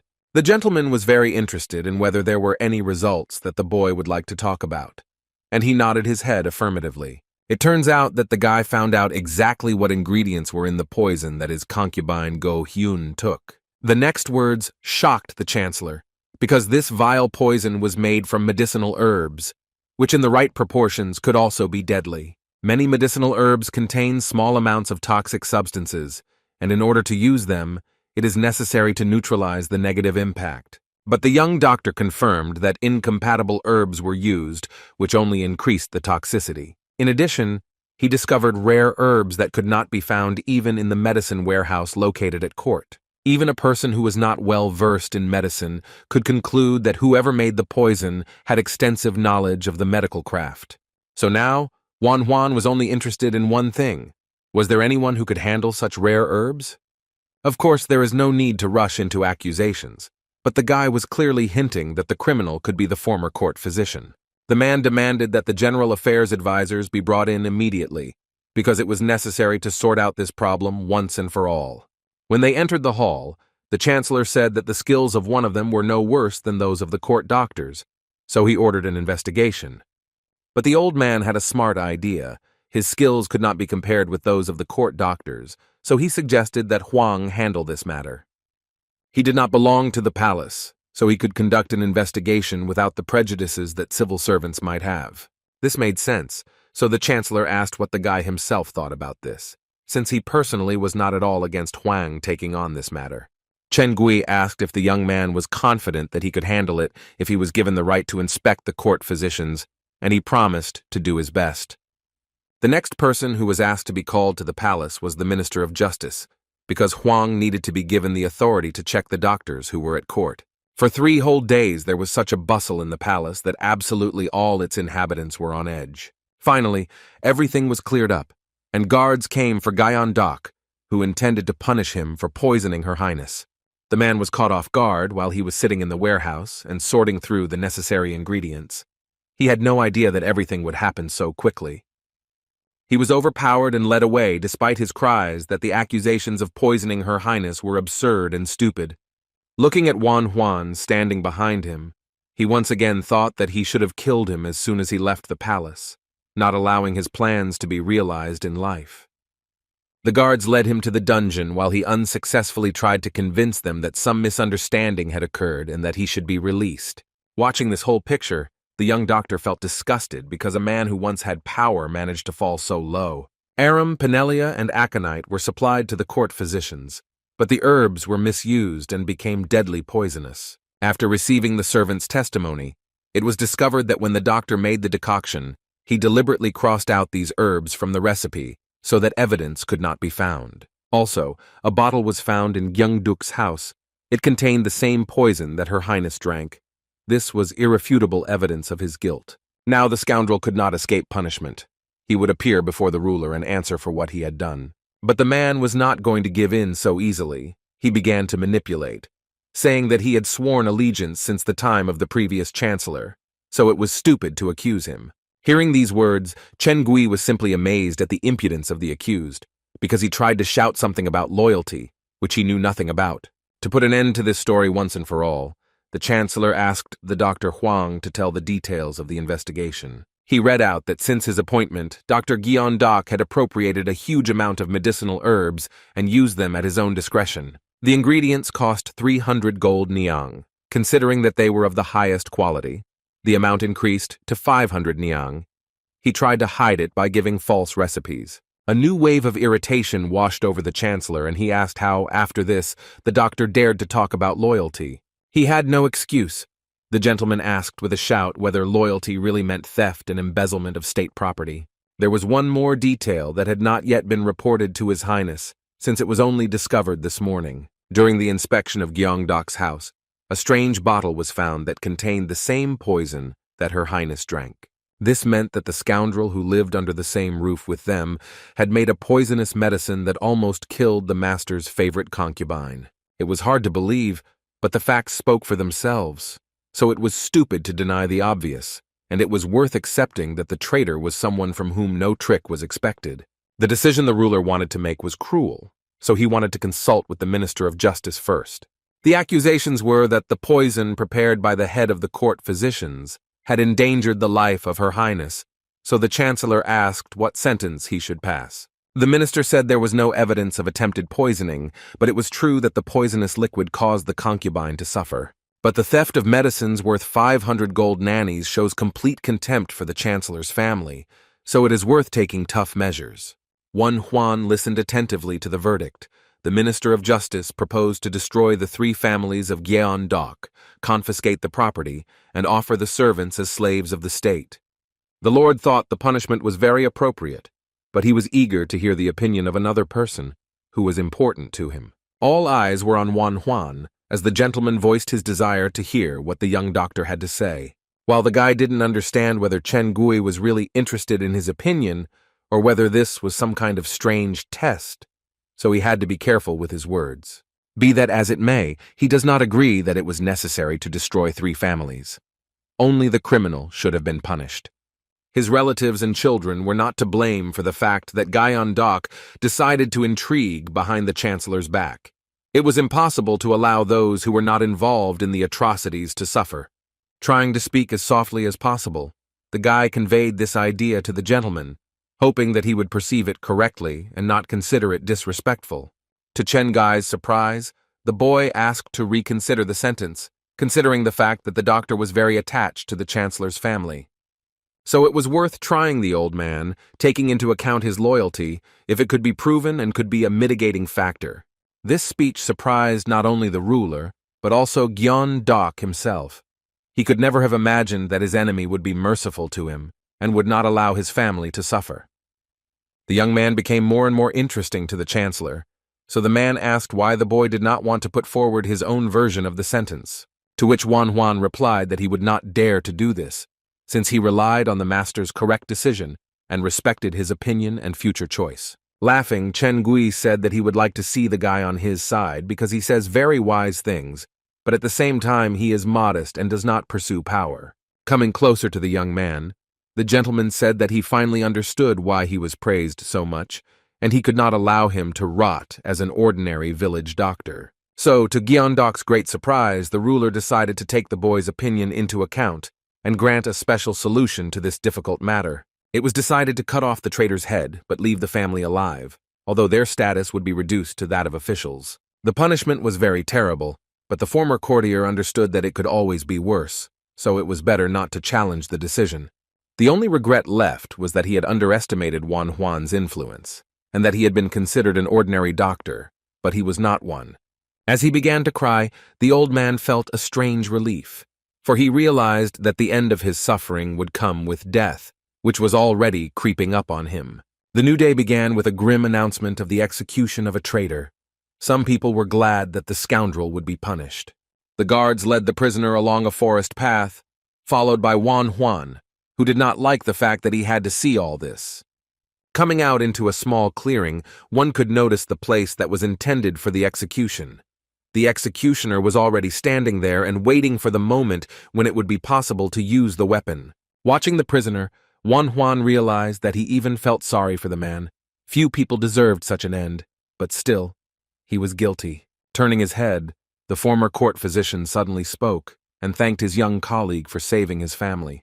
Putting a stern expression into his voice, the boy said that he simply didn't want to involve innocent people in this, and in response, Gyeong-duk thanked him again. The criminal also expressed a desire to talk in private, as he wanted to pay off his debt one last time, so that his conscience would not torment him in the next world. Believing the man's good intentions, Wan Huan ordered the guards to move away a little. They were afraid, but the guy convinced them that everything would be fine. When the soldiers had moved a sufficient distance away, the man suddenly said that if the young man was asked to go outside the palace to visit a house, he should not do so. Wan Huan immediately became suspicious and asked if the former doctor had tried to kill him when he invited him home. All Gyeongdeok said was that he was very sorry, but what was the cost of this remorse, which came only before death? Angered by the latest news, the boy did not intend to stay in this clearing any longer, so he left it just before the execution. The last thing he heard was the executioner drawing his blade, followed by the sound of a blow that caused something to fall to the ground with a dull, wet thud. When he returned to the palace, his assistants began to report a multitude of orders for the house, but he refused each of them, fearing for his life. Oh-bo and Byung-ah had no idea what was going on, but they both noticed that their teacher was in a very depressed state. In fact, the guy was very angry that he was forced to turn away truly sick patients, because among the many calls there might be one that was a trap.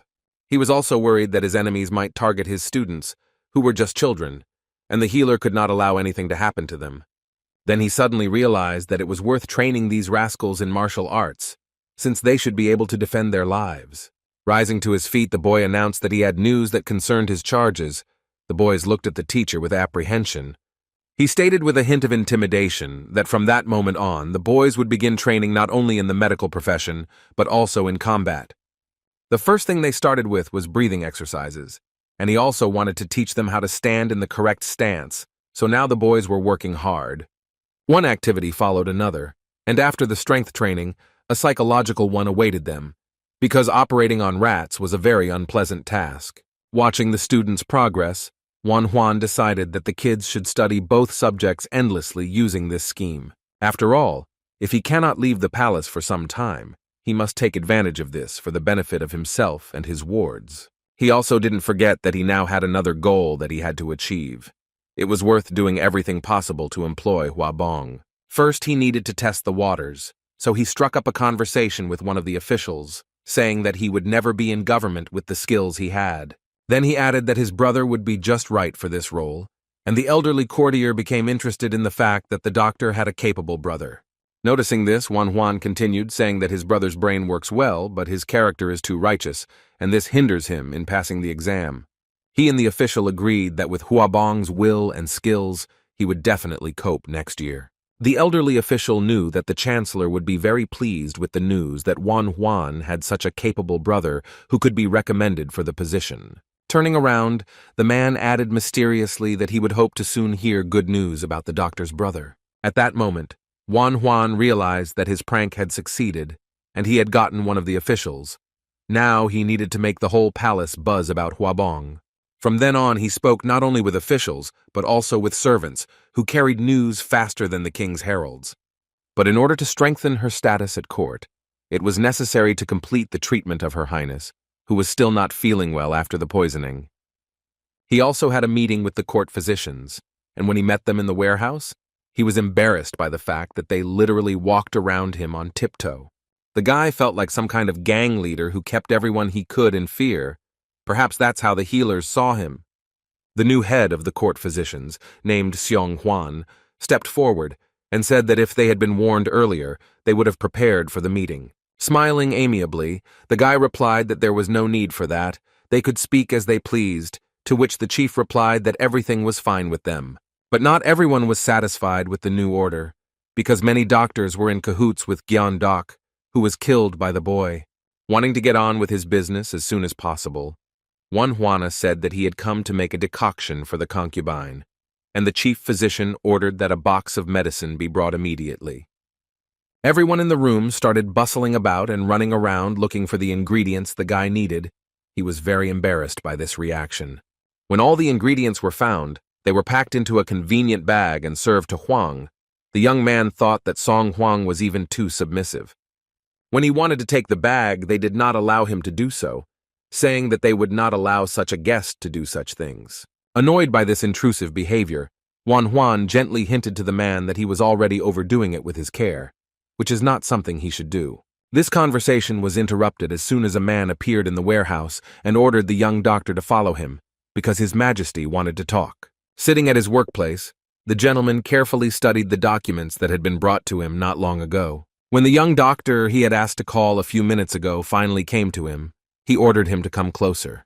Having placed an important document on the table, the man said that he would like to ask the boy about something. Recently, there had been some interesting rumors circulating around the palace, but Chen Gui wanted to hear them firsthand. Finally, the time came for the conversation that Wan Huan had been waiting for so long. The ruler began to take an interest in his brother and ask if he was really as smart as they said. This moment was very important, so it was worth behaving correctly.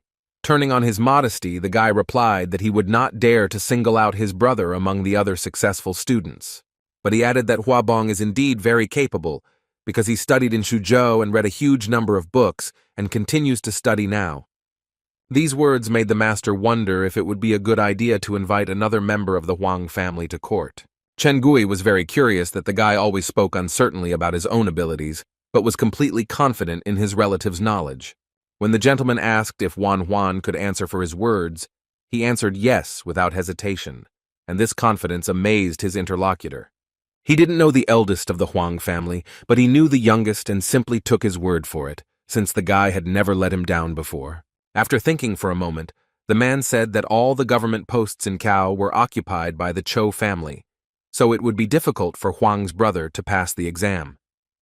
The guy already thought that his efforts were in vain, but then the gentleman said that when choosing, personality is as important as knowledge.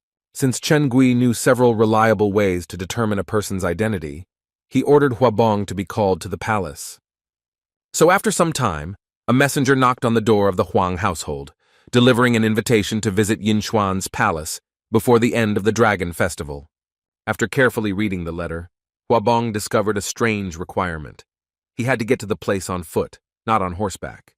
After 3 days of travel, the messenger said that they still had time because there was still a week left before the end of the festival, so they would be able to come to the palace very soon. The extremely displeased envoy said that His Majesty was very strange to make them walk. Kubuan agreed with this, but said that it meant there was a reason why they were walking. The man told the messenger that perhaps the ruler wanted them to experience the life of ordinary people. Suddenly, people appeared on their way. These were poor people who asked for a little money because they had not eaten for several days and were feeling terrible hunger. Waving his arms, the messenger began to disperse these unfortunates, saying that such scoundrels should not ask them for food. But Huabun felt sorry for these poor people, because not everyone was lucky enough to be born into a wealthy family. Some were forced to wander through forests and cities. Listening to his companion grumble, the man did not agree that such people were not worthy of even talking to them. There were many cases when the salary was not enough for a normal life and people had to beg. Huabong was even more upset when he heard the accusation against these people. The chancellor's envoy said that such scoundrels could suddenly attack, so he shouldn't let his guard down. They had already passed the crowd of men when suddenly someone shouted, and the travelers turned around to see what had happened. When the eldest of the Huang family realized that one of these poor people was in pain, he rushed to them without thinking, hoping to help somehow. One of the men was so exhausted that he fell and badly injured his leg. The gentleman sat down next to him and asked how he got injured. It was obvious that the leg had been injured before the fall, so the poor people had to tell him that the man had hidden a copper coin and that their leader had beaten him. I didn't want to believe that someone would be capable of such cruelty because of a copper coin, but the victim confirmed it, saying that he had broken the rule. While bandaging the unfortunate man's leg, Huabong asked where their cruel leader was now and why he left his charges alone and without a crumb of food. Carelessly pushing aside the gang members, a huge man began to come forward, who was clearly not in a friendly mood. He was curious why the gentleman had suddenly started looking for him and why he was so interested in the fate of his wards. The chancellor's envoy stood up for the gentleman and asked why the man had been wounded. The leader replied that he had hidden his money and had gotten what he deserved. While the man was talking to the bandit, another scoundrel was sneaking up behind him, already swinging his club.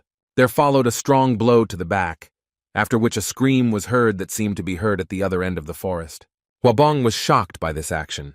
He never expected that Mr. Yunmuk would be injured by those they were helping right now. The leader of the robbers said that if the curious gentlemen had not stuck their noses into other people's business, they would have calmly continued on their way. But now this was impossible. These words hit Huabong hard. His heightened sense of justice did not allow him to stand still, and he rushed at the man with his fists. He unexpectedly hit the robber hard in the face. Yes, the guy knew how to not only turn the pages of books, but also use his hands in more brutal deeds. Feeling the blood running down his face, the robber asked if the young gentleman had really gone mad to dare to do such a thing. The man who hit Yunmuk stood up for his leader, and now his club hit Mr. Huang right in the stomach. The entire crowd of poor people, who had been looking at Huabong with gratitude just a few minutes ago, were now kicking him with their feet, not caring at all about where they would end up.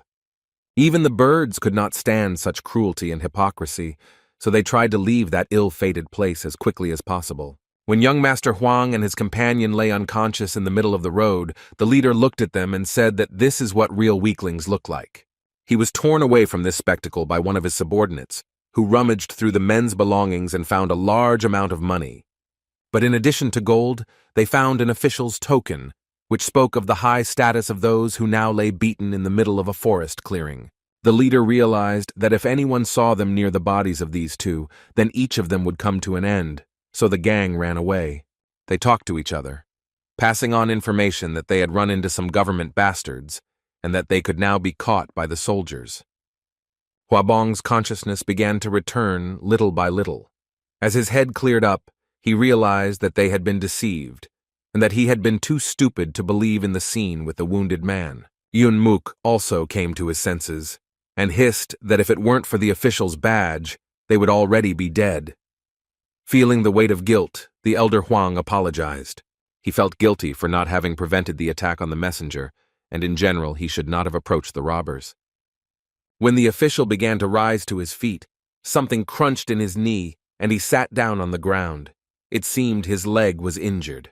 Taking Yunmuk by the arms, the young gentleman began to walk. It seemed like the forest had no end, when suddenly a small house appeared on the horizon.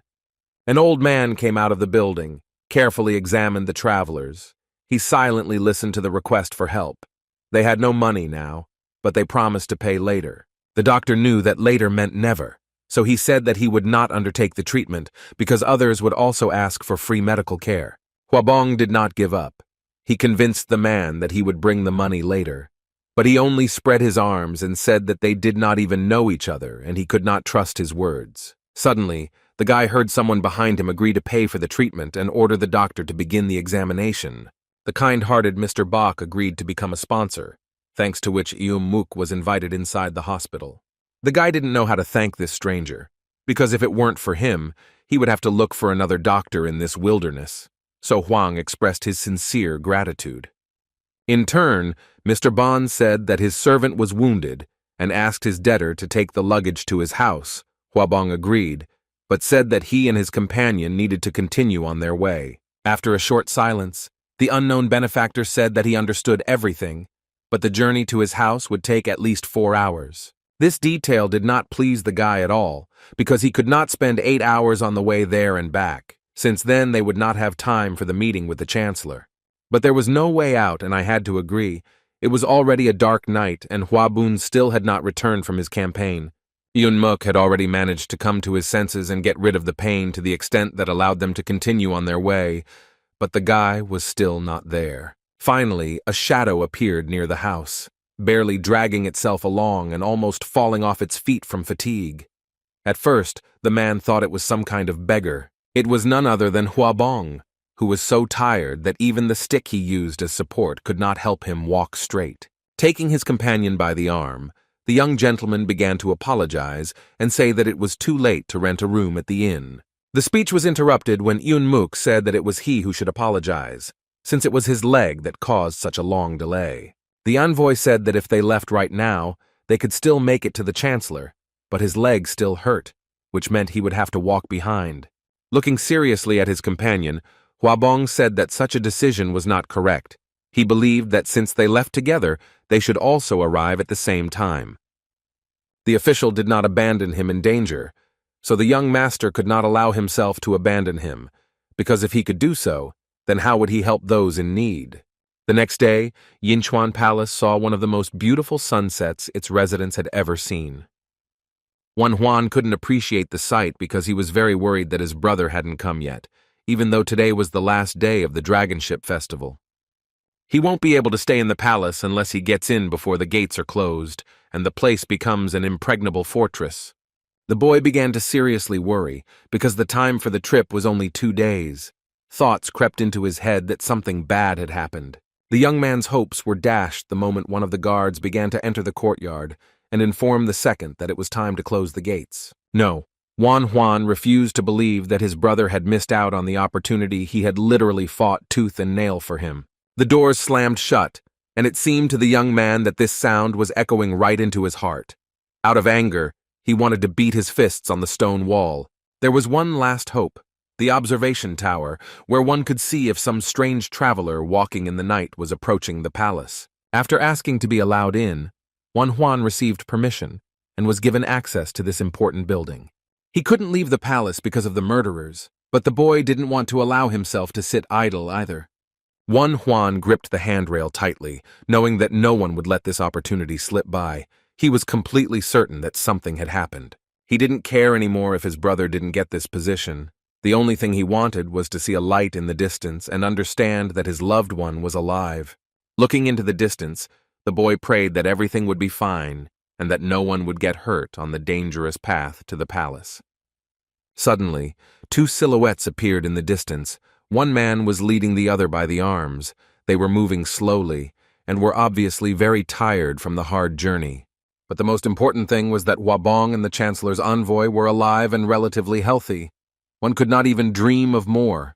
When Huan realized that his brother was already very close, he immediately ran to the guards and ordered them to open the back door, because the Chancellor's men were returning. As soon as the barrier that separated the guy from Hua Bong disappeared, he immediately ran towards him, as if they hadn't seen each other for ages. Seeing the youngest member of the family, the eldest could not bear it and fell to the ground. The weight of all these days fell on him, and he did not manage to get to the palace on time. None of this mattered to Huan. He just wanted to hug his loved one and finally realize that he was okay. As they walked into the palace courtyard, Hua Bong apologized for not being able to arrive by the end of the festival, but his brother began to say that it was not a problem now. As a doctor, he understood that his relative needed treatment because he had driven himself into a terrible state, so talk about the position could be postponed for later. Having promised that he would definitely treat this hard worker, Huan led him to the chambers. They needed to hurry. Looking at the messenger, the boy realized that rest would not be enough, so he ordered Obo to lead the sick directly to the hospital. Yun Muk suddenly stopped and told the little assistant that he would come there later because the service did not wait and he had to report to the master. He wanted to object, but the man said that now they needed to take good care of the elder Huang because he had been through a lot these days.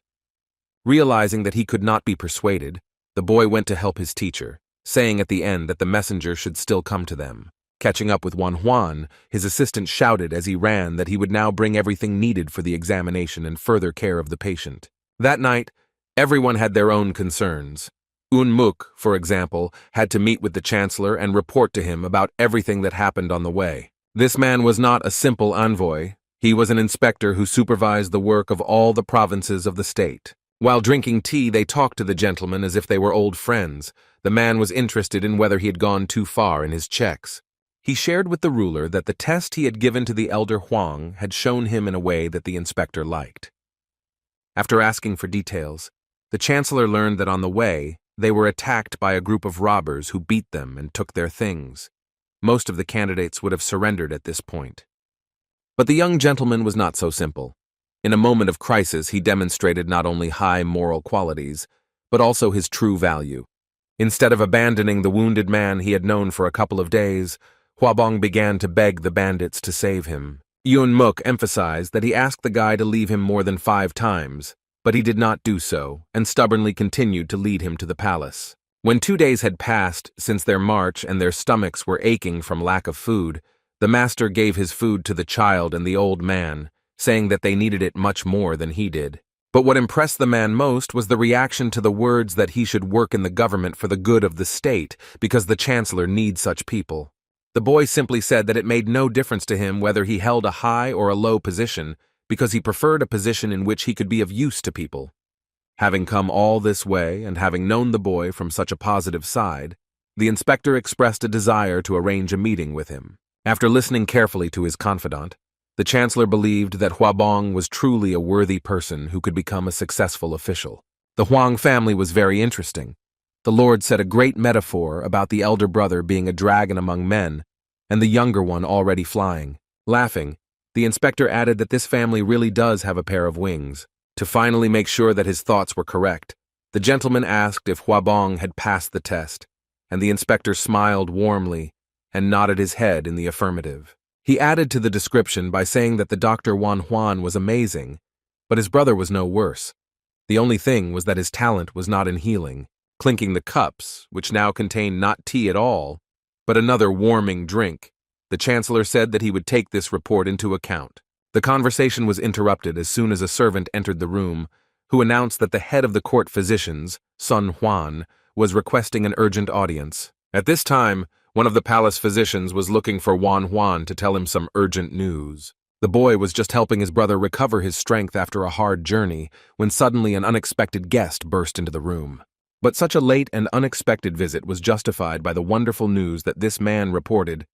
It turns out that Her Highness was pregnant. Hearing this, Huan was so happy as if he was the one who was told that he would be a father. Even Huabong was surprised by such a violent reaction. Taking his bag, the boy told his brother that he had urgent business to attend to, so he would leave him now, but would return soon. Smiling tiredly, the elder Huang said that he was almost okay, and in the absence of a doctor, he would be able to rest a little. When the doors closed, Huabong couldn't help but notice that the court doctors were extremely polite to his little brother. He couldn't believe that they didn't even notice how much he had grown. He was very sad that he couldn't even fulfill his promise and arrive on time. These disturbing thoughts did not give him peace. Covering his face with his hand, the guy could barely hold back tears of disappointment because he decided that he simply had no right to be an official. At this time, Huan was examining Mrs. Go Hyun. Her husband was very worried and asked about her condition, and the woman was worried whether she was really pregnant this time. The doctor had something to please the high-born couple with. He congratulated the future parents on the fact that they would have a healthy girl.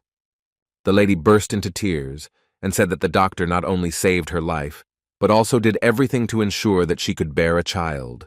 Now she is in his debt forever.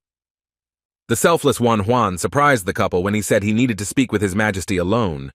When the gentleman said that he need not be afraid and could speak in front of his wife, the boy handed him his official badge and sadly said that he had not kept his promise. Huabong couldn't come on time, so he thought he had to return the inspector's tablet back to the chancellor. The couple listened attentively as the boy, through his shame, said that he was asking them to do a great favor for his family. Huan began to say that his brother did not keep his promise this time, but he is definitely not careless and always keeps his word.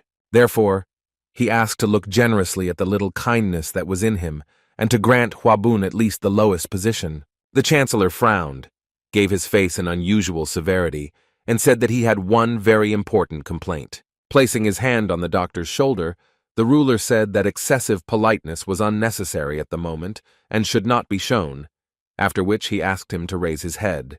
Go-hyun watched this scene with affection.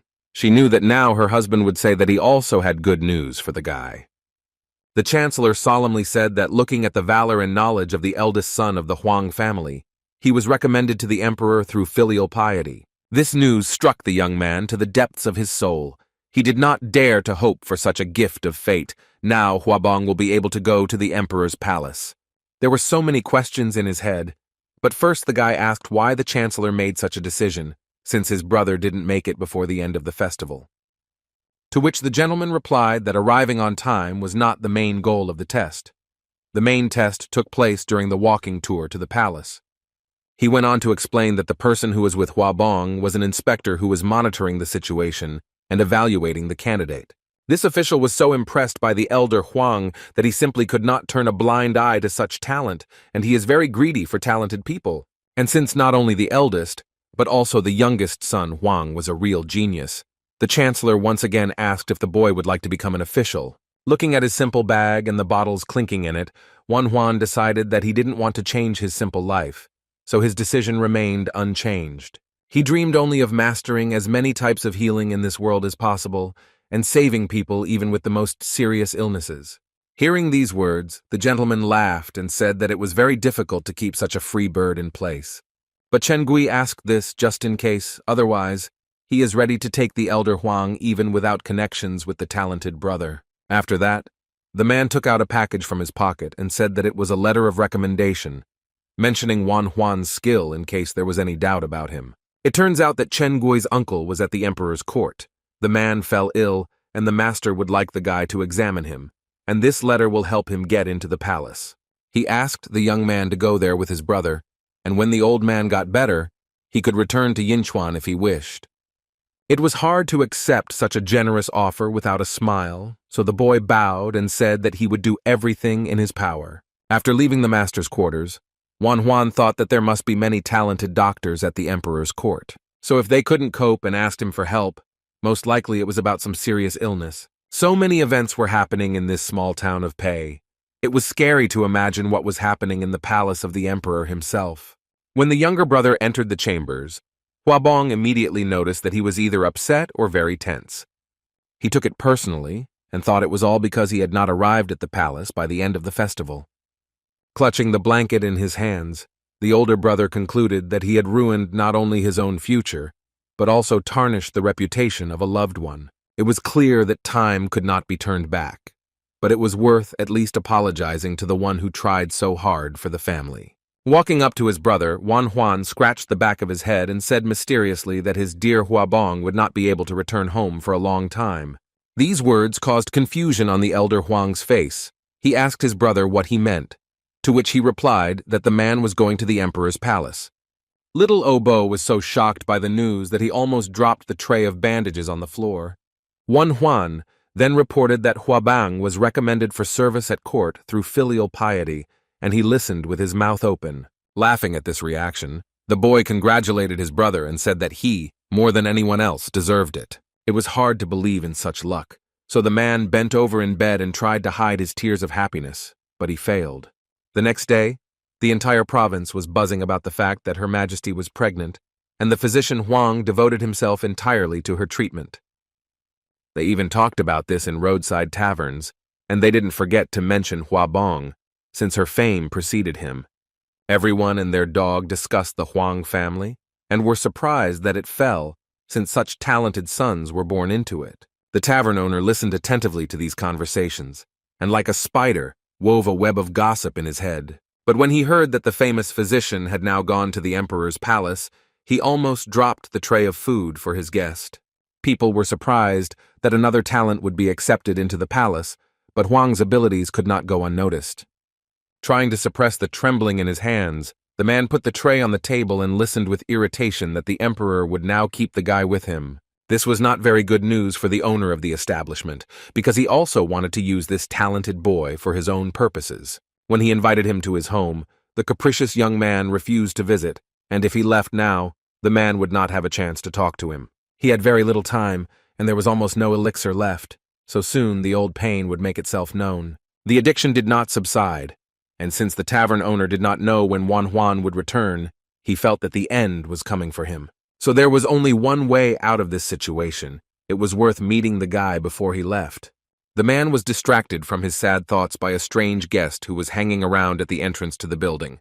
He looked extremely suspicious. This guest walked away from the tavern. His mission here was accomplished. He got the information he wanted.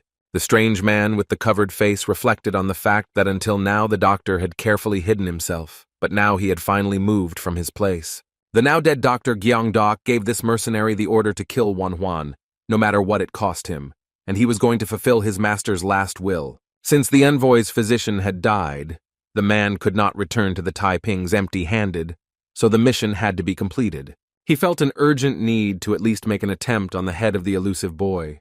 2 more days passed, and the residents of the Azure House could watch with pleasure as the darkness disappeared in the light of bright lanterns. While enjoying a late dinner, Hwabong could not get over the joy of being recommended for service, and he anticipated how happy his mother would be. Suddenly, Juan abruptly put a bowl with some incomprehensible contents on the table and said that everything was clear to him. He suggested that they drink absolutely anything they wanted today, because it was a day worth celebrating properly. The usually calm and correct brother agreed with this proposal, because he also believed that they should have fun in a way that would be remembered for a long time. The little helpers also raised their cups, only they actually contained a hot drink, sweet oolong tea. The joy that reigned around him was to Hwabun's liking. He realized that all his efforts were worth this very moment in the circle of people close to him. So now the 4 of them drank to the successful older brother, who was going to the emperor's palace, and his younger brother, who had achieved incredible heights as a doctor. Pouring another portion of the alcoholic drink, the man asked if the young doctor would like to stay home for a while, and he replied that the chancellor's uncle was very ill. He kept silent about the fact that he could not leave the palace because of the murderer. It was necessary to take this point into account and move out immediately, preferably this evening.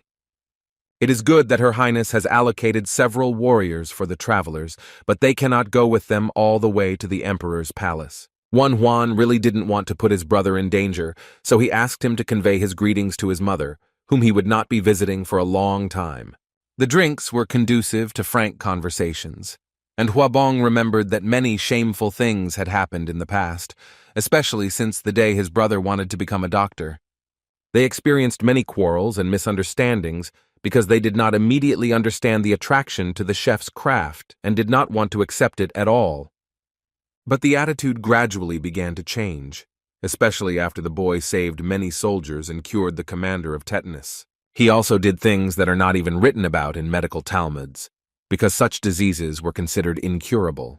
The only one who stubbornly did not believe in the abilities of the young surgeon was his older brother, who thought that he was just playing.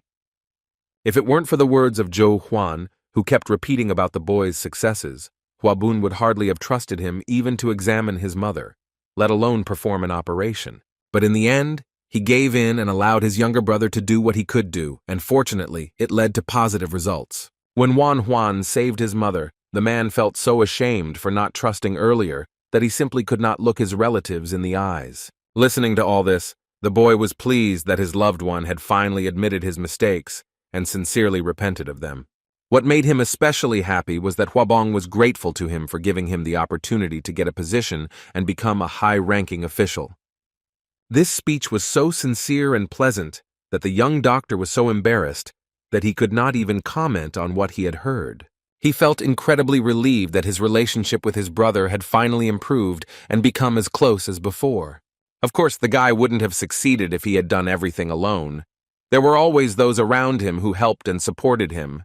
Raising his cup, he looked carefully at those present and said that he was even embarrassed to say such words. Then he declared that he wanted to drink to everyone in this room, because they had all worked hard and were now reaping the results.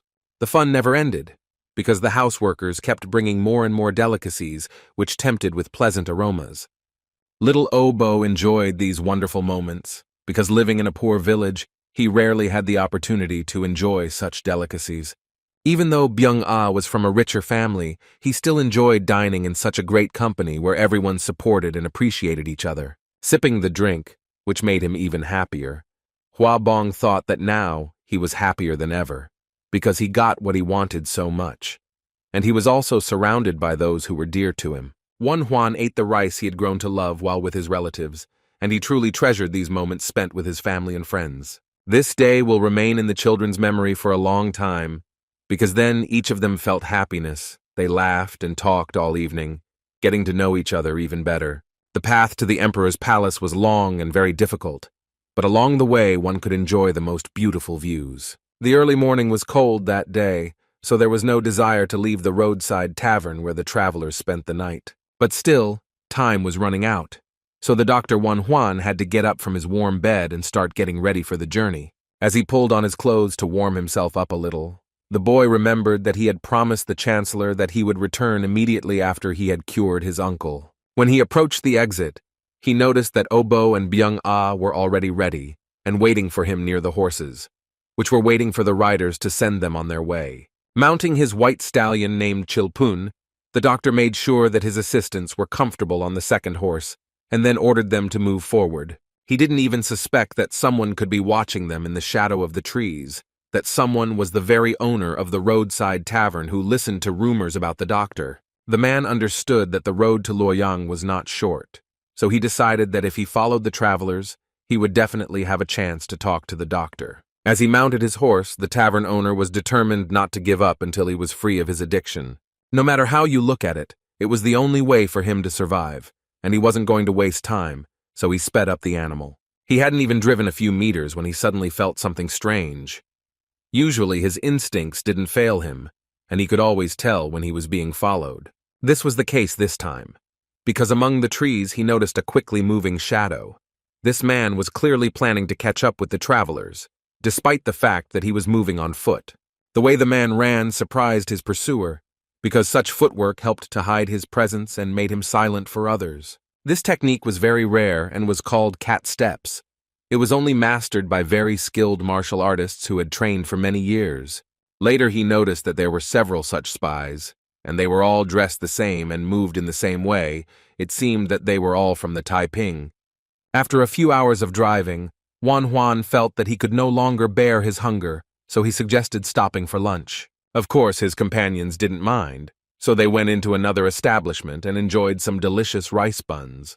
They took a few with them and made a short stop, enjoying the delicacies while sitting right on the ground. Suddenly they tensed up, because they heard the sound of hooves. Some rider was approaching them, and unexpected encounters in the forest rarely ended in anything good. Hiding behind a tree, the guy watched someone who was approaching them very quickly. He was surprised that this person was driving at such a speed on a mountain road. At one point, his horse arched and stopped, and it was then possible to notice that the one sitting in the saddle was quite an old man. But age would not deceive the guy, because he knew that even the most harmless old man could conceal an unprecedented danger. Dismounting from his horse, the man greeted him and asked if it was really the Dr. Huang, whom he had been looking for so long, who was standing before him. Instead of confirming his identity, Huan asked who he had the honor of speaking to, not wanting to risk the children who were behind him. After bowing, the man introduced himself as Ok Ju and added that he owned 5 inns located in Pei Province. It was strange that such a man was looking for Huang, but the guy was no longer surprised by anything, so he simply asked for what purpose he was following him. Looking around, the man immediately apologized and said that they had very little time to talk. This phrase seemed like a bad sign to the young man. This guess was confirmed when the tavern owner said that he saw several people with swords taking a shortcut. He didn't say it out loud, but he was 100% sure that the pursuers were Taiping warriors who were hunting the doctor. They were extremely skilled killers, at least second class, but if he could warn the guy about this and help him avoid them, then he could get some benefit. Perhaps they would like to help him overcome his addiction. Then the boy asked if he had requested a home visit some time ago. This was indeed the case, and now the man did not know how to get out of it because the young man was wary and began to approach him with a sword. Huan was almost certain that this man had followed him because he had noticed along the way. Perhaps he had even sent people to track him down. So he asked why he should trust someone who hides a sword in his sleeve and does not show his true intentions. After a short silence, the innkeeper said that most likely the young doctor had misunderstood him and had groundlessly begun to consider him an enemy. Having laid out those very swords from his sleeve on the ground, he remained completely defenseless in front of the guy, showing his vulnerability. If there was any doubt left, he even offered to strip naked to prove his honesty, but Juan was satisfied with what he saw. Turning around, the boy said that his interlocutor had pulled out all 3 blades that he had noticed, which is why he had allowed himself to turn his back to him, demonstrating fearlessness. Bowing his head, the man thanked him for his trust, but made a mental note that the boy had a very sharp gaze. Mounting his horse, Juan suggested turning off this road. The man simply blinked for a few seconds and looked at the doctor with bewilderment. He rolled his eyes and explained that it was worth doing if the killers really decided to take a shortcut and find him. He felt there was no need to fall into this trap, especially since he was traveling with 2 children who still wanted to live a little. If everything was really as the man said, the young doctor promised to listen to him about his illness, since he had come all the way to this remote place. Hiding his smile, Okaju sincerely thanked the guy who refused in a very merciful and reasonable manner. Having caught up with Juan, the owner of the inn began to tell him that until recently he had been a member of an organization, but had escaped from there and had been cursed. He said that if you don't take the potion once every 6 months, you will start to suffer from severe headaches and die, and there is only enough elixir left for 2 times. Having found himself in this hopeless situation, he decided to go to the doctor. Although it was outright impudence, Juan was shocked by this story. When the man fell silent, the boy began to think about what he had heard.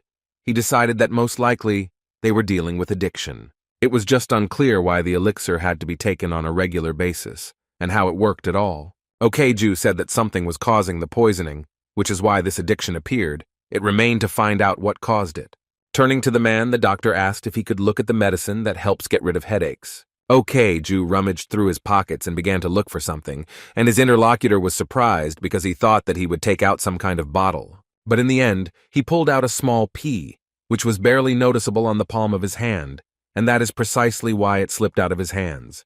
Fortunately, the man was so dexterous that he caught her on the move. This action greatly tensed Juan because it spoke of his companion's good physical fitness. It was clear why Okaju valued these peas so much, because they would give him 6 months of normal life without pain. Noticing the doctor's strange look, the man explained that the situation was very difficult, and he would tell everything as soon as they got off their horses.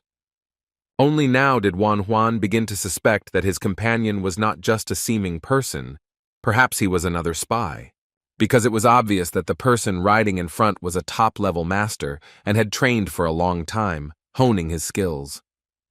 They finally reached a more or less safe place, after which they dismounted their horses and tied the animals to the nearest tree. Sitting down on a rock, Okaju sighed heavily.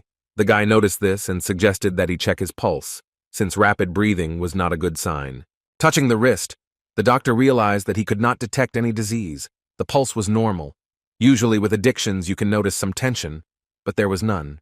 The fact that he needed the drug meant that the addiction was apparently something he had to cleanse himself of periodically, so the guy would never believe that it was real medicine. If it's not heavy metals or radiation, it wouldn't be addictive. The drug may actually be the cause. Its action is similar to psychotropic drugs. Now it was time to look at this very medicine, which looked like some kind of recovery pill. Seeing the man's reaction when he saw the pea in other people's hands, Juan knew he needed to quickly find out what they were dealing with.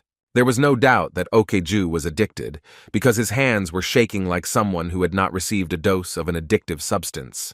When he looked at the crumbs that remained on his palms, his mouth literally started to water, which is not a healthy reaction. Obo thought so too, so he began to watch their new companion even more closely than before, because such a state made people dangerous. When the man began to greedily lick his hands, all 3 turned around and looked at him in shock, because they had never seen anything like this before. Okaju realized that everyone had seen his momentary weakness and began to apologize and say that he literally couldn't help but lick off the rest of the medicine.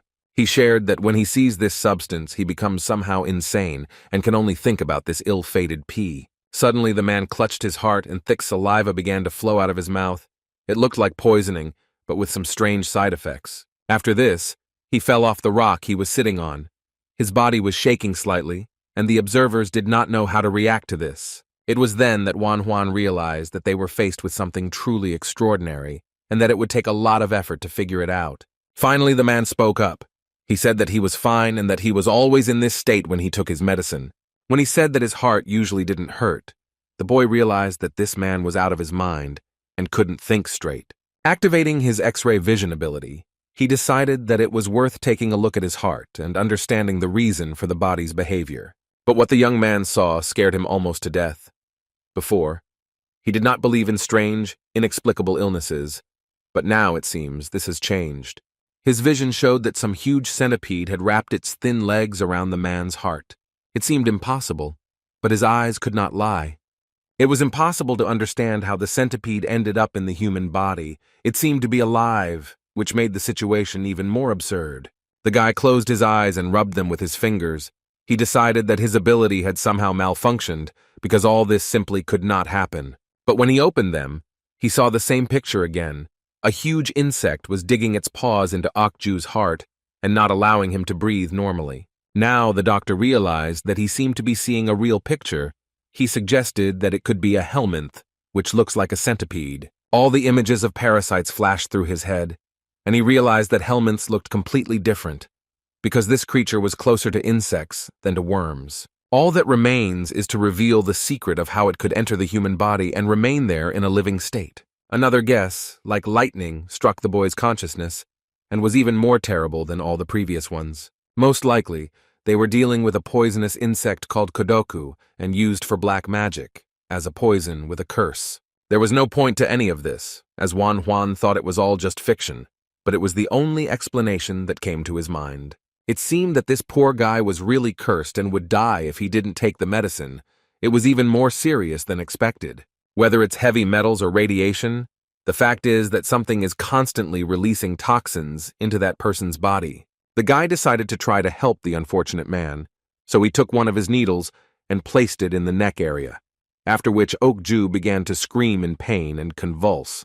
His eyes rolled back and it seemed like he was about to pass away to another world. The sight was so gloomy that Juan felt sorry for the children who saw it. It was clear that it was precisely because of that insect that the body had such a reaction. All that was left was to figure out how to solve this problem. After some time of suffering, Okju began to come to his senses. The fog in his head cleared, but it still hurt as if it had been kicked. Noticing that the patient had woken up, Juan approached him and said that due to severe pain, he had to put the man to sleep using acupuncture. Now the moment for serious questions had arrived. The guy was interested in whether the organization the man belonged to was a Taiping cult. Okju's face twisted in horror. Seeing this reaction, the boy realized that he had hit the nail on the head and was right. From the history lessons the boy had taken in the modern world, he knew that in 6 years there would be a Yellow Turban Rebellion. And if any organization could force such a master to flee, it was only the Taiping cult. After all, the Emperor's palace or 10 servants would not be involved in such a dark matter, especially since the forces of the main commanders were still weak. From contemporary novels, the boy knew that one of the leaders of the rebellion had mobilized public opinion with the help of witchcraft and founded Taiping Taoism. His name was Zhang Jiao, and if he was skilled in witchcraft and black magic, he could very well use poisonous insects that only appear in martial arts novels. When the young man took over Juan's body, he understood how it worked, and if it really was the Taiping cult, then anything was possible. Looking carefully at the kneeling man, the young doctor said that the Taiping cult owed him something. Now he didn't know what to do with Okjun, the man who came from those terrible people. Gritting his dry lip with his teeth, the man understood that if he made even one mistake, it would be the end for him. He hung his head and said that he had indeed been in this cult, but had run away because he no longer wanted to do the terrible things that he was forced to do. He begged the young man to believe him, because although he was not innocent, he did not join this organization of his own free will, so he was also a victim. This statement was highly controversial, since Yu had ordered him to bring the young doctor to him, and most likely this visit would have ended in the boy's death. The very first time Okju failed to follow orders to kill the doctor, he drew a huge storm of anger upon himself. This terrible man Yu played with the destinies of others and decided who should live and who should die.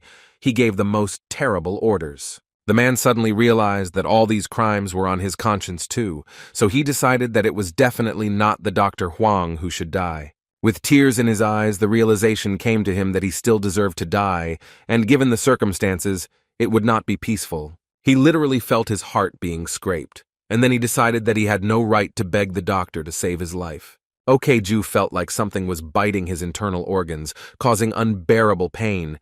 He wanted to go to a forgotten place and end his worthless life. Experiencing deep mental and physical pain, the traitor to his state understood that it would be better for everyone if a person like him left this world. At one point, Wan Huan noticed how Ju's eyes suddenly began to change. At first, they were just red, and then they completely lit up. The forest has always attracted hard-working people who could use natural resources as building materials and put them to various needs. Several men were engaged in cutting down trees, felling them and sawing them into boards, which were then used in the construction of buildings. But the travelers who were traveling along this route did not know that the road was closed, so when they reached the place, they were extremely disappointed. This became a problem because Wan Huan knew that there was no other way and he had to come up with something immediately.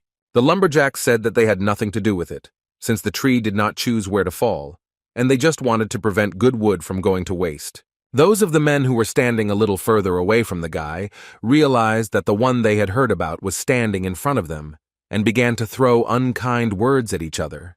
Deciding to take advantage of the great opportunity, one of the so-called lumberjacks asked the boy for help, saying that another pair of hands would not be amiss. Taking out his sword, the young man said that he really liked helping people, but he would not provide assistance to those who were connected with the Taiping cult. Everyone who heard these words looked at the doctor in shock. They clearly did not expect him to be smart and observant. But then something happened that the guy never expected to see.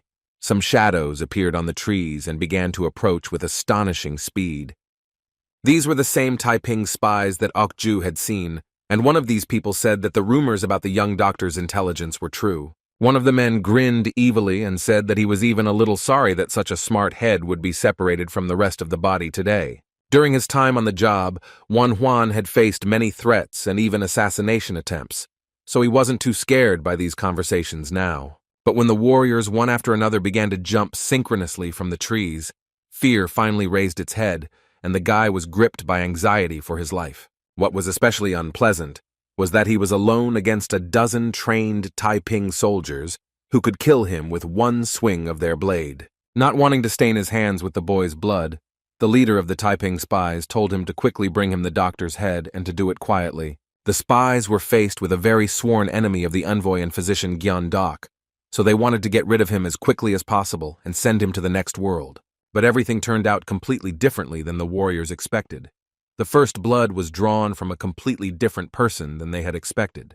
The danger crept up so unnoticed that even such trained spies did not notice it and paid for this fatal inattention. One of the soldiers was hit by an enemy sword and fell dead to the ground, sprinkling it with his blood. The leader was extremely angry about this, because he always told his subordinates to learn to watch their backs in any situation. The one who drew blood from the Taiping warrior was Governor Ju, who held the bloody sword in his hands and demonstratively did not wipe the blood off it. The man was a second-class performer named Sajong, and he clearly didn't expect to see such a high-ranking ally as a traitor. Now all the swords and axes were aimed at the governor. For some reason the warriors were sure that he was dead, so they were shocked that they were wrong. Looking up, the man ignored the question. His gaze focused only on the doctor, who he asked if that was enough for him to believe him. Now the boy was almost completely sure that all the words of this strange gentleman were true, which meant that he would think about how to solve his problem. But he would deal with that later because the pressing problem was how to finish off so many opponents. So the guy decided to start dealing with that. The Taiping mercenaries thought that the guy was making a very bad move, because there were many more of them, but when the doctor began to cut them down one by one, it became clear that they were wrong. Soon, Ju joined the battle, keeping up with his younger colleague, moving so quickly that age seemed like just a number. The once calm forest was now filled with the sounds of swords and death cries. The battle could turn any place into a real nightmare. It was strange that all these people gave their lives for ideas that did not belong to them. They were simply following the orders of the master, sacrificing themselves. The mercenaries simply didn't have a chance when Okju and Wan Huan joined forces and began to drive these evil spirits back to where they came from.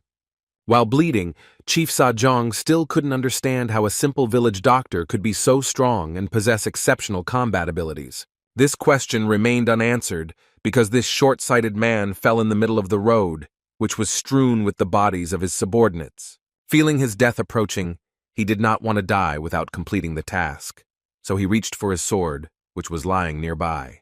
It was not possible to get it out, because the young doctor arrived in time and pushed the weapon away to a greater distance.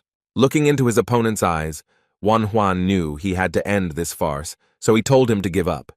When this phrase was ignored, the boy said that if his enemy answered the question, he would let him die in peace. Otherwise, he would regret not accepting this offer. Okju intervened in the conversation, saying in an absolutely confident voice that this man would not open his mouth and would remain silent no matter what. The governor's appearance loosened Sajong's tongue, who hissed that the cult's traitors would never find peace in this life or after death. Listening to this fiery speech, Wan Huan realized that only ardent fanatics of the cult could speak like this. This once again confirmed that they were facing the Taipings. All this indicated that very turbulent days would soon come, and many people would die, so it was worth preparing for a series of gloomy events. All the guy could do was rid this world of at least one cult fanatic who controlled other people's lives. Moreover, it was absolutely clear that Sajong would not say anything, so it was best to take him to the department for further interrogation. His heart began to hurt so much again that it was difficult for Okju to take a new breath, and he was unable to answer the boy's request to bring a rope and tie up their prisoner. He couldn't say that he didn't want to just keep him and keep him alive, because this man was indirectly guilty of all his suffering. Therefore, it was decided to resort to more radical and inhumane methods than those proposed by Wan Huan. Swinging his sword, the man cast aside all thoughts of morality and simply did as his sick heart commanded, and it simply longed for the death of this bastard. The young man did not expect such cruel behavior. It seems that he once again underestimated his ally and trusted him too much. Looking at the warrior's corpse, Wan Huan tried to understand why the man was so inclined to cruelty and why he did not allow the authorities to interrogate this man. Trying to figure out what was wrong with Okju and why he had such sudden outbursts of rage, the boy activated his unique vision and looked at him. The poisonous insect squeezed the master's heart even more tightly. It seemed that it was about to press so hard that the organ simply would not withstand the load. Okju was very scared by the way this guy was looking at him. It seemed like he was examining all of his insides with extreme clarity. He didn't even suspect that this was exactly how it was. Wan Huan could see everything, including the huge centipede that was causing unbearable pain. The insect scraped its small, sharp paws across the surface of the organ and provoked the most painful sensations. Now the doctor realized that it was precisely because of this that the gentleman's character was changeable and irritable, since sharp pain provoked such behavior. Night fell, and the roadside inn was happy to accommodate new travelers who needed a place to stay for the night. When Wan Huan was alone with his new ally, he told him the absurd news about the centipede, which explained his addiction and painful sensations. The guy also added that in his opinion, the medicine that the gentleman is taking helps suppress the insect and prevents it from going berserk. What he heard made the man very gloomy. He asked if the doctor really wanted to say that he could die without this medicine. Without jumping to conclusions, the boy was silent for a moment, then suddenly said that there was one way to solve this problem. The decision was not at all easy, because the doctor suggested opening Okjun's chest and simply pulling out the ill-fated infection from there. Falling into despair, the man asked whether he would be able to survive such an operation, whether he would be able to free himself from this debilitating pain that haunted him. Falling to his knees, he shouted that he agreed to any intervention that could give him at least some hope for a normal life. He began to beg the doctor to do something, because he did not want to die because of some centipede that was squeezing his heart. Having assessed all the risks, the young man determined that the operation was not complicated, and the chances of success were quite high if he only postponed his plans for one day. Having decided not to abandon the patient, Wan Huan ordered his two young assistants to prepare for the operation, and they obediently followed. Raising the scalpel up, Wan Huan noticed how it cast a bright glare from the beam of light. This was a sign that he needed to begin immediately. Since opening the chest cavity through the chest wall was impossible, the young surgeon had to make a local incision. Thanks to his ability, he could operate much more accurately. It was necessary to make a large enough incision on the left lower part of the xiphoid process of the sternum so that the forceps could pass through. This was the only way to remove the parasite that was preventing the patient's heart from beating at a normal rhythm. It seemed as if the creature had intelligence and sensed that his position was under threat. As the surgical forceps came closer, she bit into the heart even harder and did not want to leave her home in the human body. The doctor was not going to allow the centipede to hide somewhere between the organs and continue to exist. He had to relieve the man of his suffering. A nasty squeak was heard, which meant that the creature was leaving its secluded place and finally leaving the heart alone. It was not easy to catch her because her body was very long and slippery, and her many paws were trying to grab hold of at least something. When Juan felt that his pincers had grabbed the insect, he was happy, because now all that was left was to get it out.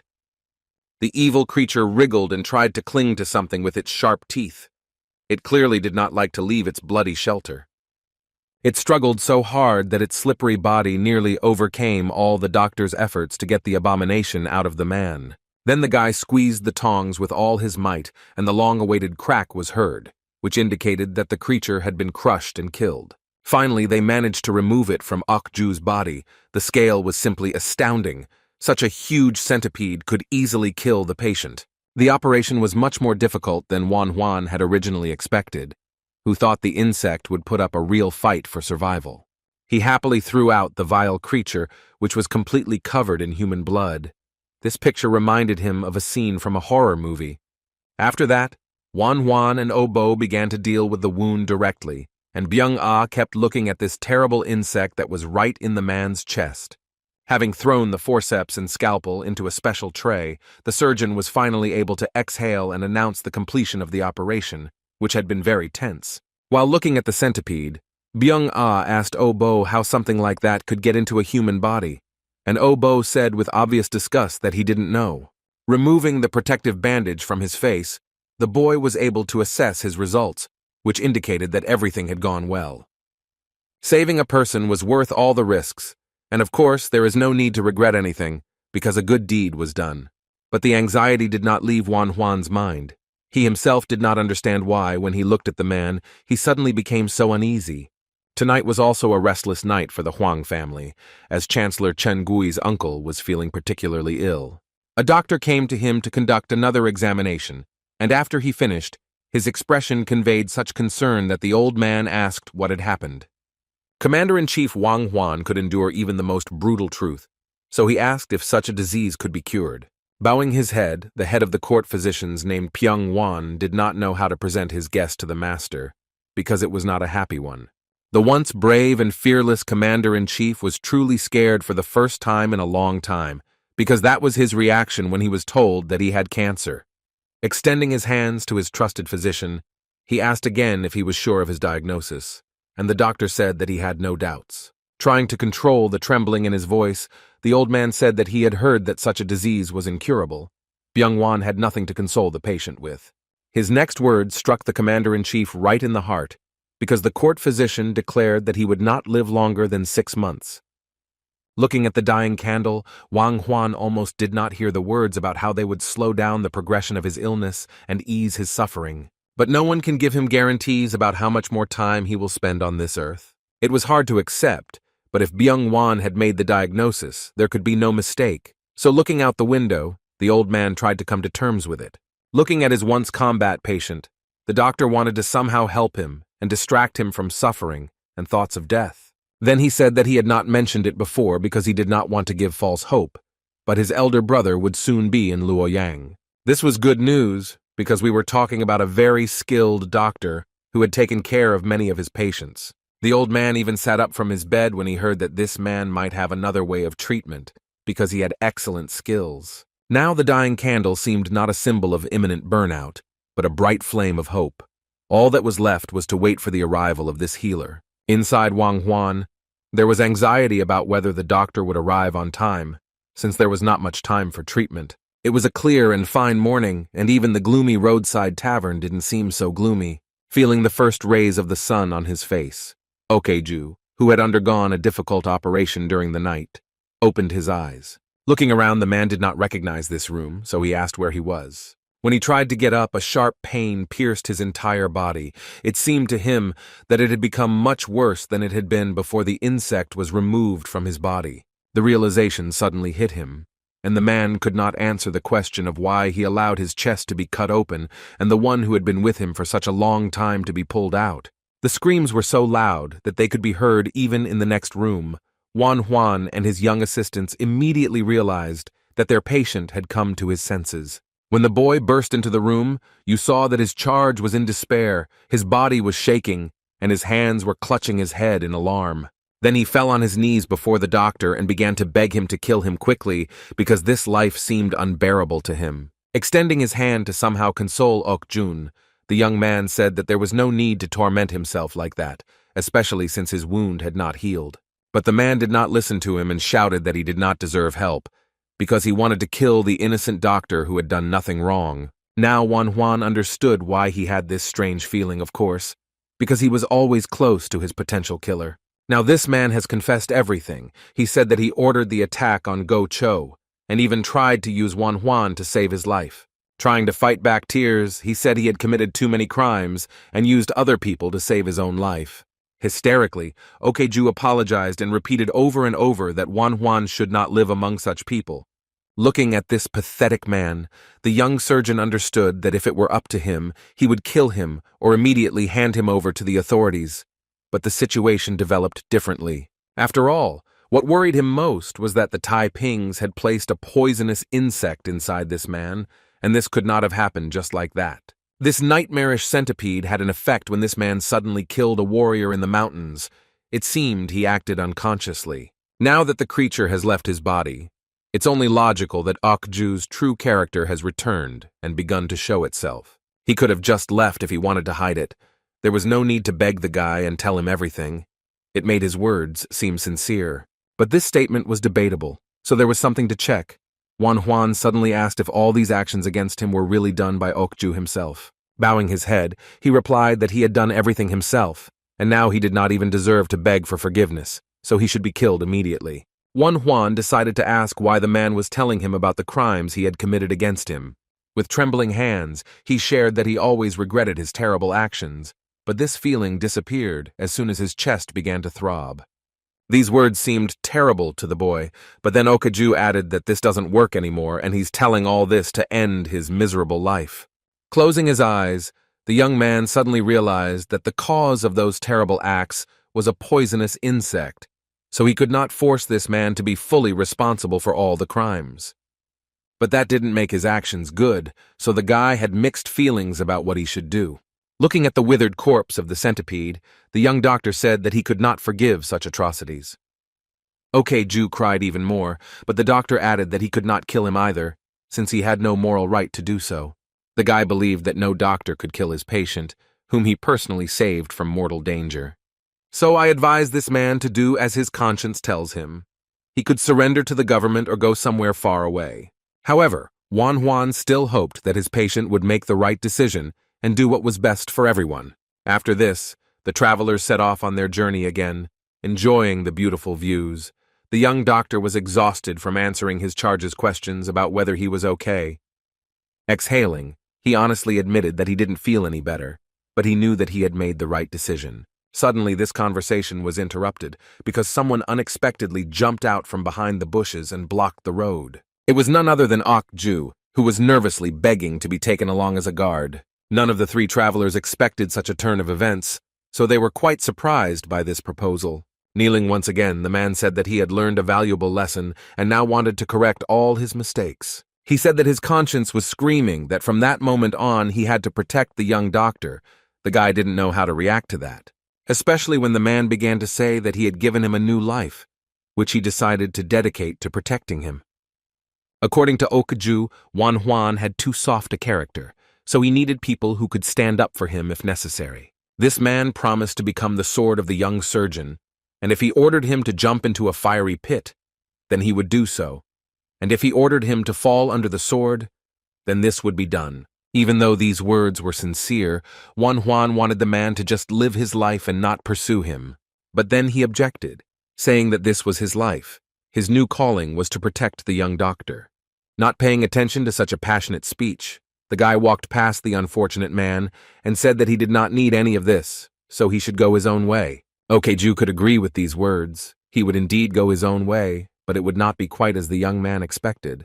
The next day, the travelers decided to make a stop, but all their appetite disappeared at the very moment when the annoying former member of the Taipings appeared before them again. When he was refused again, he began to come every day and haunt the doctor and his assistants, following them like a shadow. He wanted to achieve his goal. Okju followed the boys everywhere, keeping watch outside the houses of random patients and not forgetting to stop by the roadside inns where Juan was resting.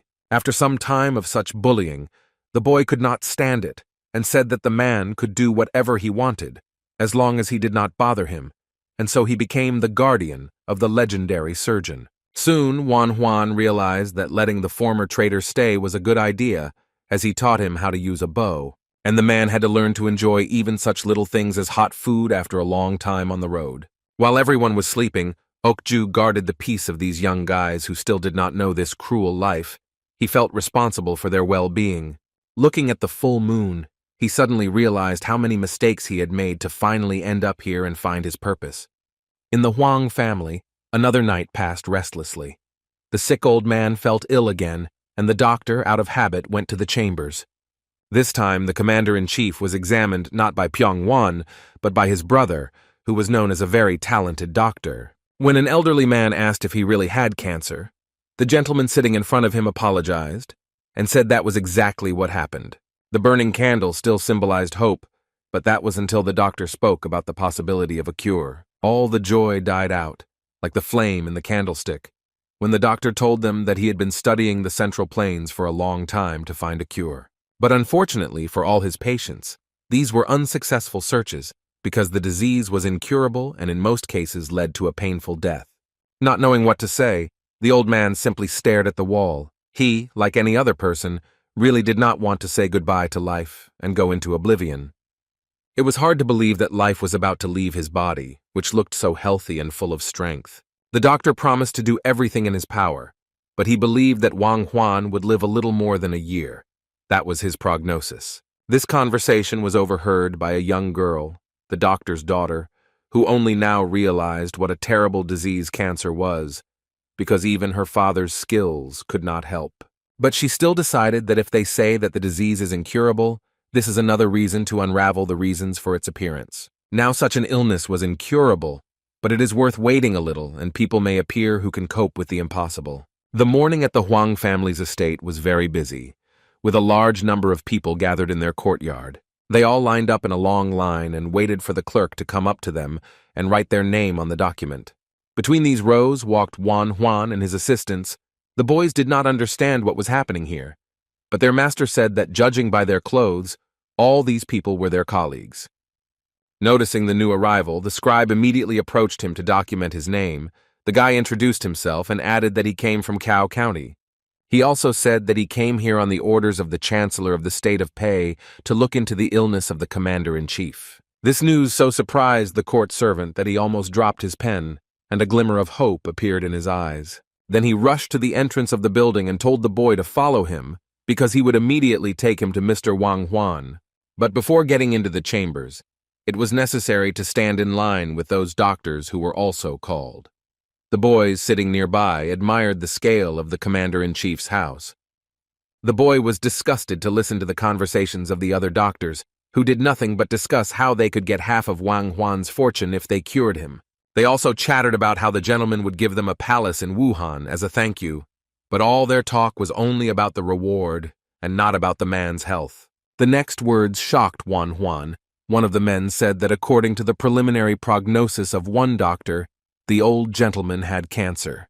To encounter such a disease was scary even in modern times, let alone in the times when medicine was in its early stages of development. Everyone believed that if the venerable doctors had made such a terrifying diagnosis, then there could be no mistake, especially since Master Payan confirmed it. Yes, the guy thought that this could happen, because the man was already over 50, but he didn't quite understand how to determine the type of cancer and the stage without the necessary equipment.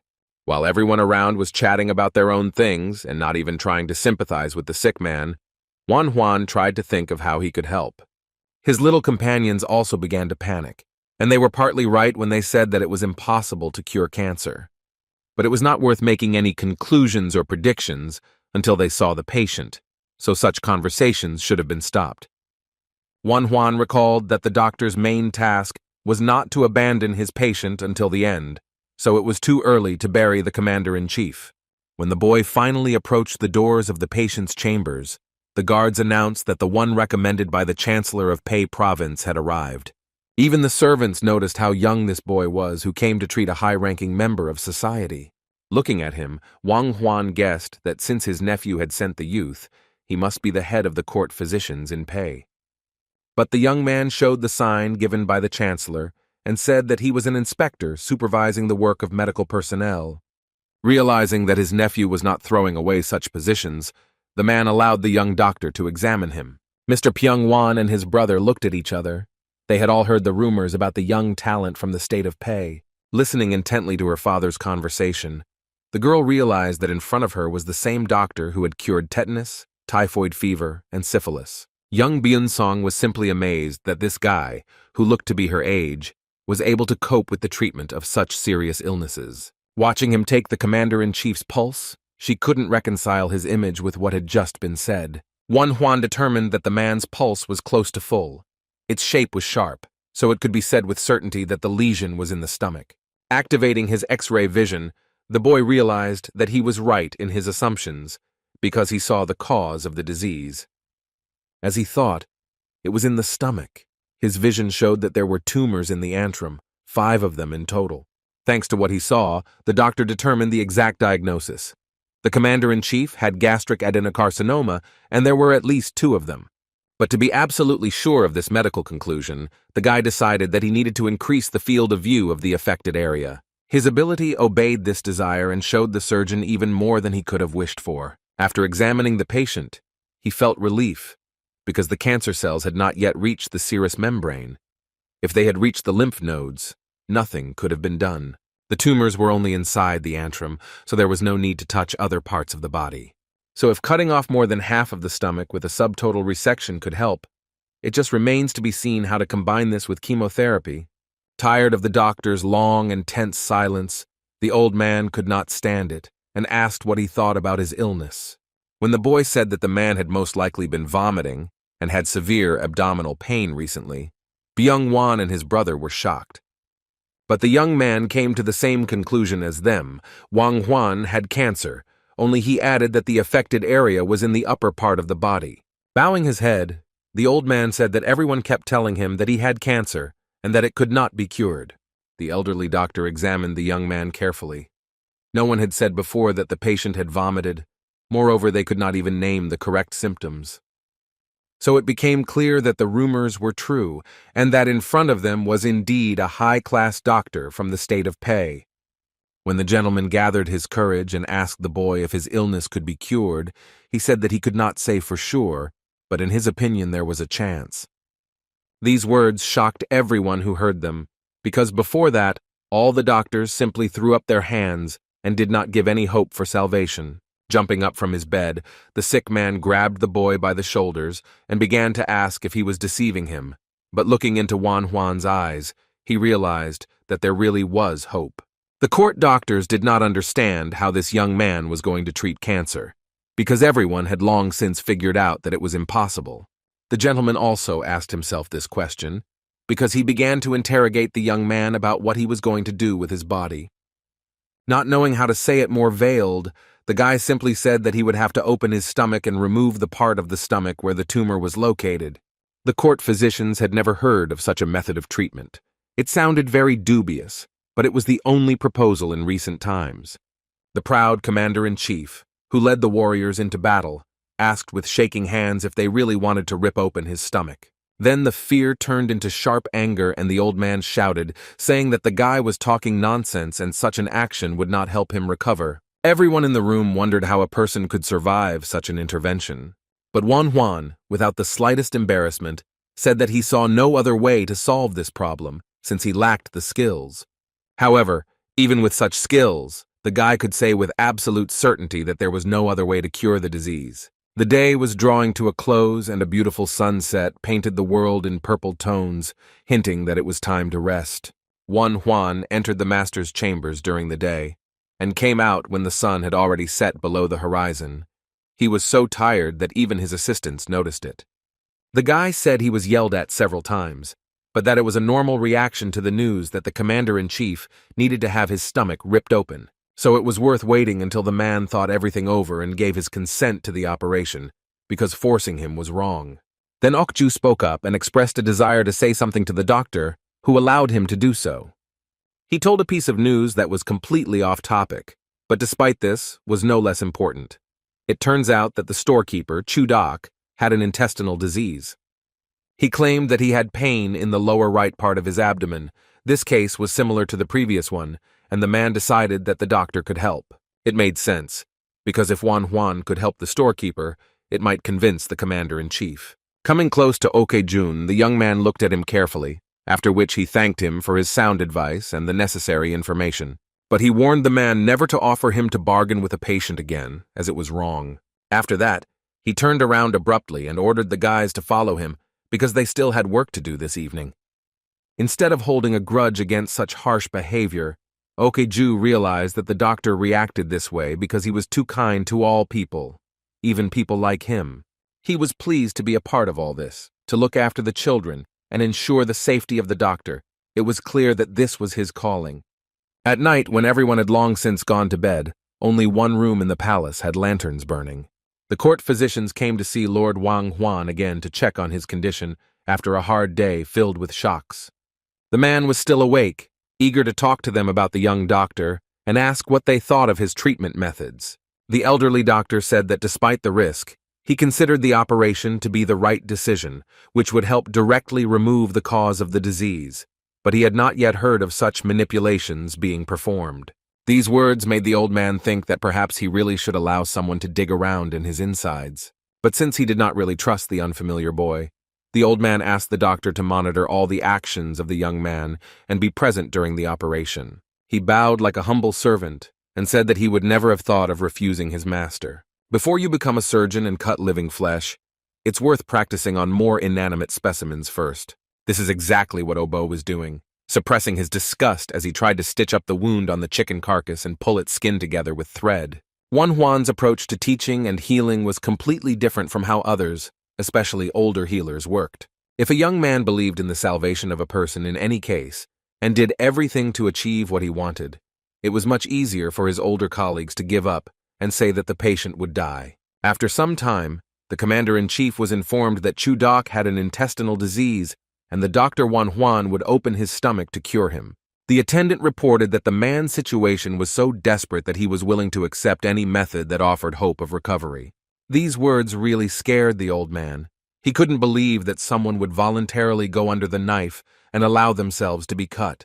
Everyone was so shocked by this information that the servant was immediately bombarded with questions about whether the doctor was really treating the patient right now. But no, according to rumors, he would do it tomorrow. The commander-in-chief listened in surprise as the doctor asked Chu-Dok to fast today, and that tomorrow morning he would do what he said. Juan had enough intelligence to draw an analogy between his situation and this one, and realized that he too had no choice. So he surprised everyone standing in the room with his question. He was interested in where the Dr. Huang was now.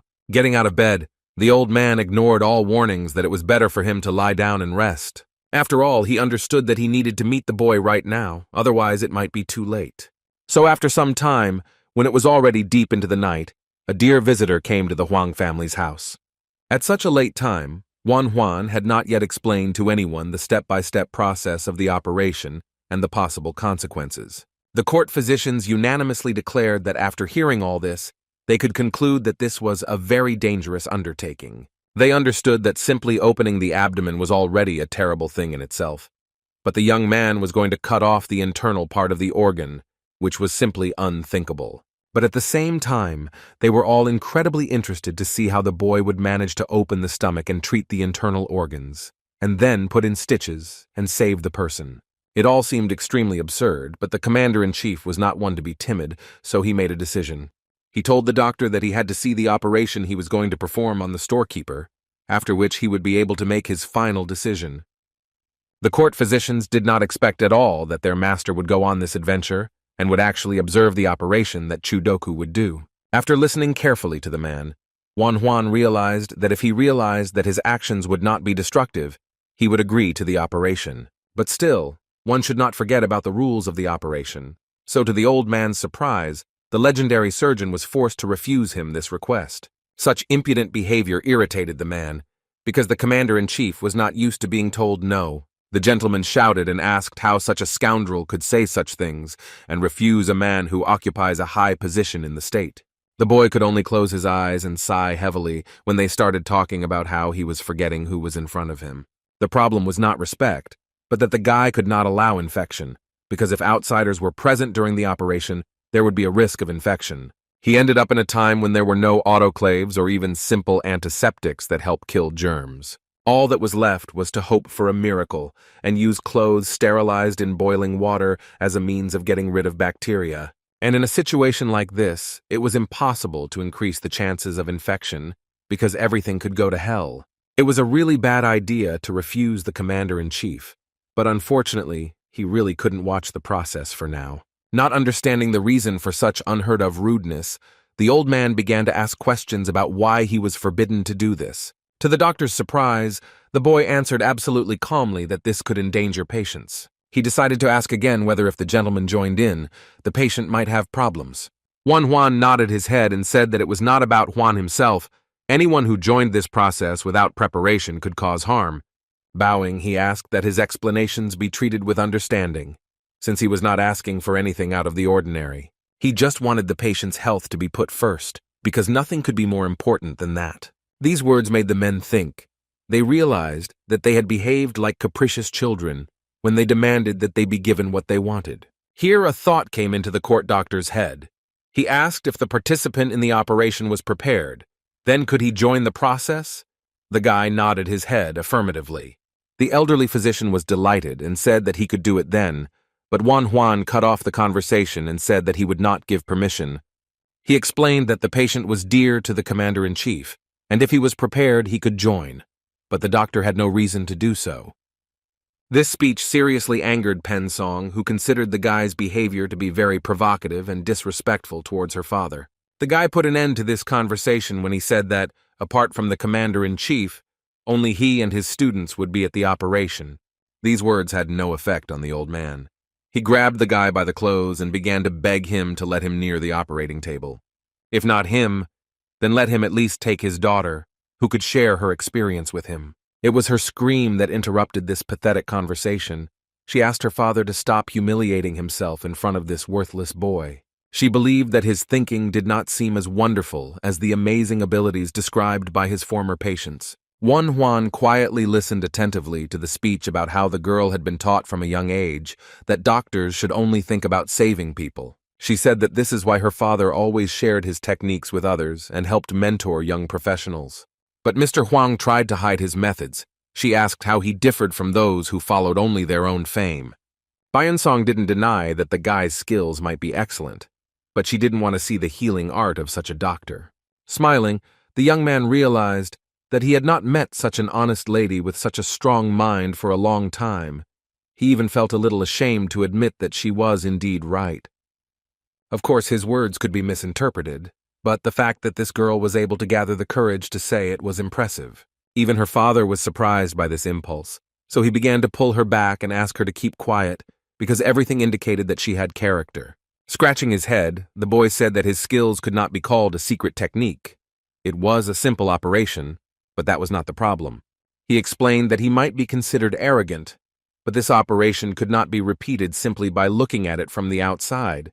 In his soul, there were fears that such manipulations could be done incorrectly by someone, and he would be held responsible for it. It couldn't be any other way, because in front of him stood doctors who were drawn to master new techniques that would save people, but before that, they could destroy them. This is when the troubles begin, because inexperienced surgeons will try to apply what they saw on patients without having experience. Because of this, they can take someone's life. He then added that the doctors who were observing him had made such a mistake, so he could not be sure that they would not try to repeat it. The guy was convinced that if a doctor wants to study medicine, he needs practice, and seeing a cut once is not enough. Song could agree with these words, but she did not believe that no one could be allowed to observe the operations now. Sighing, the young surgeon said that he would allow it if the girl and her father promised him one thing and gave their word that they would fulfill it. Juan's condition was that as long as their fates were linked and they studied his healing arts, they would never perform the operations they saw him perform. It was a rather strange request, but it made sense and indicated the high moral qualities of the guy sitting in front of him. This was a condition that could be agreed to, so the old man said that he would write a promise right away. At that moment, Byung-song suddenly realized that she suddenly felt so ashamed that she could not raise her eyes. Before her stood a man who was truly a healer from God and could do things that were not even written about in medical books. Morning came, the sun was shining and delighting the townspeople, but not everyone could enjoy its rays this morning. Some greeted the day lying on the operating table, but the young surgeon's day began with him making preparations for the operation. A little later, Mr. Huang, Byung-wan, and his daughter arrived. They fulfilled all the doctor's requirements, put on sterile cotton clothes, masks, and took into account the peculiarities of behavior during the operation. When they entered the chambers, the guy once again asked them to follow all the rules.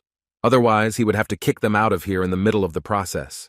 Adjusting the mask on his face, the commander-in-chief said that he understood everything and he would not allow any of them to make a mistake. Looking at the boy, the man thought that the confidence of this puppy was simply amazing. He had a firm hand and a strong character. For now, he's decided to just watch, but if all his bravado turns out to be just talk, he won't sit idly by. Wang Huan was determined to see that this young man's words were backed up by action. The surgeon was a little uneasy about the presence of 3 strangers, but despite this, he announced the start of the operation. The first thing he had to do was use the needle correctly, and here what he had learned from Bon came to the rescue. The patient was already unconscious, so it was possible to safely inject needles into the necessary places on his right leg. The doctors who observed this were surprised that he used needles and placed them so quickly and accurately as if he had determined the zones in advance. They didn't understand what he was trying to achieve with this action, but they continued to follow the rules and watched silently. After finishing with the needles, Huan asked one of his assistants to hand him a sterile scalpel. The surgeon announced that he was starting to make an incision, so he told his assistants to adjust the temperature of the iron, which Obo did. Having fenced off the area of the operation, the young man made the first cut. It was deep and precise. Despite this, only a small drop of blood flowed from the wound. After that, he ordered Byung-ah to open the wound, and the second assistant was to take care of stopping the bleeding. The doctor, who was watching all this, realized that the boy had cut the stomach to the exact depth. If he had gone deeper, he would have touched the insides. His work was simply amazing. He was also surprised at how accurately they cauterized the bleeding site with iron to prevent a fatal outcome. This method of stopping bleeding was something new and very effective, so the girl made a mental note in her head. Until she saw it with her own eyes, she couldn't even think that this was possible. So now she was catching every move the guy made. Activating his X-ray vision, Huan noticed an inflamed appendix that needed to be removed. The fact that it was only him brought relief to the surgeon, because such an incision should have been enough to cope with this task. Having inserted the medical forceps into the right place, the doctor immediately found what he was looking for. With a little effort, he pulled the organ up. His colleagues were amazed when they saw the real cause of the disease, but they were even more surprised when the guy tied the intestines with thread. The commander-in-chief knew nothing about the medical craft, but even he realized that the young man's work was simply amazing. It was hard not to notice that the surgeon was cutting open the abdomen without touching the organs. Even military advisors could not have done it with such precision. At that moment, the gentleman realized that this doctor was truly his only hope for salvation from this terrible illness. Having removed the inflamed appendix, the guy threw it onto a special tray. Although the operation was not complicated, he felt relief. After this, he looked at his assistants and praised them, saying that they had done an excellent job. Then he said something that surprised everyone in the room. The surgeon instructed Obo to stitch up the patient's wound because he was already quite trained. The boy was so shocked that he could not utter a word. It was difficult for him to believe that such an important job was entrusted to him. He started to say that his skills weren't good enough yet, but then he thought for a moment and said that he could handle it. This was a test that Oh Bo successfully passed. Such manipulation greatly impressed Byun-song, because once again it showed the doctor's moral qualities. It was surprising that the surgeon would give up the main place to his young student and completely trust him with such an important role. But the young man did not forget about his second assistant. Handing him the scissors, he told Byung-ae to cut the thread himself. For the boy, this action meant a lot, because usually the teacher always let him cut off oboe. Seeing their synchronized work, the girl could hardly stand still. She also wanted to be among them and help save the patient. She could so easily imagine herself standing among these guys, doing an important job that she would easily take on herself. The desire on Byun-song's face was so obvious that it was hard to miss, and her father noticed it. His smile could be seen even under the mask. He could not be happier that he had raised such a goal-oriented daughter. Moreover, before her was such a doctor that only a true fool who knew nothing about medicine would not want to learn from him. Previously, the man wondered if there was anything else he could learn, but now he knew for sure that he still didn't know a lot. Finally, the operation was finished, and the doctor praised each of his assistants, trying not to leave anyone out. But the boys had not yet completed their mission, because they still had to transfer the patient from the operating table. When Wan Huan came closer, the commander-in-chief immediately began asking questions about whether the patient would survive. The guy said that he still needed to be observed, but everything went well. The doctor predicted that in about 4 days, his patient would recover and function relatively normally. Having assessed the doctor's words, Wang Huan asked whether the young man would be able to save him too.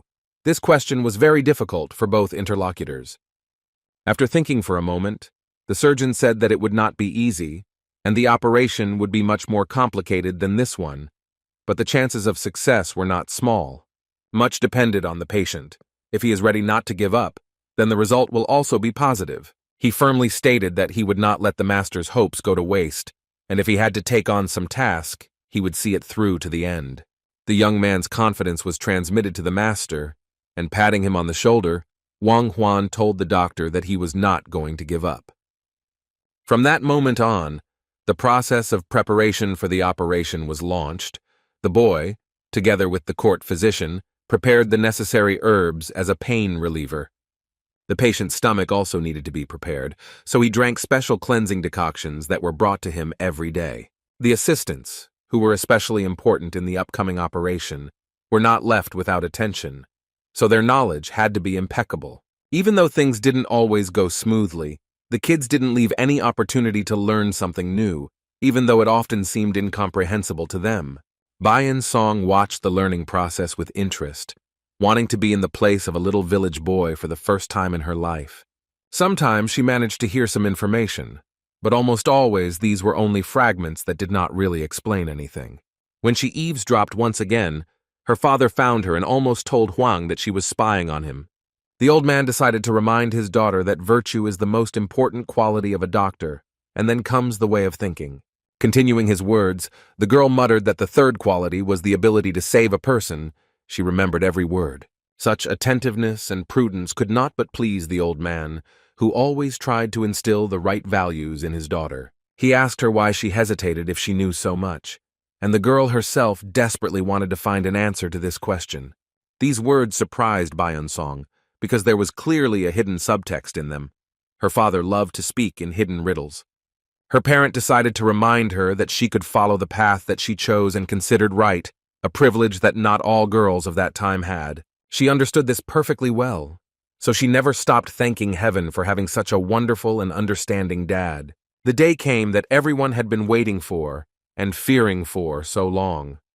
When the boy handed the potion to the commander-in-chief, he said that it would help him fall asleep. The man understood that he would fall asleep without any problems, but he still needed to know whether he would wake up after all the manipulations on his body. All the surgeon said to this was that he hoped the old man would have a good night's sleep, where nothing would disturb him. Smiling, Wan Huan said that he would make his patient feel offended that such a sweet dream was interrupted. These words made the man laugh a lot and diffused the tense situation. He said that in that case he would really be offended by the boy. While putting on his face covering for the umpteenth time, Juan asked his assistants if they were ready for today's test of strength. When they nodded their heads first hesitantly and then more firmly, the chief surgeon announced the beginning of this legendary operation. The cut was similar to the previous one, very clear and deep. Almost no blood flowed out, but in any case the iron was always at the ready. When the assistants widened the wound with forceps, the boy realized that everything looked exactly as his X-ray vision showed. Bleeding began. The liquid could not be lost, because in today's reality, a transfusion was something beyond fantasy. But that wasn't the only problem, because the commander-in-chief's chest suddenly stopped and he began to turn blue. The guy immediately rushed to check the patient's pulse and felt how cold it was to the touch. It was unclear why all this had suddenly happened. The chest did not rise, there was no pulse, and the face began to turn into a cold wax mask that showed no signs of life. It was an obvious cardiac arrest, which could well have led to the outcome that everyone so feared. The assistants also noticed something was wrong, staring at the man's pale face and then looking at the doctor with questions. The court doctor and his daughter, who were watching the operation, could not understand what was happening and why there was panic on the children's faces. For some reason, they started pressing on Juan's chest and whispering something to each other. Their behavior was extremely suspicious. The young surgeon was suddenly overcome with such panic that he had a huge amount of energy to perform cardiac massage on the dying patient. Trying so hard, the young man didn't even notice how he climbed onto the table next to the patient and, sitting on it, continued to press on the patient's chest. Little by little, the victim's condition stabilized, so that now Juan could at least catch his breath normally. Next, he ordered his assistants to prepare the iron, because it was necessary to cauterize the source of blood loss again. Payan Song couldn't believe what she was seeing. Just a second ago, she was going to mourn the master, when suddenly the operation continued and he was alive again. Her father shared her sincere bewilderment. He had no idea that the human body was a mechanism that could be started even by touching it with his hands. Juan began his work with a small incision, because if he had cut near the tumor and found metastases, he would not have been able to do anything. It was necessary to insert the scalpel only 2/3, then it would be possible to save the organ without causing harm to the patient. The atmosphere in the room was slightly tense, because the court physicians' worries for their master could be felt on a physical level. But after the guy successfully removed the piece of organ that was being collected, relief washed over him. It was lucky that the serous layer was not affected, but several lymph nodes became inflamed, and it was difficult to understand whether there were metastases there. It was worth removing all the inflamed nodes, because stomach cancer could easily spread further into the lymphatic system. It was also very important to preserve the vagus nerve as best as possible, since removing it was strictly prohibited. While performing the operation, the doctor did not forget to instruct his young assistants, showing them the insides. This time he drew their attention to the opening of the internal organs. He also explained that compared to other organs, the walls of the stomach are thicker and also very elastic, but its openings are similar to vessels. Then he ordered to insert a needle perpendicular to the surface. Payan Song followed these instructions closely. She desperately wanted to be among this man's students, but she did not dare to say so yet. Looking at his brilliant work, she once again thought that this man, this surgeon, was a healer from God, which was very rare to meet. The operation lasted the whole day. The sun had already set and the moon had risen in the dark skies, and the guys had only just finished. The commander-in-chief lay on the couch and did not move. He showed no signs of life and was extremely pale, not surprising because he had survived such a difficult operation. Then his hand began to tremble. The trembling became more and more intense, and at some point his hand began to hit the bed hard. When the commander-in-chief heard his name being called, he slowly opened his eyes. His eyelids were so heavy that it was very difficult to lift them. The surgeon immediately approached him and asked how he slept. Smiling, the man said that at some point he thought he had already seen the Reapers. He tried to get up, but a terrible pain in his stomach stopped him, and he groaned as he returned to his place. It seemed that the gentleman had forgotten that his stomach had literally been cut open. Grabbing his hand, Juan strictly ordered him not to touch the wound, as it needed time to heal. Looking at the patient seriously, the doctor explained that he had cut open his stomach and cut off part of his stomach, so now he had to rest in bed. He also said that it would be extremely uncomfortable for some time, but the gentleman had to get used to it, and it was also necessary to watch his diet and get more rest. The suffering did not stop, and Juan asked if it would get worse, because it was simply unbearable now. Closing his eyes, the boy remembered that the chance of relapse at stage 2 was 30%. Since he could not undergo chemotherapy, it was necessary to monitor his condition. He did not tell the patient this, but informed him that he was going to keep an eye on him for a few more months, checking the body every 3 months for the next 2 years. If a man can live peacefully for 5 years, then he will experience heavenly mercy, and we can say that he is completely healthy. These words made the commander-in-chief smile. For some reason, he was sure that his body could cope, because it was the body of a warrior. Spasms from laughter also caused pain, so a man should refrain from even strong positive emotions. But still, this pain meant that the fight against the disease had begun, and he had not given up just like that. Death would never take him without a fight. It was hard to hide the rather pleased expression on his face when the gentleman said that no doctors could cure him. Even the most sacred of them said that he would soon die. It was a pleasant surprise to him that the young surgeon had surpassed them all, and was now talking about heavenly mercy. These words only caused laughter. After these words, the gentleman swore that in the future the boy would always have wealth and glory, and his word was never an empty sound. The man was about to make a suggestion, but Juan interrupted him and did not let him finish what he was about to say. Bowing, the boy said that no wealth or glory would be greater than the salvation of life granted by heaven. So all the boy wants is to continue saving patients, and not to accumulate gold and estates for himself. These words struck the gentleman so much that he couldn't even say anything. He just listened to his doctor, hoping that he wouldn't be angry, and would understand the little man's desire. The boy was about to leave and finally told him to take care of his health, but Juan asked him to stop. Once again, this young man disobeyed the order, saying that he would not interfere with the commander-in-chief having a good rest. After finishing his business, Juan decided to finally visit his home and see his relatives whom he had not seen for quite a long time. Seeing a familiar figure approaching the estate, Uncle Wang Sam exclaimed happily, asking how much time had passed since the master's last visit. Smiling, the boy asked if it was too difficult to accompany his brother. The man replied that it was his job, which he did with pleasure. When a familiar voice was heard in the courtyard, Huabong immediately jumped out of his room and ran to meet his younger brother. The boy apologized to his elder for arriving a little later than he had promised, but he replied that it didn't matter because they had done a great job.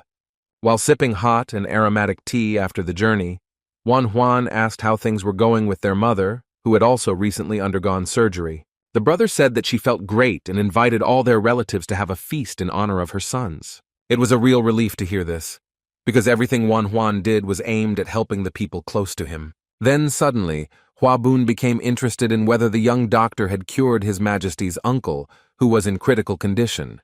The guy's voice became more somber as he explained that the man had cancer, but fortunately the operation was successful.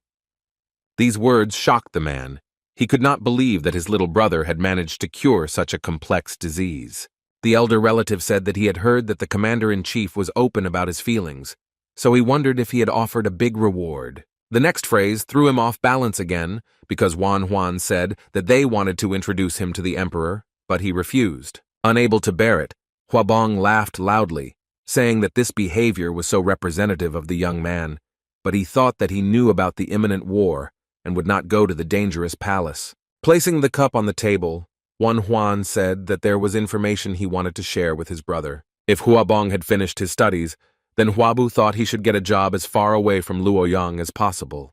The eldest member of the family listened in surprise as the young man said that he needed to do this now, because it would be very difficult to change in the future, so he should move far away. Realizing that the boy knew something that he shouldn't know, it was decided to listen to his advice. Therefore, when the doctor once again said that his brother must do this at any cost, he simply agreed, without showing any resistance. Juan finally felt relieved that his request had been listened to and agreed to so easily. He knew full well that there would be turmoil during the Yellow Turban Rebellion, so he simply could not allow his loved one to remain in the palace. When everything was falling apart, the guy wanted his relatives to be as far away from unsafe places as possible. Having finished this important conversation, the guy stood up and said that it was time for him to go. His brother asked him to visit him at least sometimes. Without turning back, he left, knowing that when the commander-in-chief got better, he would have to move away from the palace, because if he stayed there, he too would be consumed by the fire of war. But something was troubling the young man. Inside him there was some kind of bad feeling, as if something was about to happen very soon. It wasn't paranoia at all, because there were certain individuals who didn't want to allow Huang to gain influence, so they conspired against him. When he returned to Luoyang, his assistants greeted him with great enthusiasm, saying that the sacred physician had asked them to come see him. Walking along the corridors of the palace, the guy yawned loudly, because he had a strange dream that did not allow him to sleep well. Trying to stretch his back as he walked, he wondered why this man was looking for him, since he hadn't even had time to rest properly from the journey.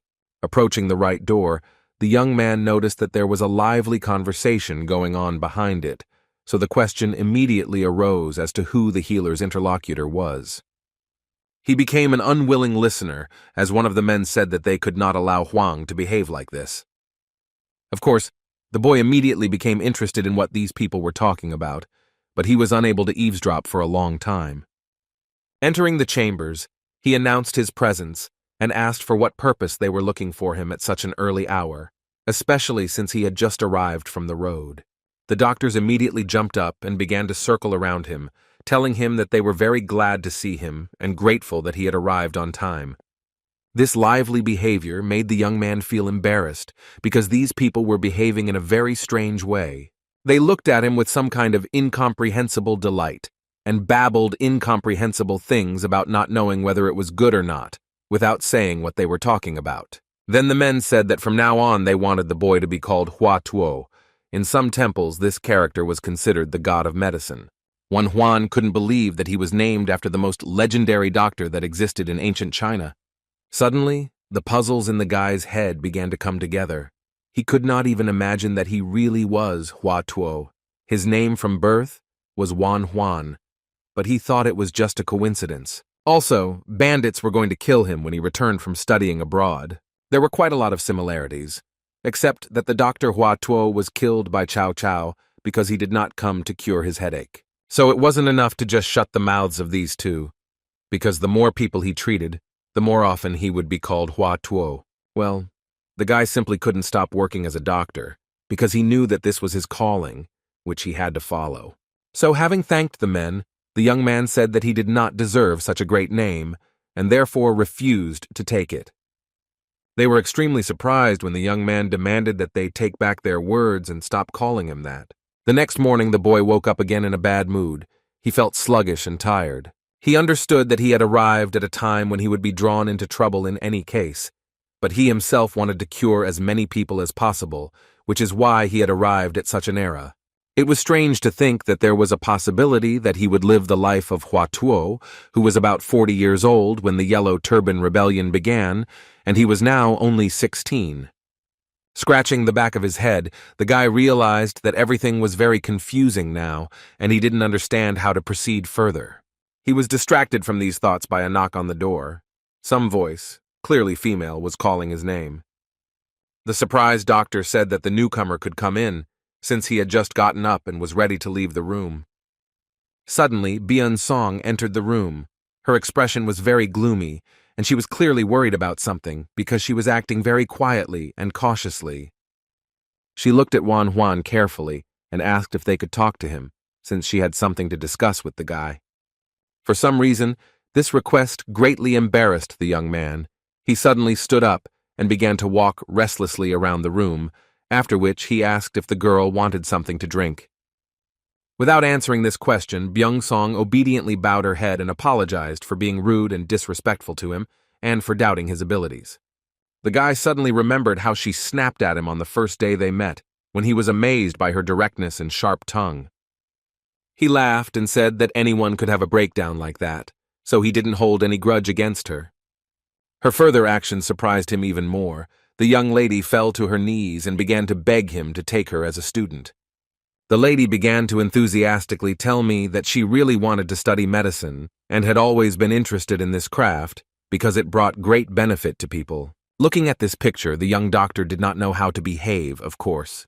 Any doctor would like to learn something new, but he did not know whether he should take a student. He told the girl to stop behaving like that and get up on her feet, but she said that she would only get up if she was accepted for training. In this, she was very much like her father, who was also stubborn when it came to new methods of treating patients. Closing her eyes, the lady bitterly realized that it looked like her manipulation would not work, and she would never be taught to help people. But to her surprise, Juan said that they wouldn't be able to work together normally if she persisted so much in his words. First of all, the guy thought that it was worth talking about what the girl wanted from him and what knowledge he expected to receive during the course of his studies. Embarrassed by this question, Byun-song began to quickly rise to her feet and say that she was in a hurry, which is why she acted so expressively. These words made Juan smile, and he repeated for the umpteenth time that he liked this unconventional view of things that was inherent in the girl's thinking. After all, in his opinion, the development of a doctor begins with thinking. It serves as a starting mechanism and helps to find non-standard ways out of a situation. Then he asked if she had received her father's permission, but she was not allowed to answer because an old man entered the room and said that he was giving his blessing. He thought it would be better if Song studied with a doctor like Juan rather than him. Taking the guy by the hand, the man said that his daughter was a very smart girl, so she would be able to compete with any candidate for studying with him. The speech was beautiful and very sweet, but the only thing that embarrassed the guy was that the man kept calling him by the name Hua Tuo. Deciding not to focus on this, the guy invited the family to sit down at his coffee table and discuss everything in detail. After all, before taking someone as his student, he had to say something, and only then could the issue of training be decided. For some reason, these words made Byung-won and his daughter very tense. They began to ask what was the matter, because they had not done anything that could offend the doctor. But the matter was different. Since the guy did not take money from any of his students, he would not take it from the girl either. In return, he would give her a task. She will need to brew decoctions, clean and process medical instruments. That is, she will have to do all sorts of little things, and this does not depend on the status she has. Also, along with medicine, she will study martial arts, because it will not be possible to treat patients without endurance, and he was also a very strict teacher. This factor can be off-putting. To sum it up, Byun-son will not be studying with a classical teacher. Juan's approaches were completely different, but no less effective.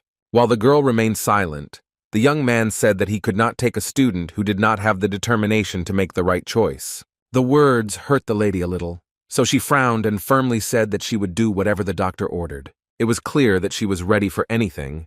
If she was allowed to study the art of healing, Song claimed that she would endure everything and follow her teacher. The answer pleased the young man, so he stood up, bowed, and said that training would begin tomorrow. The only thing the elderly father asked for was to take care of his beloved daughter, who so desperately dreamed of becoming a doctor. This long conversation finally ended because Huang's young assistant burst into the room and began calling out to him in alarm. The boy said that the commander-in-chief was looking for a healer, so it was worth going to his chambers. Sitting on a chair by the window, the gentleman allowed 2 maids to cover his shoulders with a warm robe. The young girls happily took care of the man as if he were their own father. Finally, the young man who had performed the brilliant operation on him arrived. He bowed and asked why he had been called. Bad thoughts immediately came to mind. Perhaps the commander-in-chief was not feeling well, but he said that he called the guy on another matter and asked him to come closer. Smiling slightly, the old man said that he had heard very interesting rumors that from now on the boy would be called by the nickname Hua Tuo. This news was not at all good for Juan, because it meant that the rumors were spreading at an incredible speed and had even reached the commander-in-chief. So he said that he received this name undeservedly and had no right to bear it, to which the man laughed and said that everything was fair, because the doctor managed to cure cancer. But this argument was cut short because the commander-in-chief suddenly became interested in how old the guy was turning this year. He said that he would be 16 years old, after which the question followed whether he was still engaged. Surprised, Huang answered that he was not. The conversation that followed became a real nightmare for the boy, because the commander-in-chief began to praise his beautiful granddaughters and ask if he wanted to establish ties with his family. Trying not to offend his patient, the young man said that he was not going to get married, but wanted to wander the world and study medicine for the next 10 years. But the old man added that the boy should not pay attention to him if he already liked someone, because by marrying his granddaughter, he could take more wives. Juan was seething with irritation inside, but he didn't show it, and said in a reserved manner that this was too much for him, and he wouldn't dare to associate himself with the commander-in-chief's family. After a short silence, The gentleman said that now he too thought that the rumors that the Dr. Huang was a eunuch were true. The man did not understand such decisions because the chancellor offered this young man a position and heard a refusal. Questions arose as to why the boy did not want to take a government post. It seemed like this young guy thought that the Pei State and the royal palace were for him, but he replied that he was simply trying to connect his life with medicine. This answer suited the gentleman perfectly. He said that he respected his desire to see the world and could understand why he wanted to remain free. But he added that they first needed to resolve one issue, after which he handed Juan some kind of package. Before the young surgeon had time to reach out and take the parchment, the commander-in-chief said that His Majesty himself was looking for him. He was the 12th emperor of the Eastern Han dynasty, Liu Hong, and he had a not very good reputation in historical records. He was spoken of as a man who had gone mad for money due to his poor background. He was an emperor who played a leading role in the sale of government posts. The master also restrained the growth of the number of eunuchs and forced people to work hard, exploiting them to the fullest extent. Liu Hong was given the nickname of Stupid Rulers, calling him a dark monarch. He acted together with the previous emperor and the intelligentsia. It was alarming that such a person was looking for Juan, because it clearly could not end well. The boy thought that if he were in Cao, he could say that his home was too far away, but His Majesty knew that he was in Luoyang, so he couldn't refuse. The commander-in-chief said that the emperor had ordered a doctor to be brought as soon as he felt better, and now that there was no need to worry about his health, the boy could go. Smiling slightly, the man said that the gentleman was not calling him because of illness, so there was no need to worry. But it was these words that caused even more panic. Bowing his head, Juan realized that he had no choice but to go to the palace and find out the reason for his visit himself. A few days later, fate sent the young doctor to Hencheng to meet a man who was not particularly friendly. Walking through the courtyard of the palace, the boy wondered whether he had overdone it with treating the commander-in-chief. After all, he didn't even suspect that the man would recover so quickly. The old man had specially arranged for his companion to wear festive clothes for the meeting, which made him even more nervous. Noticing the obvious tension in the young man, the gentleman said that eunuch Chong would soon meet them. It was an informal meeting that there was no need to worry about. Finally, Juan was brought into the chambers and introduced to the one who so desperately wanted to see him. Kneeling down in a bow of deep respect, the boy wished the ruler to live long and happily. Without giving the boy a polite greeting, His Highness said that he had heard many different rumors about the man who stood before him. Emperor Liu Hong ordered Juan to come closer and extended his hand to him. Having taken a closer look at the boy, the gentleman said that he was much younger than expected. It seemed that he really had talent. He recounted rumors about treating stomach disease and cancer by cutting open the abdomen, and he also heard that the court physicians had already called him Hua Tuo.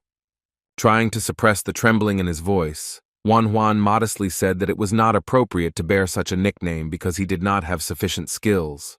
But His Highness said that since he had cured such diseases, he deserved to be called so, because the debt had to be paid so that the price corresponded to the abilities. After that, he thanked the young doctor for curing the commander-in-chief, who asked to present Juan with an award. A servant came forward, carrying in his hands some kind of tray with incomprehensible contents. When Juan saw the sign, he wondered what it meant, but soon he found out. They wanted to send him to work in the highest supervisory body, which was called the Emperor's Censorate.